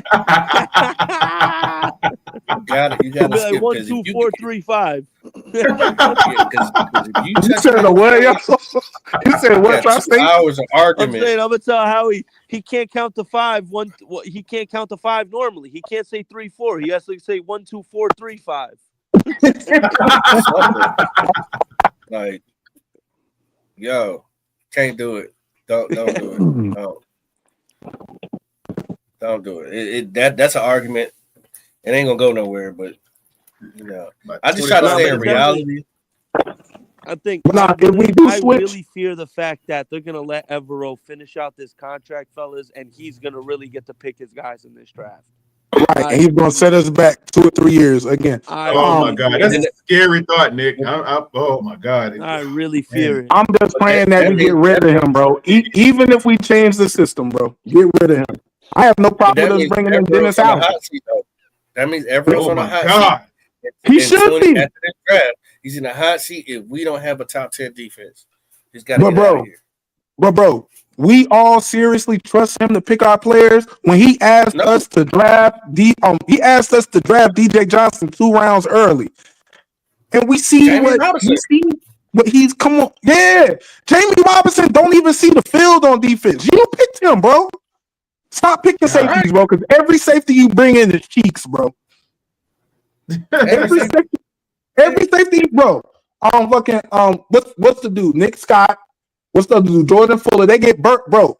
We saw that the Cowboys targeted them, bro. You don't know what you're doing, bro. You don't, bro. This ain't matter. Who plays quarters in the NFL with 7 DBs, bro? You got 7 people out there that's 180 pounds, like they're not gonna run it down our throat, bro. Exactly. Ridiculous. Out of here, bro. Like, damn, bro. Do you know anything about football, bro? How did you get on, bro? Like, tell me so I can make a couple mil and then break it down with y'all, bro. Tell me how you get on, bro. You're right. He benches one. He benched. No, I'm dead serious, bro. Like, ain't gonna lie, bro. It really be upsetting me, bro. I don't like tearing no like person down, but bro, you can't tell me they pay. You're one of the highest defensive coordinators in the league. You get $5 million a year to put that on the field, and you watch tape for 6-7 months. What are we doing? Yeah, facts. I'd rather build the defense. I'd rather build the defense with y'all. We all got different opinions, but y'all gonna throw. Nah, D, I wouldn't get him because blah blah blah blah blah. Let's figure it out, bro. He works with all type of strife and anger within me right now, brother. Jesus, bro. I don't like that man, bro. Like this. I know I'm saying like I know him, bro, but I don't like him as a coordinator, bro. Yeah, I don't get it, bro. I don't get it. I think that he doesn't want to be here. He really wasn't trying to be here beforehand, before the season started, because that's why he was going to all those interviews. Yeah, you're right. You're right. Before you turn the page, you got to read the first page before you get to the next one, right? Right. The very first page, which is the very beginning in the off season, they blocked him for getting any DC jobs, but they didn't block him for getting any head coach positions. Because they knew he wasn't gonna get it. Nobody offered him head coaching position. That's just the facts. Right, bro. You went and interviewed with the Falcons. Raheem Morris beat you out, bro. Like, I'm not saying Raheem Morris is a bad coach, but from what we was hearing, you ready to be a head coach. Like, bro. He interviewed for that job? Would you interview for that job? Yes. Yeah. God, I didn't even know that. He interviewed for Atlanta. He interviewed for us, Atlanta, and Seattle. Oh man! When you hear Evero speak, does he encourage you? Heck no. Imagine him as a head coach. Imagine him as a head coach. Oh my God. He definitely does it. That's funny as hell. That's a good point. Hey, every time I see Evero, I think of Teenage Mutant Ninja I already eat my hat. Put a red bandana around him. I call him Raphael, bro. That's the fact, bro. With that little mega head, bro. That's messed up, man. Give him a red one. Give Jadakiss a purple one. I call him Donatello.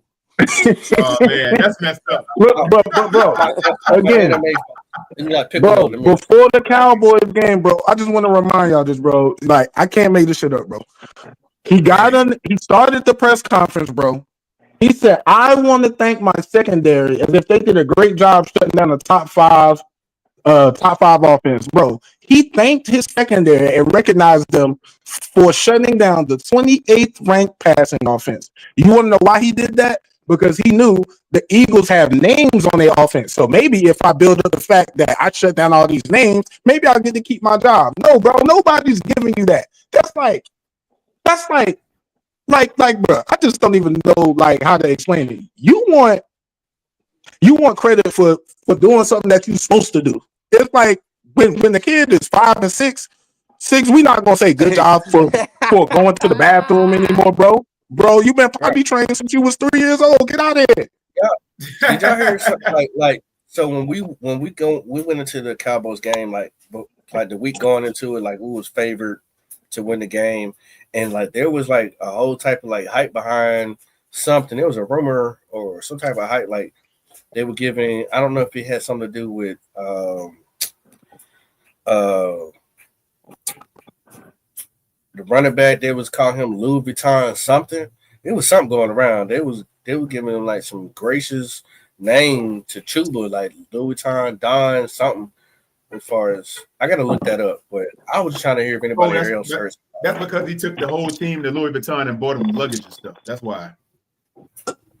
And didn't do a damn thing in that game because damn. That's why I knew I heard something. He took his O-line to Louis Vuitton not too long ago and bought them all. That's what's up, though. I respect that. Yeah, I mean, it's cool. It's cool, but hey, look, one thing I want to let y'all know: we oversized, like they defensive line compared to our offensive line. Oh, we definitely outweighed them by far. There is no reason why the gaps that they were running at the beginning of the game when we were running the ball, that we shouldn't maximize that to the top. We were overpowering and winning that way. I don't care if we got behind, because if Bryce is messing up early, you got to take the ball out of his hands. Run the ball. Yeah. We stopped running the ball. But I understand Canales is like, look, we got behind. Bryce fumbled the ball, put him in great position to come back and score. They ate up the clock. It is what it is. But that's just the fallacies that we have with Bryce right now. I'm going to tell you, bro, I think it was, Bryce played a bad game. But if y'all look at the first drive, I think the game plan was to go in there and play ball control, yo. Because, like that first possession, it was super long. I really think that Canales did not count on Dallas's offense having a good day because he probably thinking like, oh, bro, the only thing they got is CeeDee Lamb. We'll take him out. Then we'll shut down the run.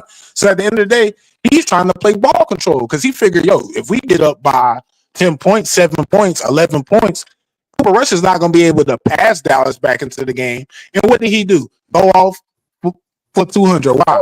Because he's going against bum-ass Ejiro Evero, bro. Yeah, they didn't press. They didn't scheme against Cooper Rush because they didn't think they had to. That's probably why. Right, exactly. They failed to scheme against him, man, and he was able to get off because no one was looking for him to do anything. And how do you not? Without a plan. How is your team not prepared to play, bro? You had a week, bro. You had a week. They didn't seem motivated at all. Public service announcement, man. You slept on to Dave Canales, because I know you do respond on Twitter, at least to some people. Maybe you stopped doing that, but I know you watch all of us podcasters out here. Bruh, you gotta stop. You gotta stop. Public service announcement, man. You gotta stop, bro. You have to stick with your game. Stick with your game. Don't change it up. Stick what you've been doing. That's been winning for you. Stick to your game. We are a running. As far as the run, yes, Chuba wants to eat. I don't care if he blows his knees, ankles, elbows out. he wants to run. Yeah. Let him run. I'm gonna tell you this, bro. I Gotta let think him run, man. I think the only reason Canales came in the offseason saying I'm gonna be stubborn about the run is because think about it. He's coming off the last season looking at the stats he had when he was at Tampa Bay. So they was at the bottom of the league as far as rushing because they chose to pass more. So I think in his mind, he's like, okay, I have to become better at running the ball. But regardless of what he's saying, and I like Canales as a coach, I think he's the right guy. But regardless of what he's saying, I think based off what he does in the games, he wants to throw the ball 60% and run it 40%, despite what he's saying. And so, I mean, with that, that's why I keep saying. That's why I keep saying we're gonna get another number one. My bad. My bad. Bryce Young is a microwave chef. That's all good. He is not on the grill. He's a microwave chef. Hey, so are we all in agreement? So are we all in agreement that Canales is the guy for the coaching position? I think he's ready to go. Yes, I think he's good. For me, yes. For me, I like Canales. Bro, we shouldn't have even been in a couple of these games. Like any other Panthers game in the last 5 years, we would have got blown out against the Chiefs. We would have got blown out against the Eagles. We probably would have beat the Giants. We would have lost one of them 2 games between the Giants and the Saints. I got a question for the panel. I know none of y'all can necessarily answer this question, PPP. I need you to answer this too, because I know you've been taking a lot of hard looks at this. Who was Thielen mad at? Who was he mad at when he went to that sideline? Was he mad at himself? Was he mad at the miscommunication? Was he mad because bitch turnover? Nah. Nah, yo, he was mad at himself. He was mad at himself. Remember, that shot came. That shot came right after the ball went off his hands, went up and got intercepted. Yeah, y'all know the one I'm talking about. The one where he had an open pocket where he could have stepped up. It would have been a touchdown if he would have led Thielen into the end zone. And the interception, But Thielen came to the sideline. Who was Thielen mad at? I don't think it was nobody in particular. I think because you talking about the time when he threw his helmet, right? Yeah. He started banging his helmet. The first time he slammed his helmet, he was hitting the Xavier Leggett on the left shoulder. But he was really trying to like put it on top of the helmet holder. But he was just slamming it, right? That was after that play. That was after that play where he ran that crosser, and then it went off his hands, and it went up in the air. Then it got picked off. Oh, no, that one. It was the one where he cut between the corner and the safety. And Bryce, I think he was on the. I know what you're talking about. I know what you're talking about when he ran that skinny post and he was open and Bryce missed the throw. And Bryce. Okay. I know what you're talking about. My bad. And he was pissed. I mean, he was pissed. So who was he mad at? Himself? Bryce. Was it communication?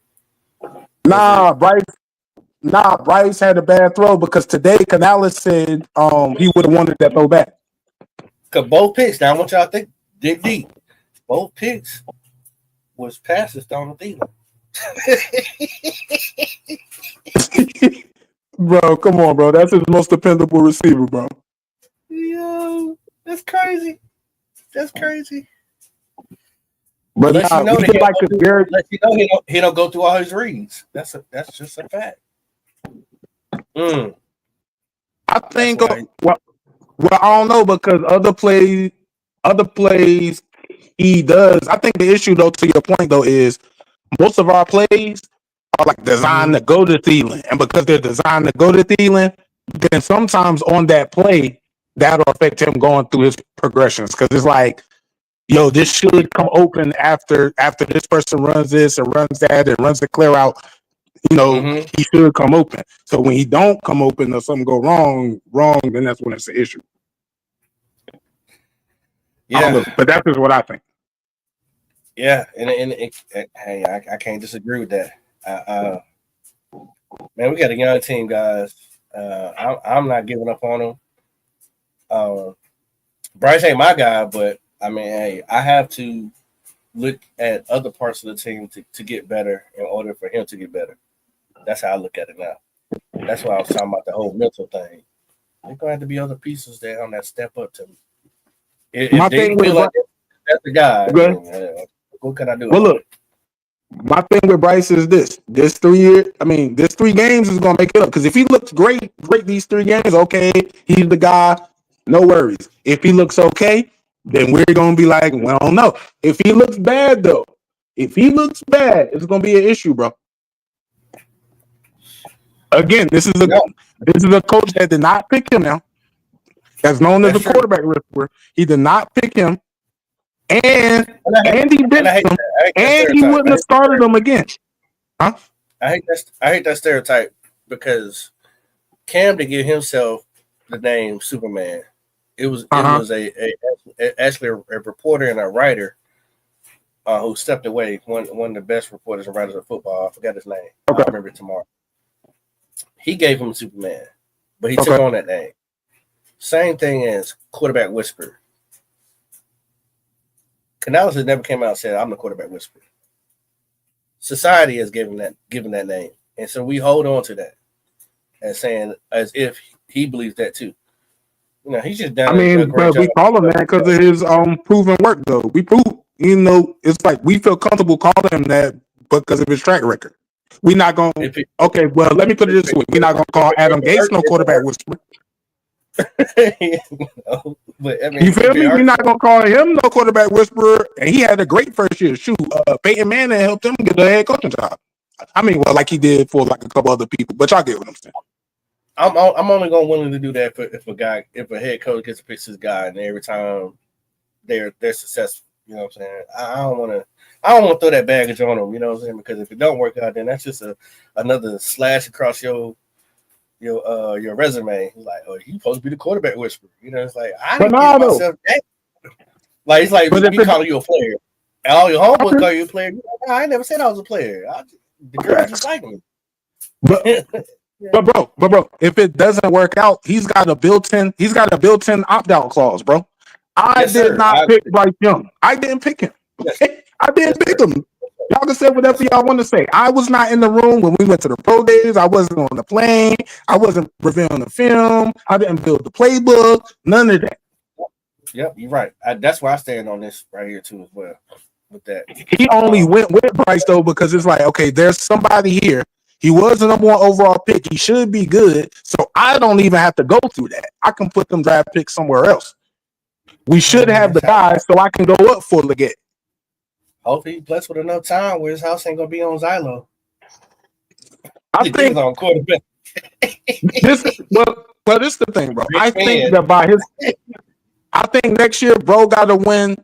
All right, so let's just say we go 4-13. All right, yeah, we won one more game. Us. I think if we go 4-13, the next year he's got to be like 8-9. That third year, because they say give him 3 years. If we're not flirting with the playoffs, if we not 10-7, 11-6 after that third year, he might be out of here, bro. He might be out of here after next year if we stink again, bro. Yeah. If he doesn't win more than 4 games next year, they're gonna fire his ass, bro. Who? Bryce Young? No. The standard's both way of them. 4. If Bryce Young don't get at least 6 or 7 next year, you got to move on from him. Yeah, he's benched.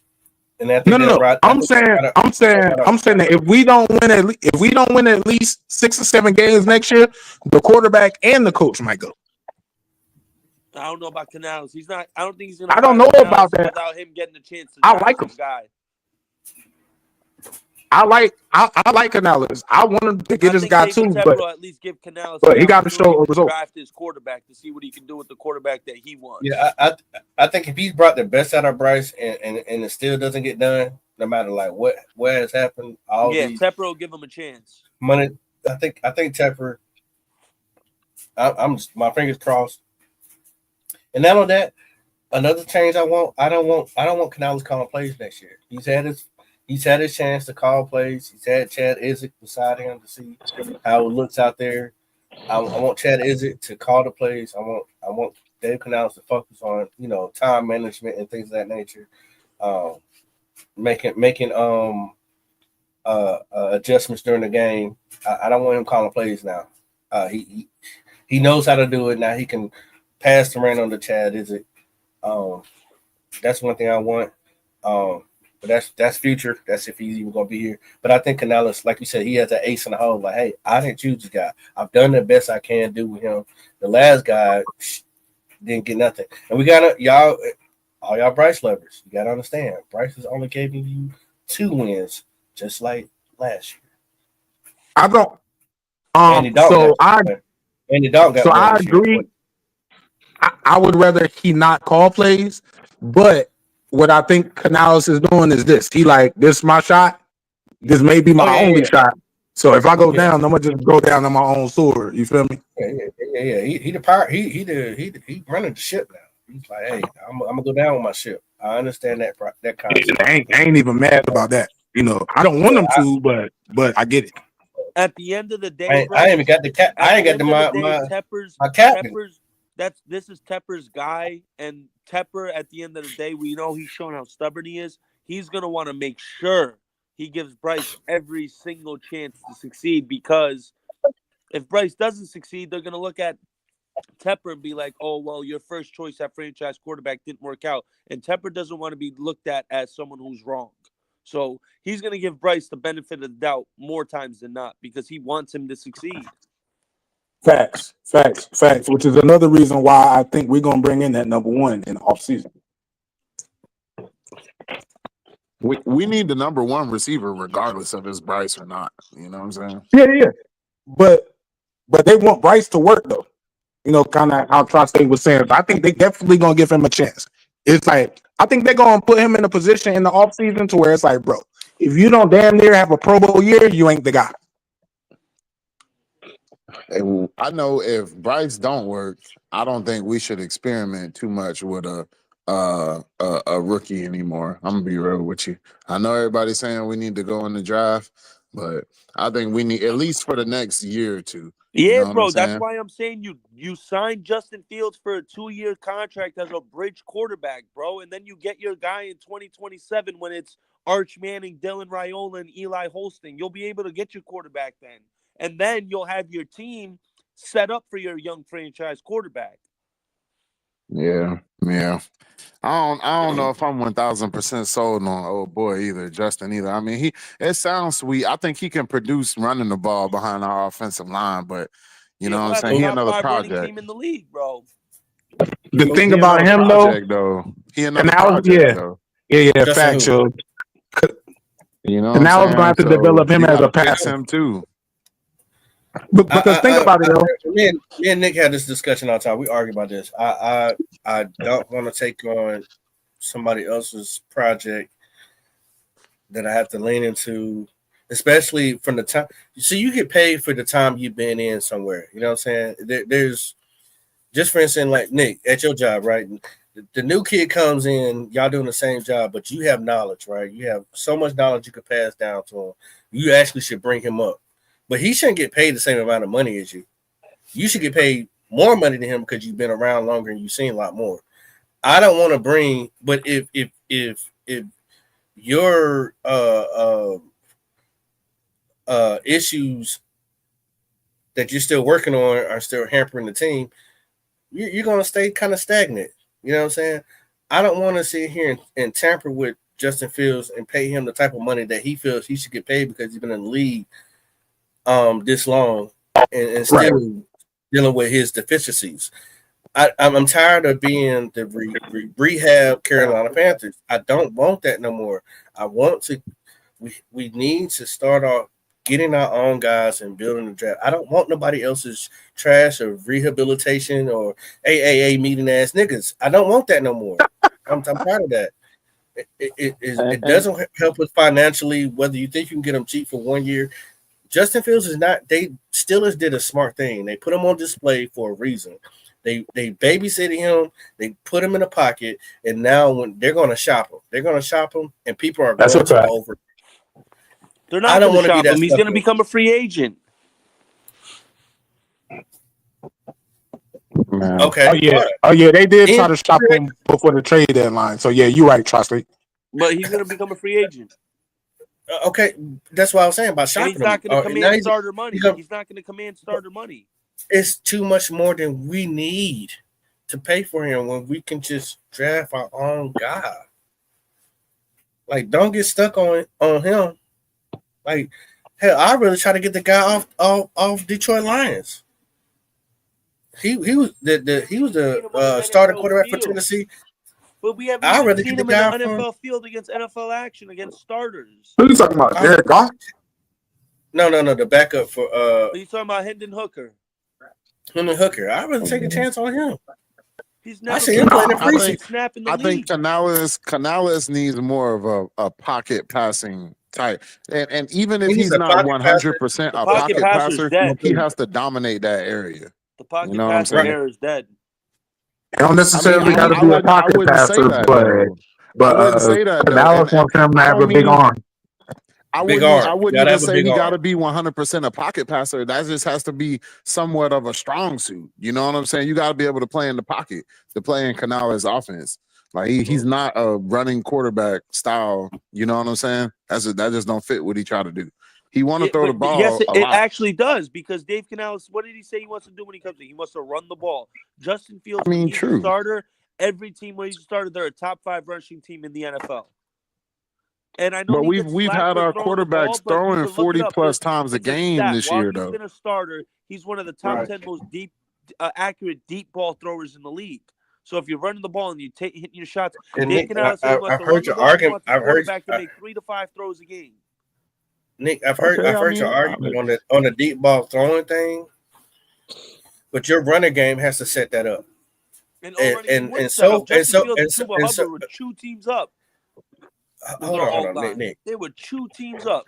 We'd run for 150 a game every game. We're getting $150 on the ground.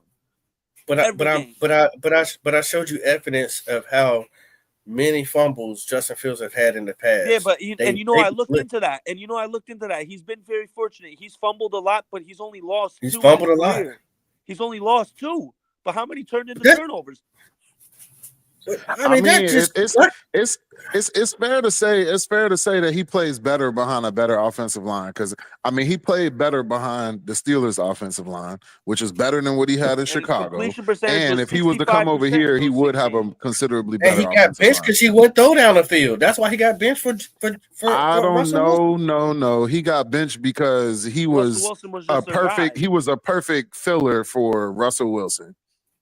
That's why he got benched. They was gonna give Russell Wilson the reins off the rip. No. I'm gonna keep 100 with y'all. The reason why he got benched because the coordinator came from the Atlanta Falcons and he's a play action coordinator. Mm-hmm. That's why Russell Wilson got in. The same guy that was a head coach for the Atlanta Falcons, all he do is play action. Russell Wilson is a play action king. That too, and Mike Tomlin. Russell Wilson over him regardless because they miss that veteran style. You know what I'm saying? Get the ball down the field type quarterback. Mike Tomlin said we can win with him, but Mike Tomlin chose Russell Wilson because Justin Fields doesn't affect the passing game as consistently. That's why I don't think we're going to bring him in because our head coach wants to be pass first. I really think he want to be about 60-40, 65-35 pass run. I think he want to be about 70-30. I'm going to keep it a stack with you. We done had a lot of games where Bryce done been throwing the hell out of that ball. And and this was before we went down on running backs now. We got running backs. Yeah, facts. One of them games he threw like 55 times or something. Yeah, it was. I think I could have sworn he damn near hit 60, man. And I'm like, I think it was like 58. And I'm like, God damn, like that's not what you want Bryce Young to do in the NFL. Like you don't want him to consistently be throwing 60 goddamn balls. It's just we don't want him to throw 60 with this offense. Now, if we talking about we got Garrett Wilson, Xavier Legette, or either we get like a Jamar Chase or like a Justin Jefferson type, and then we got Legette, Coker, and all them. Now we got the weapons to throw 60 times, but not with at that point, you won't have to because you're gonna get your numbers throwing way less than that. Oh yeah, facts. I don't want us throwing 60 times, but what I'm saying is if we are gonna throw 60 times, at least have the weapons to do that. And right now we don't have the weapons to do that. That's why I actually thought he was going to be the run the ball guy, but then when I started watching the game, I'm like, man, More often than not, when you throw 60 times in today's NFL, it's because you're not completing a high percentage of them passes. So you trying to get a rhythm going. You trying. That's what we've been seeing. You know what I'm saying? Okay, I'll give you that. I'll give you that one. Yeah. You don't have the quarterback that throw the ball 60 times. Like even in his biography, his arm gets weaker as the game goes along. Right? He does. He never had a powerful arm. But those are things I don't know if they even considered. I think they felt more in love with his personality than more of what he brings to the team. We got rid of as a player. Got rid of alphas instead of dogs. Like we got rid of a lot of alpha men and brought in more beta men. The locker room doesn't necessarily always have to fucking agree with each other. Hey, this and other. You need a little agitation. You need your Howard. You need your PPP. You're gonna need your quantum. When they all come together, it blends, right? And it turns into a real fucking team. Yeah, but that's when when it comes together though. But to the point though. But to the point, the dude had to find something positive to latch on because he knew his first year, regardless of what. Your first 2 years, Bryce Young is your quarterback, bro. But again, that's not his guy. Yeah. You know what I'm saying? Had Canales been here, we might have picked Stroud. We might have picked Richardson. We don't know. If Canales was here, we damn sure would have got Stroud. That wouldn't have been no question. You feel me? Yeah. You feel me? We definitely would have got a bigger quarterback, yo, because this dude wants to throw the ball down the field. Even when we played Tampa Bay last year, he wants to throw down the field, bro. Exactly. And that's why I say I feel like he a little more 70-30 because that in particular, you saw him really kind of break out in terms of, you know what I'm saying, his offensive, coordinating abilities or whatever in Tampa. That motherfucker, they was bombing that bitch last year. That's when you saw Baker Mayfield like really, really bloom. You know what I'm saying? Yeah, I think he threw for Baker Mayfield threw for 4,100 last year. Yeah, he went over 4. He went to the Pro Bowl. Mm-hmm. I think he went to the Pro Bowl. And that's what I'm saying. That's the reason why he got this job. He rejuvenated old boy, and then he rejuvenated Baker as well. Old boy over there in Seattle. You know what I'm saying? Yeah. And when you look at those styles of quarterbacks, Bryce Young is not them. You know what I'm saying? He's not them. So what I mean, I don't know. I don't think the Bryce Young experiment over with, per se, but I mean it's coming to an end. But I do think that Canales and honestly, we ain't been talking about it enough. They got Plummer on ice over that motherfucker. I think this is the old fashioned sit my dude for a period of time, and they may roll his ass out next year. We might not get no quarterback while you playing. Please don't. I think they just Bryce Young ass gonna be on the bench. I think they fell in love with Bryce's brain. So the rumor was that pre-draft he was like a wizard. He didn't get nothing wrong on the whiteboard with no teams. And then he said today in his press conference, they asked him about the operation of the offense, and he basically said that's on me. If I get the play call into him fast enough, Bryce can go into his bag of tricks. So I think the only reason they didn't give up on him, they like his brain. They know he's smart. They know he's able to read defenses. They just going to give him the weapon to speed up his development. These last few games are going to tell how next year going to go for him. I'm letting y'all know that right now. These last few games, because they already done said they ain't said they're going to rock with him through the rest of the year, but they did say he's going to play next week. But I think they're going to continue to play him. I think they're going to continue to play him. They say he's going to be the starter going forward. That's a fact. He's going to be the starter? Okay. Yeah, But throw this in a situation, right? And this is where we all can chime in because this is where it gets real, freaking good, right? Don't let Atlanta needing to get into the playoff, and that's the last game, and they playing us, and they got a rookie playing against your number 1 overall pick. Ooh, oh my god. Oh my god. Yeah. And he come in here and come in here and dog walk us. Well, we're going to Atlanta and dog walk us in Atlanta. Oh no, it's over for Bryce. If you listen to what I said, earlier, I said we have bad offensive line play this game. Now I think that is the big reason why Bryce Young struggled, because that was the big issue last year. Now I ain't giving that motherfucker no passes because he coughed that bitch up for, you know what I'm saying? Like that's dead. But moving forward, I don't expect the offensive line to play like that, and you might see a little bit of a bounce back from his ass. But I fully expect us to beat Atlanta ass. I don't like Atlanta. Fuck them. We'll know. This is go ahead, bro. Bryce Young hasn't won no away games in his whole career as an NFL quarterback. Hold up. Let me think. Hold up. Damn, you're right.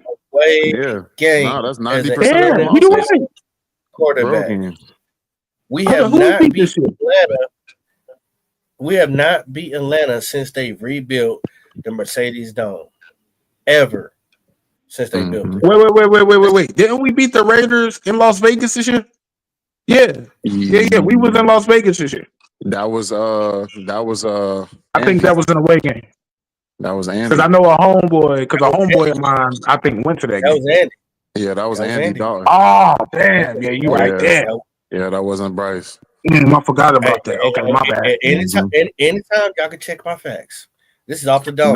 No, that's facts. We that's have never beat That's facts. You right. The Mercedes Dome.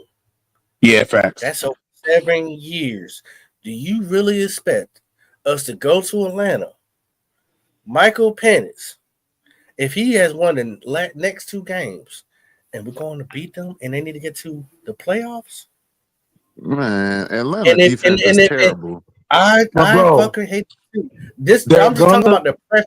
I'm talking about the pressure. The pressure. Look at the pressure that he. I feel you. They're gonna go off on us because Ejiro Evero was our coordinator, bro. Man, they're not like that though. They're not. Let's keep it a stack. Bro, they got more weapons than Dallas. We thought we was gonna beat them. I really thought we was gonna beat Dallas, bro. Like they got Drake London, they got Kyle Pitts, they got Bijan Robinson, bro. That's enough. If we can't just handle Cooper Rush and CeeDee Lamb, what you think they gonna do, bro? We were built kind of similar, but our running backs ain't held up to their running backs. They got good corners. We were supposed to have a decent safety, but we got rid of our safety last year. And you know what I'm saying? We had a similar defense to each other. We had a better pass rush than they had, but we got rid of our stars. So we came in a little null and void as far as like the concept of how our team building was. But now the pressure is on. You have gotten beaten by so many backup quarterbacks. Facts. And now you're about to get surpassed by a person again who's a rookie. You can't do that. I don't see that happening. That's an easy game for Ejiro. Hey, I'll tell y'all one thing. Lord knows what will happen on Panthers channels if Michael Penix outshines Bryce Young and Atlanta beats Lord knows. That's a Snapple fact. That man, Mister, gonna be coming in crazy. Bruh. No, that is facts though. That shit'll be be hilarious. I don't care what nobody says, but that's nasty work.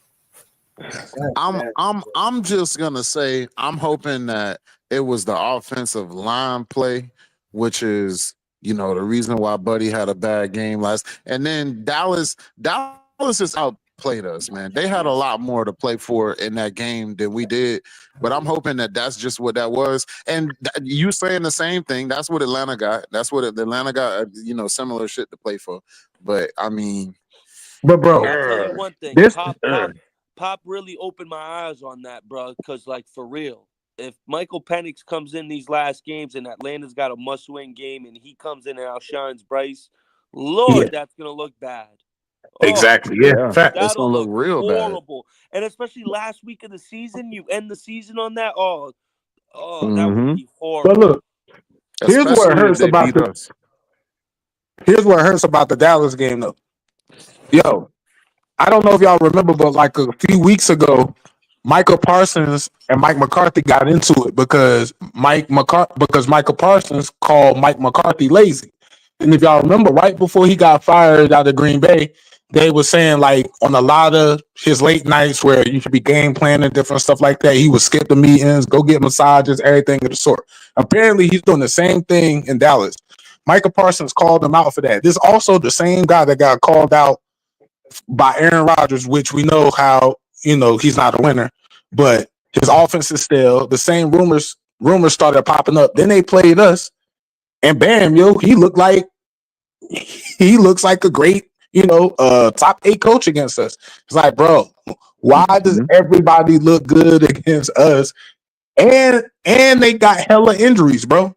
We played Dallas without 9 of their best players. So what they would have did to us if they would have been fully healthy. That's the only reason I keep side-eyeing this Cowboys game, bro. See, Michael Parsons, I believe, really riled them boys up in that locker room too. Michael Parsons was hungry for that motherfucking win, dog.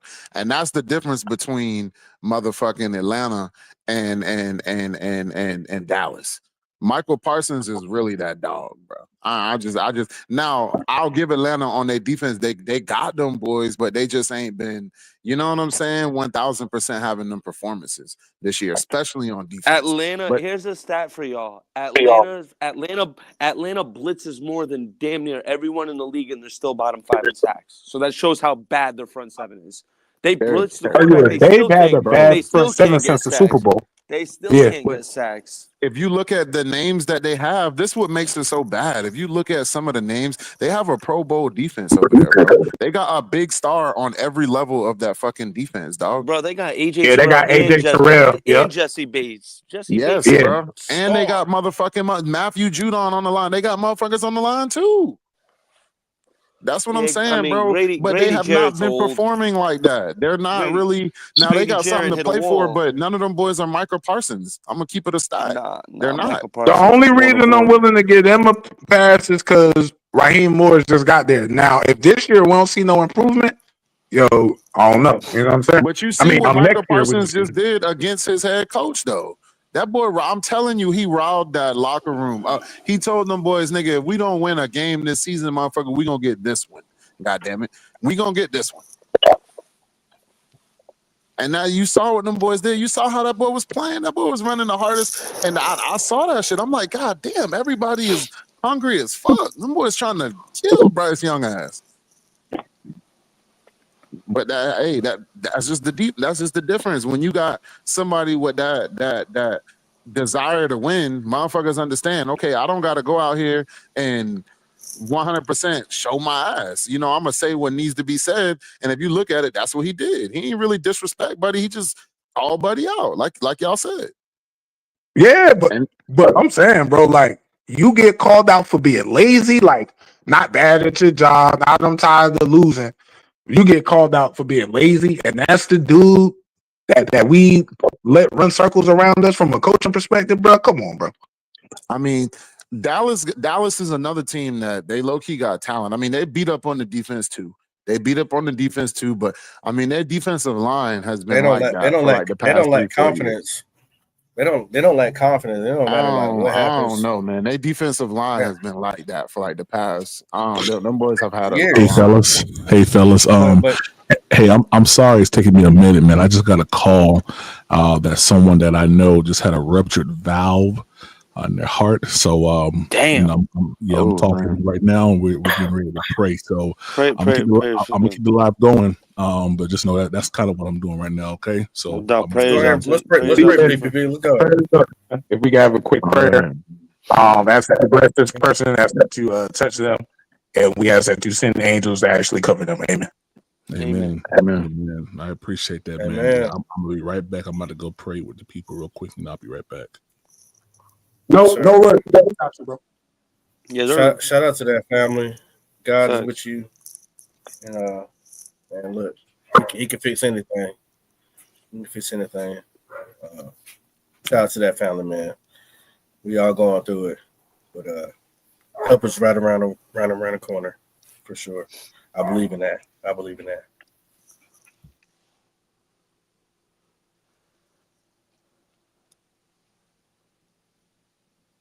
Y'all don't see no situation where Taylor Moton get cut though, right? No, definitely No, gonna right? restart. Yeah, I think He they got his definitely spot locked down, man. We ain't had to worry about Taylor the right playing tackle too in years. Well, Bro, look, we were talking about this the other day. Do y'all think, like, I was thinking about it the other day. I think Pop, you were with me on this. Taylor Moton might Hold be on the now. You best. say some wild stuff. Hold on. He Now. might But be you're the right. I best. know. I know what you're about to say. Yeah. He might just be the best offensive lineman in Carolina Panthers history, low key. No, that's wild, bro. You're wild. You're wild. Jordan Gross, I knew what you about to say. easily. Jordan Gross, you say? I mean, he's definitely in my top 3. Bro, if we had Jordan so- Gross, we would have won the Super Bowl in 2015. You know why we lost Jordan Gross, bro? That's a fact. That's a fact there. That's a fact. You know why there. we I'm lost with Jordan that. Gross, bro? David Gettleman, bitch ass. What do I mean specifically? Yo, David, Jordan Gross asked for $13 million a year. David Gettleman offered him 11, bro. You got a franchise cornerstone. Your number 8 pick in the 2003 draft. He went to your first Super Bowl, bro. And you can't come up with $2 more million for that man. Nah, bro. You thought you knew everything. You cut Josh Norman the same Yeah, way. they did. Yeah. That's why Big Cat hired his ass. It's like, nah, bro. Come on, bro. Hey, Come on, bro. If we got Jordan Gross, we win that Super Bowl, bro. Because Mike Remmers is not in the game. Imagine if we got Jordan Gross at left tackle and Michael Orr plays the right tackle in that game. So where I'm going to take what Nick said to another level, Taylor Moton might be the best right tackle we've ever had so far as a Carolina Panther. No, facts. That's what you got to. bro. That's what you got to say. That's what you got to say, Nick. I'll give him right. Who going to challenge you on that one? You know what I'm saying? I got two names. Go ahead. He is the best. But and if these players had stayed healthy, they might have been a little better. Jeff Otah, Jeff Otah, who we got in the 2008 draft, the same one, right? With Jonathan, and the dude Darrell Williams. Yeah, I remember Darrell from Oklahoma. Yeah, he had super talent, man. He just couldn't put it together. I remember him. You couldn't put it wasn't together, beating Buddy like that. But you know what I love about I'll be right back, fellas. You know what I love about Taylor Moton? He's actually from North Carolina. His family is originally from here. Yeah, I love that. I love that. You know what I'm saying? So it's a connection. It's a connection for me. I love that part about it. The organization starting to like want to bring people that's from, you know what I'm saying, the Carolinas there. Icky from Icky's from Carolina. You know what I'm saying? North Carolina. Played high school here, played college here. Like from left to right, and from this off the top of my head, no extra research, no extra thinking. So I'm gonna probably miss somebody. But left to right, our best offensive line franchise history, Jordan Gross. I'll put. Do I want to go? Dan? I'm gonna go. Nope. I'm gonna go Travell Wharton at left guard. I'm gonna go Ryan Khalil. Yeah, of course. I'm gonna go right guard. Gonna be. I might have to just leave Robert Hunt there. I want to try to not use nobody this year.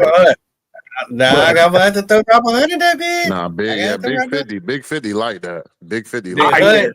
Okay, so I'm gonna leave Big 50.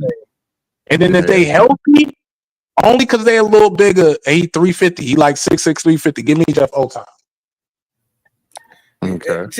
I like it. I like it. He's serviceable. Jeff Otah had a lot with him. He had the whole story. Just bad. He kept getting them concussions. Blindside. Yeah, his family was blindsiding his own damn self. Yeah, I mean, but that's a very complicated situation. But I mean, if that's all we can do is Otah as our left tackle, right tackle, that's bad. I mean, the most consistent though. I mean, Taylor Moton. I mean, as far as like who stay healthy the longest, I can see why you would name him, but I was thinking more like if That's a everybody's hell of a healthy, line, though.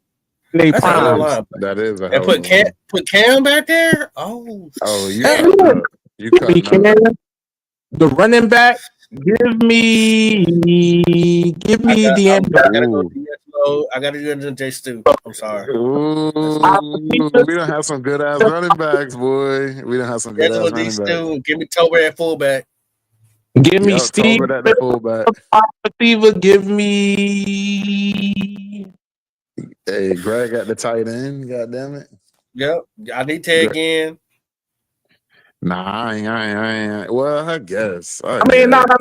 I mean, statistically, yeah, but and for the but he got too many drops. But who's the most consistent? Ted again ain't nothing. He's not. You put Steve Smith in the slot. You got Olsen, right? Right. You got Musim Muhammad on one end. What'd you put on the other side? Oh yeah, Musa Muhammad. Yeah. I forgot. I knew I was forgetting somebody. You gonna need your burner. Say again.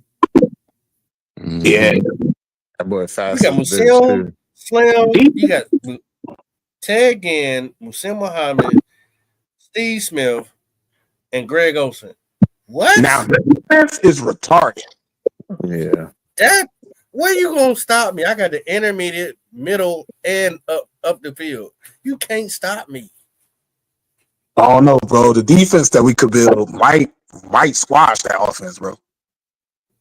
Now defense is what's gonna cause problems because I don't know who you're gonna put. Facts though. You got because we don't have some raw ass corners. If we going full, I got Chris Jenkins at the nose. I got didn't Brinson Buckner play defensive tackle? No. Or did he play in? No. All right, well, look. Give me Chris Jenkins. Give me KK Short. Give me Pep on the end. As far as our best line, our best give me Greg Hardy. Give me Greg Hardy. And give me Charles Johnson coming off the bench. Okay, linebackers. Middle linebacker, you already know Luke. Hold on. So Derek Brown don't come nowhere there? He's second string. He's second string. Okay, there you go. He's second string D tackle. You know, say with Addison. You know, so you give me Addison back there. Linebackers, Kuechly, obviously. Thomas Davis. The other one. Who's my other outside linebacker? Yeah, we in a 4-3. Because we got some good linebackers. I gotta think back to all of them. You got damn, who's that fast ass white dude we had? He stayed on the team forever. I think he ran a 4-3. But he was a linebacker though. But he stayed on special teams forever. He definitely my special teams. Captain. What was his name? Damn, I can't think of his name on the side. He fill in for Luke Kuechly here and there when Luke Kuechly would get hurt. Nah, if I got a backup for Luke Kuechly, I'm putting Dan Morgan. Okay, I see that. My outside is Thomas Davis. I'm trying to think of this other outside linebacker. Oh, I know you're talking about one we sent to New York. He was there before Luke Kuechly. That's why we drafted Luke Kuechly. Damn, what's his name? My mind is just going away. But he doesn't do a good job playing outside linebacker. He plays middle. I know you're talking about. You're talking about John Beeson. Yeah, John Beeson. So I'm gonna leave the other outside linebacker. All right, corner. Give me Jano. And give me JC. Safety, I need Mike Mentor. And my other safety, for my other outside linebacker, give me Sam Mills. For my other safety, you didn't take a 2015 safety, is you? You know give me Kurt. Yep, Kurt Coleman. Kurt Coleman. And then you back him up. You back him up with Trey. I feel like I'm missing another free safety, but maybe I'm bugging. But I definitely know strong safety is Mike Mentor. And my third corner is Brandon Jr. I rock with it. Man. Who y'all think we gonna go and get in free agency as the number one wide receiver? Because I don't see us dropping the number I don't think we are. That's what I'm trying to tell everybody. I know Nick think we're gonna go get a T.Y. Hilton or just. I don't think the boys gonna spend that money. I think they have made it very clear. Stop the run. They're gonna try to find the best defensive lineman, just like how they did on the offense with our guards.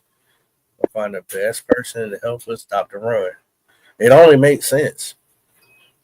I think you're right, but I don't want to break the bank, bro, because my whole thing is this. Yes, we need defense. Every pick in the draft should go to defense. But the reason why I keep saying number one wide receiver, the dude wants to pass the ball. And then this is the thing. Like I said, I think, and y'all tell me what y'all think. I think Dave Canales focus coming into the next season. I'm gonna put this guy in the position to where he has enough to work with. So What y'all riding about? What y'all talking about? Here's my franchise quarterback. I don't think he's ever co-signed that he's ever been his quarterback. I think he's been the hand he's been dealt.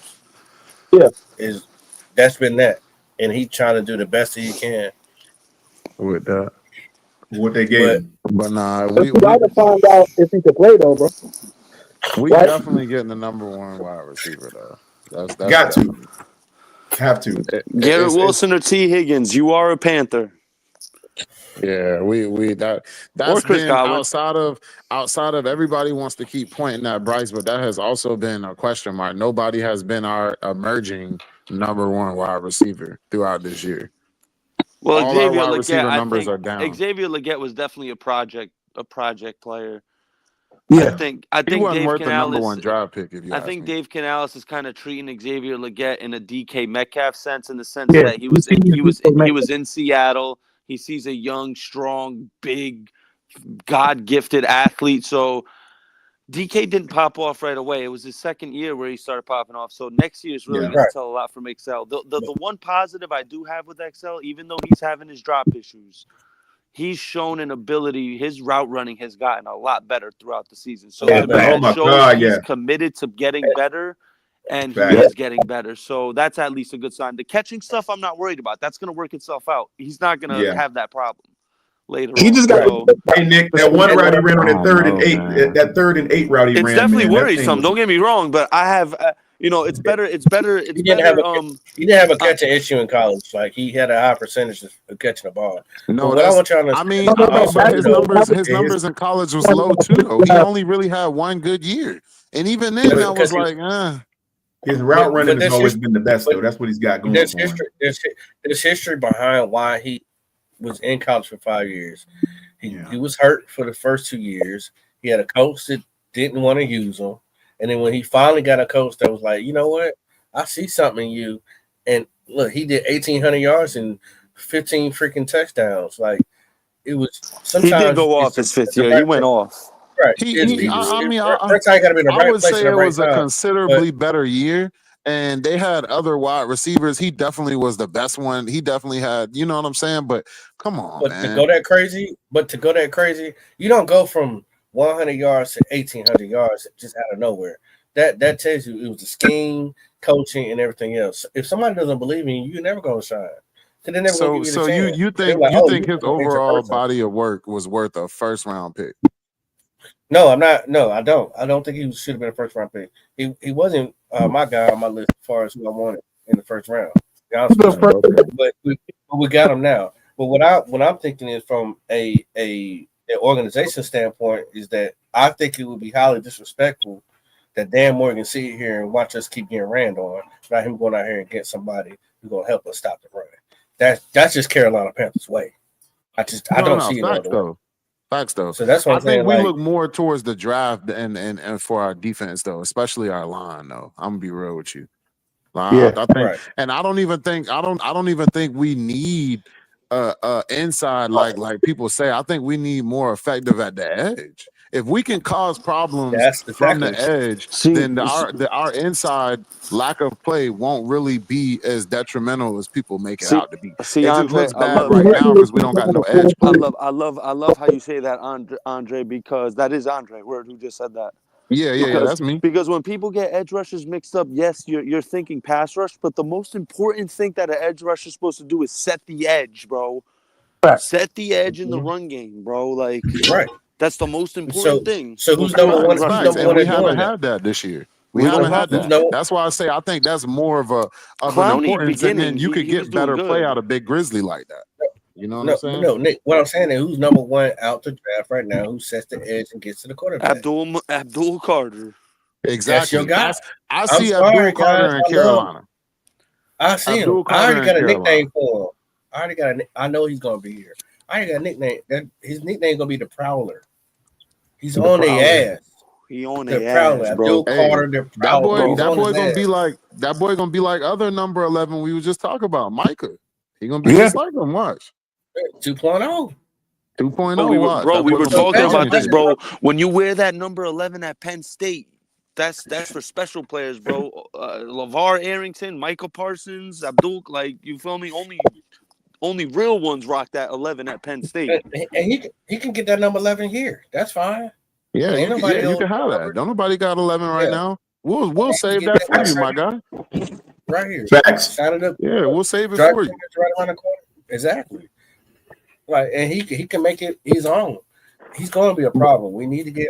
I know everybody love Mason Graham, but this is, like I said, this is a big man draft. The only way I'm moving up is from that 50 on up to get that defensive tackle, bro. That nose tackle. I'm moving up to go get that. But other than that, that's the only time I just moving don't. up. Me personally, I don't see us, especially in a 3-4.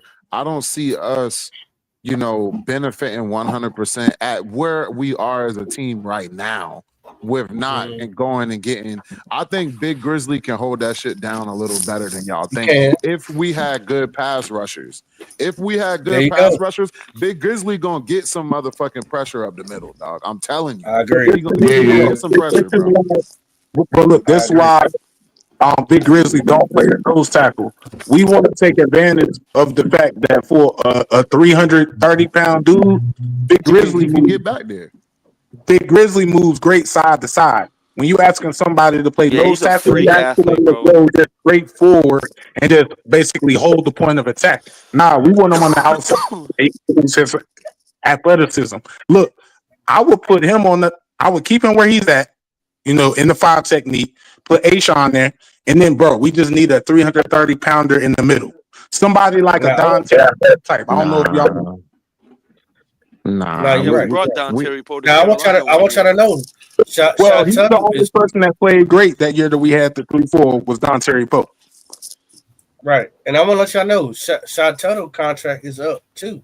He can go. Bye. But he needs to go. He don't need to be a backup. None of that. Nothing. He needs to be gone. He's one of the 33 players on this team that is up for contract. I don't know why we demoted Jaden Peavy, bro. I like Peavy a lot. I don't know why they got rid of DeMarcus Williams last week. I don't get it, bro. I don't get it. Hey, did I see that defensive tackle that we drafted play last week? Oh, Jaden Crumedy. Yeah. I thought I was tripping. I was like, yo, buddy, play. This is what they're banking on. Waiting on Bryce, yo. They don't like none of the linemen they got besides Ashawn and Big Grizzly, bro. We're gonna have about 4 or 5 new linemen next year, bro. I think Crumedy.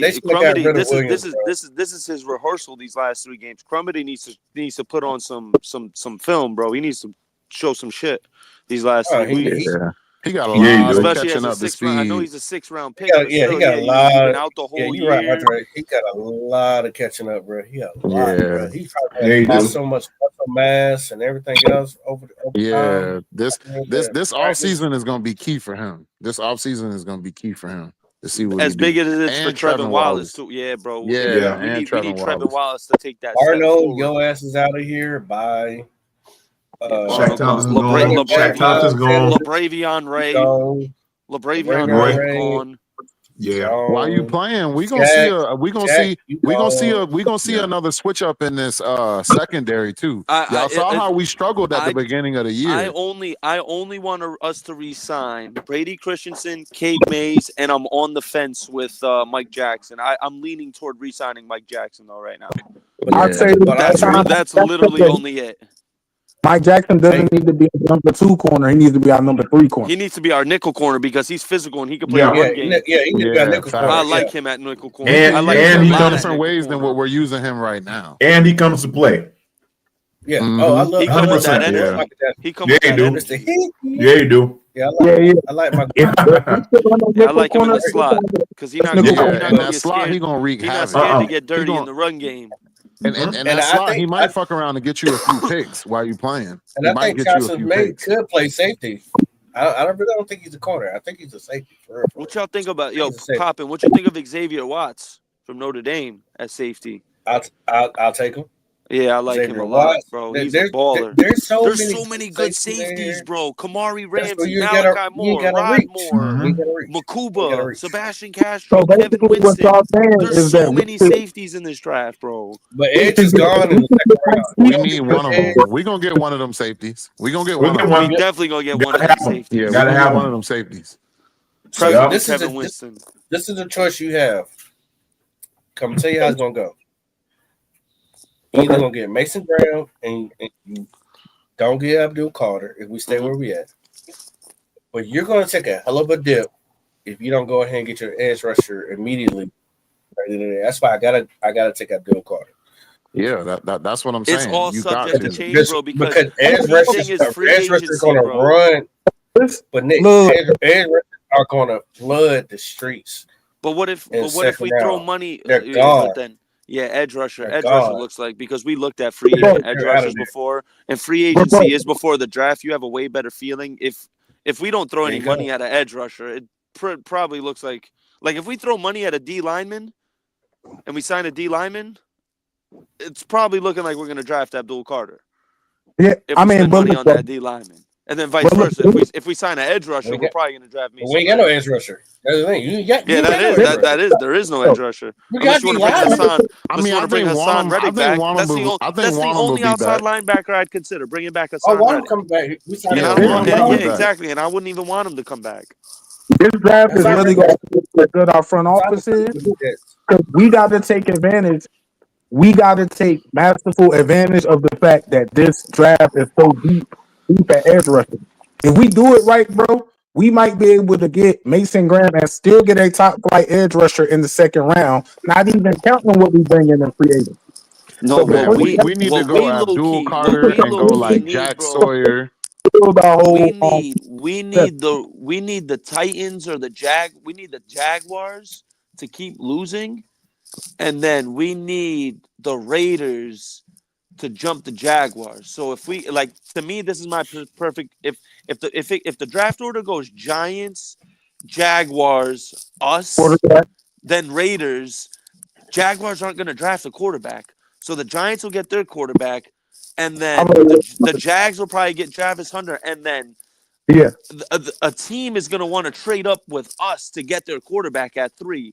That would be literally the perfect scenario for the Panthers because then at that point, a team's going to overtrade for that pick. But somebody's going to want Cam Ward because, like we said, there's going to be so many teams that want a quarterback next year, bro. No. So many teams want it. Nick. It's going the way exactly how you pictured it the very first time when you seen it. I feel you. Yeah, I mean, I feel you. That's why I'm saying it's a perfect scenario. It's a perfect scenario. Yeah, so I was saying, don't mind fuck yourself. You know what I'm saying? Don't overdo it to you. No, that's why I'm saying it's a perfect scenario. If that that's happens. why I agree with you. Man, I can think of so many beautiful things. You know because look, bro, but hear me out. The Raiders played the Jaguars this week. They could beat them. Yeah. Would they really want? Look, that shit gonna be like 3 to 2.5 points. You be like, how the hell he go 2.5? All I'm saying is, if the Raiders win that game, everything changes. Shit changes. I seen the Raiders. Because Jacksonville is on their backup quarterback. Right. Listen. I'm telling y'all, it don't matter what they do. They set. It matters what we do. Are we gonna sit here and try to sit and try to do the best? I'd rather they go out here and play out these backups. What I learned from these past few games watching our Carolina Panthers is that we don't have depth. No, I none. watched us get our ass beat up by backup fucking players against the Cowboys. Did y'all not see that when y'all watched the game? Nah, My that is man just facts. said That's it why I was said that. nine Yeah. fucking starters out on defense. 9. Yep. Yep. What did we do? They look like starters to me. Buddy They that was didn't even have. 97 was dry as hell. If I caught him and I walked in the house on top of my woman, I ain't about to fight. I'm shooting every shot. Bye, bye, bye, bye, bye. That's a big We motherfucker. lucky Diggs wasn't out there because he would have picked Bryce off. He would have picked him off. Thank you. He would have picked him off. God, Probably what was 2 that? times. That interception he threw to, what the hell was that about? Like that's an incident where it's like you might as well overthrow it. You underthrew the shit out of him, bro. Like what was that? Here's one thing that I never you heard. gotta overthrow it if anything, bro. I never heard nobody speak on this right here, and let me see if y'all agree with me. We are fucking horrible at developing our talent, bro.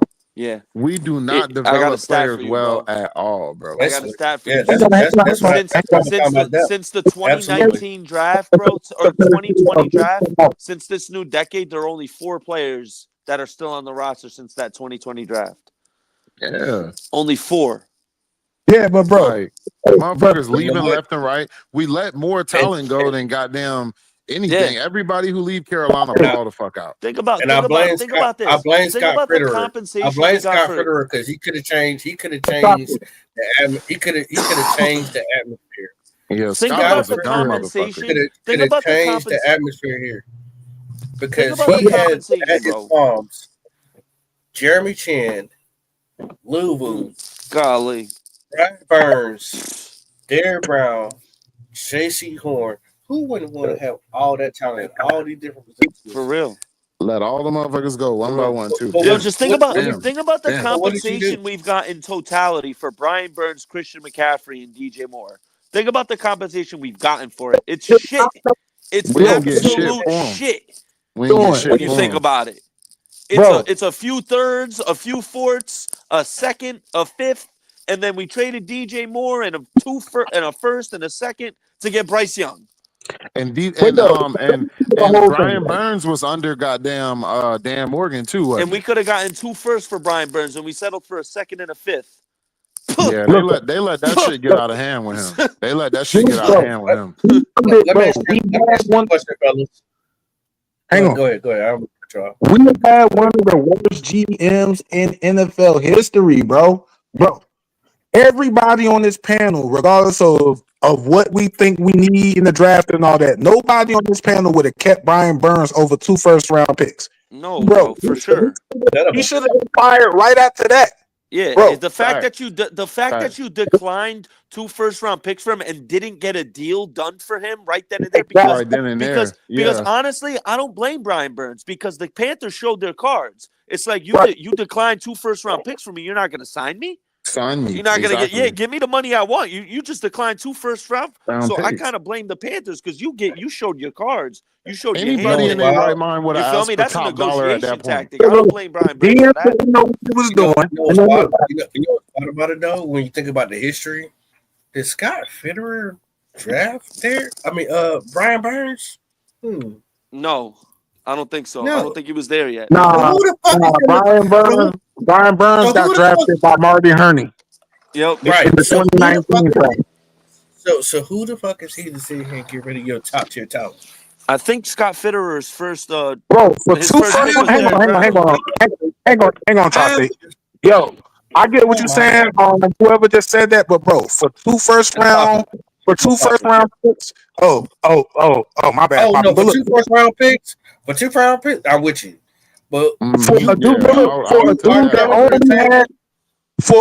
that only had 1 double-digit sack season, bro, 2 first-round picks. Because look, here's the thing, bro. If we get them 2 first-round picks, let's just say we're still set on actually going up for an actual quarterback. Bro, if we already have 2 first-round picks at our disposal, we don't have to give up the first round pick to the Bears. We don't give up the second round pick because we don't need it to actually move up, and we keep DJ Moore. No, yeah, that's what I'm saying. If anything, why didn't we put Brian Burns in that trade for Bryce Young instead of DJ Moore? Why? Bro, like I don't get it. And then if you think about it, Brian Burns probably was worth more, so we probably would have kept our second round pick. We could have did that for Brian Burns the first probably, and we could have probably kept our second or third round pick. Bro, what type of dude brings in a quarterback and then trades away his number one weapon at the same time, bro? That's what I'm saying, bro. It literally makes no sense. And would you? And honestly, think about it. With Canales' scheme, from y'all seeing his concepts and stuff, you can't tell me DJ Moore would not eat in this. He wants that edge receiver running that. He wants that. He don't want to be where he at. Killing that dagger route. DJ Moore, Leggett, and Coker, bro. That's all we need. DJ Moore. DJ Moore would be snack. He would be snack packing on his offense, boy. DJ Moore, Leggett, and Coker, bro. Come on. Oh my God. A lineup like that would be crazy. With Thielen, bro. That would be one of the ridiculous best wide receiver cores in the league, in my opinion. Ridiculous. Low key. And they would be all young. Wow. Besides, DJ Moore. Besides Thielen. Everybody. Oh yeah. Yeah, you're right. But look, everybody but DJ Moore. Well, half of them on a rookie contract. Come on, yo. We got to remember that. You don't got to worry about paying Leggett or Coker for 2-3 years, bro. You don't got to worry. You sure enough don't. You sure enough don't. Wow. The agent contract. He's not even making $1 million. Imagine DJ Moore does some Musa Muhammad shit, start as a Panther, go to the Bears, come back to the Panthers. That would be so sick, bro. Hey, you know, what would it take to get him just now? What would it take to get him back? Just now, as much talent as we let go, we deserve to get one of them motherfuckers back. God damn it. That's what I'm saying. What would it take to get DJ Moore back, though? What could it be? What would it take to get him back? Probably our second or our third round pick this year. Yeah. I would say it's worth it. Maybe third. I would give up our second round pick for DJ Moore. I know I would. No hesitation. They're not going to trade him, right? Because he just signed a new contract too, so you don't got to worry about paying him. You're going to have him for the prime of his career, and then he's going to swindle out in his career because you got him locked up for 4 years, 5 years. They got to prove that they made the right decision with Caleb Williams. So they're not the only way they're going to get rid of DJ Moore is if Roma. They're not getting rid of him. They just paid him. They're not going to get rid of him. Yeah, they're not. They ain't getting rid of him. Yeah. Gave him a big check. Now he ain't going nowhere. Yeah, that's gonna be him and a Dunze, bro, there with Caleb for that's gonna be he got a shot. There's gonna be some shit. With him, bro. It's for the next 4 or 5 seasons. Hey, but how would y'all feel if we paid T. Higgins, bro? Heck yeah. I would love it. Pay him. Bring T. Higgins in here. What you think he would want? What would he command on the market? I think he would get over. I think we would overpay for him, bro. I'm scared we would offer him $30 million a year. I don't think we would because look. I'm scared we would. I'm saying scared we would. Well, look, we shouldn't get anywhere close because of the fact that Chase was in the offense. He wasn't able to really run his numbers up like that. So honestly, we might. You could be but you're not worth no $30 million a year off your just production. We're not talking about your potential. We're talking about your production. Yeah, it's like the guy was obviously better than you. We're not saying like you don't believe, but the guy on the other side of you is a top 3 receiver in the league, bro. Yeah. He wouldn't be able to command those kinds of numbers because of the production. I think we could get them for like maybe 24, 25, maybe. Yeah, because they're not going to be able to pay both of those dudes. So they got to pay poison. They can't have them both. Bro, Chase going to be the highest paid wide receiver in the league. Yeah, he getting that bag. It's going to be crazy. He bet on himself. He bet on himself and he won. Yeah. He bet on himself and he won. But T. Higgins, 24, 25 sounds about right for me. That's what DJ Moore's getting. I would get it right. Yeah. For a top receiver, dang all right. I would consider them about the same level. I would consider DJ a little better, but they're about the same level. And then you got to, of course, account for the fact that Adam Thielen won't be here probably for what? He got 1 more year with us, right? He got 1 more year with us. He's probably gone after. Yeah, he's going after that. Probably he's not going after this year. A lot of people speculating he's going to be gone. No way.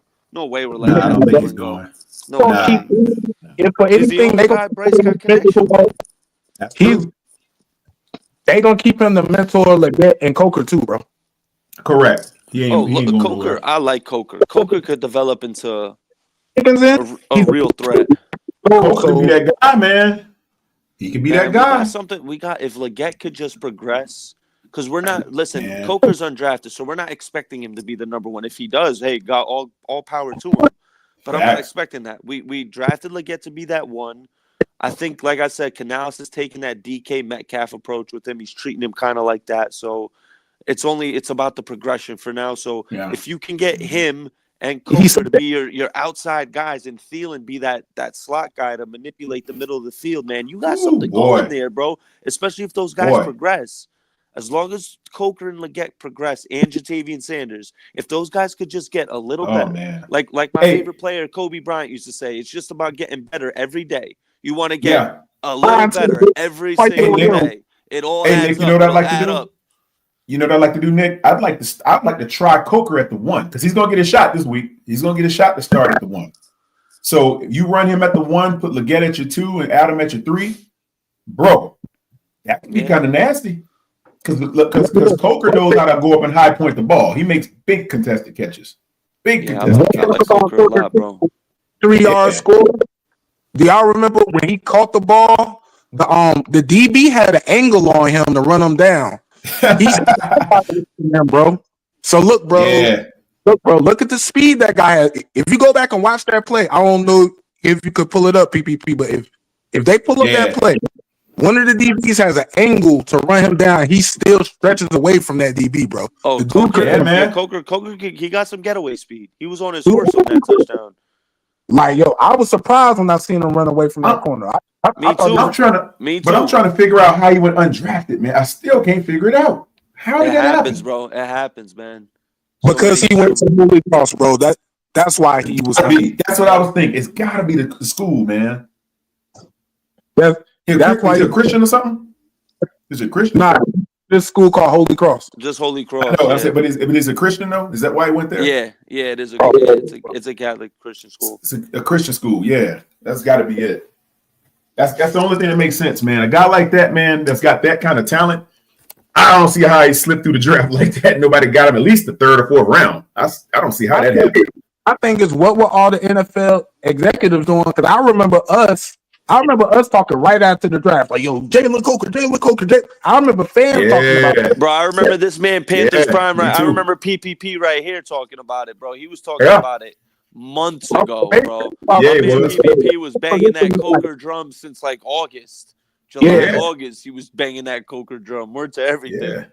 My whole thing is like, if multiple fans was right, I should have known this as NFL executive. Hey, have y'all actually seen him in person? Have y'all seen him run in person? No. Y'all haven't seen him? Oh, Nick, I thought you would have seen him if anything. No? No. Dude, I'm definitely planning on going to Panthers games next year. They got to play the Patriots and the Jets on the road. I'm going to both those games. Hey, Nick, I saw him at multiple training camps this year. Boy, me and PPP were there. We were there together. Let me tell you something. The way that dude goes, I mean, you only see a portion of what he does on game day. You don't see what he does in practice. I mean, this dude, he be cooking, dude. I'm like, who is this dude? I mean, he was eating the Jets. But that's who Bryce was hitting him with all these passes during the Jets. He was tearing them to pieces, boy. I was like, dang, this Coker boy is on fire. I knew he was gonna be good. Yeah. He got some great talent. And we're in a unique position, bro, because like obviously Bryce is the huge question mark, but when you really look at the rest of our offense and you really put it under a microscope, you're damn near set. Your offensive line is set. You got your young tight end. You got your running back. You drafted your receiver, who I know Leggett gets a lot of slack, but you know what, man. I know he's getting a lot of slack for these drops, but I saw that man on an island with Patrick Surtain, the best corner in the league, 1-on-1, and he beat him and scored a touchdown on him. So he's not going to be better. I'm not going to give up on Leggett. He's going to get better because Patrick Surtain don't allow a lot of touchdowns, bro. He don't allow. I like him Leggett to T. Okay, y'all remember when T.O. first came in the league? He was dropping stuff too. His first season. Remember that? I see AJ Brown and Xavier Leggett, bro. I don't see DK. I see more AJ Brown, bro. That's what I see in Leggett. To your that's point, how we got to utilize him. To your point earlier, Tri-State, Canales said when we drafted, look at how he attacks the ball. Yeah. These types of guys only come around every 1 to 3 years, and that's where we want to get them. So to your point about him, like viewing him as a DK Metcalf and being willing to wait on him, that's exactly what he sees, bro. Yeah, The dude absolutely. He sees the potential, bro. I know why. Pounds, bro. I know why. I saw him. Okay, I think what happened to him, guys. Yeah. I think what happened to him, man, in Kent, I saw him go up and high point this one ball, man, in the middle of the field. It was a thing of beauty. He went up. It's like he jumped 32 feet, man, and caught this thing. I was like, how did he catch that ball? And he was like strong at the point of contact. His hands were strong. I think he must have did something to his hand during the season where he's now just dropping stuff that don't make any. It's uncharacteristic to a degree of how he's dropping these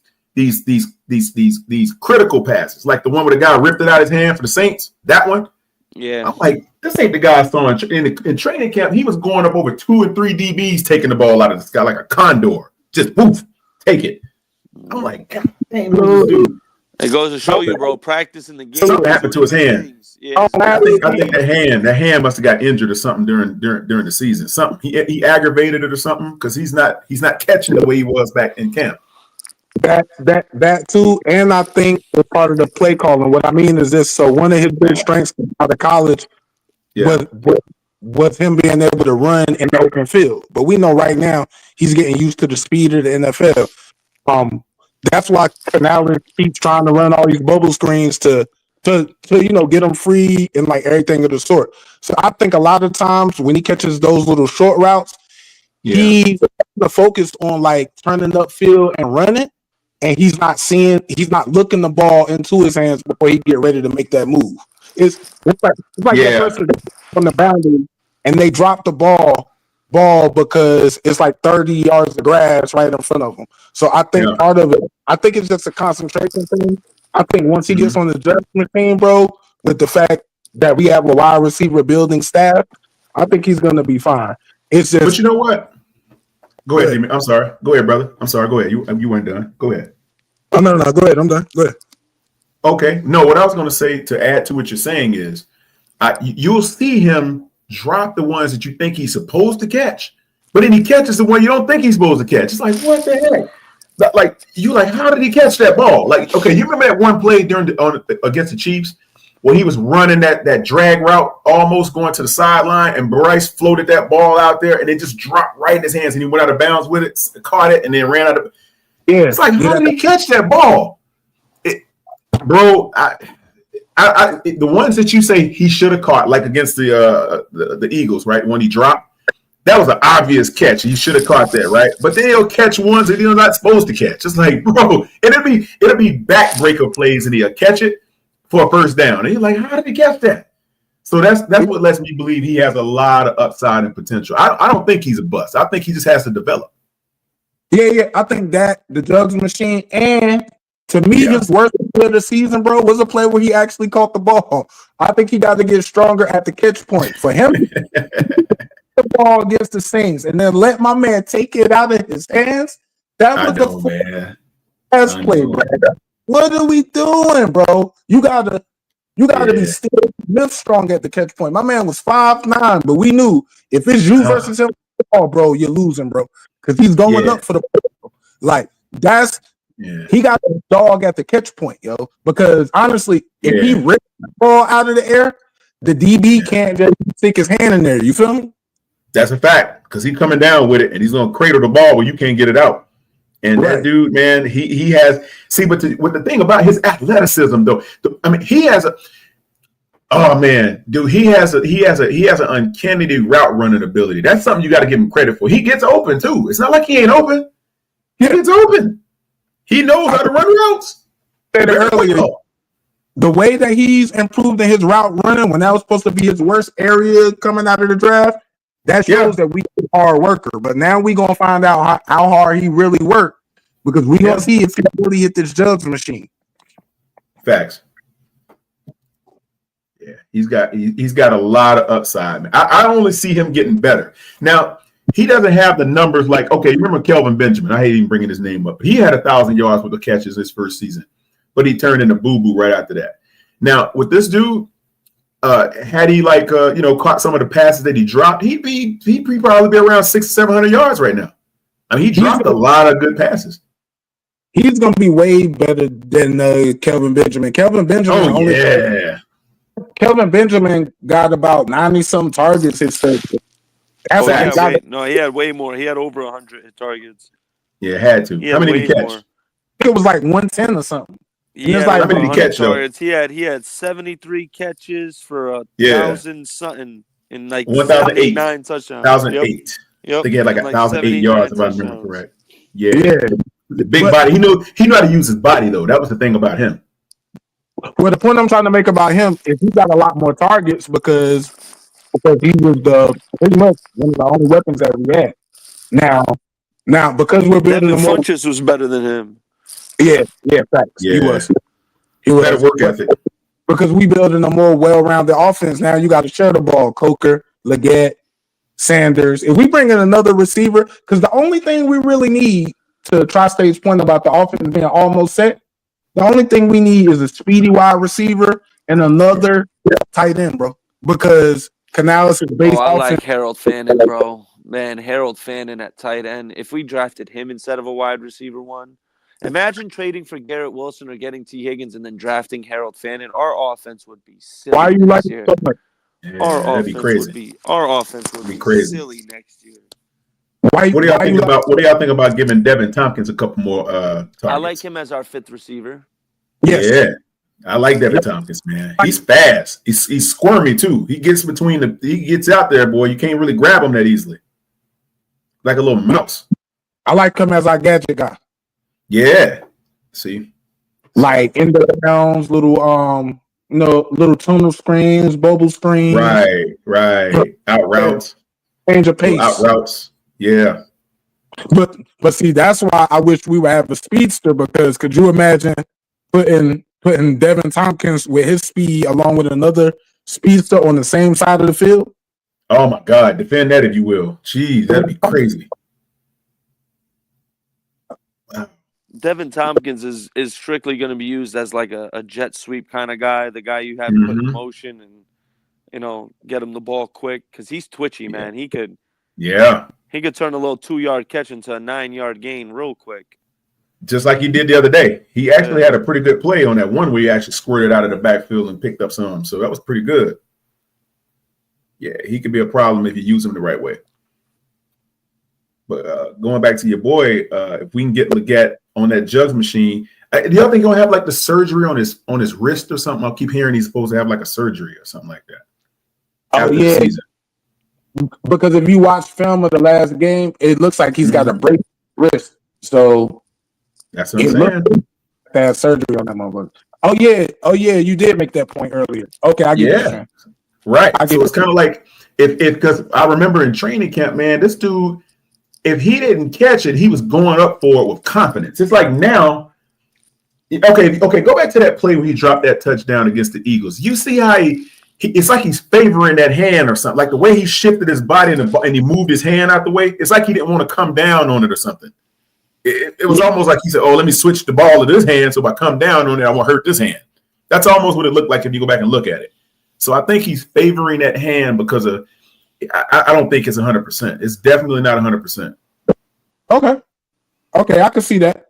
And that's where your boy ripped it out from too against the Saints. He ripped it out of that same hand. If you go back and watch it, the same hand. Justin Herbert got something going on with his elbow. They just showed a clip. Some lady was on the sideline, bro. She was like sticking something in his elbow, bro. I think his elbow. That shit's swollen as hell, bro. Oh my God, his shit like a needle hurting, bro. I swear it looked like a needle, bro. Like she was poking him with something in his elbow. God. Yeah, bro. That shit look wacky. It's a shot, bro. So they don't feel the pain. He trying to, bro. Yeah. And then it showed his elbow. His elbow's swollen as fuck, bro. And then it's his throwing arm. Throwing elbow? And it's his right one, yeah. One fact too, yo. We could have had him. Herbert, right? Oh my God. Yeah, yo, y'all ain't hear that story? So yeah, I heard that. This is why Marty Herney got fired. 2020 draft starts. They say, yo, yeah, I remember that. He says, "Yo, he wanted to trade a second round pick to move up one spot for the Chargers. All the scouts are like, bro, this is the guy. This is the guy. This is the guy." Matt Rule had to approve the decision. He was he didn't want to give up the second round pick to move up one spot to get Justin Herbert. He also, what he wanted to do was he wanted to trade down from 7 to 9 and draft CJ Henderson. We know what a bust that would have been. Marty Herney made him stay put. That's and all right. draft. Scott Fitz just traded a 4th rounder for him. It's all good. You said what? See, we ended up. Scott Fitter. Remember, he traded what, a Yeah, 4th he traded rounder, a 4th rounder. and Sam Arnold, the tight end, for C.J. Henderson. Yeah, that's all it was. Wasn't a bad thing. Wild. Didn't kill us. Wow. Yeah, hey, what do y'all think though? Yeah, man. What do y'all think? Why don't y'all think that this is what I still can't figure out? Why don't y'all think that Matt Rule drafted a quarterback when he first go? Why do you go on the open market looking for a vet instead of just drafting this guy? I got it. I got this one. He did not know what he was doing on offense. I'm gonna give y'all one stat. Anytime the other team scored 17 or more, we lost. Yeah. Literally, we had like a shitty ass record, bro. But I mean, but he had an opportunity though, Demetrius, to come in and handpick his guy that we probably would still have right now if it was a good pick. Well, bro, he's not a They said he's an offensive coach, but bro, he coached the defensive side of the ball. If you notice, even in Nebraska right now, the defense, the offense is not doing that good, bro. He's not good at evaluating good offense. He's not good at building or evaluating good offensive coordinators. Think about it. Joe Brady came in. He's flourishing now. Look at him in Buffalo. Buffalo's offense is fire. This man, Joe Brady. So Joe Brady wanted to run a 3 wide receiver system. Y'all know we didn't have the wide receivers. Yep. This man fired Joe Brady during the bye week when he was in the movie theater, bro. Yeah, that was cowardly. Then you brought in Ben McAdoo, bro. You brought in Ben McAdoo, who won what? 5 games as a head coach or something? Come on, bro. I didn't like his play calling. I couldn't stand Ben McAdoo's. It was like questionable calls. Like, what is he doing? Either, bro. It's like, what is this? Either. I was stuck with Joe Brady, man. If we're going to say his name, we got to say it right. McAdoo. McAdoo. Thank you. And like Tri-State said, as soon as Joe Brady got a quarterback, top 3 quarterback, but as soon as he got a quarterback that could play, now he's ready to go get a head coaching job. They talking about he's going to be the next coach for the Bears. Who is? Bro did not know what he was doing. Joe Brady. You're talking about Brown. Oh, Brady. Yeah. Okay. Oh, Thomas Brown's in there right now. It's an interim, right? Yeah, Thomas Brown. No, Thomas Brown went to Joe Brady is the head coach. And Joe Brady went to Buffalo, and he's doing an amazing job. I mean, like I said, we watched people have come through here that have not gotten the time to actually blossom. We've seen it with Steve Wilkes. Facts. Brady, Thomas Brown. They like when I listen to Thomas Brown, I love how he talked about the game and how he break things down when he was underneath the Frank Wright system. But I didn't like the fact that what he was saying and what I seen on the field, it didn't correlate, because he's like, okay, yeah, me and Frank Wright we came up. And it was not only him; it was other guys come up with this playbook. But then when we seen it on the field, it's like, that don't look like what y'all said y'all gonna do. That's how you know the philosophies weren't adding up. And then when you have somebody's wife go on, Twitter, this, that, and other, it's like, hey, we're just holding it down because we're already fired. You can't have that in the organization, bro. That was messed up. Yeah. That's messed up, and as a black man, like being outnumbered and being in that type of situation, that's For one, my woman wouldn't be saying that anyway. Oh heck no! Nah, your woman better not do that. Put you out there like that. Mess you up.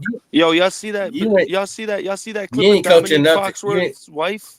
Hold on, Nick. Hold on, Nick. Trifling. You have to keep everything in order so that way you don't get attacked publicly, socially, and financially. You know what I'm saying? Everything has to run accord. Everything has to be running accord. You know what I'm saying? Those who are married or about to get married or on that journey, y'all know what I'm talking. Y'all hear what I'm saying. Mm-hmm. You can't run a ship that way. So she was wrong for that. Oh, definitely out of pocket. She was out of position. But dude should have never 100% to start with. Like honestly, bro, we all know football good enough. We should have known last year was going to be a crash and burn. Yes, hindsight's 2020, but just think about this, bro. All right, they give us all the Panthers football team. I say, all right, cool. I'm gonna go to PPP podcast and get PPP, Tri-State, Quantum, my boys, da. You say, nah, bro, don't pick the people that you know. Go to somebody else's channel that you've never been to, and then pick your coaches. Not only that, you didn't pick coaches that don't know each other, but they got the same philosophy. You pick set coaches, they have two completely different conflict philosophies. Like you right, Dimitri. You right. I see what you did there, bro. It was set up to fail. They said the people who were in there from the Ram staff, they wanted to run a zone blocking scheme. They also wanted Carolina to be a run first play action team. Everybody though that wanted to run Frank Reich's system, which was the Philadelphia system, that's more of a spread shotgun offense that they wanted to run. And then that offensive system does a lot of man blocking, man on man. That's why they cut Bradley Bozeman, because if y'all remember last year, they was interviewing Bradley Bozeman in the locker room. They was asking him about why the run game went away. He said, well, they cut Bradley Bozeman because of Bryce. Bryce and Bradley Bozeman got into it. I stand on that. One of the things he said too, though, he said, he basically threw the coaching staff under the bus. He said, right now, we're doing more things where we got to move. If we could get some man-on-man blocking, then maybe we could get some yards. Like, and they didn't bring him back. You see, he's on the Chargers right now as a starting center, and the Chargers do man-on-man. Yo, any of y'all? Go ahead. No, I was just my fault, bro. My fault. That man. You say him and Bryce got into it. Talk that. Yeah, they got into it because when you're dealing with a quarterback or a young quarterback or any new quarterback, right? There's a certain depth you're gonna have to take as far as an old lineman. When we don't know what you're gonna do, and when you're unorthodox or your footwork is off, I'm pretty sure there's alert words that you're gonna say. Say, hey, bail out. You're gonna say something. Whatever. Red. Yeah. And that's not being correspondent with each other, and you're making me look bad because you keep getting sacked. But at the same time, as a quarterback, if you're going into sacks, then I'm not doing my job, because people are not going to look at it like, oh, I didn't. They're going to look at it like I'm not protecting you, or I tried, or I didn't try, or just another. It's communication. You got a young rookie out here who's not been underneath center, that's why I look that was right now, because he's giving Bryce Young 3 steps. 1, 2, 3, get the ball out. 2.5 seconds, 2.7 seconds. You're not seeing that same thing. And Bryce Young and what's the name was having issues with that, you know what I'm saying, as far as protection. Now there was games where my man was getting overpowered too. He was getting ran over like a bulldozer. He was just getting overwhelmed. But that wasn't every fucking game. You know what I'm saying? But I guess the only real quick side note. Y'all follow? Do any of y'all follow basketball? A little bit. Man, I hope Yo, the Grizzlies just beat the Warriors by 51. Steph Curry didn't even make a shot, bro. That's crazy. Basketball is shot. They just beat them by 51, and Steph Curry didn't even score. Nick, basketball is shot, bro. If I breathe on you right now, you go to the foul basketball, line. and they wonder why the ratings are down. The ratings are down because the league is shit. The only way basketball gonna come back is if they reinstate the '90s rules, bro, and they never gonna do it. Right. So that's why I watch it, but I don't watch it. They shoot 3-pointers all game, and they don't play. Watching this Thursday night game, this turned into a good one. It'd be 100 3-point shots shooting. Like, what the fuck is this? Big man don't want to be big. All they do is throw up threes, bro. It's insane. About last year, as far as Bryce is concerned, and I wanted CJ. We're not gonna go back down it, but this the thing. This the only reason I cut him a little bit of slack. Yo, bro, could you imagine running the offensive playbook and then you put in a game plan and y'all got 45 plays that y'all gonna run, and 21 of them is this set of rules, and then the other 24 of them is a whole different, completely opposite set of rules. It's basically making the quarterback learn 2 playbooks, yo, because y'all heard what they said. It's gonna be 60% Philadelphia and 40% Rams offense. And them Rams offenses and the Philadelphia offense, they don't mesh as far as like wide receiver concepts. Like the Rams. There's too many Chiefs. There's too many chefs in the kitchen. Facts. Yeah. I got another one question for Quantum. Yeah. Watch this, Quantum. Damn, I just forgot it that quick. Fuck. Damn, I'm about to ask you something crazy too. Hey man, this been a legendary live, man. I know that. Legendary. Most definitely. One for the history books. Facts, Nick. Here you go. Here you go, Quantum. Go ahead. Is Bryce because I asked this to my boys over there on our podcast. One thing that I was worried about, Canales coming in here being a head coach, right? Yeah. Because of Bryce Young's not elite talent as far as speed, arm strength. Can't take away anything from his mind because with our mind we can do crazy things, but that's in thought. But as far as the athletic ability, will it inhabit what Canales can do and call on far as play calling? We don't know. Is that basically what I'm saying? Does it hurt us as Panther fans not knowing what Canales can play because he doesn't have a quarterback with the attributes physically to be able to call certain plays? For example, that throw to Allen Thielen. Yeah, I would say no because does it hurt him? Does it hurt Canales play calling? Well, no, it doesn't. To me, I see. Here's the thing. Here's the thing that you have to account for, right? Bryce has hidden efficiencies versus obvious deficiencies. Like what he can't do by looking at him. What he's not. By looking at him, he's not 6'5", right? By looking at him in the eye test.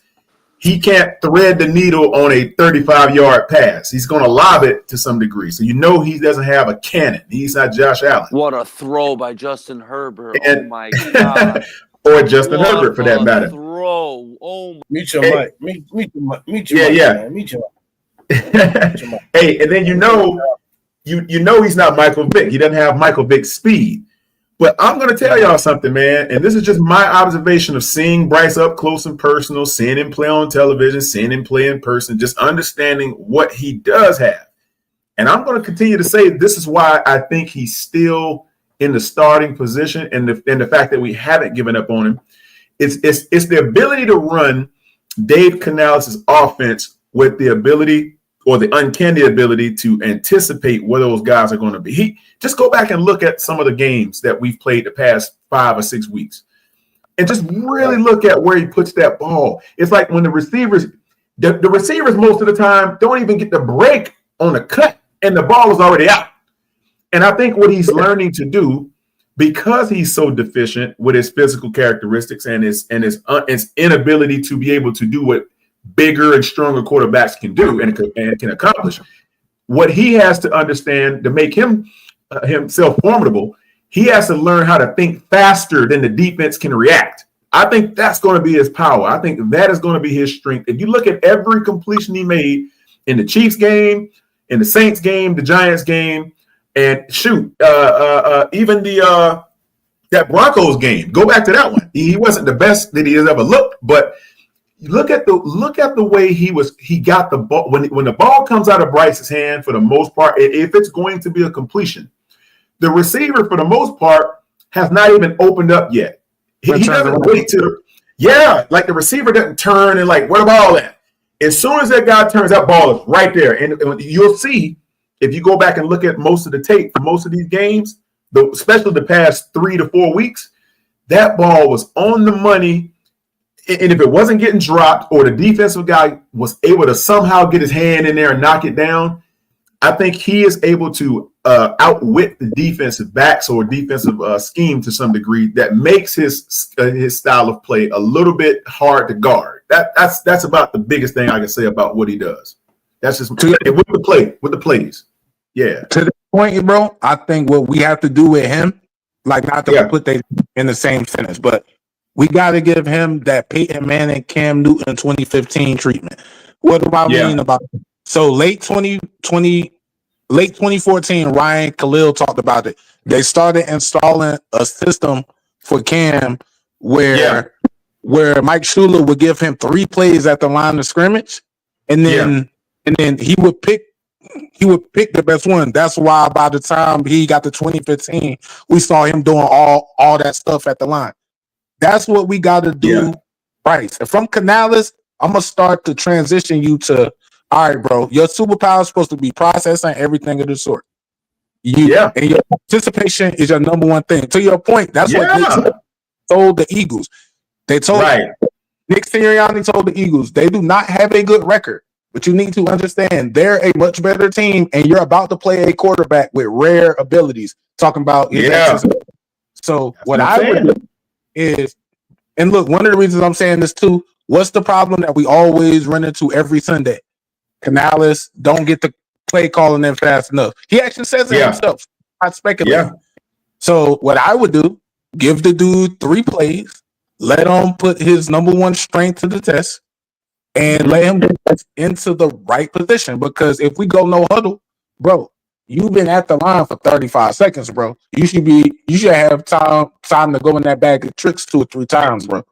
And do with that. And I think if he can do that, he can mentally stay ahead of the defensive coordinator, and then that'll eliminate, some of his weaknesses as far as not big, not athletic. That's what I would do. Hey, you know what? Hey, Demetrius, why do giraffes have long necks? Think about this. Okay. I'm going to ask a rhetorical question. The reason is because over time they had to develop such a characteristic so they can actually eat the highest branches on the trees. They had to adapt to the environment to be able to survive, right? That's what most animals. Certain animals got this, certain animals got that. It's so they can survive and adapt in the environment and the atmosphere that they habitat.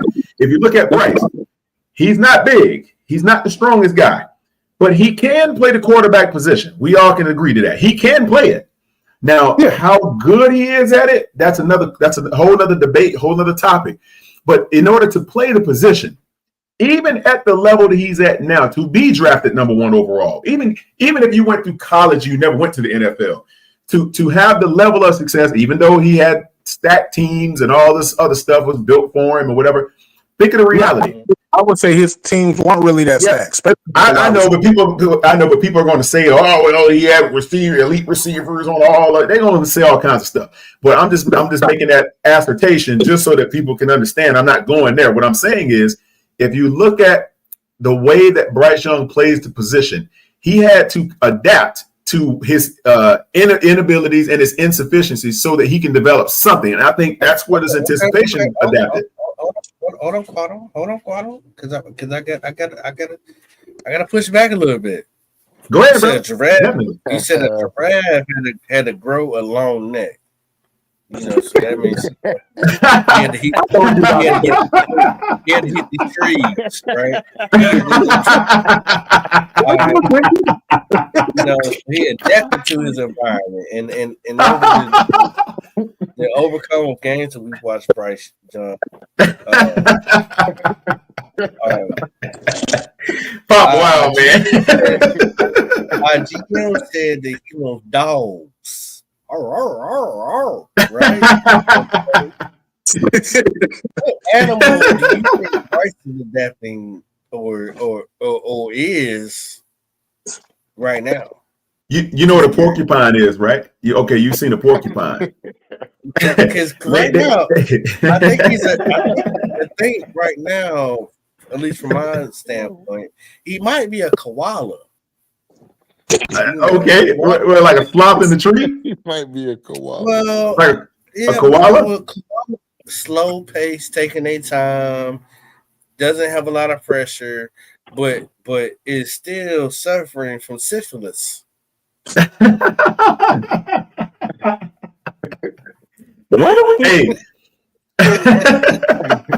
that's crazy. Hey, man, I see him like a porcupine, man. Like he can like if you underestimate him. Yeah, it's still burning. Hey, if you underestimate him, he'll quill you. But he's not aggressive to where he's going to make you think twice about if I attack this guy, what is he going to do in return or retaliation?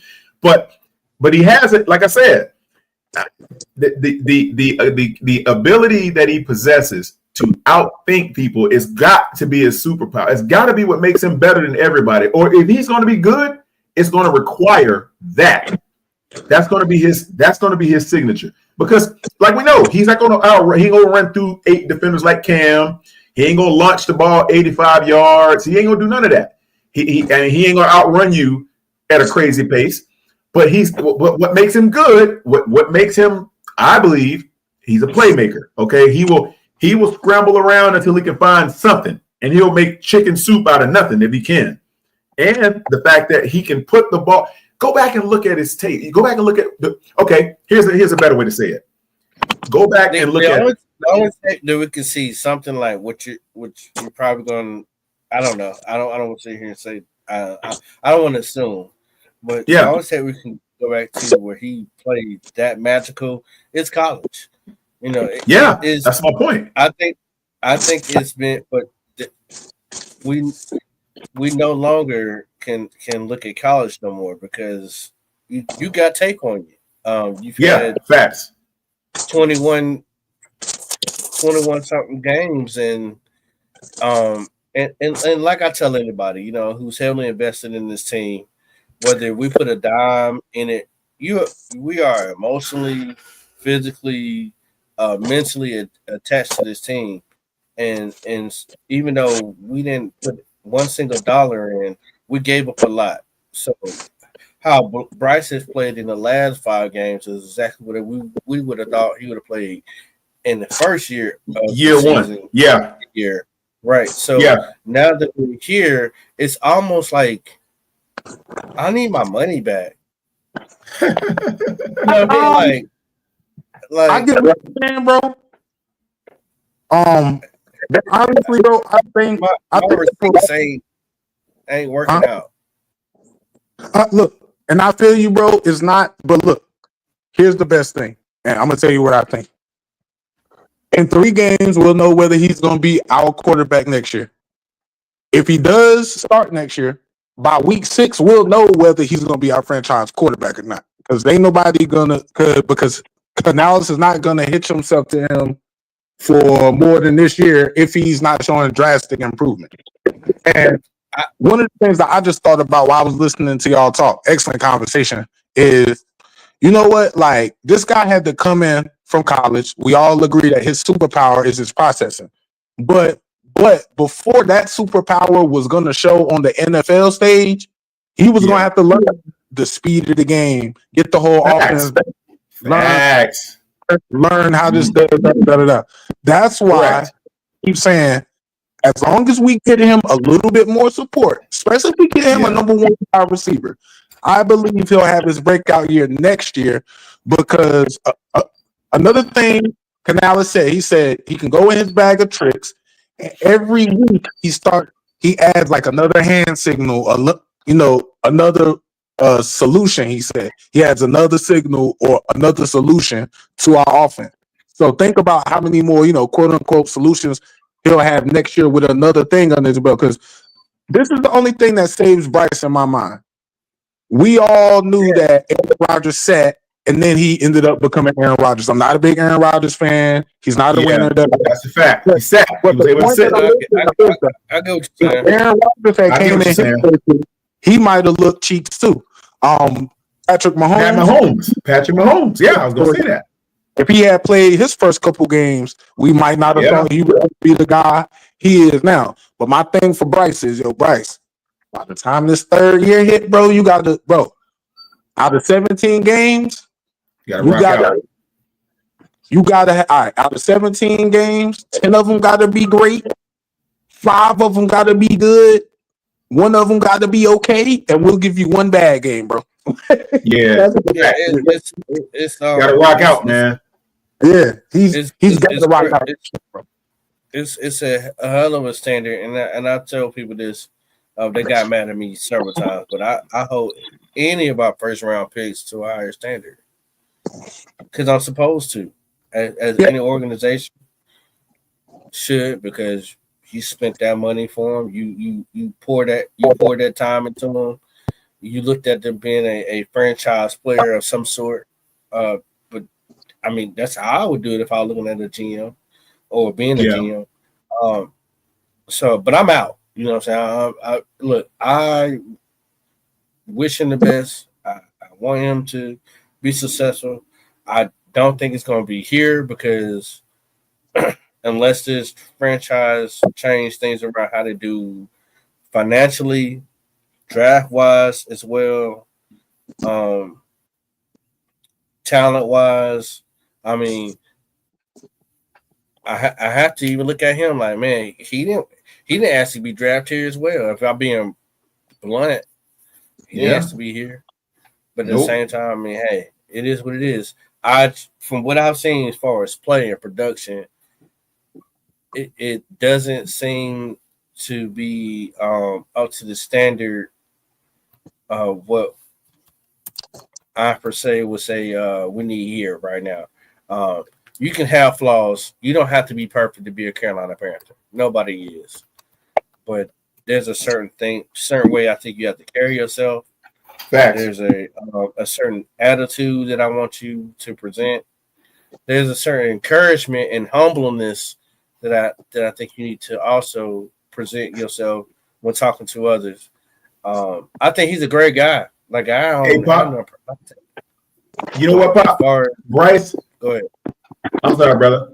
I keep hearing in the background. I thought you was. Go ahead, brother. Sorry about that.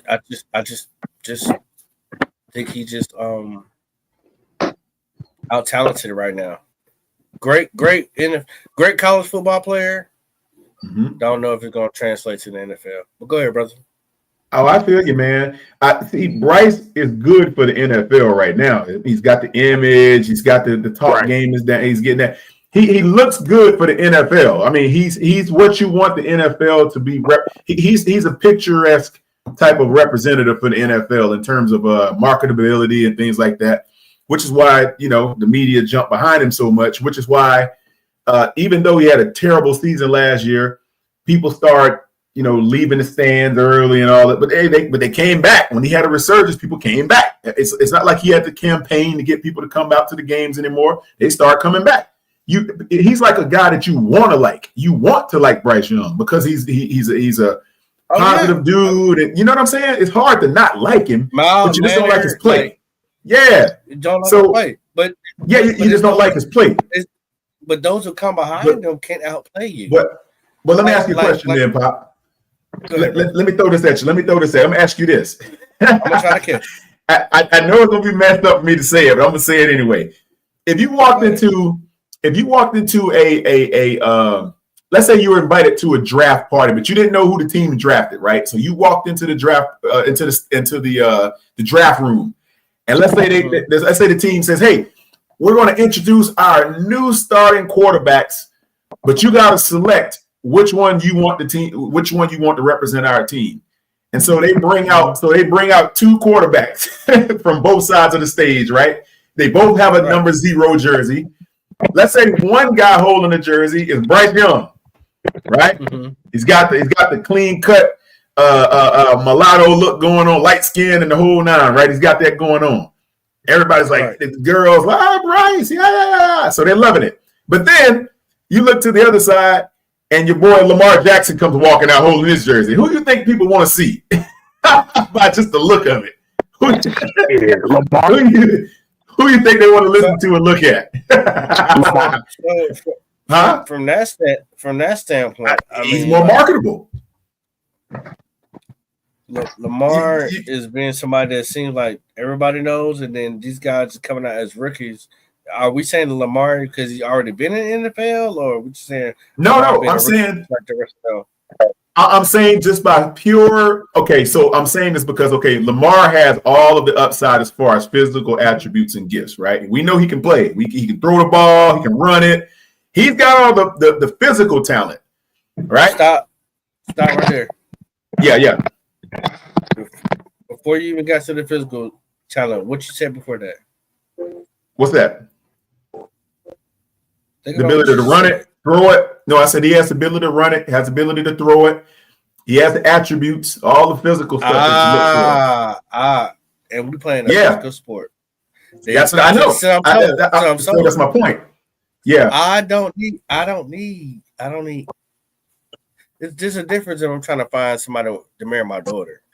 But you make my point for me. That's where I'm going with that. See, pop the balloon or not pop the balloon. He gonna get a balloon. But if I'm a physical sport, I agree with you. Pop. But selling jerseys that I can teach because Bryce hasn't showed me anything that says that he's committed to Carolina Panthers as far as getting stronger, faster, better, anything. He said, and I quote, "Sure about that, bro. Quarterbacks don't lift weights." No, that's what he said. That's his own mouth. He did. Hey, Pop, when he got back into the building. How can I believe in that with a noodle dick arm quarterback doesn't believe in trying to get stronger? But look at this though, Pop. Who are people going when they walk into a store to buy jerseys? Which one are they going to buy first, based on the marketability of those two guys? You get what I'm going with this? Also, and I agree with you 100%. But the NFL is going to look at who can take the game national, who can make the game international. By the way they look, who is a good representative of the league, like a face of the league. When you want to put a face on it, whose face looks better on it? But I don't think that because if we don't have no tape, then it's just a looking contest. That's what the NFL wants. They want a guy that can speak the language. No. Look the part. No. Right. Yeah. But then that's how you got Jalen Hurts. Jalen Hurts is perfect representative of that. But if you got somebody who doesn't talk that talk, who doesn't walk that walk, then you're fucked. Jalen Hurts. But they talented. There you go. He has to build. You got it. He has the mentality. You have the guy who has no edge, who scratches himself on public TV, who doesn't like he on drugs. Breathe, doesn't breathe confidence into his fandom or fans. Yeah, what are we doing? Like, they like listening to him. You're there. It's more marketable. That's about all. There's nothing they have. So what you showed me is how they lost money in this guy. They lost so much money because they thought what he could have been and what he hasn't shown. Yeah. Now he's going to have to take his ass somewhere else to show if that's exactly what they lost in on their investment. But I promise you they're not. Because they know if by now He's rich. He's been rich before you was rich, or I was rich. That's fact. He's been getting a lot of money. He has the capabilities to invest in himself. He doesn't do it. He hasn't said it. He has given you nothing. I remember Cam Newton been kicked out the NFL, bro. Been done. His workout videos were trying to tell me, hey, bro, get in the gym for health and shit like that. Eat right. Bringing his kids. This and that. I don't see nothing with Bryce. That's just dedication. This is what I'm doing for myself and when I'm on until I get back into the game. Cam Newton ain't been playing for 9 years, 5 years, however long he's been gone. But you can still watch him. Hey, get this money, bro. I'm working out. But if I can say something, bro, what workout video have you seen to Bryce? I think. So I agree 1,000,000% with that. He ain't gonna do nothing physical, but I'm just talking on the work ethic. He may not do the videos and everything of the sort, and again, not taking up for him, just keeping it real, keeping it partial. Take the C off his chest. I can't say a guy isn't working hard when we saw how he looked in weeks 1 and 2, and then he sat down for 5 weeks, and then he came back markedly improved. Yo, he had to be doing something, whether it's he did offense better, working on your throws, learning the playbook better. That didn't just come out of nowhere. I mean, now obviously part of it is coaching, but he had to learn part of that himself. That's the only reason why I'm saying with another year, same head coach, same offense that you know is not going to change. Like, this is when his brain should really take over because you already know the offense. So in the second offseason with the offense, you should be a whiz next year. So that's what give him a chance next year. Now, and he hasn't had any consistency since he's been in the league either. So there you go. Dimitri, ain't nothing been changing. Ain't nothing been changing lately, right? Everybody been the same way. Ain't nobody been fired just now. So you've been getting your belt to your ass for the last 6 weeks. Whooping you. Hey, you got to do it. Hang on. Right again. Changed, and we've been getting ass for the last 6 weeks. So I'm kind of lost. Hello, say it again. My bad, it's breaking up. I was just asking you to explain what you were saying again. You said for the last 6 weeks they've been getting the belt. For the last since you've been on the bench, belt the ass. You starting to correct yourself. Okay, you're finally trying to get it. They're being hard on you, bro. You gotta tighten up. That's what you're supposed to do. I'm not gonna sit here and, especially if I'm not getting a W. I mean, yeah. I'm sorry. Yeah. I'm just belt the ass. Oh, you do a little better. No, it needs to hit harder than that. You know what I'm saying? You get paid $37. You know what I'm saying? That I don't feel bad for any of the NFL players when it comes to that type of thing. I'm just saying, like, there's a standard that I think as Carolina Panthers fans, that I think I love talking to y'all guys right here because y'all not delusional. You know what I'm saying? Yes, sir. Y'all not trying to be on some like, oh, Super Bowl. No, but there's a standard. I want Bryce to hit that standard, whether people believe it or not. Hell yeah. Let's go. You got every opportunity to go. When I hear you say what's set up, bro? In your interviews, it doesn't convince me that you really want it. Convince the people, get the people around you. They see you. Hopefully, I mean, bro, he's either going to pan out next year or we'll have another quarterback by 2025. So I mean by 2026. Yeah, I'm not worried. We got to wait. Either way, yeah, we got to wait. You know what I'm saying? He's growing. He's growing. It's just this year was all about. Think about it. You a new coach, right? Offensive guy came in, number 1 overall pick. He should be good. Now you could have came in saying, "Man, fuck that. I don't know him like that. I'm gonna get my quarterback." But his thing was, okay, let me see if this guy pay enough without having to spend more draft capital because they did this shit when I wasn't here. So this whole year, It's just about learning, bro. Are you good? Do we think you're good enough to be our quarterback? That's why Canales was going week to week with him, yo, because I'm in the minority when I say this, and I don't like really saying it that much because I don't want people to think I'm trying to talk about Bryce's character as if I know him personally. But I think the way things played out last year with the fact that Bryce came in, Andy was the starter, or Frank Wright said Andy was going to be the starter in one press conference. The next press conference, David Tepper made Frank Wright name Bryce the starter. How can you not feel entitled or like you know what I'm saying, like you weren't given the job? So I honestly think Canales was like, nah, bro, I'm not gonna coddle you. It'll be week to week. If you play bad, you'll play. I rock with that. I had a problem with that. I felt like nobody ever see on that chest if you ain't earned it. I don't care who that. It don't matter. Competition should be in every fucking room. And bruh, you speaking some real shit. And then look, bro, when you get benched, you're like, oh snap, I was the golden boy.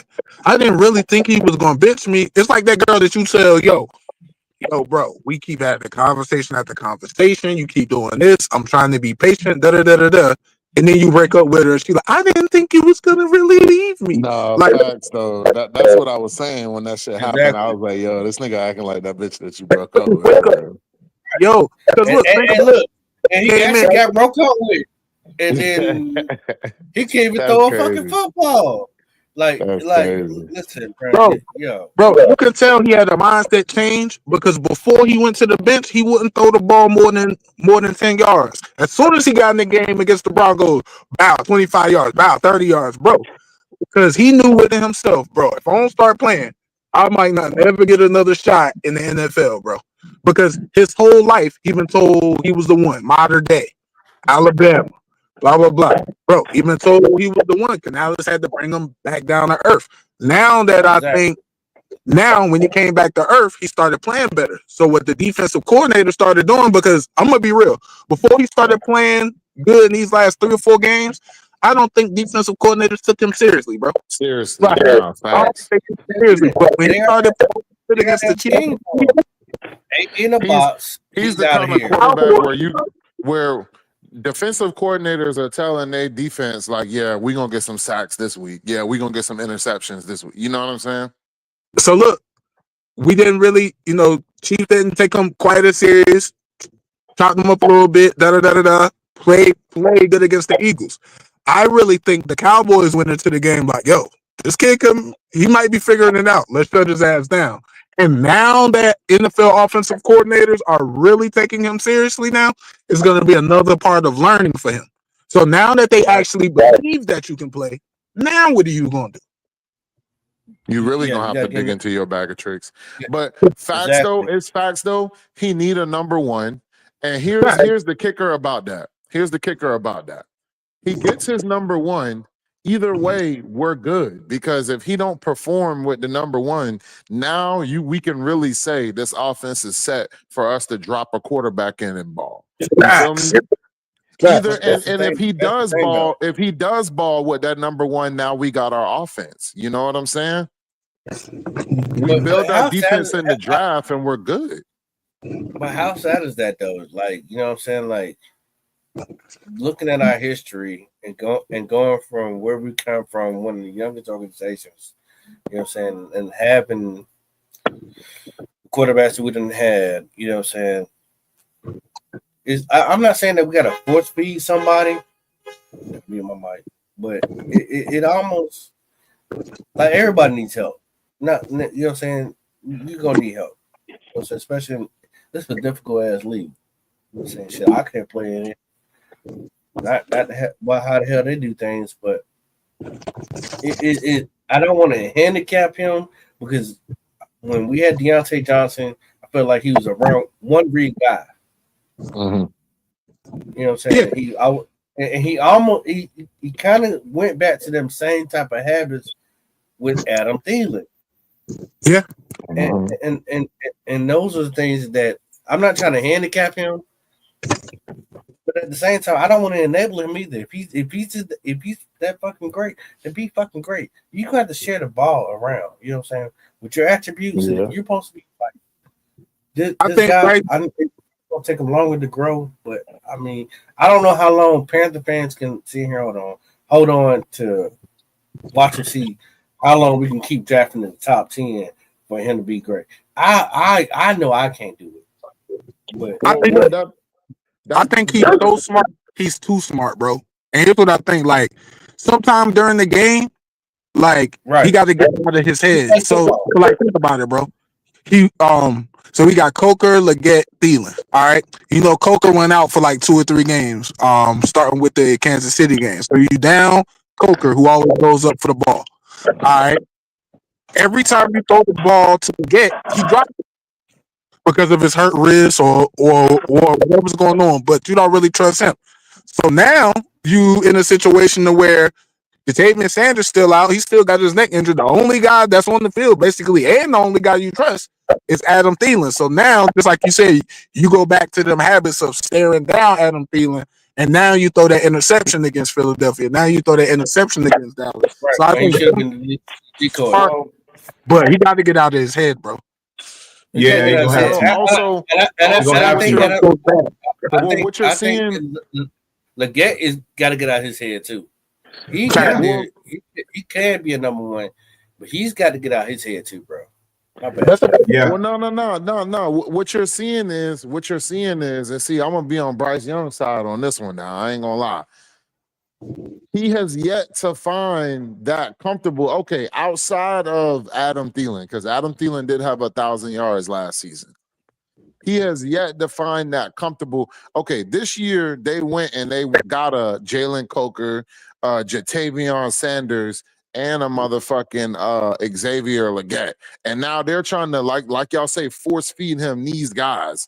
So, okay, I'm comfortable with Adam Thielen. Adam Thielen also went out, 7 games this year. You know what I'm saying? Yeah. So I'm comfortable with Adam Thielen, but goddamn it, y'all trying to tell me to ball with these guys now. So it's a lot of shit changing around that boy. His receivers done changed since last year. It's hard to get chemistry when you got, offense changing back to back. Shit changed twice last year. Now we got a new offense again this year. You know what I'm saying? My receivers keep switching up. He already, like we say, he lacking these physical tools. So that's why I'm on the gate of, us staying course with Canales and shit like that, because we can't just keep blowing shit up and keep changing shit up and expecting something to work. We gotta keep in the course of where we're headed right now. You feel me? Bryce Young need that number one receiver. You give him that number one receiver and he don't produce, you simply give him the rest of that year, get his or shit. If he show early enough in the season, you could try and get up off of him by the motherfucking trade deadline. You know what I'm saying? Then you drop another quarterback in and you ball. Either way, when you look at the top teams in the NFL, they're stacked like that. They're built like that. So we're headed in that direction. You feel me? Yeah, they got a lot more. They got a lot more attributes as far as their roster is concerned. They have more on their roster to work with the guy. Because with Bryce, people are going to say, "Well, we took him first overall. He should be ready to ball out." What I don't know, man. It depends on who you're talking about and who's who. Like everybody isn't going to come in the league balling out of control their first run for the money. Some people are it's going to take time for them to develop because of what they see and what they're not sure about. Because he had a lot of he was unsure about a ton of things last year. You can look at the way he was playing. He was unsure should he throw the deep ball, unsure if he should throw that pass. And I think he didn't have the level of continuity with some of his receivers, because even when you go back to that Atlanta game, he threw both those picks to Jesse Bates. You can tell that he thought the guy was going to be there because he threw it, but that wasn't necessarily the case. The guy got undercut for the pass, boom, nothing. But as time went on, you saw him make better reads, better passes, better decisions. And now we're starting to see most of what we should have saw last year, what everybody keeps saying. We should have saw most of this last year, but I can't hold it against a guy in the NFL trying to beat defenses that are going 1,000 miles a minute. And you got to process this stuff like on the drop of a hat. And you got to overcompensate for insufficiency of arm strength and height. You can't see as well as some of the bigger guys can. That's a lot working against him. But I think based upon the trajectory that we're starting to see right now and where he's headed, I like it. I'm not saying is it going to be sustainable? I don't know. I would like to say that it would be, but at the end of the day, I like the trajectory and I'm willing to ride it out just to see what we'll get out of him for the rest of the season. If he ends on a high note, just know that we'll go out and we'll supplement him with additional talent that can take him to the next level and he'll be even better. That's what I think. He was a number one and a tight end. Yeah, but another year in that offense with another year of understanding of that playbook with a whole nother offseason and a whole nother OTAs and all that, man. He well, I better not say that. I said that last time. Oh, he can't be any worse. Well, he came out looking like that. The only thing I wanted to see from Bryce last, all of last year I put that shot Fitterer, bro. Now, and then this is the thing. I'm not saying he would have been good or look like we wanted him to look, but if Frank Reich brings in his normal staff and runs his normal offense, I think Bryce Young looks capable last year. Facts. The thing is, he's just gotta make this shit work. I mean, you gotta make it work. Bryce, yo, you here, bro? I mean, I don't know what to tell you, but you gotta make it work, bro, because again, Canales is gonna try to keep his job. He's not gonna to you with a third year unless he's absolutely sure you are the guy. Yeah. So unless David Tepper, see, because here's what I'm trying to decide. I'm trying to figure out. Like most owners, when they hire a coach, they have really nothing to do with who that coach selects for quarterback. They really don't get involved in that type. They say, "Hey, I'm gonna trust you with the keys. Just don't wreck my car, man. Go out there and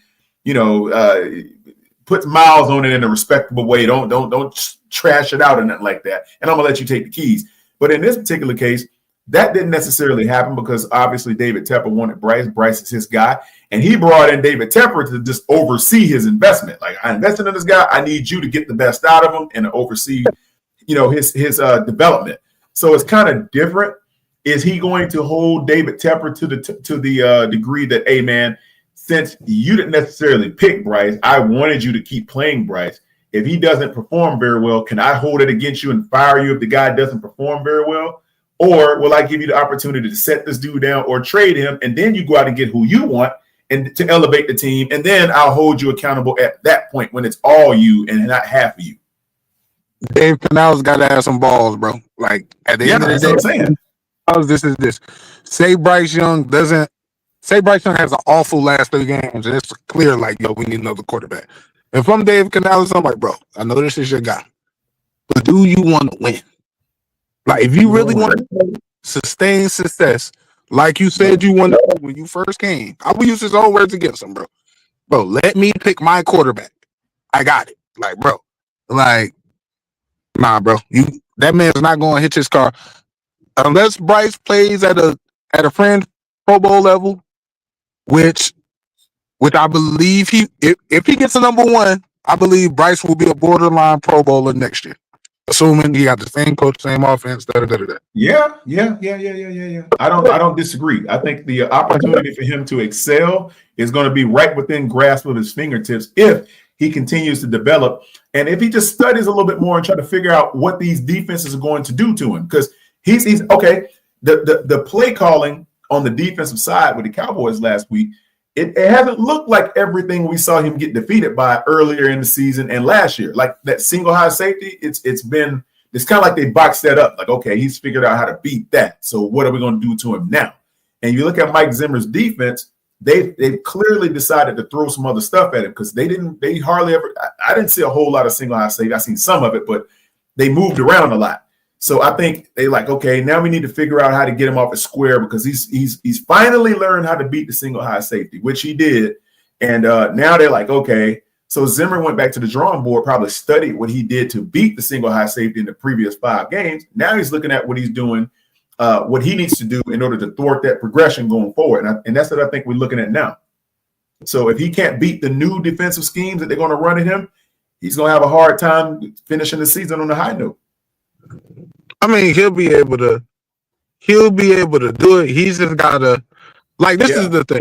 Here's why he needs that number 1, because as much as we like Leggett, they still rookies. And honestly, like, our offense is kind of easy to shut down. Like, if you take out Adam Thielen, like, you know what I'm saying? If I had a JC Horn, all I'm doing is putting JC Horn on Leggett and then doubling Adam Thielen, and then that's pretty much going to shut down the passing game. Because Coker is great to be an undrafted free agent, but at the end of the day, nobody, like no defensive coordinator is up all night game planning for him.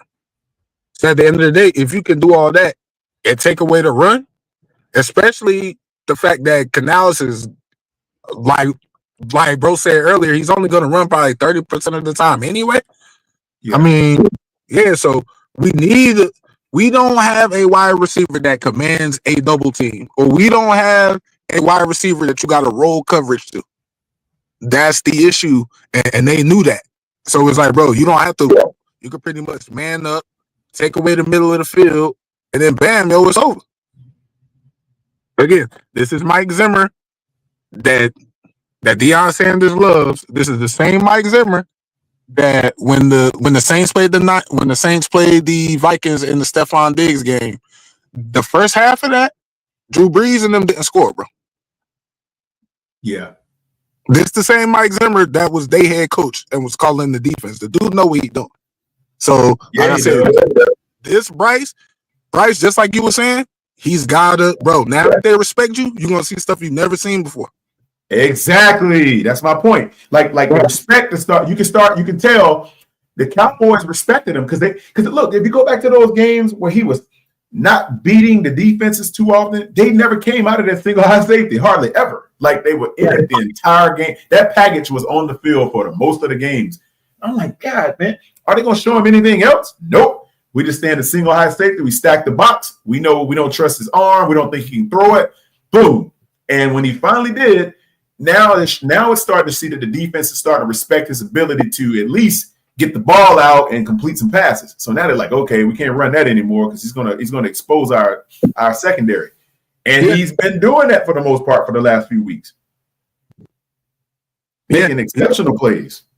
Yeah. He's got to do that. He's just got to. The thing with him, he's got to cut the fumbles, cut the turnovers. I'll give him because that first pick wasn't his fault. It hit Adam Thielen in the hands. He knew he should have caught it. So, but the two like fumbles of you just getting hit and fumbling, that's why people was worried about your size, bro. Yeah. Well, he's got to do a better job of protecting the ball when he's out of the pocket. He's got to anticipate that some lineman is going to try to smack it out of your hand. You got to know that's highly, highly possible. If they can beat your tackle coming around the edge, they got an arm out there, they're going to swat at the ball every time. And then if you tuck it and try to run with it, you can't carry the ball like you running with your daddy's remote or his wallet or something. They're going to run you down and swat it out again. So you got to cradle that ball if you're going to play that game. You got to anticipate contact on your hands. And as much as he extends plays, I'm surprised bro doesn't have a little bit better feel. Like because when I saw him make that first fumble, like he shook Myles Garrett, I'm like, oh. When I seen him do that, and I see him coming up behind him, I'm worried, but I'm like, nah, he's got to feel like I'm pretty sure that he feels somebody behind him, and he did. Right. I was like, yo, you couldn't feel that dude running up on you, like, man. So it was just one of them. He's just gotta, bro. You gotta put two hands on it, and then at the end of the day, bro, you just gotta know when to get down, bro. Sometimes, it's like, bro, just get down. Yeah, he dove for that first. Like when he dove out, he should have just slid. To give himself up. Then the ball is not in play anymore at that point. But when you dive out like that, bro, it's like but this not one where you gonna get down and we gonna be like, oh, you a sucker. Like, nah, bro, we seen it. Like, nah, let's get down. Yeah, just take the positive yards from the run. Don't try to extend and get more, especially if it's not a third down situation where you got to get a first. I don't even think it was a first down situation, right? What was it? What was that? First and something or second? I don't remember what that play was. I feel like it was early in the downs because I think we had just got it first down there. That's what I'm saying. So he didn't have to do that. He could have just slid. You only give up like 2 yards when you slide. So it ain't like it's 8 yards. You have to give up the 2 and live to fight another down. honestly, those didn't really bother me that much. Like, those didn't bother me. It's the fact that we look completely shell shocked on offense, and like I got hella respect for Mike Zimmer, but we looked so shell shocked against a team who has been trying to figure themselves out on defense the whole season. Yeah. And that was my main thing. I'm thinking like, yo, if this is really like not fool's gold with Bryce, he's gonna chop the Cowboys up because they're not as good as the defenses that he's been playing against. And then like he looked all right. He looked how we expected him to look against the Chiefs. Against the Cowboys. That's the issue with me. Right. Like you supposed to agree with that. Chiefs or the Eagles, bro. Like the Eagles had just dominated the Ravens. Like honestly, we supposed to get mud stomped, but then this is him too. You the team leader, so it sounds like the team is playing up and down to their competition. So at the end of the day, everybody gonna watch you. Like, so I don't know if y'all remember, but before Bryce Young's first ever professional practice, he went out to the field an hour early. Was that just because it was your first practice? Or is you really about that life? I need that energy all the time, bro, because at the end of the day, they got to watch you. So at the end of the day, good teams, which we're not, but good teams beat the teams that they're supposed to beat. Right. Interesting. So it's just one of them. That's like, I was completely, I don't know. I was more disappointed in that game than any game this season. Right. Yeah. If he comes out, man, showing the ability to continue that growth where he's outthinking these defenses, because I'm telling you, that's going to be a strong suit. Outwitting and outthinking these defenses, and just being able to move before they can. That's why he doesn't see. And I'll be honest, with a guy like him that doesn't have a cannon for an arm, he doesn't have an exorbitant amount of picks. If you look at it, like what's he got right now? 9. Yeah. Okay. So he doesn't throw a crazy amount of picks every year. So the thing about it is, but you got to look at like, well, why is that not the case with a guy? His arm is so weak. Why is he not throwing more picks? Why has he not got 15 or 20 picks?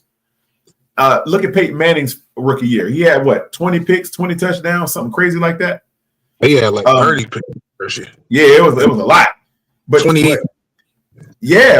But see, he had a big arm, and he was like, I can get the ball there, even if you want my guy, I'm gonna zip it in there. But he was wrong. The defense DBs in the NFL are fast, and they're very opportunistic. So when you look at Bryce, he's not taking those types of chances. Like he only throws it if he knows the guy's gonna be there, and if he knows he can complete it, he throws it. Otherwise, he tries to run out of the pocket, scramble to the right, and he ends up either throwing it away, taking the sack, or just throwing it in the dirt. So that's the thing about him. Like, he's moving when he sees the defense unable to move. I think that's what he's doing. He's a little bit preemptive with his motion of throwing the ball before even a receiver can see it. He throws it. So I think that's what it's going to take more of that for him to be even better. The better he can sharpen that knife, the better he can make that sword sharp, the better he's going to be at defeating defenses, no matter what they try to do. That's what he's going to have to work on. Yeah, that's why I think we need that speed guy for him. Yeah, that's what I'm saying. Because his strength is and so we need that guy who's going to be able to stretch the defense, different stuff like that. Yes. Man, so we don't got to go around the quarterback, because if Bryce works out, I think Bryce works out and we get a Pro Bowl quarterback, assuming that everything else comes along, the pieces, Dave Canales as a play caller, as a head coach, I believe we can be we can be a great team in 2 years without mortgaging our future. Facts. I agree with that. Hey, you don't have to give up anything. See, at this point, okay, they've already given up what they need to give up in order to make Bryce supporting cast better. Like, you don't have to trade anything else to make him better, to make the nucleus better. You don't have to trade anything away unless you just try to trade back to get more picks or something like that. But effectively, I got to do one more for a top flight receiver. Like, after I do that, That's what I'm saying. But that's what I'm saying though. This year it's already it's practically built in for him now to get somebody off the top. Look, we're gonna be probably picking anywhere from 3 to like 9 or something. We're gonna be 3 to 8 or 9 or somewhere around in there. We're not gonna be any higher than that. But if you think about it, there are some good receivers in that. If we go that route, there's some great receivers in that top 10 picks. Right? But ain't that, bro. Huh? I'm with you. I kind of want, like, if we don't go defense, if we go offense, it needs to be receiver. I'm saying, yeah. I agree.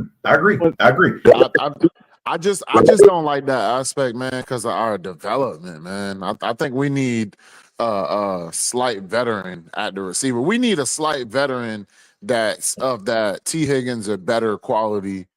Right. Yeah, we talked about that earlier. Yeah, we talked about it earlier, Andre. Yeah, Andre, we talked about that earlier. Yeah, so we can move to the deep, like invest all the draft cap, invest all the rest of the capital in the time. Right. Yeah, exactly on the defense.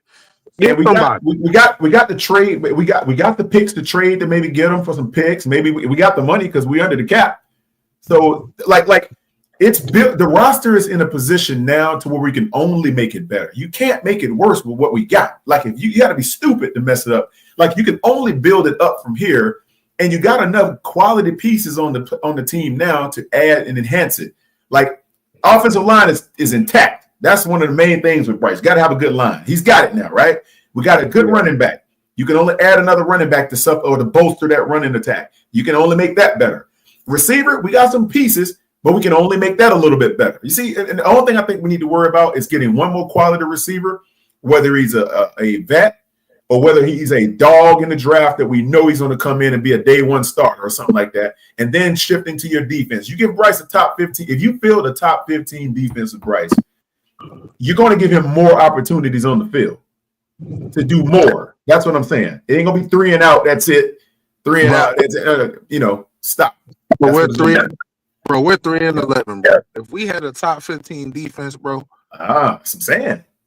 Yo, I'm going to be real with you, bro. You probably going to think I'm crazy as hell. If we had a top 15 defense, bro, we'll probably be like 5 right now, bro.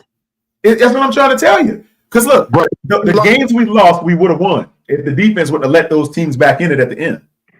We gave up 47 points week 1, 23 to 3. I'm saying, bro, if we had a top 15, this is why I'm saying stupid on the defense. If we seen what, bro, if we got a top 15 defense, bro, we beat the Saints. We beat the we probably beat the Falcons, because think about it. The reason we lost a lot of these games, we can't stop the run. We give up 200 yards a game. We got a top 15 defense and a good rushing defense. It changes the entire flow, play calling, defensive play calling, offensive play calling. This is why, and bro, get him that number one. Somebody already established that can come in and lead the room, and then after that, go stupid on the defense. And I'm not letting my players. Y'all know I don't like that guy. I just want to say that again for the record. Hey, Demetrius, let me ask you.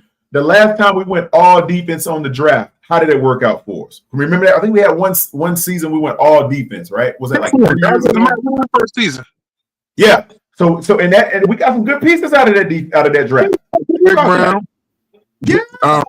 Yeah, that's what I'm saying. I don't trust everyone. Yeah, Devereaux, man. I don't know. I don't trust everyone.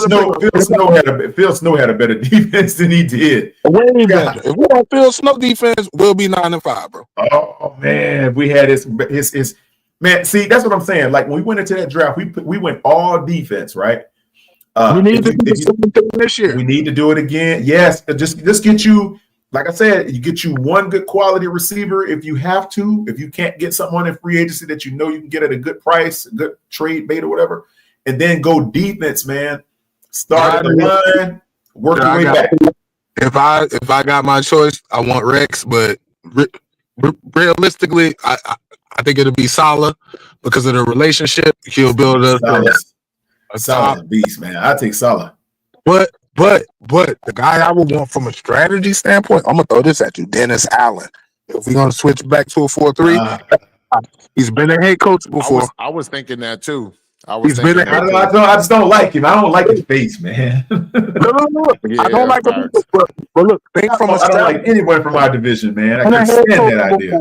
So look, he's an excellent defensive coordinator. He's been a head coach. He's a defensive play caller. So now he's an even better defensive play caller right now. When he was a head coach, it was in this division. So at the end of the day, at day one, when he hits the office, he knows everything he already needs to know about the teams in our division. Day one, he walks in from strategy standpoint, everything of the sort. You coach and he gonna know what we gonna need to do with our team because they play. Oh, so I see Red and John got some jokes. Talking about I fell in the bathtub. Okay, I see. I used to play y'all. You know what I'm saying? I would come in, so you could get Dennis Allen and be like, yo, when we used to play y'all, or when the offense used to game plan, because I was the head coach, here was the weaknesses that we called out. So when y'all go to fix the defense, here's what I would fix. So from a strategy standpoint, I would want Dennis Allen for what I think is more realistic because of the relationship. Robert Sala.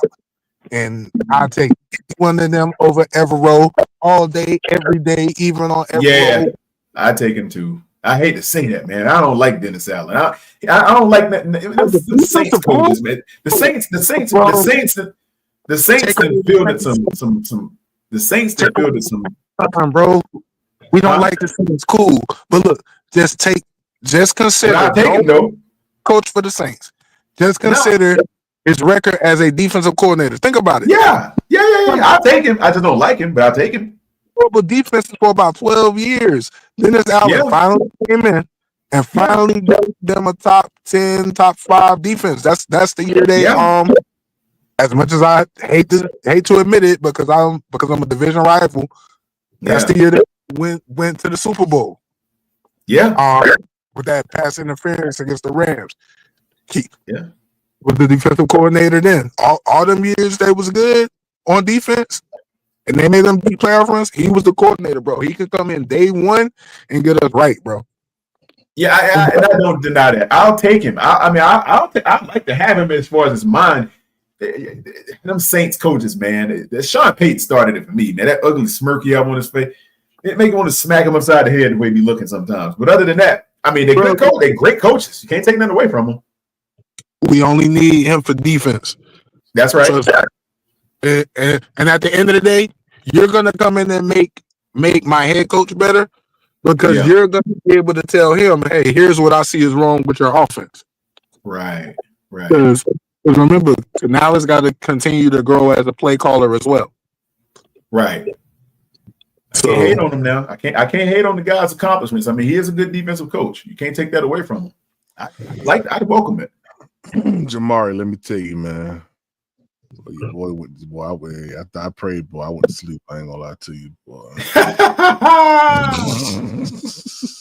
Hey, we held you down, PPP. Yeah, I appreciate you guys, man. What y'all been talking about? A lot, bro. Bryce. A lot. Evero. Hey, yo. PPP. Yo. Y'all want to thank you for an excellent channel. Want to thank you for everybody on the panel. And I just want to remind y'all again what I'm going to say, y'all.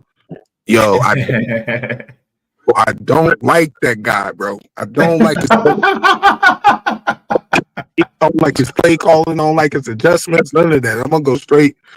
I don't like it either. Straight dog. Like, bro, what are you doing? My little brother be, yo, I be really thinking that, like, yo, the people that I talk to on the podcast would do a better job than you're doing right now, bro. Like, this is crazy. Wow. Hey, Dom, what you mean by what you just said? What that mean? Riz B PPP. When you get what that is, a bear? You get a clown? What that mean? Don't poke the bear. He said don't poke. It's what you get when you poke the bear. Man, I almost blocked Dom just now. I didn't know what he was talking about. He just messing with you. He said that's what you get when you poke the bear. Oh, yeah, facts, quantum, man. I ain't know what you talking about. Hey, I told you. Dom, wow, boy. We're talking about how we got to bring in this established number one for Bryce, so we could focus everything on the defense. And we was talking about Dennis Allen. I would like Dennis Allen or Robert Saleh, but I think Robert Saleh is more likely. Okay. Yeah. Number one. Rick. That's what's up, man. Yeah, Robert I Saleh. take Robert Saleh. Yeah. Yeah, I'll take Robert. I'm sorry. Robert Saleh will get the job done. Yeah, you gotta take Saleh, man. And Saleh's good he selection. got a little bit more Quantum, my lawyer. of a question mark over his head for the other teams in our division. Dom said Quantum, my lawyer. Yeah. I'm gonna tell you right now, boy. I didn't know what I was reading. I got you, Dom. Don't worry about it. Yeah, I think I remember letting Andre up, and then I went back to sleep, man. He had about 9 dudes in the backstage. Like, what's going on? For real? I don't know. I'm just saying it probably was. Yeah, I know. I kept dropping out by accident. Yeah. Coming back up here. Oh man, fellas, y'all still want to keep going? I mean, I can. I'm gonna go ahead and jump, PP. I gotta get up, brother. You gotta get up. Yeah, I gotta hop up in the morning, man. It's all good. Shoot. Got to get the move going on. Yeah. Yeah. Hey, you see the video, PPP? See what now? You saw that video clip I sent you? Nah, I didn't even know you sent me a video clip. Earlier today, I texted to you. Or was it yesterday? I don't know when it was. Last night or this morning. The full one. Yeah, the full one. Right. Yeah, I did. I liked it. I liked the full one. Yeah, it was pretty good. I appreciate that. Man, it was pretty good. Hey, shoot, Pop, you still up? Pop sleeping.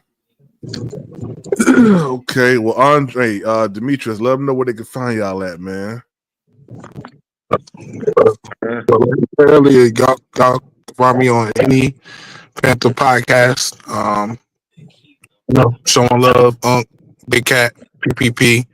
My man, B Print plays. Check him out. Check everybody else out. Also, y'all can find me at the shameless plug. Then I got signed about 2 years ago.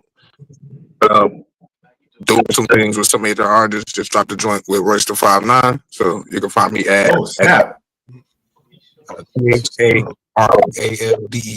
That's THARALDEME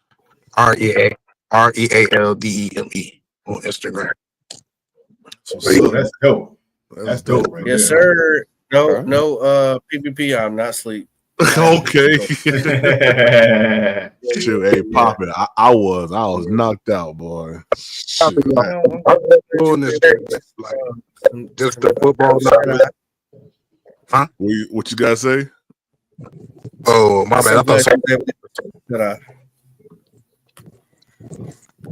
Go ahead, Pop. Let them know where they can find you at, man. Hey, man, they call us the Bryce Hater podcast, but it's not that. We're just passing it. We got to be respected, and we want the best for the team, just like anybody else. My name is Poppin. You can catch me on the Black Cat Panther podcast. Hopefully, when I shoot, it hits my target on my hot takes. Other than that, thank you for having me over here with PPP, and hopefully you have me back. Keep pounding. Yeah, most definitely, man. Sir. Andre, talk to him, Andre. Shit, I'm working on getting me a little something going on in the YouTube world, but right now you can catch me here on PPP, on 2020 platform, T Money platform. Yeah, man. I'm usually there. When I see y'all live, I got y'all all on the notifications, man. So when I see y'all pop up, I'm in there, man. That's what's up. I appreciate you, Andre. Shout out to T Money, man. Quantum, let them know where they can find you at, boss, man. Yes, sir. Yes, sir, guys. Then Quantum Merritt here on YouTube. Got my own channel, deal with style, business, making money, improving yourself, all the good things for guys. Also catch me on YouTube, Instagram, TikTok, all the platforms, and then also me, myself, BJ, Elaine. We have a little show, 3 Feet of Rising, 7:00 Friday nights. Here on YouTube also. Catch me on the other platforms as well. T Money, Big Ump 2020. Shout out to those guys. And PPP, appreciate you, my man, bringing us up and letting us rock out tonight, brother. Bless you. Yeah, man. Most deaf, man. And I appreciate you guys, man. Appreciate everybody who has donated to the channel today. We were actually 13 minutes away from 12 hours. And we ain't hit the goal, but I ain't care no more after that. I was like, man, shoot, I'm gonna let these boys rock out, man. Hey, look, man. Eddie Pinero didn't hit the goal post either. Yeah. This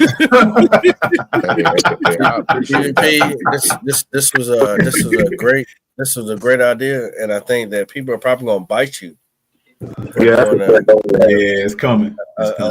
This is something that ain't nobody did yet. You know what I'm saying? I don't think so, PPP.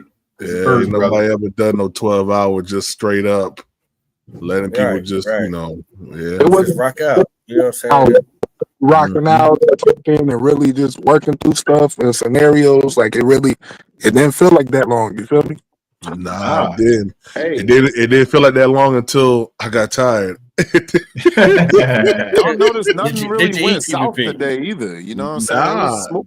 You know what I'm saying? It was smooth. Even when Howard came in here with his bulldozer, he was still. How got mad at me? He got mad at me. Y'all can't lie though. I had Howard quiet for a little bit now. When I was talking, I was breaking it down to him. He got quiet over there for a little bit. That's probably because they thought that you was Howard. That's what he thought I was talking to himself. I didn't know I sound that close to Howard like on YouTube. Yeah, you do. Yeah, I got. You do, brother. You actually got ears. That's messed up. That's messed up. Howard, one of them boy. If he see something he don't like, but he blowing it up. Oh nope, I don't like him. Fire him too. Fire him. I'm like, I had to let him know, like, dude, you can't just keep blowing everything up. You got to improve upon what we got right now. You know, we had it somewhere. Not we talking that talk. I just be like, bro, be realistic, bro. We're not gonna be able to change everything in a year, bro. Like that's just not gonna. Yeah, we get rid of everybody that Howard want to get rid of. You know, we're gonna be back to square one, looking terrible again. You know what I'm saying? We ain't had no team. We ain't had no team full with Howard, man. Oh, shout out to the real JB. Said thought PPP was still praying. Hey, I prayed for about a good 45 minutes, man. Then after that, I was done. I was sleepy, man. Dom, I appreciate you, man. West Coast Carolina, man. I appreciate you, man. I appreciate all you guys, man. Riz B, always, Jamari. I appreciate y'all, man. Hey, we out of here, man. This your boy Demetrius with the PPP Panthers Prime Podcast. Y'all know what time it is. Let's go. Be good, gentlemen. All right, y'all.